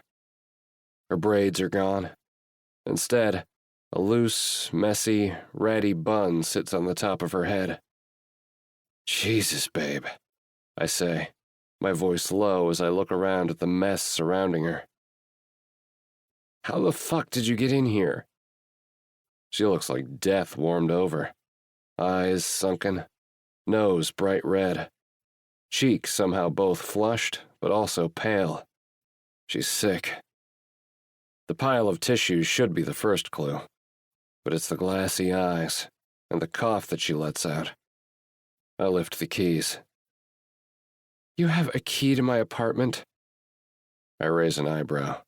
I feel like that much is obvious. How do you have a key to my apartment? I bought the door. Bought the lock. And? Came with 2 keys, I kept one. She opens her mouth to argue, eyes wide with shock and frustration. It's fucking cute. You kept my spare key, and then she sneezes, her nose scrunching and the sound almost chipmunk-like. I should have expected that even this woman's sneezes would be cute. I reach over to the tissue box next to her and hand it over. What's going on, sweet girl? I say. Now that my anxiety has simmered, my empathy is here. The poor woman is a fucking mess, clearly sick as a dog. Thank you, she says, taking a tissue and blowing her nose. You should go, I'm sick. No shit. Don't be a dick. Babe, what do you expect? You're sneezing and coughing, and your nose is bright red. You're in a pile of blankets in July and watching... I turn my head to check the television. Toy Story? It's a comfort movie, thank you very much. Now please leave. Your comfort movie features a clearly mentally unstable kid who burns ants and mutilates dolls being tormented by his own toys? Go away, Ben. What are you even doing here? I needed to see if you were okay. You weren't answering your phone for me or Hat, and the bakery was closed. Guilt floods her eyes, and she looks toward the kitchen where I see her phone, the light blinking. Sorry.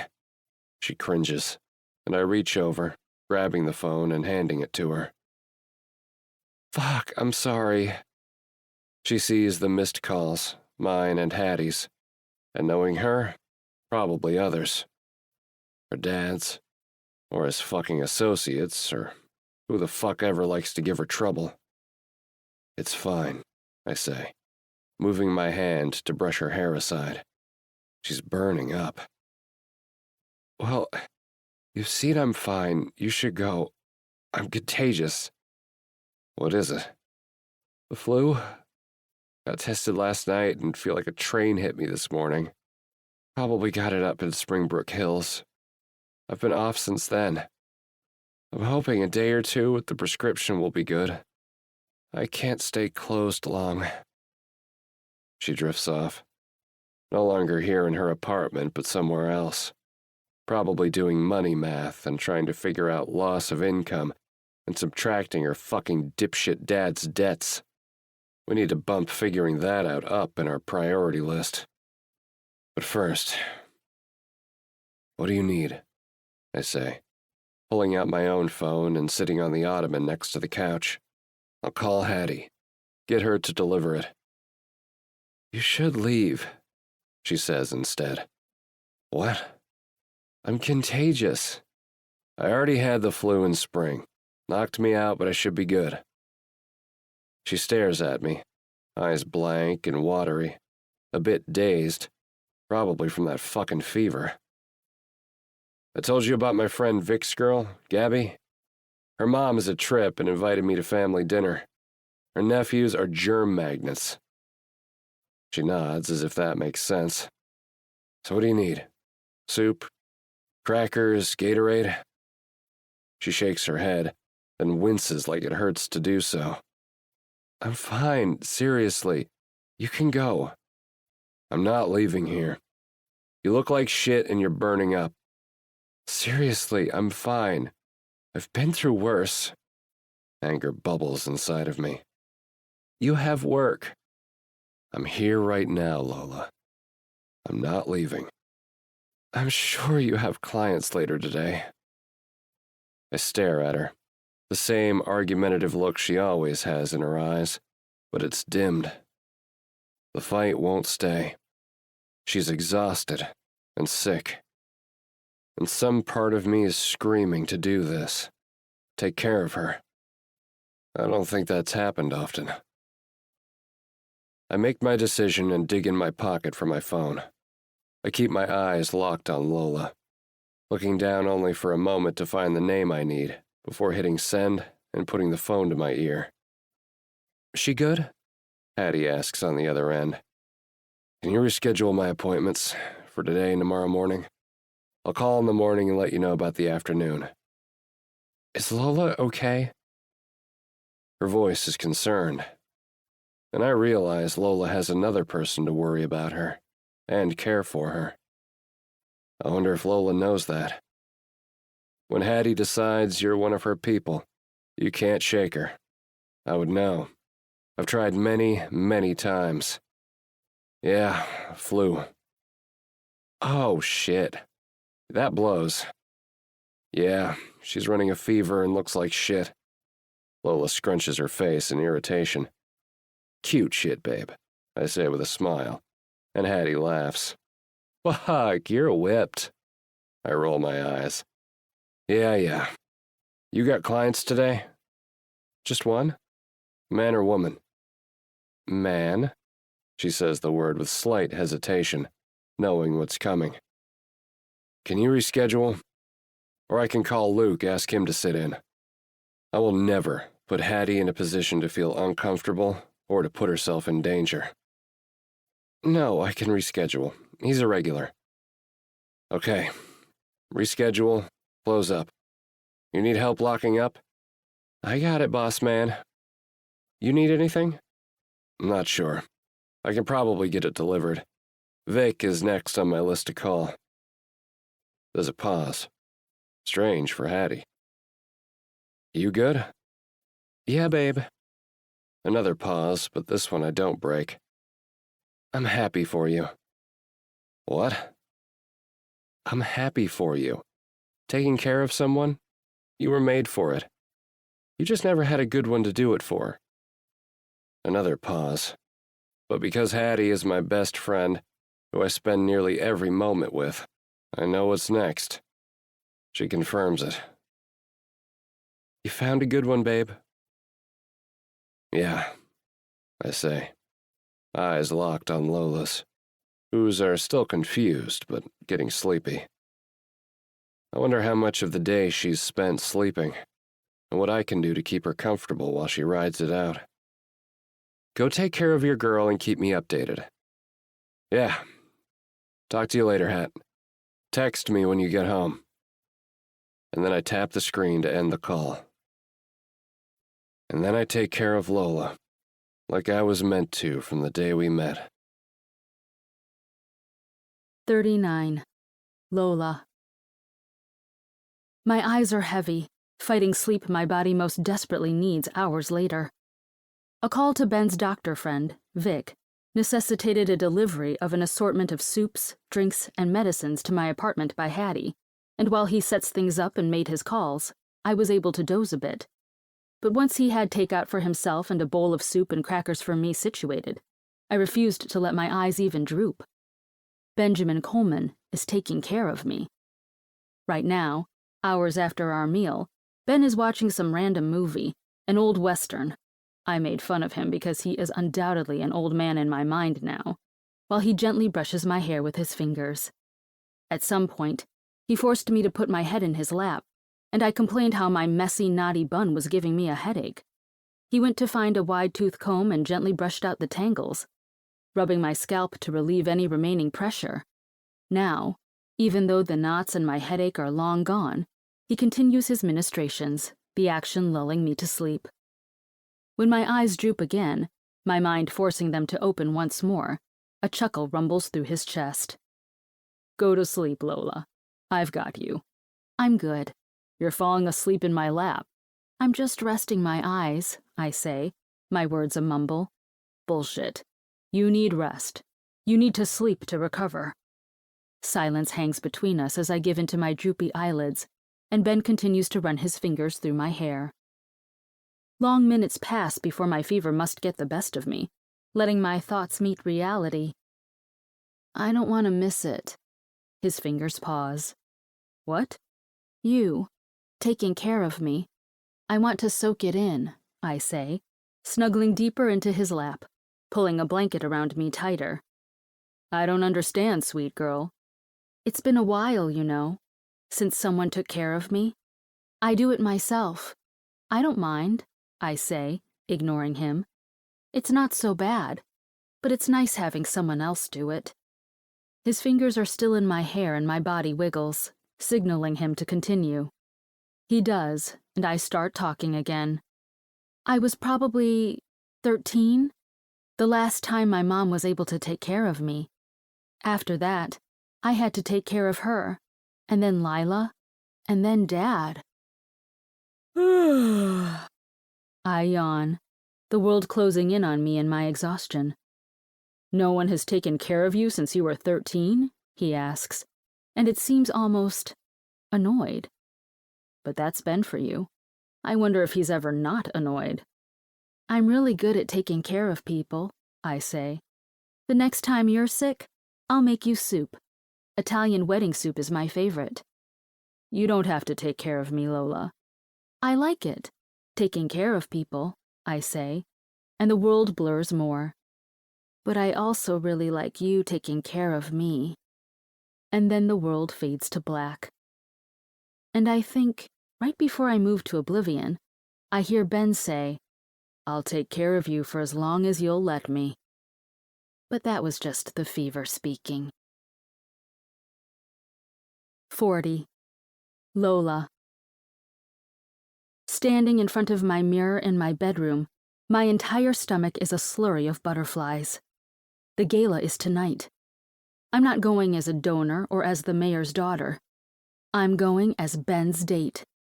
I should be fine. I've been to 1,000,000 of these fundraisers in my life, and this, in theory, should be no different. But it is, of course. Because everything that has to do with Ben is different and new and exciting. And just a bit terrifying.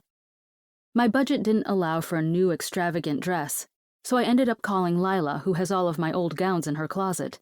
She picked one and hand-delivered it over the weekend, a smile on her face that I didn't quite understand until after she left and I unzipped the dress bag. It's not mine. It's new, the tags still attached. A gift from my sister. It's black, and shimmery, and tight.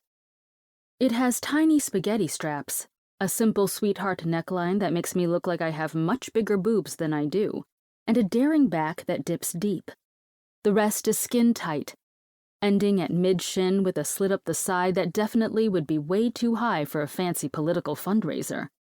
But an art charity gala with my tattooed boyfriend? Perfect. Is he my boyfriend? I think, as I touch up my red lipstick and tuck another strand of hair into the low bun. I don't really know that answer. He's been sweet, taking me to meet his family and taking care of me when I was sick, opening up to me about his life, accepting my own dark secrets. He's been adamant, if not suffocating, about keeping me safe, but technically, he holds the same safety standards for Hattie. We kiss and we fuck anytime we're alone, which is amazing. But are we more? Once you're past the age of boyfriends and girlfriends, do you have a conversation? Do you sit down and go for commitment and exclusivity? Or are you just one day laying in a hospital bed with 2 rings on your finger, popping out babies? Jesus, Lola, way to overthink this, I think to myself, as I hear a knock on the door. With a sigh and one last look at the mirror and the killer red bottom shoes I was forced to borrow from Lila, I turn and head for the door. Standing in front of it, I take one last deep breath, attempting to ignore the nervous energy flowing through me, before impatient knuckles meet the new solid door once more. Ben is halfway through his second, more frustrated rap when I open the door, leaving his hand hanging in mid-air. I smile at him, eyes gobbling up his black button-down shirt, the top few buttons undone and the sleeves rolled up to his elbows, displaying his arms proudly like he already went to the event and were going to the after-party. The shirt disappears into black dress pants held up by black suspenders, the whole thing seamlessly ending in a pair of dark, shiny wingtip shoes. He must have had a trim, the sides of his hair neatly cut, and the top combed back impeccably, the neatest I've ever seen it. Even his scruffy beard has been trimmed to look perfect. This man is everything and more. And his eyes are locked on me with a greedy, hungry look. I take a step back, and then another, knowing that look, and his feet follow my own. Ben, I have lipstick on. I see that, he replies, and fuck if I can't help a small smile on my lips. It's red. Got it. If you do anything, you will be covered in red lipstick, Benjamin, I say, my back bumping into the wall. This man and his obsession with backing me into things. I don't bother to tell him this is a transfer-resistant lip stain. I spent an hour on my makeup and another on my hair, and I know it would take him less than 1 minute to ruin it all if he put his mind to it. I don't give a fuck about that, sweet girl, he says, and then he proves himself by pressing his lips to mine. Like seems to be the norm, I relax, tension flowing out of parts of my body I didn't realize were stiff. My arms wrap around his neck and his hands go to my hips, a thumb grazing the bare spot where the slit of my dress has parted. His tongue sweeps in, tasting my own before he pulls back, pressing his forehead to mine and panting. I really want to fuck you right now, he says, and that sounds like the most Ben way to say he thinks I look good. You mess up my hair and I'll kill you, I say, smiling, tipping my chin up to give him another small peck. I can't resist. When he's around, my body turns into a magnet and I crave being as close as I possibly can to him. I really want to fuck you right now, but if I'm late to this, Hattie will kill me, he says, that boyish grin spreading. Hattie would definitely be a lot more ruthless and painful than I would, I say. He nods, head moving on mine before he takes a step back, hand still in mine, his eyes roving my body. Fuck, you look beautiful, he says, his voice a low grumble, eyes warm and full of desire. Instinct and training tell me to blush, brush off the compliment, explain that the dress is old and the shoes are borrowed. But new Lola just smiles. Thank you. Let's get you around other people before I get any ideas, he says, tugging my arm as I grab my bag and head out the door. As he's locking my door behind me with the key he refuses to return, I can't help but tease him. Oh, like that's ever stopped you? What about your parents' house? His hand freezes, his head turns my way, and there is the heat. The heat I absolutely adore seeing in those eyes. Don't test me, sweet girl. I barely want to go to this thing as it is. And with a giggle, I start down the stairs, freedom and lightness filling my soul in a way I've only ever felt with this man. 41. Lola. I'm gonna go check out what's up for auction, I say, tipping my chin at Hattie. Ben dropped me off with his best friend not long after we arrived, having to run off to meet and greet and kiss babies.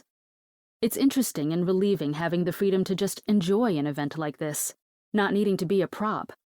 Part of me wonders if Ben knew that and purposely left me on my own. It would track, him always trying to give me things I've never had. Hattie is in a tiny, boxy red dress with strands of beads connected to every surface, like a fiery flapper dress. It fits her personality perfectly, but the skyscraper-height black heels don't. They look amazing, though. With my words, she just smiles. It's the devious one she puts on often. That look gives me anxiety, I swear to God. I pop in headphones, intending to try my best and ignore people for the next 20 minutes, perusing the auction room without people asking me to tell my father something or congratulating me on one of his accomplishments. It's a trick I learned years ago. If I act like I don't hear them, I have a better chance of avoiding them. Because even though I'm not here with him, I've become such an integral part of his image we can sometimes feel like one and the same. When I enter the room of the silent auction, items are lined up, beautifully put together along long tables with dark tablecloths and clipboards in front of each item. There are bath goods, a spa trip, jewelry, and home decor. I pass my own basket of baked goods and a gift certificate for Libby's, and another for a tattoo from Coleman Inc.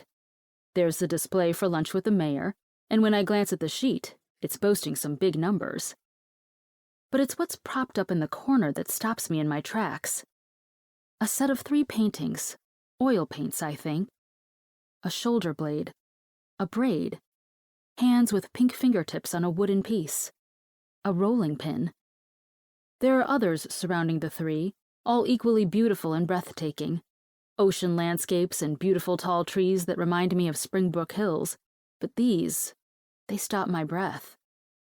I know the freckles on that shoulder blade. I've seen that braid nearly every day of my life for years. I'd know those hands anywhere. They're all mine. Strawberry blonde hair and fair skin and a light wood rolling pin I once held in front of me as a weapon. They're me. I don't have to look at the signature to know who made them. I do anyway. BC is written in dark ink, stoic and strong, a contrast to the light, sweet images in front of me. He painted me. And when I glance at the sheet with the bids, my breath falls away. 5 figures. And a bidding war, it seems. 3 different handwritings and signatures keep one-upping each other for the set of 3. I look around the room, trying to find him. I need to ask him. Why? These can't have been recent. I've been with him every night for weeks. When would he have had the time? My eyes sweep the room, and first they catch Hattie in the corner, arms crossed on her chest, her partner Lacey standing next to her, but her eyes are on me, one thick eyebrow raised. It's the kind of look that says, "Your move next," but I can't even begin to understand what that move would be. And then my eyes hit another person. It's not the one I want to see. It's not Ben standing there, broody and beautiful and everything I'm realizing I didn't know I needed. Instead, Johnny Vitale is standing in another doorway, arms crossed, not much different than how Hattie was standing, but his face is clear to read. His hand moves to his pocket as I continue to stand there, panic flooding me and making me turn to ice. I force my face to stay still, not to slip, the politician's daughter mask going into place. He grabs his phone, typing before he stares at me again. My phone vibrates in my hand, and the voice in my ear tells me I have a text from an unknown number. "Do you want me to read it?" the tinny robot voice asks, as it always does with new numbers. I don't. I don't want to know what he has said. There is no good reason for this man to be here. But there is one terrible, terrible reason for him to be here. Of course, I have nothing for him. Not in the way he'd accept, at least. Shaking hands move the phone, swiping to see the screen. Unknown. I know about Lila. Unknown. Follow me. Nausea instantly roils in my throat. He knows about Lila. There's only one reasonable way to decode that message. He knows who she is and what it means. And the look in his eyes. Jesus, I see it. He has a plan. A plan I am not going to like one single bit. My eyes move to Hattie as I make my decision. She's already looking elsewhere, chatting with an attendee, her red dress shimmering with her quick, excited movements. Another quick glance around the room, and I move toward the entrance Johnny disappeared through. When I walk through the doorway into a still busy but not as much so area, my eye catches him again, moving to another door that says stairs. I follow. I don't want to, but I have to. Old Lola clicks back into place, fitting like an old glove you haven't worn in a while, familiar but just a bit tight, not stretched and worn the way you once thought it was. I need to protect my sister. I might be through helping my father, and I might have finally realized that this life isn't what my mother wanted for me, but she absolutely wanted me to keep Lila safe. She demanded it. And if I don't continue that mission, what were the last 15 years of sacrifice for? So I listen to the way the expensive heels clack on the marble, letting the noise become my purpose as I open the door and start down the stairs. He's going to the parking garage. I need to be smart, though. I need to tell someone, call someone, tell Ben or Hattie or... But as my hand starts for my phone, a hand grabs my wrist while another grabs my phone. You think I'm an idiot? The painful grip is familiar, one I've felt and feared before. Johnny. He takes my phone, tossing it aside, the clatter echoing in the stairwell as he starts to drag me down the stairs. When we reach the bottom, my mind not working even a single bit to try and argue, he flings the door open, dragging me through. I don't even try to fight him, don't try to cause a scene. Instead, I'm planning, calculating, looking for an exit. I'm thinking of what I can do if he forces me to leave with him, and how to save myself in the worst-case scenario. As he tugs me, one of the headphones falls from my ear to the concrete below. I don't dare look at it, don't care to draw attention to it. Right now, my hair is covering the other one. I'm praying that although he threw my phone across the parking garage, it will still be within Bluetooth distance. And as he does, I hear the tinny voice in my ear speak. One new text from Ben. Where are you? Should I respond? I need to be smooth, but I also only have one chance at this. Johnny is tugging me toward the valet, arguing with the man to bring up his car. Call Ben, I whisper in as loud of a voice as I dare without him noticing. Call Ben? My phone asks, and relief. It flows through me. Yes, I say, this time louder. The phone rings and Johnny continues to dig his fingers into my arm painfully. The valet's eyes keep moving from me to Johnny, nervously. Take this. Go get my car.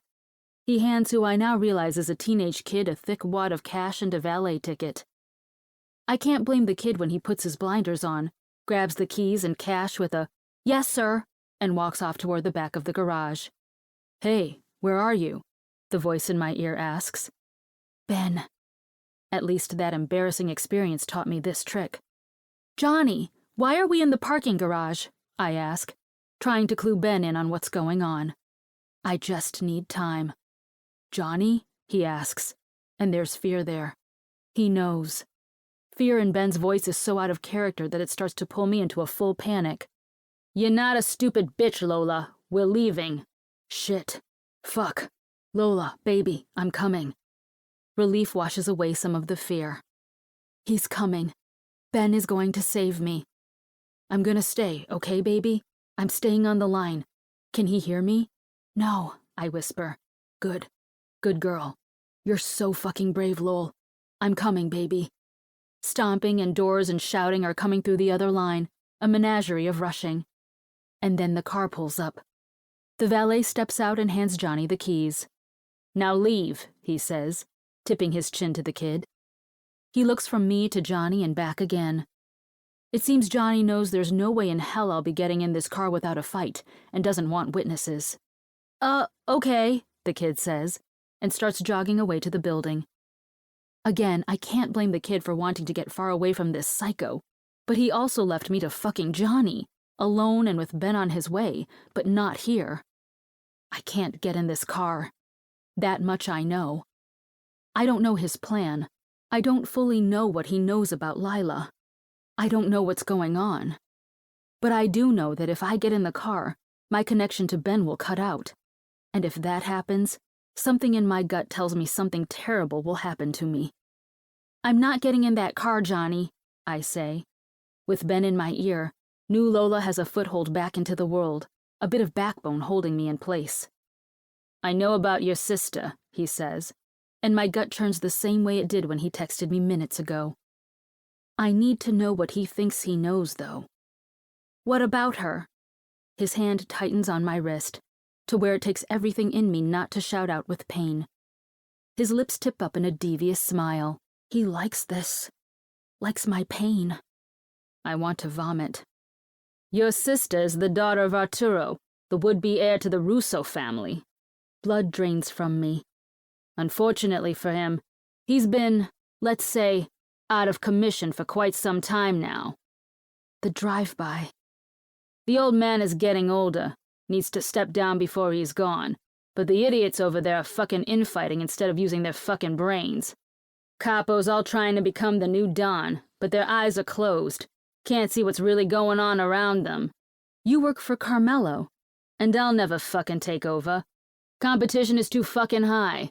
A son and a grandson, all willing and able to take control.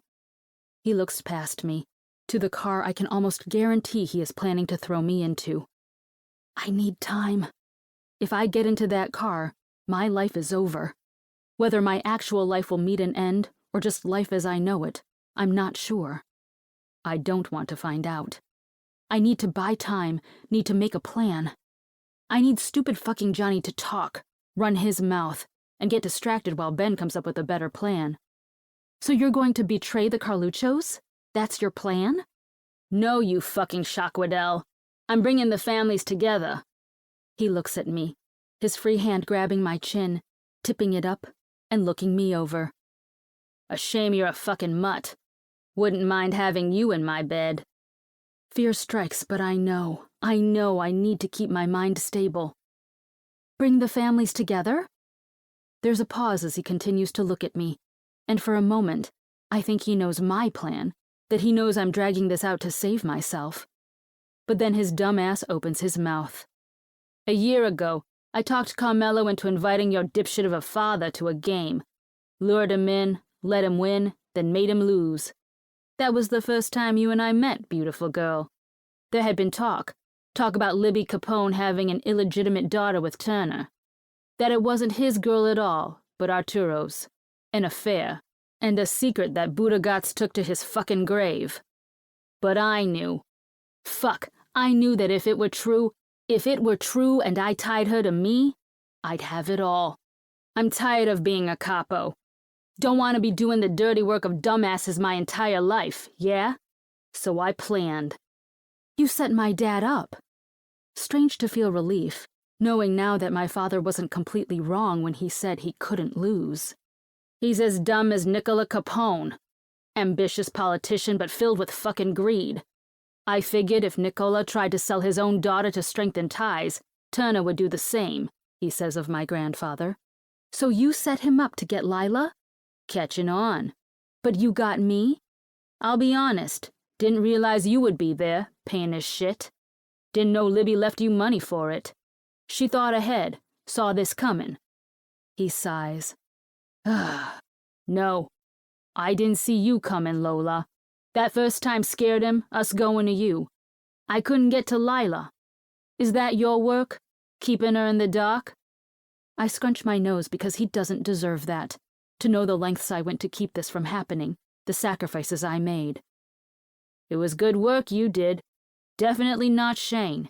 You're not like your dad, loyal to your family to the core. Unlike Dad. Apparently, also unlike my grandfather. God, how deep does this poison of addiction and greed go in my family? So you had my father rack up a debt?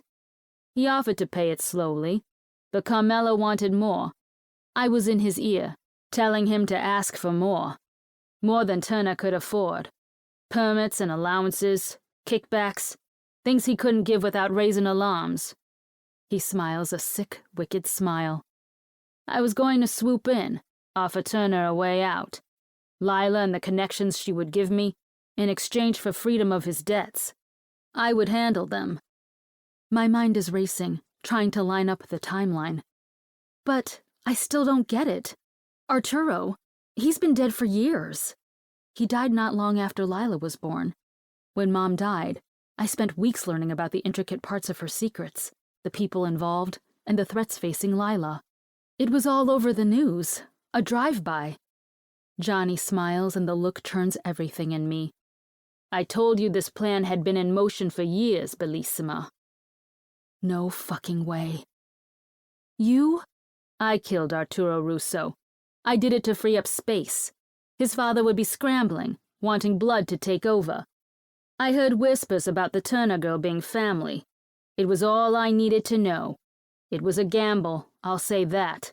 Could have been for nothing. But here we are. I knew once I married Lila, he'd accept me. I have good ties to Carmelo. I could bring the families together. Less fighting, more money for everyone. Carmelo is starting to dip his toes in new businesses. We need allies. Jesus fuck, I hear Ben say through the headphone, but I can't focus on that. I want to throw up. I want to rage. I want to shower and scrub my body, every single place where Johnny's vile hands have touched me. And most importantly, I forget about needing to waste time. You'll never have Lila, I say, my voice low and angry. Excuse me? You're sick. I will never let you take my sister. Rage, unhinged and clearly not mentally stable, sears in his eyes. Fury. He is fucking insane.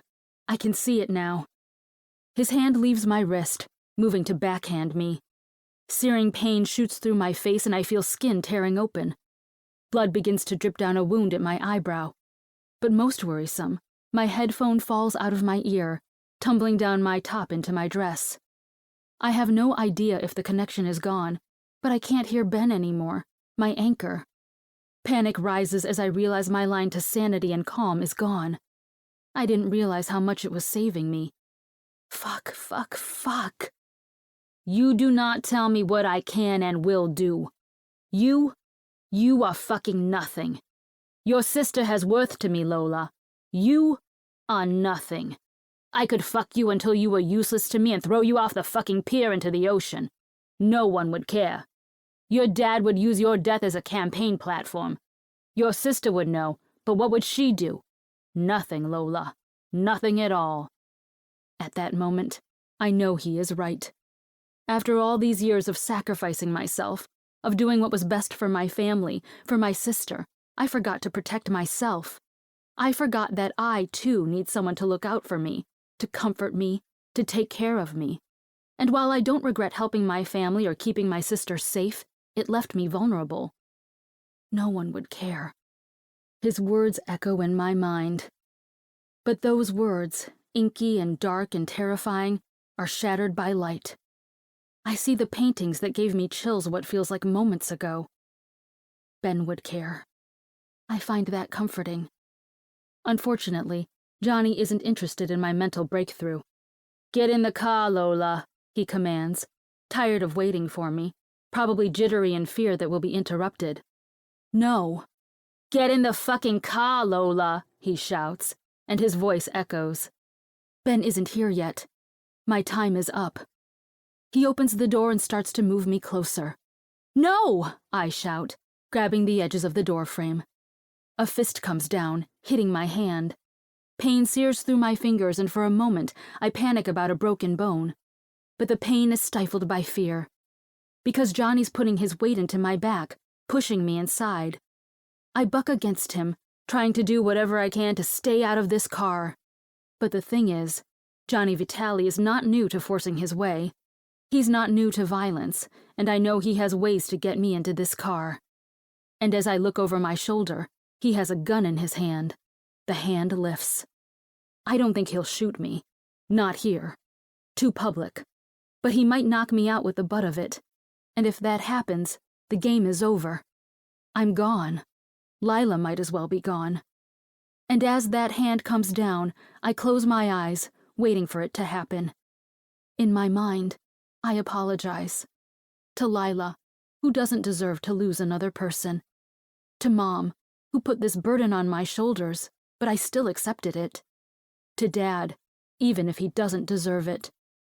To Ben, who is going to live with guilt he didn't earn. And most of all, to myself.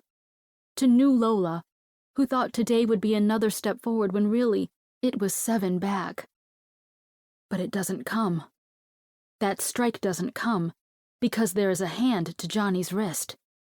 And when I look, I recognize the hand. Those tattoos. Ben.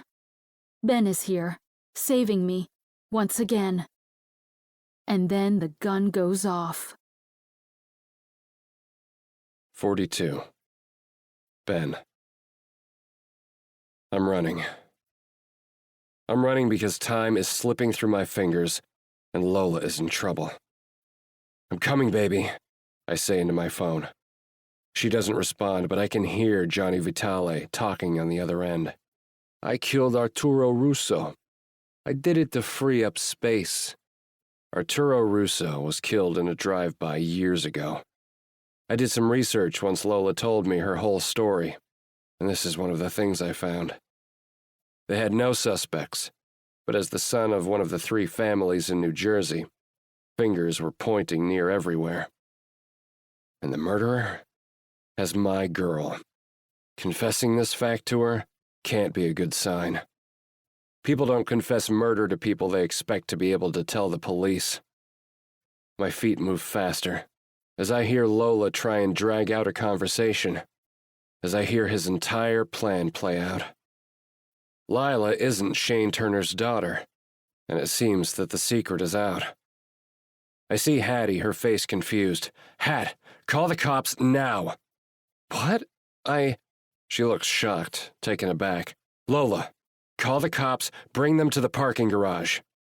She stares, and I hope to God she listened because I'm running out the door, down the winding stairs that lead to the parking garage. Why the fuck are there so many levels? I think, as I stare down at least 10 flights of stairs. I need to go. The sound starts to crackle, the cement walls of the stairwell not helping my reach. Drag it out, Lola, baby. You're doing great. I'm coming for you. And then there's a noise. A sound from her that I know is pain, and my feet move faster. My mind goes blank. The call going foggy like the mic is being covered. But it doesn't matter now. I can hear voices echoing in the garage below me. Only a few more flights left. They're at the valet. I see her now. A black car, the door open. Lola's sweet body pressed against the open doorway. Her hands on the metal, going white with strain. Johnny. A crazy fucking look in his eyes, using his body to push her in. The noise that comes out of her as his hand comes down on hers, trying to lose her grip. Pain. Agony rips through me. Why wasn't I with her? Why did I ask her to come to this? It was too public. I put her in this position.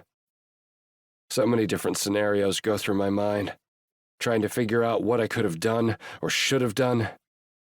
But the truth of the matter is, nothing can be changed at this point. I need to get her. I hit the pavement as his hand goes behind him. I know before I even see it what he's doing. A gun. He won't shoot her, not here. Too obvious, too many cameras and witnesses. But he will bash her head in so she blacks out and he can get her to a safe location without trouble. I reach him as he brings the gun butt down to the back of her head, grabbing his wrist. Lola's head, cheeks steer-tained and scared, looks back with the sound of a struggle, and her eyes go wide with relief. She knows every inch of the art on my body, as well as I know her curves, having painstakingly taken each in over the past weeks. Each night an art show of its own.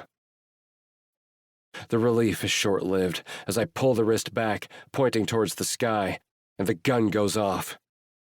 The next 2 minutes move in a slow montage, a mix of images and feelings and panic.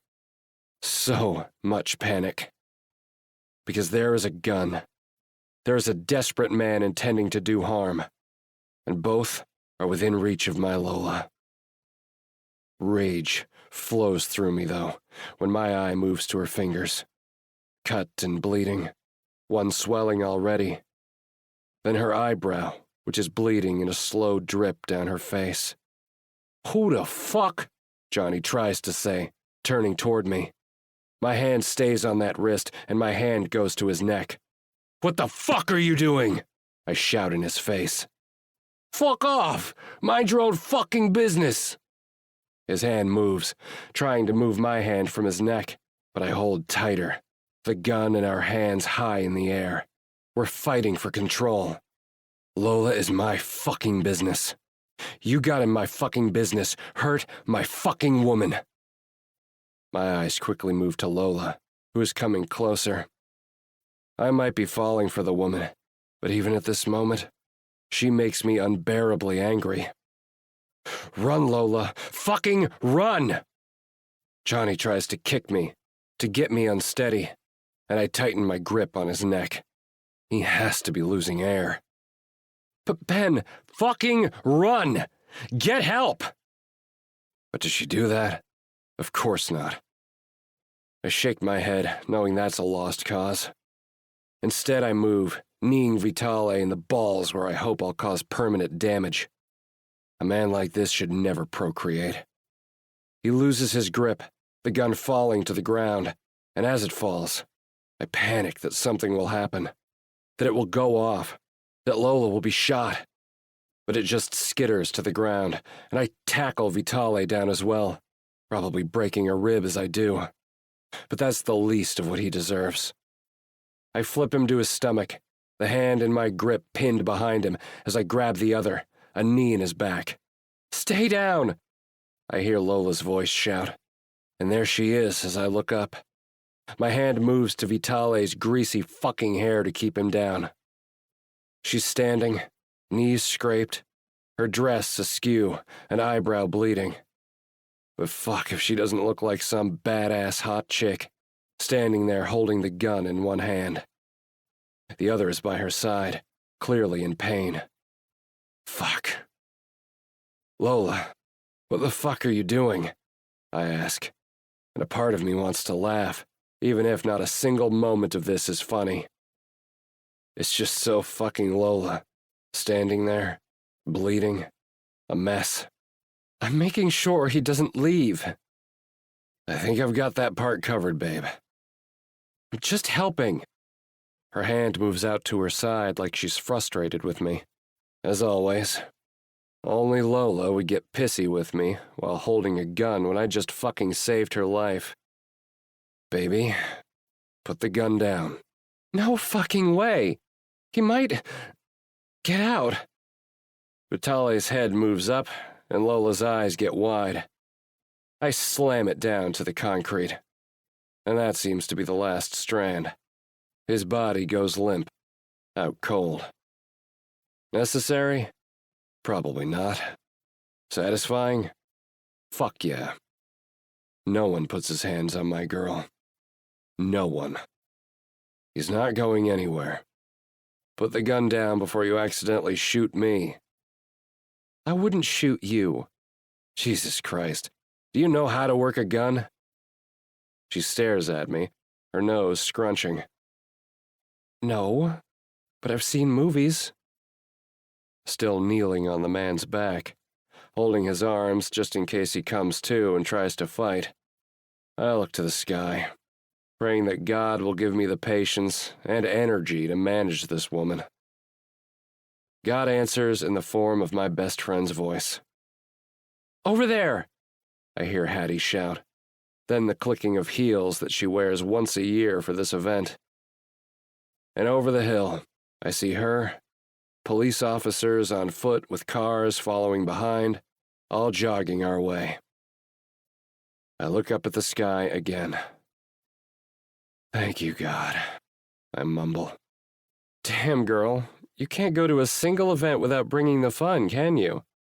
Hattie says, with that dumbass smile when she reaches us, and I glare at her.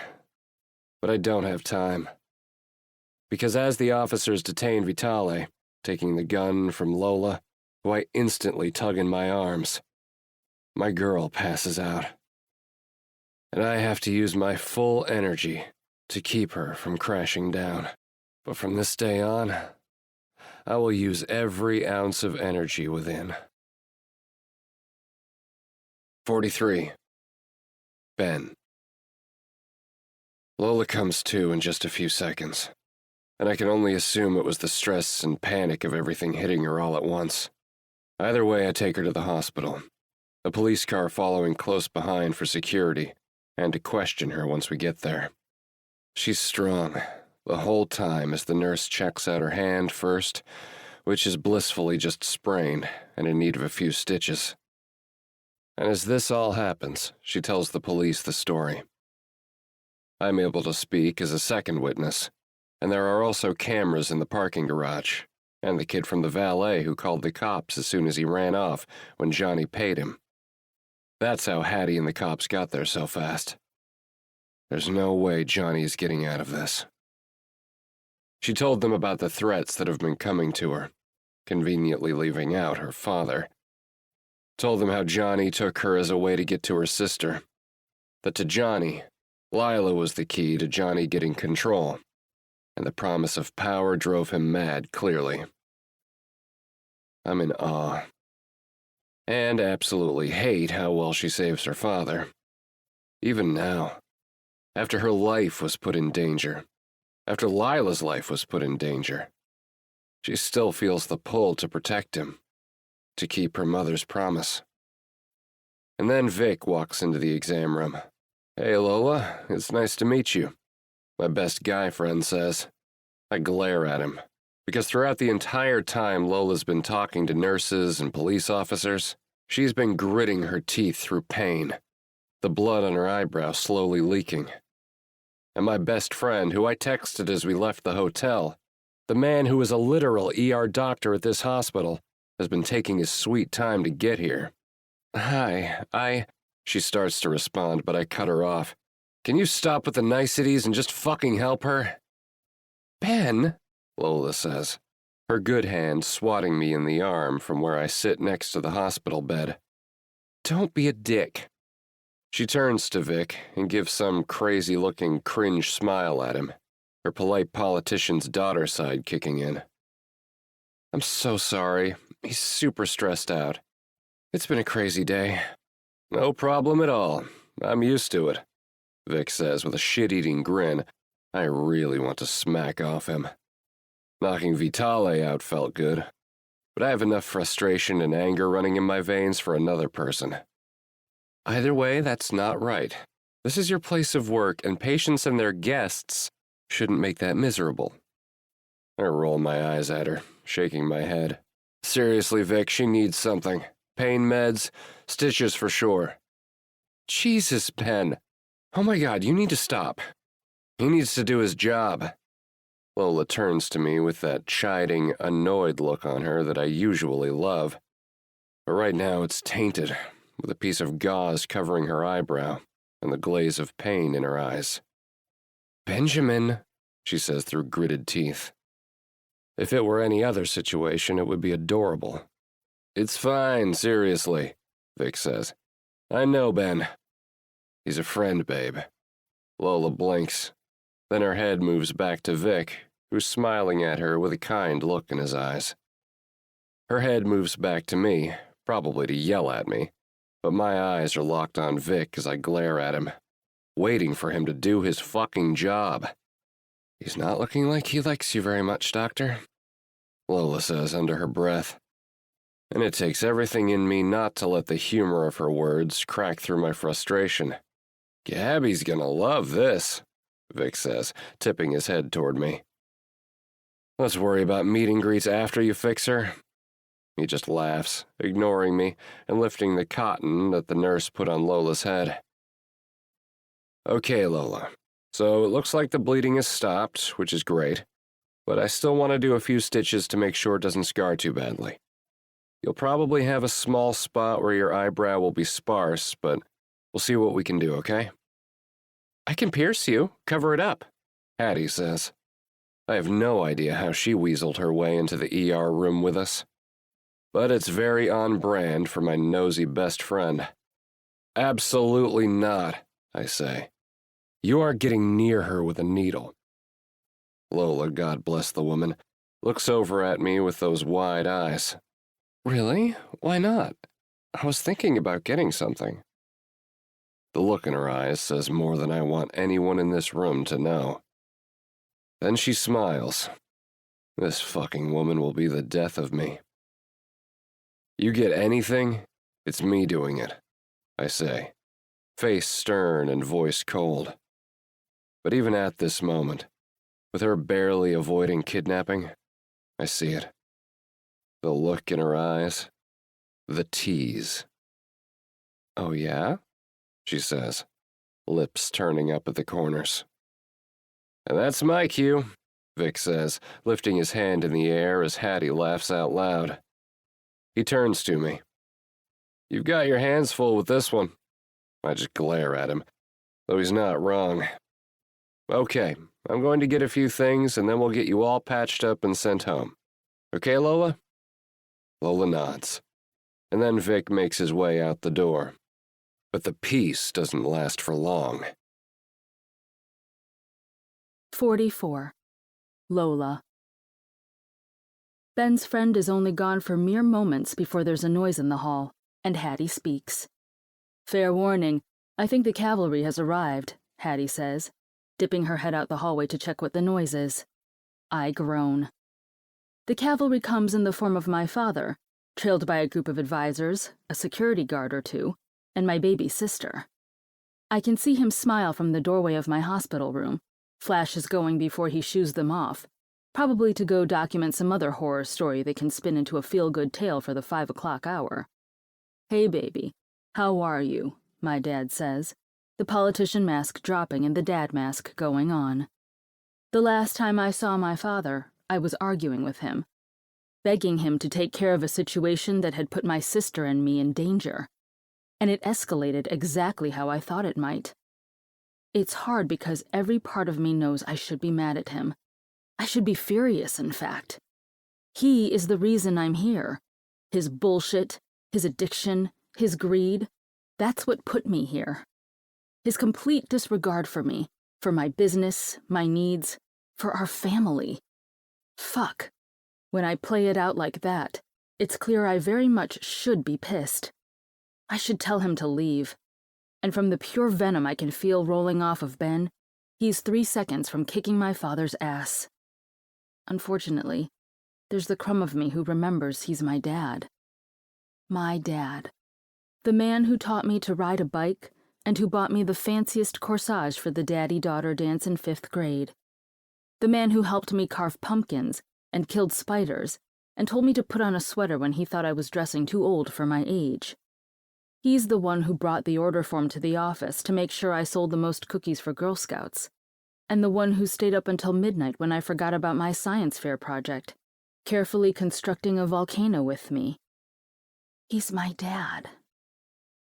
And I think there's something in a girl that will forgive a fuck ton of shit from her dad, just because he's her dad. It's okay, I whisper to Ben.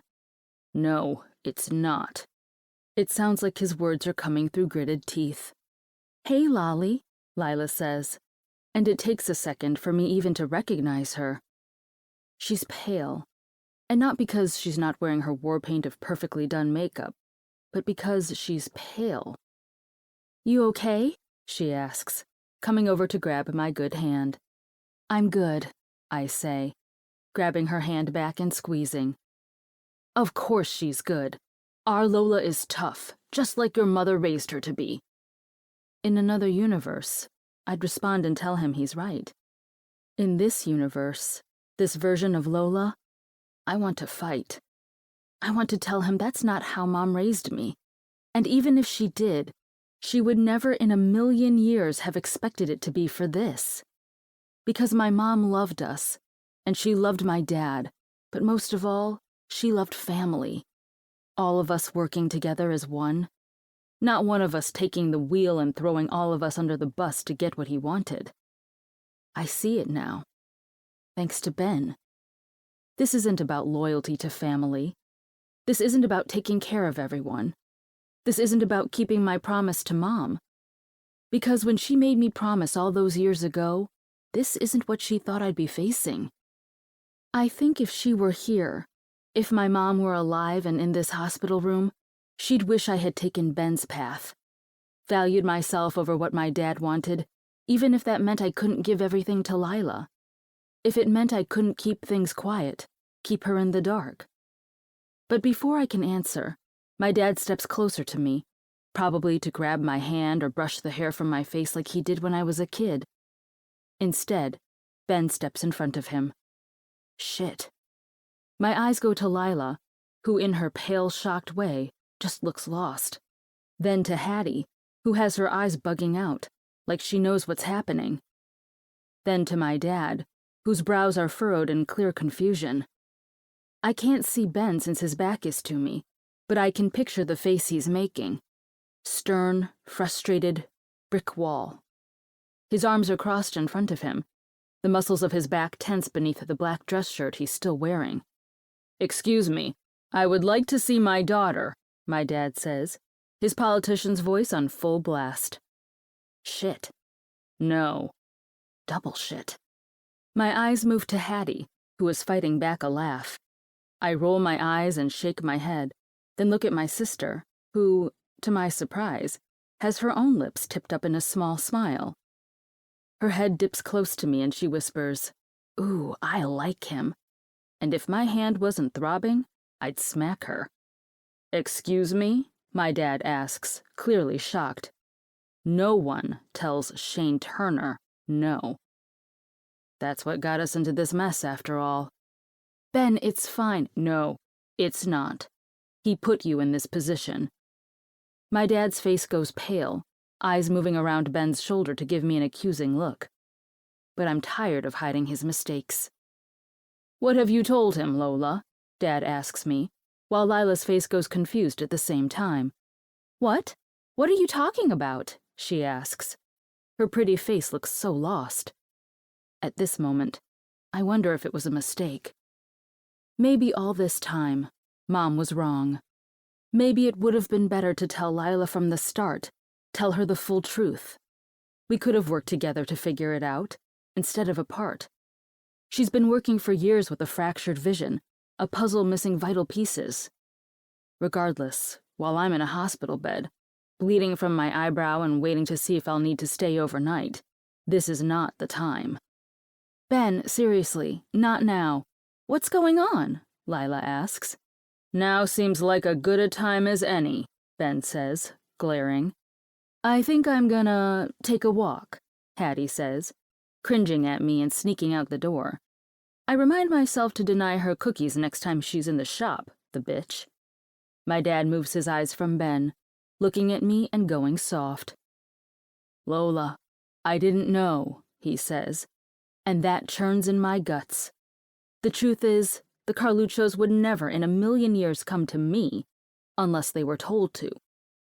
By Dad. "You didn't know your bookie would come for her?" Ben accuses. My dad sighs. "I didn't think it would go this far." "He threatened Lila, Dad." "What the fuck is going on?" Lila asks, and now she is even paler, her tan skin looking more like my own fair shade, and her voice raising in an almost panicked way. She knew about Dad's addiction, even if she didn't know how bad it was. She knows some of the secrets, but the big one? It was the one secret I kept from her. It didn't feel like mine to tell. "They never would have gotten to Lila. It was all a bluff. What, so you just sacrificed Lola instead? Or did you just think she'd pay it, again, and you'd all move on? That once again, she could bail you out of a tight spot?" The blood drains from my father's face. "After draining herself dry, she told you she was done. And fuck Turner. It's one thing to have her pay your hidden horse bets off, It's another to send the fucking New Jersey mob to her business. You don't understand. I understand. I understand that Lola has spent her life sacrificing so you could be a child and do whatever the fuck you wanted. I understand that she was your scapegoat, that you used your dead wife and the secrets you both held to keep Lola loyal to you. I understand that she worked her fucking ass off to build herself a business, and you saw it as another source of money for yourself. I understand that while Lila got to follow her dreams, go to school, and live her life, Lola was stuck making sure that things went smoothly because her mother asked her to, and she took that to heart. My dad doesn't even blink at his words, while I feel Lila's eyes burning on me. This she also didn't know. The sacrifices I made so she wouldn't be touched by it. There was no need for us both to suffer. But you knew that, didn't you? You knew about your wife's request? That she begged Lola to make sure you didn't fall too deep, to make sure that she kept her sister safe. The floor falls out from under me as I watch my dad's Adam's apple bob with a swallow. I want to cry. A part of me, a quiet, hidden part, thought it was a valiant effort on my end. Honorable, something I should sit with in peace but never let out. I thought I was doing this for my mom, that it was our secret. I thought Dad didn't know, and that if he did, if he knew I was doing all of this for Mom, he'd have stopped it. I never told him about that conversation because I didn't want him to feel that guilt. But he knew. He knew all along what I was doing and used it to his benefit, drained me dry, sold me out, and let me think I was doing it for her. But most of all, I understand that sacrifice is over. Part of me is excited at his words. Part of me is absolutely horrified. Pretty on brand, to be honest. Then he turns to Lila, and my stomach drops. "And you," he says, crossing his arms on his chest. "Ben, me?" Lila says, an eyebrow raised in defiance. Pure Princess Lila coming into formation. "Yeah, you. Me what? You let your sister take this shit on all alone?" "She didn't tell me, not about all of this," Lila says. "And I didn't know all of it, or how far it went." "But you didn't talk to your father about it?" "No, but," Lila tries to explain. "Ben, stop. When I called you, you didn't seem surprised it went this far, that she was in the hospital," he says. And before Lila can even start to respond, I jump in. "You called Lila?" I ask, confused. He's never even met Lila. "Yes." Ben's eyes stay locked on my sister. "How? You don't even have her number." "Your phone is unlocked, like every other fucking thing in your life." I glare at the back of his head, and he turns his face to me. Part of me will probably find this funny one day, getting annoyed with Ben in the middle of a hospital room while I'm having a come-to-Jesus moment with my family, much less that we're fighting about things being locked. It's so very on brand for us. "We'll talk later," he says, reading my mind because I have quite a few things I'd like to say to him. His head moves back to my sister. "Are you blind?" "Ben!" "What?" she asks Ben, ignoring me. "Ben, stop it!" I've never been one for drama. It's probably why it feels so good to start it with Ben. "No, sweet girl. This is enough. This letting people walk all over you shit, it's done." "Fine. Why don't I start with you?"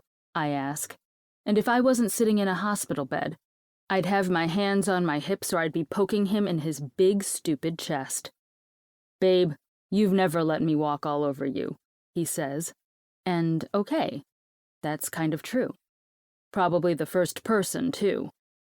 His head moves back to Lila. "You're not blind. You've got a good family, even this piece of shit." His head tips to my dad. "Ben?" Ben ignores me. "Everyone in your family has spent the last 25 years keeping you safe. You might not know why, which, babe, open your fucking eyes, but there's no way a woman like you didn't realize it." "A woman like me?" she says, Princess Lila coming out, the perfectly curated, mysterious, and just a bit snippy daughter. A woman like you. You let men get away with shit? She blinks. You let anyone get away with shit when it comes to you?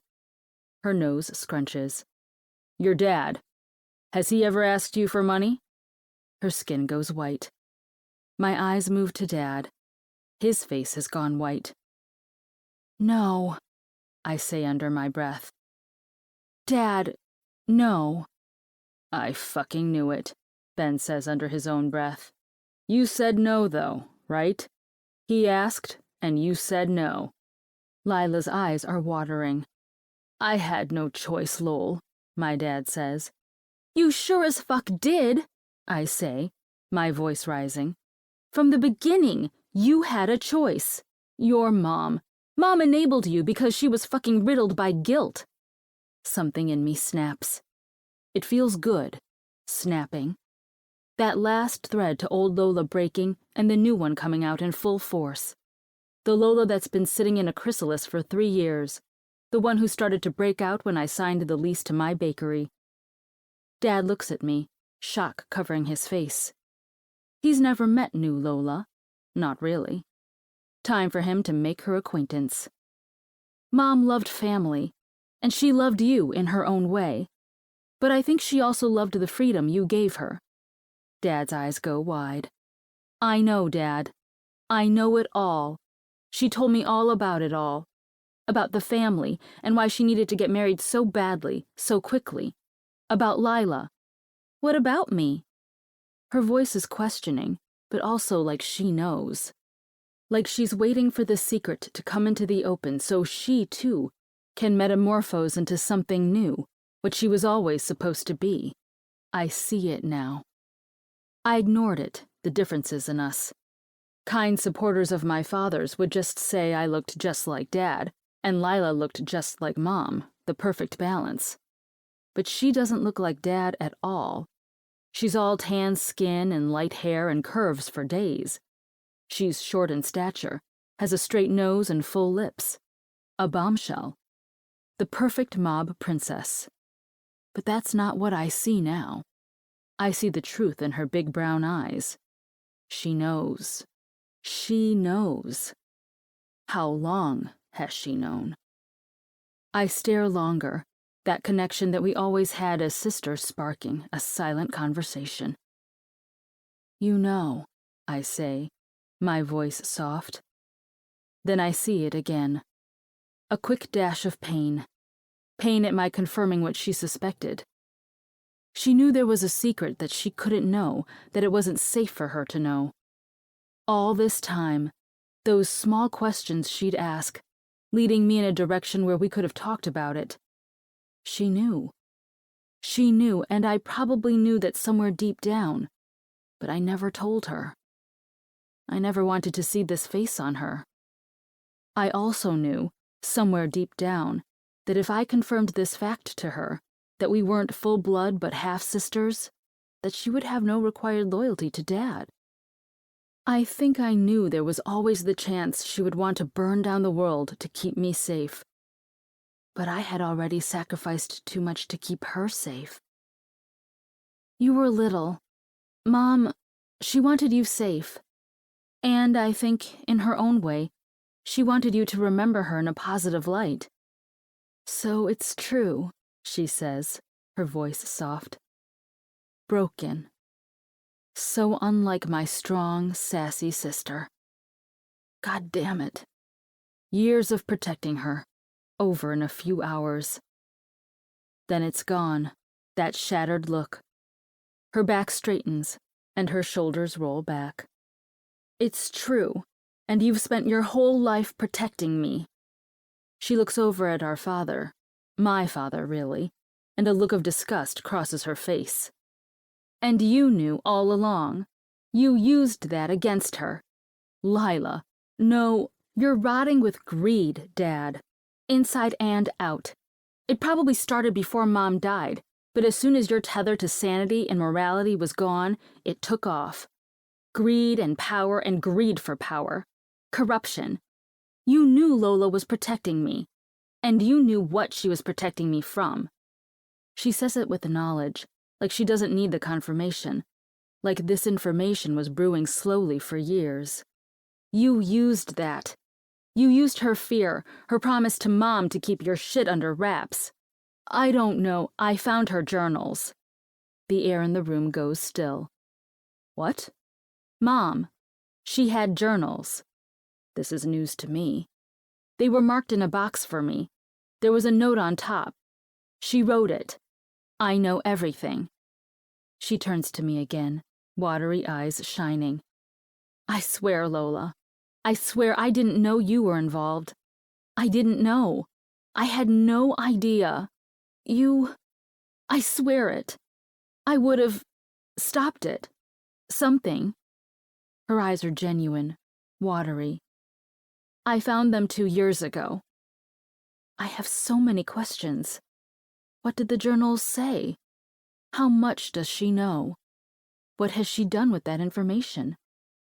But before she can even try to say more, a head pops in. Vic. Hey, am I interrupting? Thick, dark brows come together, and I can't decide if it's genuine confusion or if he knows and is interrupting on purpose. No, they were just leaving, Ben says, looking pointedly at my dad. To my surprise, my dad, suddenly looking older and smaller than I've ever seen him, nods. Lila comes over to me, hugging me and whispering in my ear. We need to talk. I nod against her soft hair. I love you, sis, she says, and I kiss her cheek, repeating the phrase. She pulls back, looking me in the eyes. This changes nothing, Lola. Between us. You're still my big sister, and I still love you. I have a lot to make up for.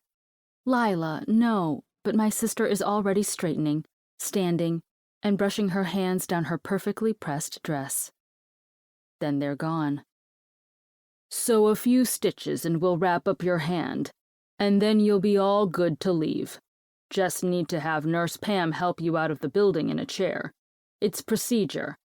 His face turns to Ben. You're taking her home? Ben nods. Good. I'll call in a day or two, then Gabs and I will stop by. I can't keep her out. Gabby's mind is already going a mile a minute, wanting to meet your new girl. Oh, I'm not. Let's worry about getting you home, sweet girl, Ben says. And something about that sounds so fucking nice. I want to wrap myself up in it forever. 45. Lola. Once I'm checked out, Ben helps me into the car, waving off Nurse Pam, who was a mother hen through my entire stay. Vic says this is very on brand for Pam, who loves to baby patients and bicker with the doctors, and we start driving toward the boardwalk. The drive is silent. I'm ruminating on the crumbling of my family's secrets and mysteries in a hospital room.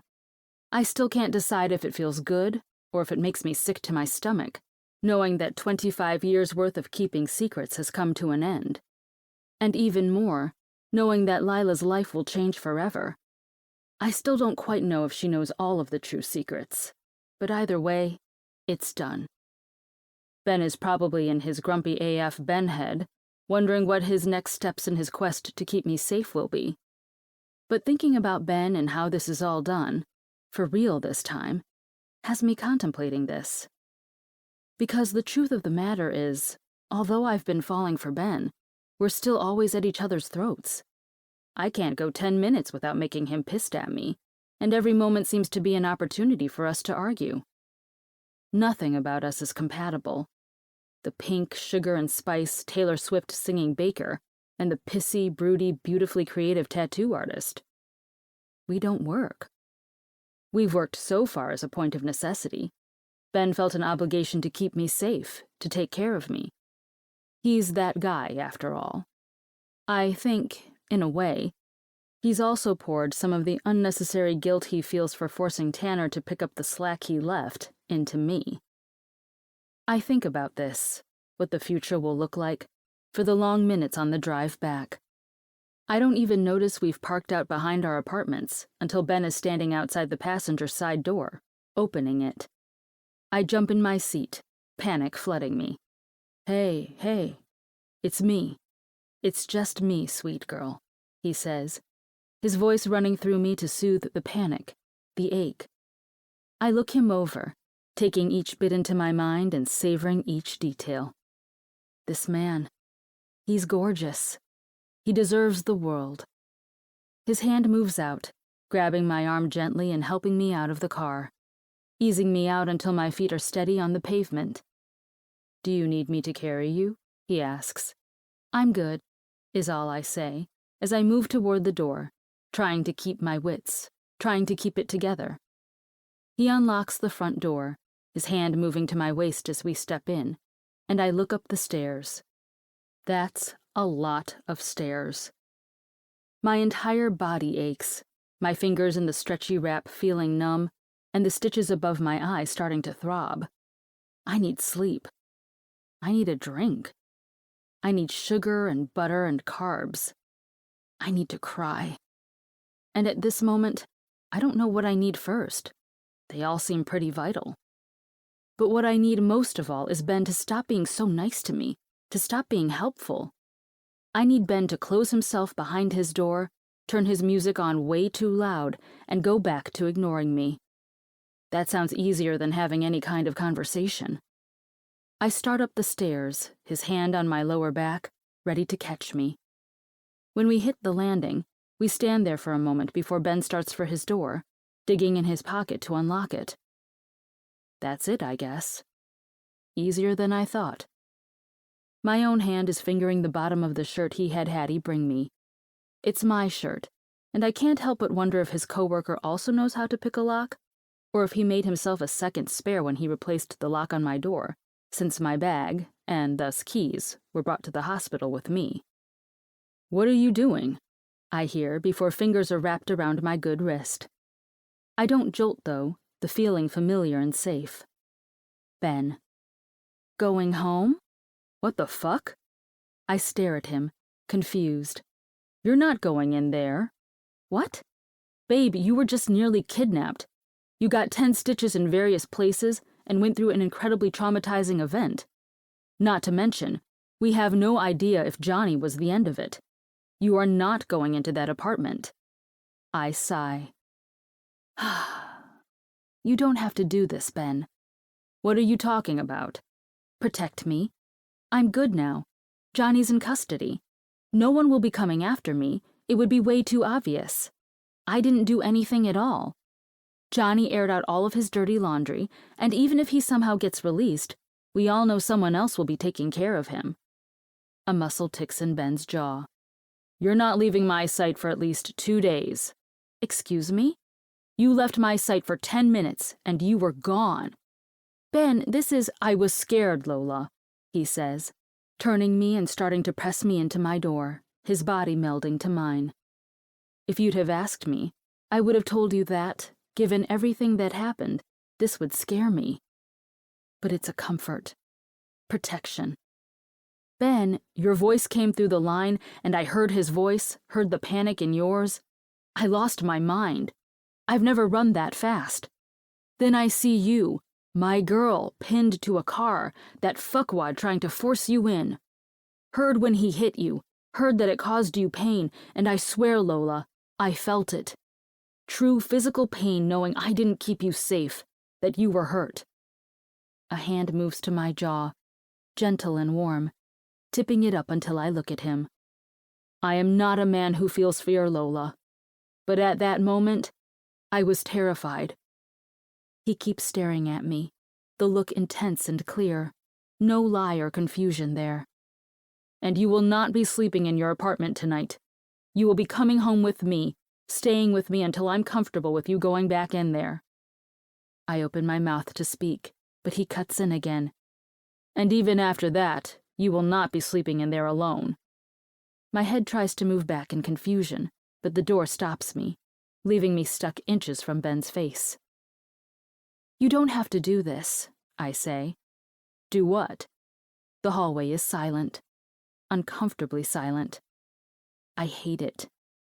I hate even more that I have to fill it. "Take care of me." His thick brows furrow. "What?" "You don't have to take care of me. I can do it myself." I move from looking at him, his eyes burning holes into my skin, as I move my eyes to look beyond him at his apartment door across the way. Strange that I once thought there couldn't be enough space between us. Now, just a few weeks of there being some form of us, it seems like an ocean between our homes. I've been doing it since I was 15, I murmur, and regret the words. I don't want to sound needy or like I want pity. I don't want to guilt him into anything. The good part about having a terrifying experience like I did is that it gives you time to think. The downside is that those thoughts, the conclusions you come to, don't just go away when the panic and danger settle. It just gives you a clearer lens to view your life through. Ben once told me that my mother was wrong for putting that expectation on me. Wrong for telling me I was responsible for the actions of an adult man, responsible for the actions, poor or wise, she made in her own life. Wrong for making me think it was my job to keep Lila safe. At first, I was angry at him for saying that. Because who the fuck was he to say? He didn't know my mother, didn't know her life or my life or the circumstances that lead to asking your daughter that on your deathbed. But the more I thought about it, I realized the truth of what he was saying. I've always known that Dad should never have put me in that position, but I promised my mother I'd keep him safe. And even more, Ben's right. That was unfair for my mom to do. I don't hold it against her, not really, but still. The fact that she knew all along about Dad's shortcomings, knew he'd use us to further his career, and knew he wouldn't change his ways? But Lila, too. When she was 10, it was one thing. I kept it hidden.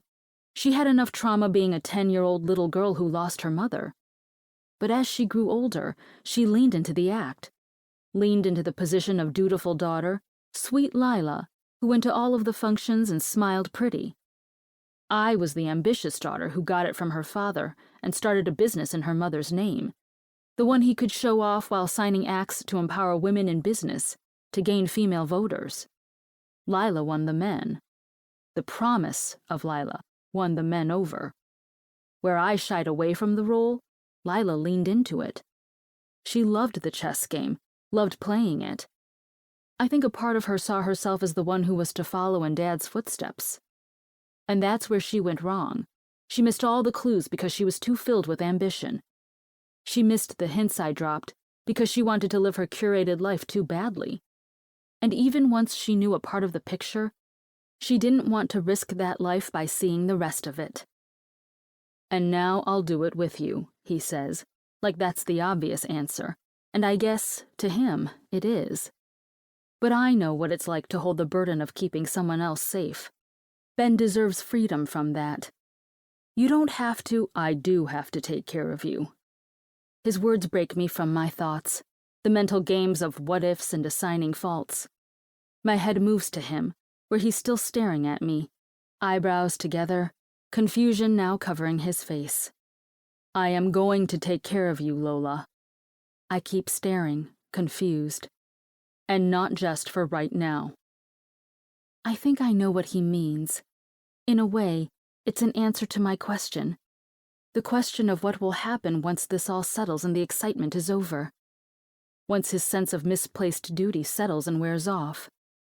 Ben, seriously, you're mine. His words stun me into silence. You're mine, and I take care of what's mine. Seriously, it's sweet, but Lola, what the fuck are you doing right now? What? What are you doing? What's your goal here? What game are you playing? Are you really telling me you're not mine? I don't understand. My head is a scrambled mess as I try to untangle my thoughts and his words. Are you telling me you're not mine, Lola? I open my mouth to argue. Am I yours? I'm getting annoyed now. This man can't even let me fucking speak. I'm not playing games. Jesus fucking Christ, Ben, if you let me finish a single fucking sentence, I shout. And then he does it. He smiles. There she is. Who is? Feisty Lola. My Lola. What? You give the rest of the world sweet and kind and caring. You give them patience and understanding. But me? I get the real you. The one that wants to rip my throat out and put me in my place. See? That's what I'm trying to say. That makes no sense. I am not yours. You don't even like me. Oh, I like you all right, sweet girl. You like fucking me, I say, rolling my eyes. I also have to work hard to ignore the flutter in my belly at his boyish, wicked smile. He laughs, that full belly laugh that I love to hear. It's so rare, but when it happens, it's a full body melting sensation. His hand moves to his apartment door and opens it before stepping inside. Then he pops his head out to look at me. I like doing that, too. But that's not all I like. Then he closes the freaking door in my face. I stand there, staring at the door he just closed like an idiot. The door opens again, and there's Ben again, standing in the doorway.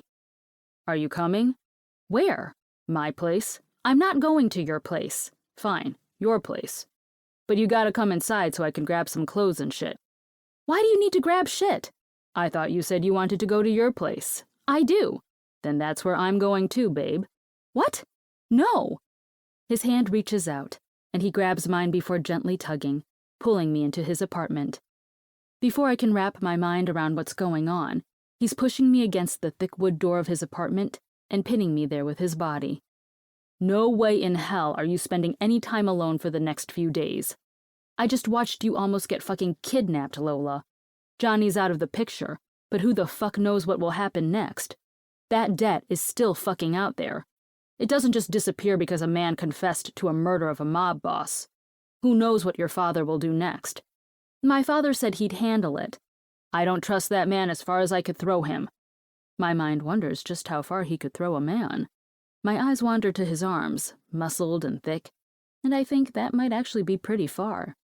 You're staying with me or I'm staying with you. End of story. Why?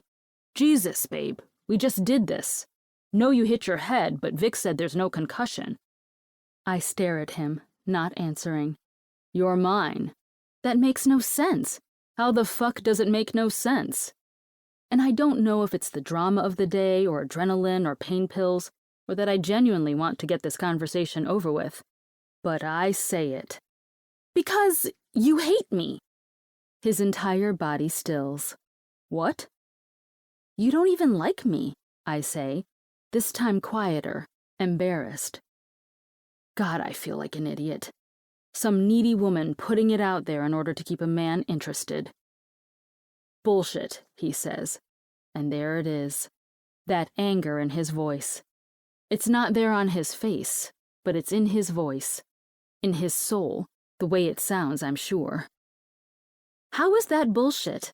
If I hate you, what the fuck have we been doing the past few weeks? Hate fucking? The words come out matter of fact, and he actually rolls his eyes at me. It would be cute if I wasn't sure this was an important moment.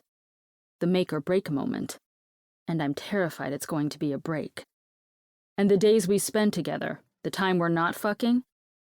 I sit on that, mostly because I haven't been able to figure that out either. Why has he been spending so much time with me? Being so nice to me if this is just an enemies with benefits thing? Why would he bring me home and introduce me to his family? My mind wanders back to those paintings for auction. Paintings of me. My mind wanders to Hattie's words. He's different with you. But what does that even mean? He answers my unspoken question, always knowing. He can read me the way no one else has been able to. I haven't been able to get you off my mind since that first time I saw you, dancing around your kitchen, stupid pink bows in your braids, flour on your cheeks, screaming at me. I feel my mouth drop open. What? You heard me. I'm flustered. That's just because you wanted to have sex with me. His smile grows. That, and more. Fuck, Lola. You know that. It was sex at first. I wanted to fuck you out of my system. That fucking backfired, and then it became more. Then I realized it was always more. It was always more, Lola. We were always more. That's not true. The fuck it isn't. Ben, you can't stand me. You hate me. But then I became a damsel in distress and you got distracted. Everyone knows a damsel in distress does that to men like you. But in a week, you'll go back to hating me, except then I'll also be out of your system. I feel like a strange mix of realistic and self-deprecating, but a lifetime of lies and secrets and half-truths make me hesitant to take things at face value. Not true. How is that not true? He sighs, a hand moving to my cheek as he looks in my eyes, like his mind is replaying a memory they sparked. I think I fell for you that first day. My entire body goes still. Banging pans and playing shitty music like your life depended on it. Singing like a dying cat, not fucking locking your door, then yelling at me like it was my fault. Threatening to call the cops. I loved that you didn't take my shit. Ben, that makes... Maybe it was when you spilled your coffee on me and looked like your entire day was falling apart.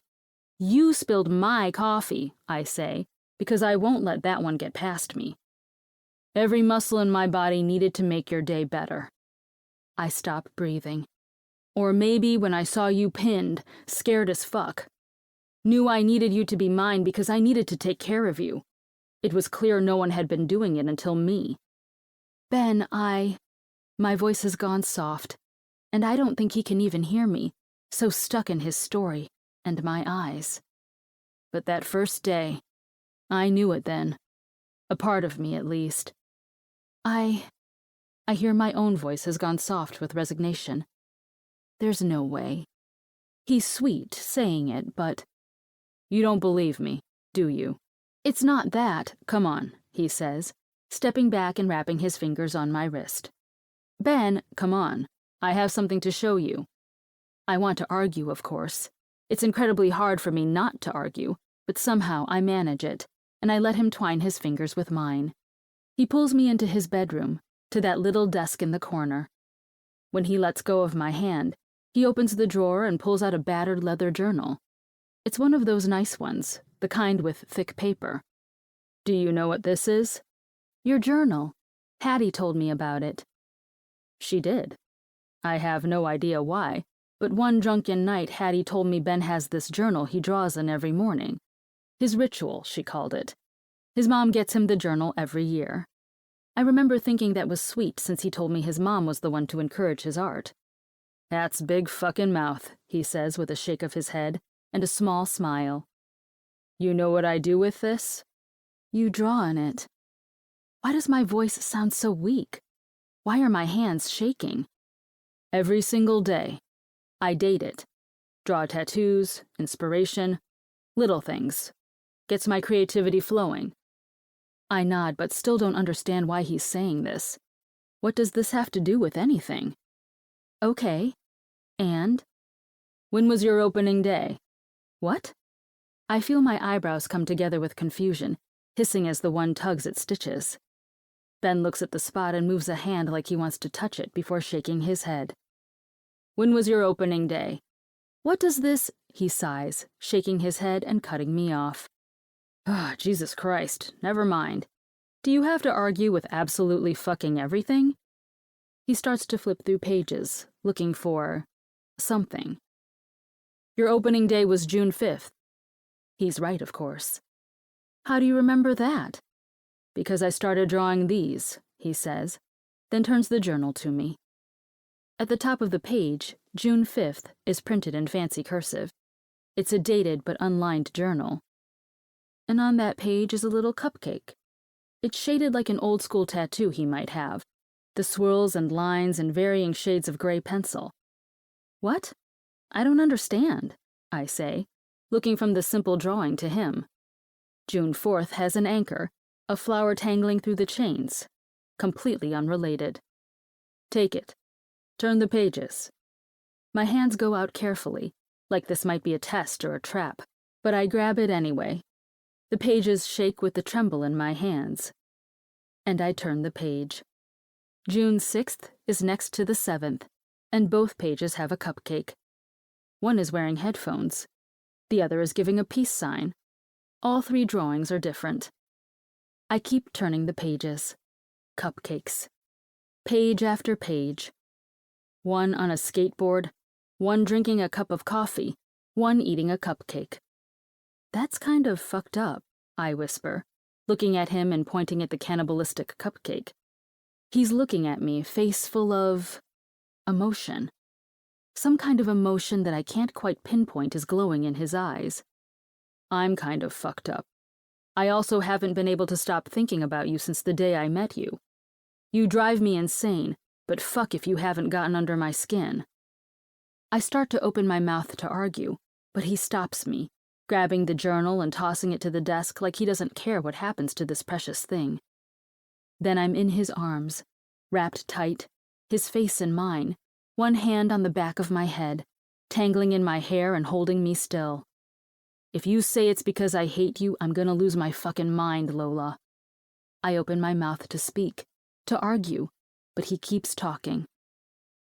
We are fucking volatile. That's what we are. We will pick at each other, make each other angry, and push each other until we break. That's what we're gonna be, Lola. That's what I've always needed, baby. You're everything I didn't think I was looking for. Exciting and sweet and challenging. I open my mouth, but he knows. Somehow he knows every argument I'll make and how to counter it. Now you're gonna say that I only want a challenge, that I'll get bored. How does he do that? But that's not it, Lola. Do you think you'll ever sit down and do what you're told? Doubt it. You lived that life and used up your emotional availability to listen to any man telling you what to do. Now you're your own person. But while you're that, you're also going to be mine. And you're going to drive me up a fucking wall, and I'm gonna say dumb shit, and it will make you slam a door in my face, and we're gonna fight, and you're gonna wake me up too fucking early, and I'm gonna use my mouth to convince you to stay in bed longer, but we're gonna live the good life, Lola, and we're gonna do it together. I blink at him, his words not processing. What is he saying what I think he's saying?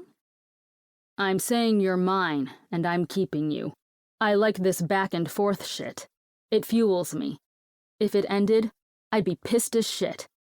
I'm saying I love what's between us, and you're not just gonna walk away. That your mind isn't gonna fuck this up, because it's too fucking good between us.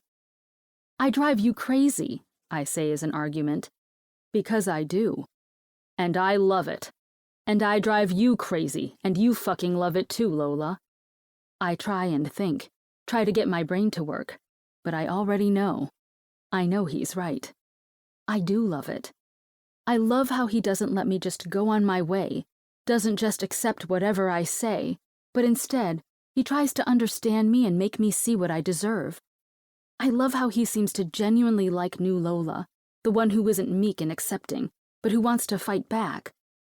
But the reality is, a love based on hatred is doomed to fail. Right? That's how this works. Relationships based in chaos and destruction, in quasi-lies and half-truths, they have to be doomed to fail. And when this does end, if I let myself get in deep and believe this could be more, I will be destroyed by it. This won't work, Ben. It's too filled with adrenaline to be something real. There. Easy, succinct, but still exactly what my mind is telling me. Of course, Ben does not accept this. Are you so scared to be let down, so scared this will end badly, you can't see it for what it is? Are you— It's not— Let me finish, he demands, his forehead moving to press to mine in a sweet, intimate move. I close my mouth. You will drive me insane until the day I die, I think. I screw up my nose in irritation, and he laughs. Not helping. You will drive me insane, but baby, it's in a way I fucking love. In a way I can't get enough of. You know me. You've met me. Do you think I want some sweet, compliant thing who will always listen to me? Do you think I want things to come easy? I stop and think about it. Babe, I've had easy. I had my entire life planned out for me. Could have taken it and ran, never had to look back or think about what to do. Yeah, I'd have to fix the mess my father made, but the business was there, and it was mine. But it was too easy. It wasn't what I wanted. So you want me because I'm difficult? Because you can't just have me? Then I say what I've been afraid of from the start. What I've always been afraid of. Because I saw my mom give everything to my dad, and it wasn't enough. What happens when I let you have me, All of me. I'll never have all of you. What? Never. There's too much buried under there. Every day you reveal something new, like a jewel that's just for me. Every day you fall a little deeper, open a little more. But I don't think I'll ever get to the heart of you. So you want me because I'm a challenge? Jesus Christ, Lola. I want you because you're fucking mine. That stops me. Stops my mind. I want you because you're loyal as fuck. I want you because you do whatever is needed for the people you love. I want you because when you stick up for yourself, it's a fucking spectacular fireworks show. I want you because even you don't know what's at the core of you. You haven't gotten that deep, haven't let yourself dig. I think your mom had it, but it got buried. And I'll fight day in and day out until you let it free. And when it's done, then I'll have all of you. And you'll get bored. When a man works that hard for something that beautiful, he never lets it go, Lola. Never. He cherishes that. And that's what you really want, baby. To be cherished. You want me to prove I deserve that last kernel, and spend every day until my last breath proving I deserve it. And with those words, I concede, a small part of old Lola breaking through my new shell, making herself comfortable. The part that trusted the words people told her, took them to heart, and let them in. A part that, from now on, would be only for the man in front of me. You'll work to get me? I ask, my voice small. His face lights up with my words, and I know then. I know before he answers. He means every single word. Yeah, sweet girl. I'll work to keep you. And though it's a small change in the phrasing, it's everything I need to hear. 46. Lola. As promised, about a month after the disaster that was the gala, we're in the car driving back to Springbrook Hills. This time, we're going for an entire weekend. I've spent the last 3 weeks recovering and training my two new employees to feel confident in our weekend away, but I know Ben is anxious. This time, we're not going for a quick 8 hours and the excuse of celebration. This time, we're going to be with his family, to spend time with them, and, from what Ben tells me, inevitably get into some kind of argument. But with everything we've gone through, I know we'll be fine. So I reach over, grab Ben's hand and pull it into my lap, where I use my fingers to trace the inked-in lines. When his face turns to me, I smile at him, and when he smiles back, just a hint of the anxiety has melted away. Ben. We're sitting at the kitchen table with my family, and the sound of utensils on china is deafening. We've been here for a total of 1 hour, an hour that was filled with Lola and Jordan chatting about weddings and instantly becoming best friends, while Mom hid in the kitchen, shooing everyone out until she called us in. It shouldn't be a big deal. I'm an adult. What should my father's opinions of me mean to me? But still, my gut churns with the knowledge of what's coming. We are at the long table my father built my mother some 40-odd years ago. Lola is by my side, my brother across from me, his fiancée across from Lola. Mom is on one end of the table, Dad on the other. Just like when we were kids. It's strange being here again, feeling like a kid, but being in my 30s. It's like some part of you never truly outgrows the feeling of being small at a family table. But stranger is the silence. And my sweet girl, she can't stand silence. Not for a moment. So Jordan, I hear you work with Tanner, right? I gave her their entire tangled backstory the other night when we lay in my bed, telling her about how my brother met his new fiancée 2 years ago, when she was running from her country star ex, and landed in Springbrook Hills, dropping the bombshell on Tanner's best friend Hunter that she was his half-sister. They couldn't stand each other for a while, but eventually realized they worked. Seems like my family has this issue often. Yeah, Jordan says, relief in her eyes. From what I know about her, she likes silence about as much as Lola does. It's been a blast. I work in the office, books and clients and that kind of thing. Definitely not out on the site or anything. She laughs, and it's a pretty laugh. But the look my brother gives her when she speaks, half amused, half eye roll, but full-on enamored with her? Fuck, it's familiar. Tanner does that, though. Always out on the site working with the men. I feel the mood shift before my father even opens his mouth. The chill in the air. Lola does too, because her hand moves from the table, slipping underneath and resting on my thigh. Tanner's doing a great job over there. Really took the reins. Did his duty to our family. I want to argue. I catch my mom's face, her eyes wide in a way I've seen before. The battle is warring in her. Keep the peace in front of company, or rage on my dad. I look at Tanner, who, now that he's older, has a look I've never seen staring back at me. One that says, "You make the call, I'm backing it." Those times in the past, when this conversation erupted in the same dining room, Tanner was young. Too young to jump in and take my side. And for a moment, I wonder what it would have been like to have a Lola in my life. To have someone to have my corner, ready to smash whatever comes my way. I hope Lila knows how lucky she is. Jordan's eyes are on her plate, and something tells me she's biting her own tongue. I've heard about Jordan and her mouth, but none of them say anything. Instead, a small, warm hand slips into mine, and a sweet voice starts. "That's really great that Tanner took over the family business for you, Mr. Coleman." I look over at Lola. Her eyes aren't on me. They aren't on her plate. They are on my father. My father stares her back down, and I'm prepared to back her and leave. Things have never gotten full-on toxic with my father.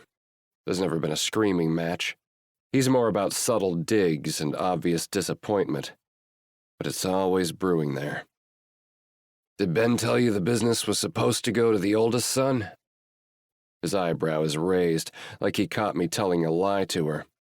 That he was offered this business and, instead of taking it like a man, ran off to art school? "Dave," my mother says, voice chiding.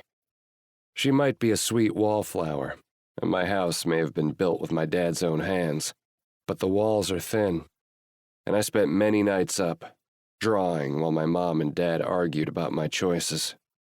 I did know Ben followed his passion and utilized the amazing skill that was given to him. By you, Mrs. Coleman, from what I hear. My mom blushes, and I kind of see what Tanner was saying. She is a lot like our mom. Sweet, but with a backbone of steel. "Did you know that Ben had an auction a few weeks ago? And his art alone was sold for enough to cover 2 full-ride scholarships?" She counters. I've seen this. Tit for tat. I also see my dad's irritation start to bubble under the surface. Lola knowing exactly how to push him, even though she barely knows the man. Seems I'm a lot like my dad in a way, with the same buttons to push. "And did you know he's been helping with repairs to make sure our building is safe? He told me you taught him. He did a great job replacing my door and fixing my front lock when our landlord refused." My dad starts to talk. "And he saved my life." Everyone at the table goes silent. I didn't expect her to say this. Not at all. I haven't told anyone in my family this part. My eyes flit to Tanner, whose eyes are wide. Then to Jordan, who is locked on Lola. She fills the silence she created. "A few weeks ago, someone tried to kidnap me." "Oh dear," my mom says. "He would have gotten away with it. I'm not sure what would have happened to me had he succeeded. But Ben was on the phone with me, keeping me calm. He ran to save me. Nearly got himself shot in the process. Called the cops, and saved my life. I want to correct her. She saved her own life, keeping him talking, getting that confession. She saved her life and Lila's as well. Fuck. She spent years saving Lila's life. But she doesn't stop. He might not have gone that path you wanted him to, Mr. Coleman. I get that. My sister and I haven't gone the paths our father would have wanted. Yeah, like not living for him and his debts, I think. But sons and fathers were made to butt heads. Tanner snorts, and I kick him under the table. Lola's hand tightens on my own. And you might be disappointed, but Ben is doing what he was made to do. Creating art that changes lives. No offense, Lola, but he tattoos. There it is. That's the part he's never truly deigned to say out loud. The part I've been avoiding. I know that my father thinks my chosen path is simple, useless. That while he, and now Tanner, were out being productive and building homes and businesses, I was just tattooing. Not chasing or living my dream. Definitely not helping people. Just drawing pretty pictures on people's skin. My mom opens her mouth to say something. I see Tanner's chin tip and know he's about to speak too. I move to argue, to stop this before it starts, I don't know. But Lola beats us all. With all due respect, Mr. Coleman, I've been in his shop. I've talked to clients. I get it, you're from a generation where tattoos meant something else. It's not like that anymore. Tattoos are a celebration, a tool for healing. I've met clients who get your son's beautiful art permanently etched on their bodies to commemorate a loss. I've met a woman who beat cancer. Clients using tattoos to celebrate their children, or glorying in the fact that they beat terrible, other absolutely horrible circumstances that I don't dare bring to this lovely dinner. She stops and rubs her lips together. Hertel. She's full of emotions right now, fighting this battle for me. I move a hand to her thigh, trying to get her to stop, but she keeps on. His art heals. It soothes. Just because it's not what you wanted, what you expected, doesn't make it any less valid. You have two incredibly successful sons. You should be blown away by both of them. Feel unending pride in that. Mom speaks up, dabbing at her eyes. I know I am. So incredibly proud of both of you. Tattooing isn't, Dad starts. I'm going to stop you there, Mr. Coleman. Respectfully, it doesn't matter what you think.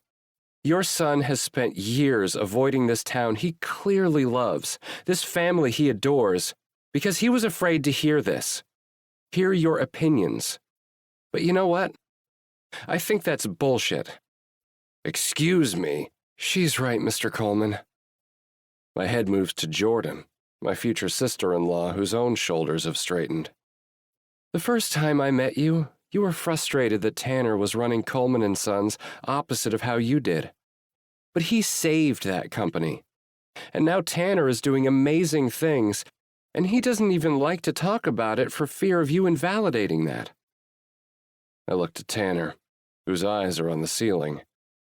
They move to mine, and his head shakes, silently saying, "Trust me, it doesn't get easier." I feel like Jordan and Lola will get along just fine. What Tanner does is important, Lola says. What your family built, that legacy, is important. But because you chose to continue that because of some banal first son rule, does not mean that Ben was required to. And honestly, he doesn't deserve having you make him feel like shit for it. Lola, I say, trying to slow her down. No, I'm serious, Ben. Both times we drove up here, you were a stressed-out mess. The last time I saw it. You didn't want to leave once we were here. You love these people. You should feel free to live your life, come here, and be happy." "You made your point, babe," I say, tucking a loose strand of hair behind her ear and praying she just stops. She doesn't. "You're right, Lola." The entire room goes silent with Dad's words. "You too, Jordan. You're both right." I look to Mom, whose arms are crossed on her chest, a small smile on her lips. "Your mother's been telling me this for years. You ladies are right." You could hear a pin drop. My eyes meet Tanner's, as wide and shocked as my own. "You've done amazing at Coleman & Sons, Tanner. Profitable, getting those big contracts, growing. You've done better than I did. Better than your grandfather." Tanner's shoulders drop. "I hated knowing that you took what I thought I was doing well with, changed it, and made it grow. It was wrong. This isn't a competition, and you're my son. But I did. And I'm sorry." Tanner's mouth parts, but he doesn't have time to speak. "And you, God, Ben. One day you'll see. You have kids, and you have these ideas for them. You get caught up in it. You have expectations, and then those change. Your mom, she's good to the core. She saw the change and encouraged it, but I was so stuck in my ways, in my vision of what would be best. I drove you away." Looking at my father's face, I see it.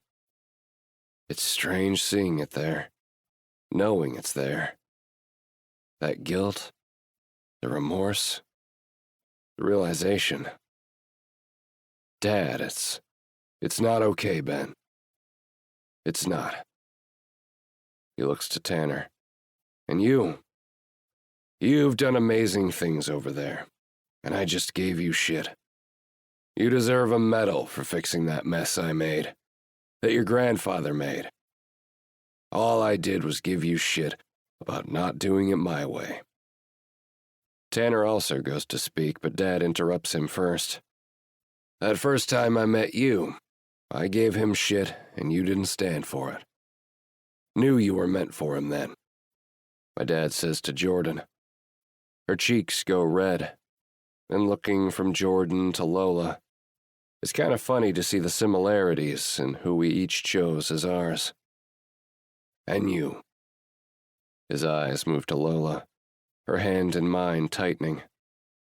Her tough Lola shield is up, the one she erected when her father hurt her, the one I worked hard to be left behind.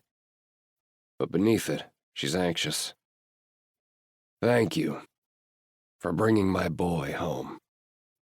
He stares at her for a long time, the entire table silent. Lola doesn't speak, and from experience, I know Dad is waiting for her to do so. But this is Lola we're talking about. The edges of my dad's lips tip up, realizing this. "You're good for him. Real good for him, Lola. You're a lot like my Joyce."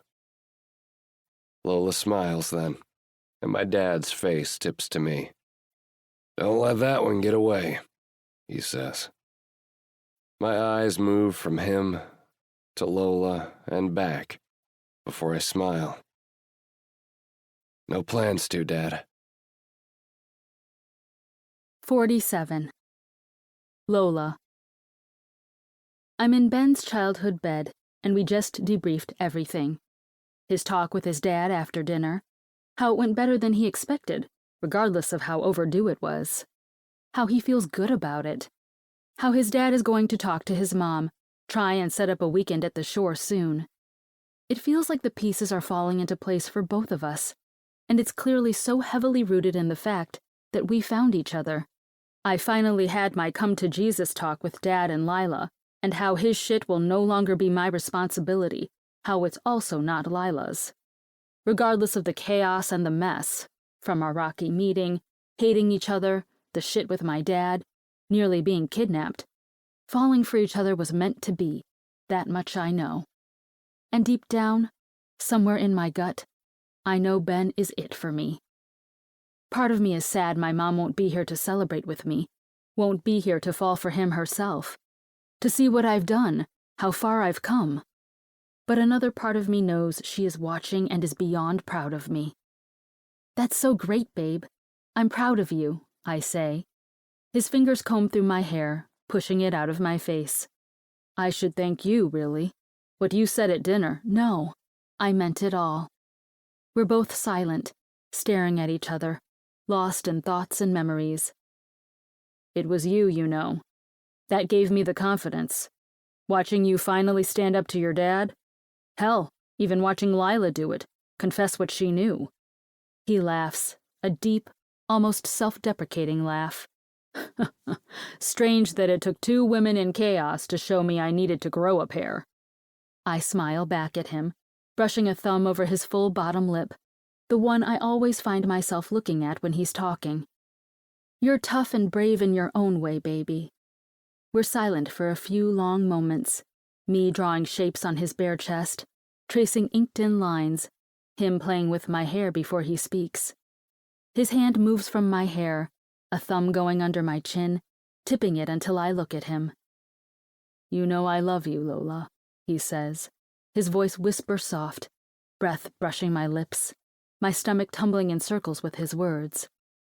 It's the first time he said it outright. I should tell him I love him too, that this is right, that I'm happy we found each other. But I'm me. I can't let him do this. So I smile big. I let that much show before I speak. Yeah, I know. His lips tip up, and he puffs out a small laugh, rolling his eyes, but that thumb keeps brushing my skin like a metronome. Will you ever make it easy on me? Would you love me if I did? I ask in response. Probably not. He presses his lips to mine, soft and gentle, before we fall back into our comfortable silence. You know I love you too, right? I say, wondering if maybe he doesn't. Maybe he doesn't know, and his own gut is unsure. But Ben knows me. I think he always has. Yeah, sweet girl. I know. Epilogue. Ben, 4 years later. I walk into a strange mix of cackling laughter and crying. For a normal household, this would probably be cause for concern. But Hattie's Beetle is parked out front, and I know Lola's been home all day. Those two together usually call for some chaotic mix of emotions. My assumptions are confirmed when I enter the living room through the mudroom Lola forced me to refinish, and see my girl sitting on our big couch with my best friend. Hattie is laughing. Lola is crying. Sounds about right. Babe, Lola shouts when she sees me, pushing the iPad they were sharing to the side and running toward me. I open my arms and brace for impact. Hey, sweet girl. You good? I ask after she slams into me, hooks her arms around my neck and lifts her legs. They wrap around my hips, and her tear-streaked face moves back. No! There are so many of them. So many, Ben. They need homes. So many what? I have a sinking suspicion, though, as one arm wraps under Lola's ass, and another moves so my thumb can wipe away a tear. I look to Hattie for clarification. Hattie, who is smiling at me with that fucking look she gets when she knows I'm going to want to kill her after whatever Lola says. Puppies! No fucking way, Lola. Ben, they've been abandoned. They have no mamas, no home, no bed to cuddle into. I told you, Lowell. Neither of us is home enough. You hire more and cut back your hours, you can get a puppy, I say, pushing for what I've been begging her to do since I put a ring on her finger. 3 years after that first June 5th, I made Lola Turner mine officially. Tanner's little girl toddling down the aisle and throwing petals to the ground. She, of course, made her own wedding cake, the psycho she is. And in the 4 years since we met, Lola opened a second Libby's location and started wholesaling out some of her cookies. The business is thriving, but I feel like I never see the woman. No. Then you're going to try and knock me up and have me pregnant and barefoot and making cookies in our kitchen while you go off and work. I'm going to do that regardless. You can still work your bakery, babe. That's not the point. She shifts gears. Shouldn't we have a test run? Make sure we're capable of taking care of another being? No. Why not? Because you're going to be a great mom no matter what, Lola. It doesn't even work. She doesn't soften or smile. Instead, she continues to argue with me. Then you need the practice. And, because I fucking love riling her up, I smile and answer. Why would I need practice if I have you? Her jaw goes tight. If you think I'm going to bring your spawns into this world, and you're not going to be changing diapers, you've got another thing coming, Benjamin Coleman. I've talked to Jordan. Your brother tried to pull that shit. I smile wider, then move, pressing my lips to hers. Never, baby. Her body melts just a bit in my arms, and I smile again. If you let me get a puppy, I will do unspeakably filthy things to you, Benjamin Coleman, she says, a loud whisper in my ear, and Hattie laughs. I'm out, she says, a wave to me. You good? I ask, making sure she doesn't need a ride, considering the state Lola's in. All good. Lola ate a gummy. I babysat. I fight the urge to roll my eyes, instead flipping off my best friend as she cackles and closes the door behind her. I'm serious, Ben. Unspeakably filthy. Sweet girl, you let me do unspeakably filthy things to you on any given Tuesday. Don't need promises of a puppy to get you to be good for your daddy. She shivers in my arms before pushing back, her face changing in an instant. Oh my God, I forgot. I have a surprise for you. She smiles big, her eyes glazed and wonky, but so fucking beautiful. Yeah? I say, thumb brushing the remaining tear tracks that look out of place on her now happy face. Oh yeah, she says, and then, still in my arms, leans back, hands going to the bottom of her loose t-shirt and lifting. I stand there, holding her, staring in shock. What is that?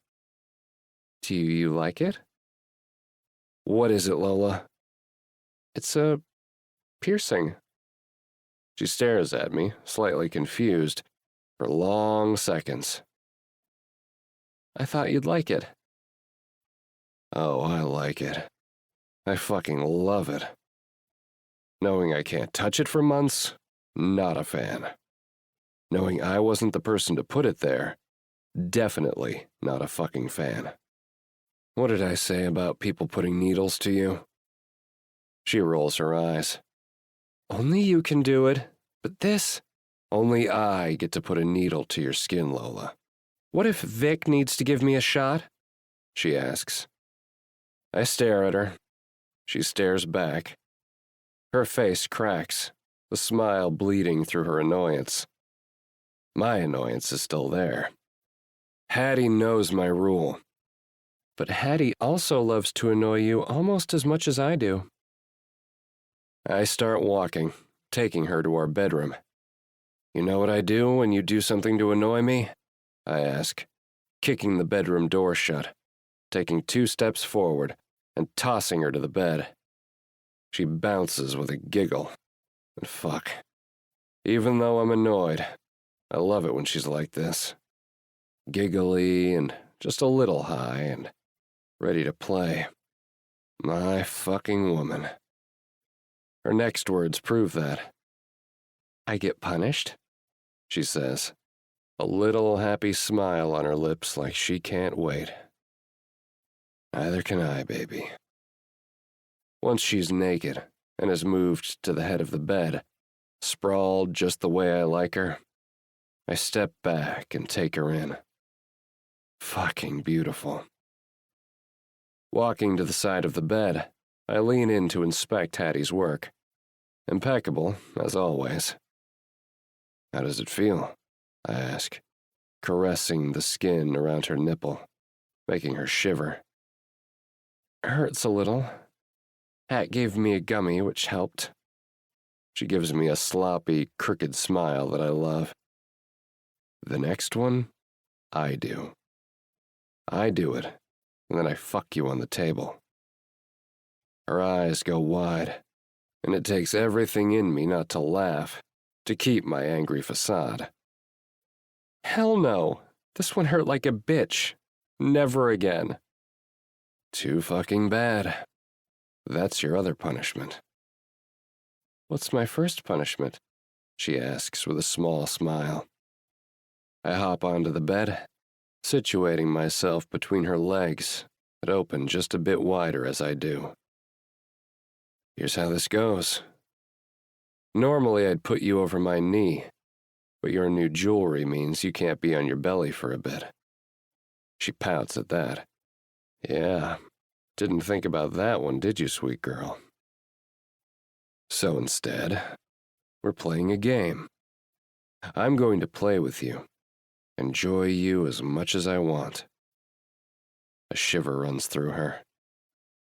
But you can't come. What? Ben, no. When you get close, you tell Daddy, and I'll stop. Let you come down.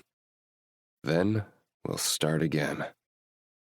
I move, leaning in to kiss her lips and taste what is indisputably mine. Then I sit back on my heels and wait for her arguments. That's not fair. You broke a rule. I don't have many, baby. Yes, you do. Rules that don't involve locking doors and checking in so I know you're safe. She scrunches her nose but doesn't argue. Exactly. My finger goes, trailing down her belly, before I run it down her center. She's already wet. Are you gonna be a good girl? I ask, dipping a finger into her heat, and she sighs out a pleased noise. Follow my rules to get your reward? Yes, she breathes. Yes, what? I say, my thumb moving to circle her clit. Yes, Daddy, she whispers, and fuck if my cock doesn't twitch at that still. I move down the bed a bit, so I can bend and be face to face with her pretty cunt. My thumbs open her to me, and I swipe my tongue from her entrance to her clit, using my tongue ring to circle her clit the way I know she likes. The whole time, I lock my eyes with hers.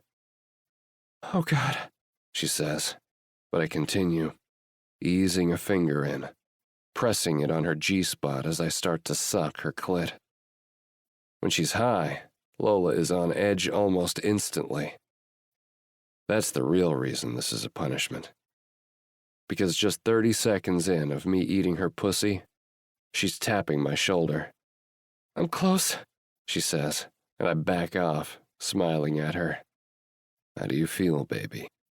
I ask, loving this form of torture. I need you, she says, pouting. I lean in, kissing her deeply, letting her taste herself on my tongue, her wet in my beard smearing on her face. And I know she won't wipe it off until we're done. You'll get me, baby, I say. And then I move back again. But before I start, I slap her inner thigh. Hard. Fuck, she shouts, and from this angle I can see her pussy clench. Jesus, this is as much a punishment for me as it is for her. That's for not saying anything, I say, looking in her eyes before I'm back, eating her pussy, my tongue fucking her as her hands move to my hair, tugging it, trying to get me closer. My teeth scrape at her clit, and when her hips buck, I back off. Ben, no! She's desperate now, hips still moving like she'd take anything. Like anything will get her off at this point.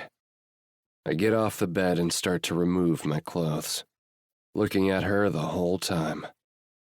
A hand moves, slipping down her belly as I shuck my shirt and start on my pants. But the woman keeps looking at me as she moves, eyes full of heat and need. I know, baby. Me too. Don't test me, sweet girl, I warn, staring at her as my underwear comes down. Her hand hits curls. I get back on the bed and she's moaning softly. As much as I want to see this, I have my own plans. My hand moves, slapping the opposite thigh as before, then the first thigh, and then her center, right over her hand. She moans. Don't play games, Lola. Listen to me and take your punishment like a good girl, I say, a low growl in my voice. I want you. And I wanted you to listen to me, but you didn't. 2 fingers go inside her, and I fuck her with them near brutally, her body moving with the force.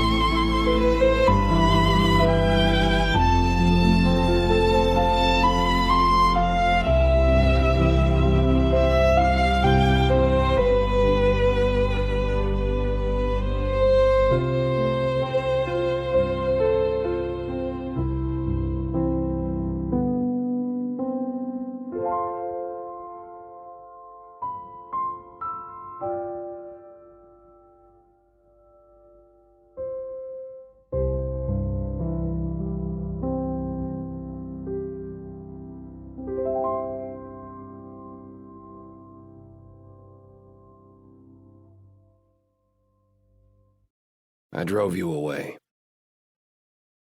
Looking at my father's face, I see it. It's strange seeing it there, knowing it's there. That guilt, the remorse, the realization. Dad, it's not okay, Ben. It's not. He looks to Tanner. And you've done amazing things over there, and I just gave you shit. You deserve a medal for fixing that mess I made, that your grandfather made. All I did was give you shit about not doing it my way. Tanner also goes to speak, but Dad interrupts him first. That first time I met you, I gave him shit and you didn't stand for it. Knew you were meant for him then. My dad says to Jordan. Her cheeks go red, and looking from Jordan to Lola, it's kind of funny to see the similarities in who we each chose as ours. And you. His eyes move to Lola, her hand in mine tightening. Her tough Lola shield is up, the one she erected when her father hurt her, the one I worked hard to be left behind. But beneath it, she's anxious. Thank you for bringing my boy home. He stares at her for a long time, the entire table silent. Lola doesn't speak, and from experience, I know Dad is waiting for her to do so. But this is Lola we're talking about. The edges of my dad's lips tip up, realizing this. You're good for him. Real good for him, Lola. You're a lot like my Joyce. Lola smiles then, and my dad's face tips to me. Don't let that one get away, he says. My eyes move from him to Lola and back before I smile. No plans to, Dad. 47. Lola. I'm in Ben's childhood bed, and we just debriefed everything. His talk with his dad after dinner, how it went better than he expected, regardless of how overdue it was. How he feels good about it. How his dad is going to talk to his mom, try and set up a weekend at the shore soon. It feels like the pieces are falling into place for both of us, and it's clearly so heavily rooted in the fact that we found each other. I finally had my come-to-Jesus talk with Dad and Lila, and how his shit will no longer be my responsibility, how it's also not Lila's. Regardless of the chaos and the mess, from our rocky meeting, hating each other, the shit with my dad, nearly being kidnapped, falling for each other was meant to be, that much I know. And deep down, somewhere in my gut, I know Ben is it for me. Part of me is sad my mom won't be here to celebrate with me, won't be here to fall for him herself, to see what I've done, how far I've come. But another part of me knows she is watching and is beyond proud of me. That's so great, babe. I'm proud of you, I say. His fingers comb through my hair, pushing it out of my face. I should thank you, really. What you said at dinner, no. I meant it all. We're both silent, staring at each other, lost in thoughts and memories. It was you, you know. That gave me the confidence. Watching you finally stand up to your dad. Hell, even watching Lila do it, confess what she knew. He laughs, a deep, almost self-deprecating laugh. Strange that it took 2 women in chaos to show me I needed to grow a pair. I smile back at him, brushing a thumb over his full bottom lip, the one I always find myself looking at when he's talking. You're tough and brave in your own way, baby. We're silent for a few long moments, me drawing shapes on his bare chest, tracing inked-in lines, him playing with my hair before he speaks. His hand moves from my hair, a thumb going under my chin, tipping it until I look at him. You know I love you, Lola, he says, his voice whisper soft, breath brushing my lips, my stomach tumbling in circles with his words. It's the first time he said it outright. I should tell him I love him too, that this is right, that I'm happy we found each other. But I'm me, I can't let him do this. So I smile big. I let that much show before I speak. Yeah, I know. His lips tip up, and he puffs out a small laugh, rolling his eyes, but that thumb keeps brushing my skin like a metronome. Will you ever make it easy on me? Would you love me if I did? I ask in response. Probably not. He presses his lips to mine, soft and gentle, before we fall back into our comfortable silence. You know I love you too, right? I say, wondering if maybe he doesn't. Maybe he doesn't know, and his own gut is unsure. But Ben knows me. I think he always has. Yeah, sweet girl. I know. Epilogue. Ben, 4 years later. I walk into a strange mix of cackling laughter and crying. For a normal household, this would probably be cause for concern. But Hattie's Beetle is parked out front, and I know Lola's been home all day. Those two together usually call for some chaotic mix of emotions. My assumptions are confirmed when I enter the living room through the mudroom Lola forced me to refinish, and see my girl sitting on our big couch with my best friend. Hattie is laughing. Lola is crying. Sounds about right. Babe, Lola shouts when she sees me, pushing the iPad they were sharing to the side and running toward me. I open my arms and brace for impact. Hey, sweet girl. You good? I ask after she slams into me, hooks her arms around my neck and lifts her legs. They wrap around my hips, and her tear-streaked face moves back. No! There are so many of them. So many, Ben. They need homes. So many what? I have a sinking suspicion, though, as one arm wraps under Lola's ass, and another moves so my thumb can wipe away a tear. I look to Hattie for clarification.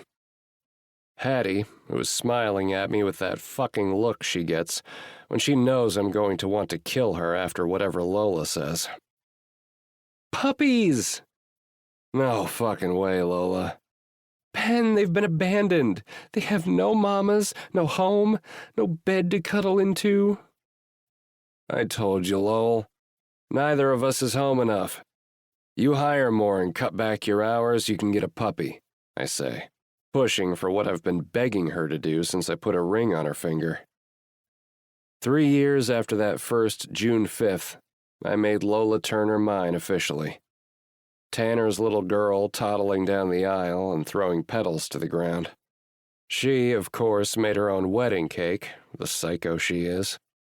And in the 4 years since we met, Lola opened a second Libby's location and started wholesaling out some of her cookies. The business is thriving, but I feel like I never see the woman. No. Then you're going to try and knock me up and have me pregnant and barefoot and making cookies in our kitchen while you go off and work. I'm going to do that regardless. You can still work your bakery, babe. That's not the point. She shifts gears.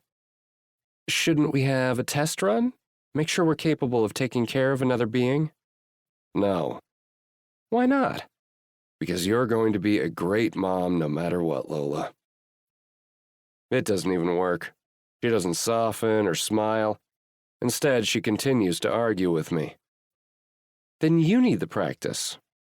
And, because I fucking love riling her up, I smile and answer. Why would I need practice if I have you? Her jaw goes tight. If you think I'm going to bring your spawns into this world, and you're not going to be changing diapers, you've got another thing coming, Benjamin Coleman. I've talked to Jordan. Your brother tried to pull that shit. I smile wider, then move, pressing my lips to hers.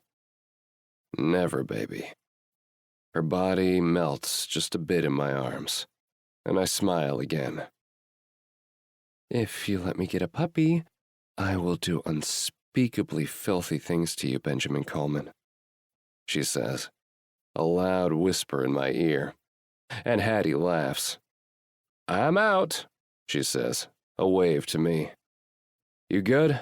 I ask, making sure she doesn't need a ride, considering the state Lola's in. All good. Lola ate a gummy.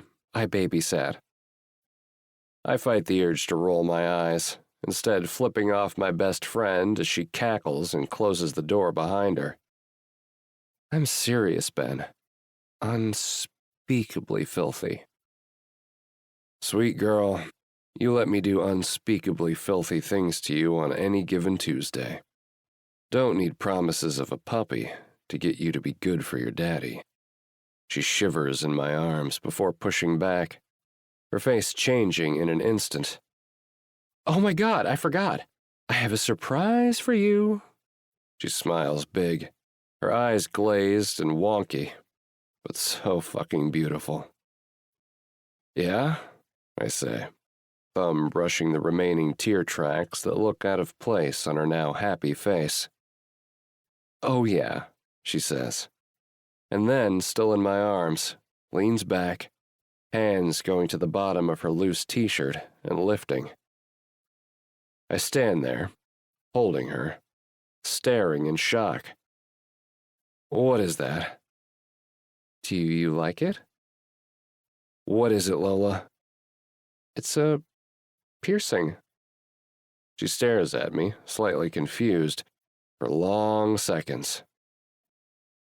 I thought you'd like it. Oh, I like it.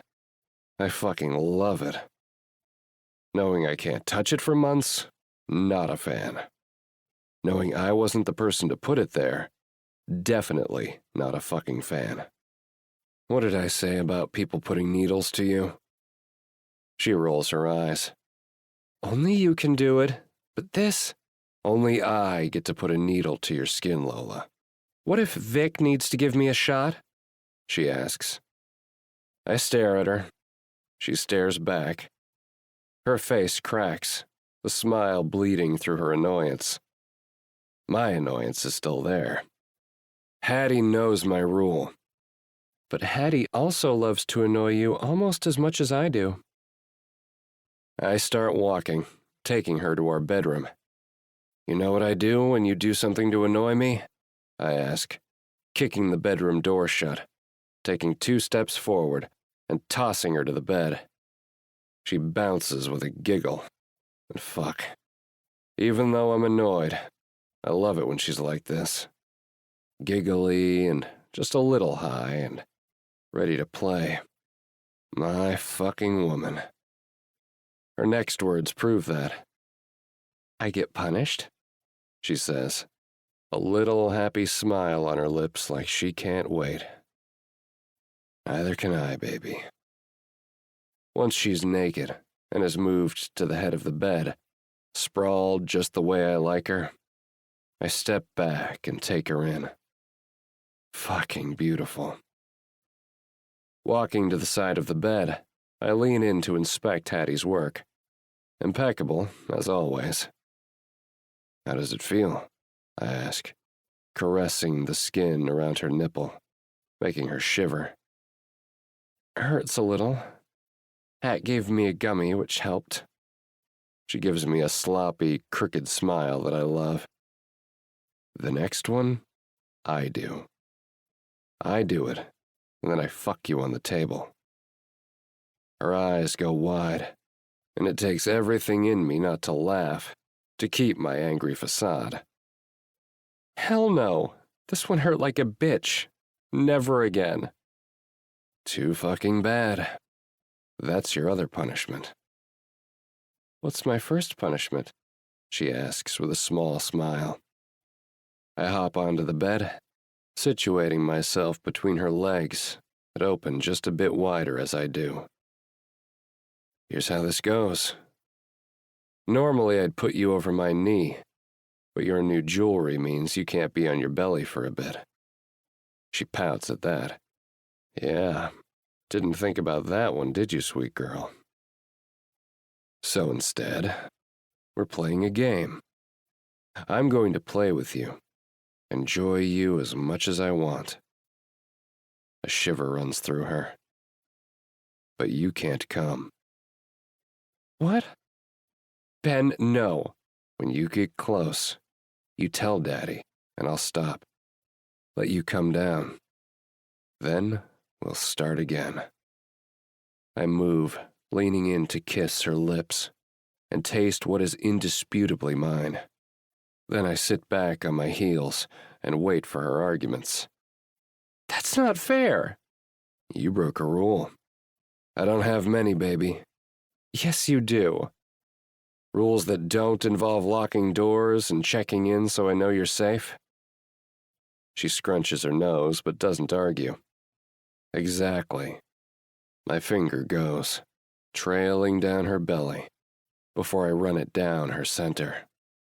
She's already wet. Are you gonna be a good girl? I ask, dipping a finger into her heat, and she sighs out a pleased noise. Follow my rules to get your reward? Yes, she breathes. Yes, what? I say, my thumb moving to circle her clit. Yes, Daddy, she whispers, and fuck if my cock doesn't twitch at that still. I move down the bed a bit so I can bend and be face to face with her pretty cunt. My thumbs open her to me, and I swipe my tongue from her entrance to her clit, using my tongue ring to circle her clit the way I know she likes. The whole time, I lock my eyes with hers. Oh God, she says, but I continue, easing a finger in, pressing it on her G-spot as I start to suck her clit. When she's high, Lola is on edge almost instantly. That's the real reason this is a punishment. Because just 30 seconds in of me eating her pussy, she's tapping my shoulder. I'm close, she says, and I back off, smiling at her. How do you feel, baby? I ask, loving this form of torture. I need you, she says, pouting. I lean in, kissing her deeply, letting her taste herself on my tongue, her wet in my beard smearing on her face. And I know she won't wipe it off until we're done. You'll get me, baby, I say. And then I move back again. But before I start, I slap her inner thigh. Hard. Fuck, she shouts, and from this angle I can see her pussy clench. Jesus, this is as much a punishment for me as it is for her. That's for not saying anything, I say, looking in her eyes before I'm back, eating her pussy, my tongue fucking her as her hands move to my hair, tugging it, trying to get me closer. My teeth scrape at her clit, and when her hips buck, I back off. Ben, no! She's desperate now, hips still moving like she'd take anything. Like anything will get her off at this point. I get off the bed and start to remove my clothes, looking at her the whole time. A hand moves, slipping down her belly as I shuck my shirt and start on my pants. But the woman keeps looking at me as she moves, eyes full of heat and need. I know, baby. Me too. Don't test me, sweet girl, I warn, staring at her as my underwear comes down. Her hand hits curls. I get back on the bed and she's moaning softly. As much as I want to see this, I have my own plans. My hand moves, slapping the opposite thigh as before, then the first thigh, and then her center, right over her hand. She moans. Don't play games, Lola. Listen to me and take your punishment like a good girl, I say, a low growl in my voice. I want you. And I wanted you to listen to me, but you didn't. 2 fingers go inside her, and I fuck her with them near brutally, her body moving with the force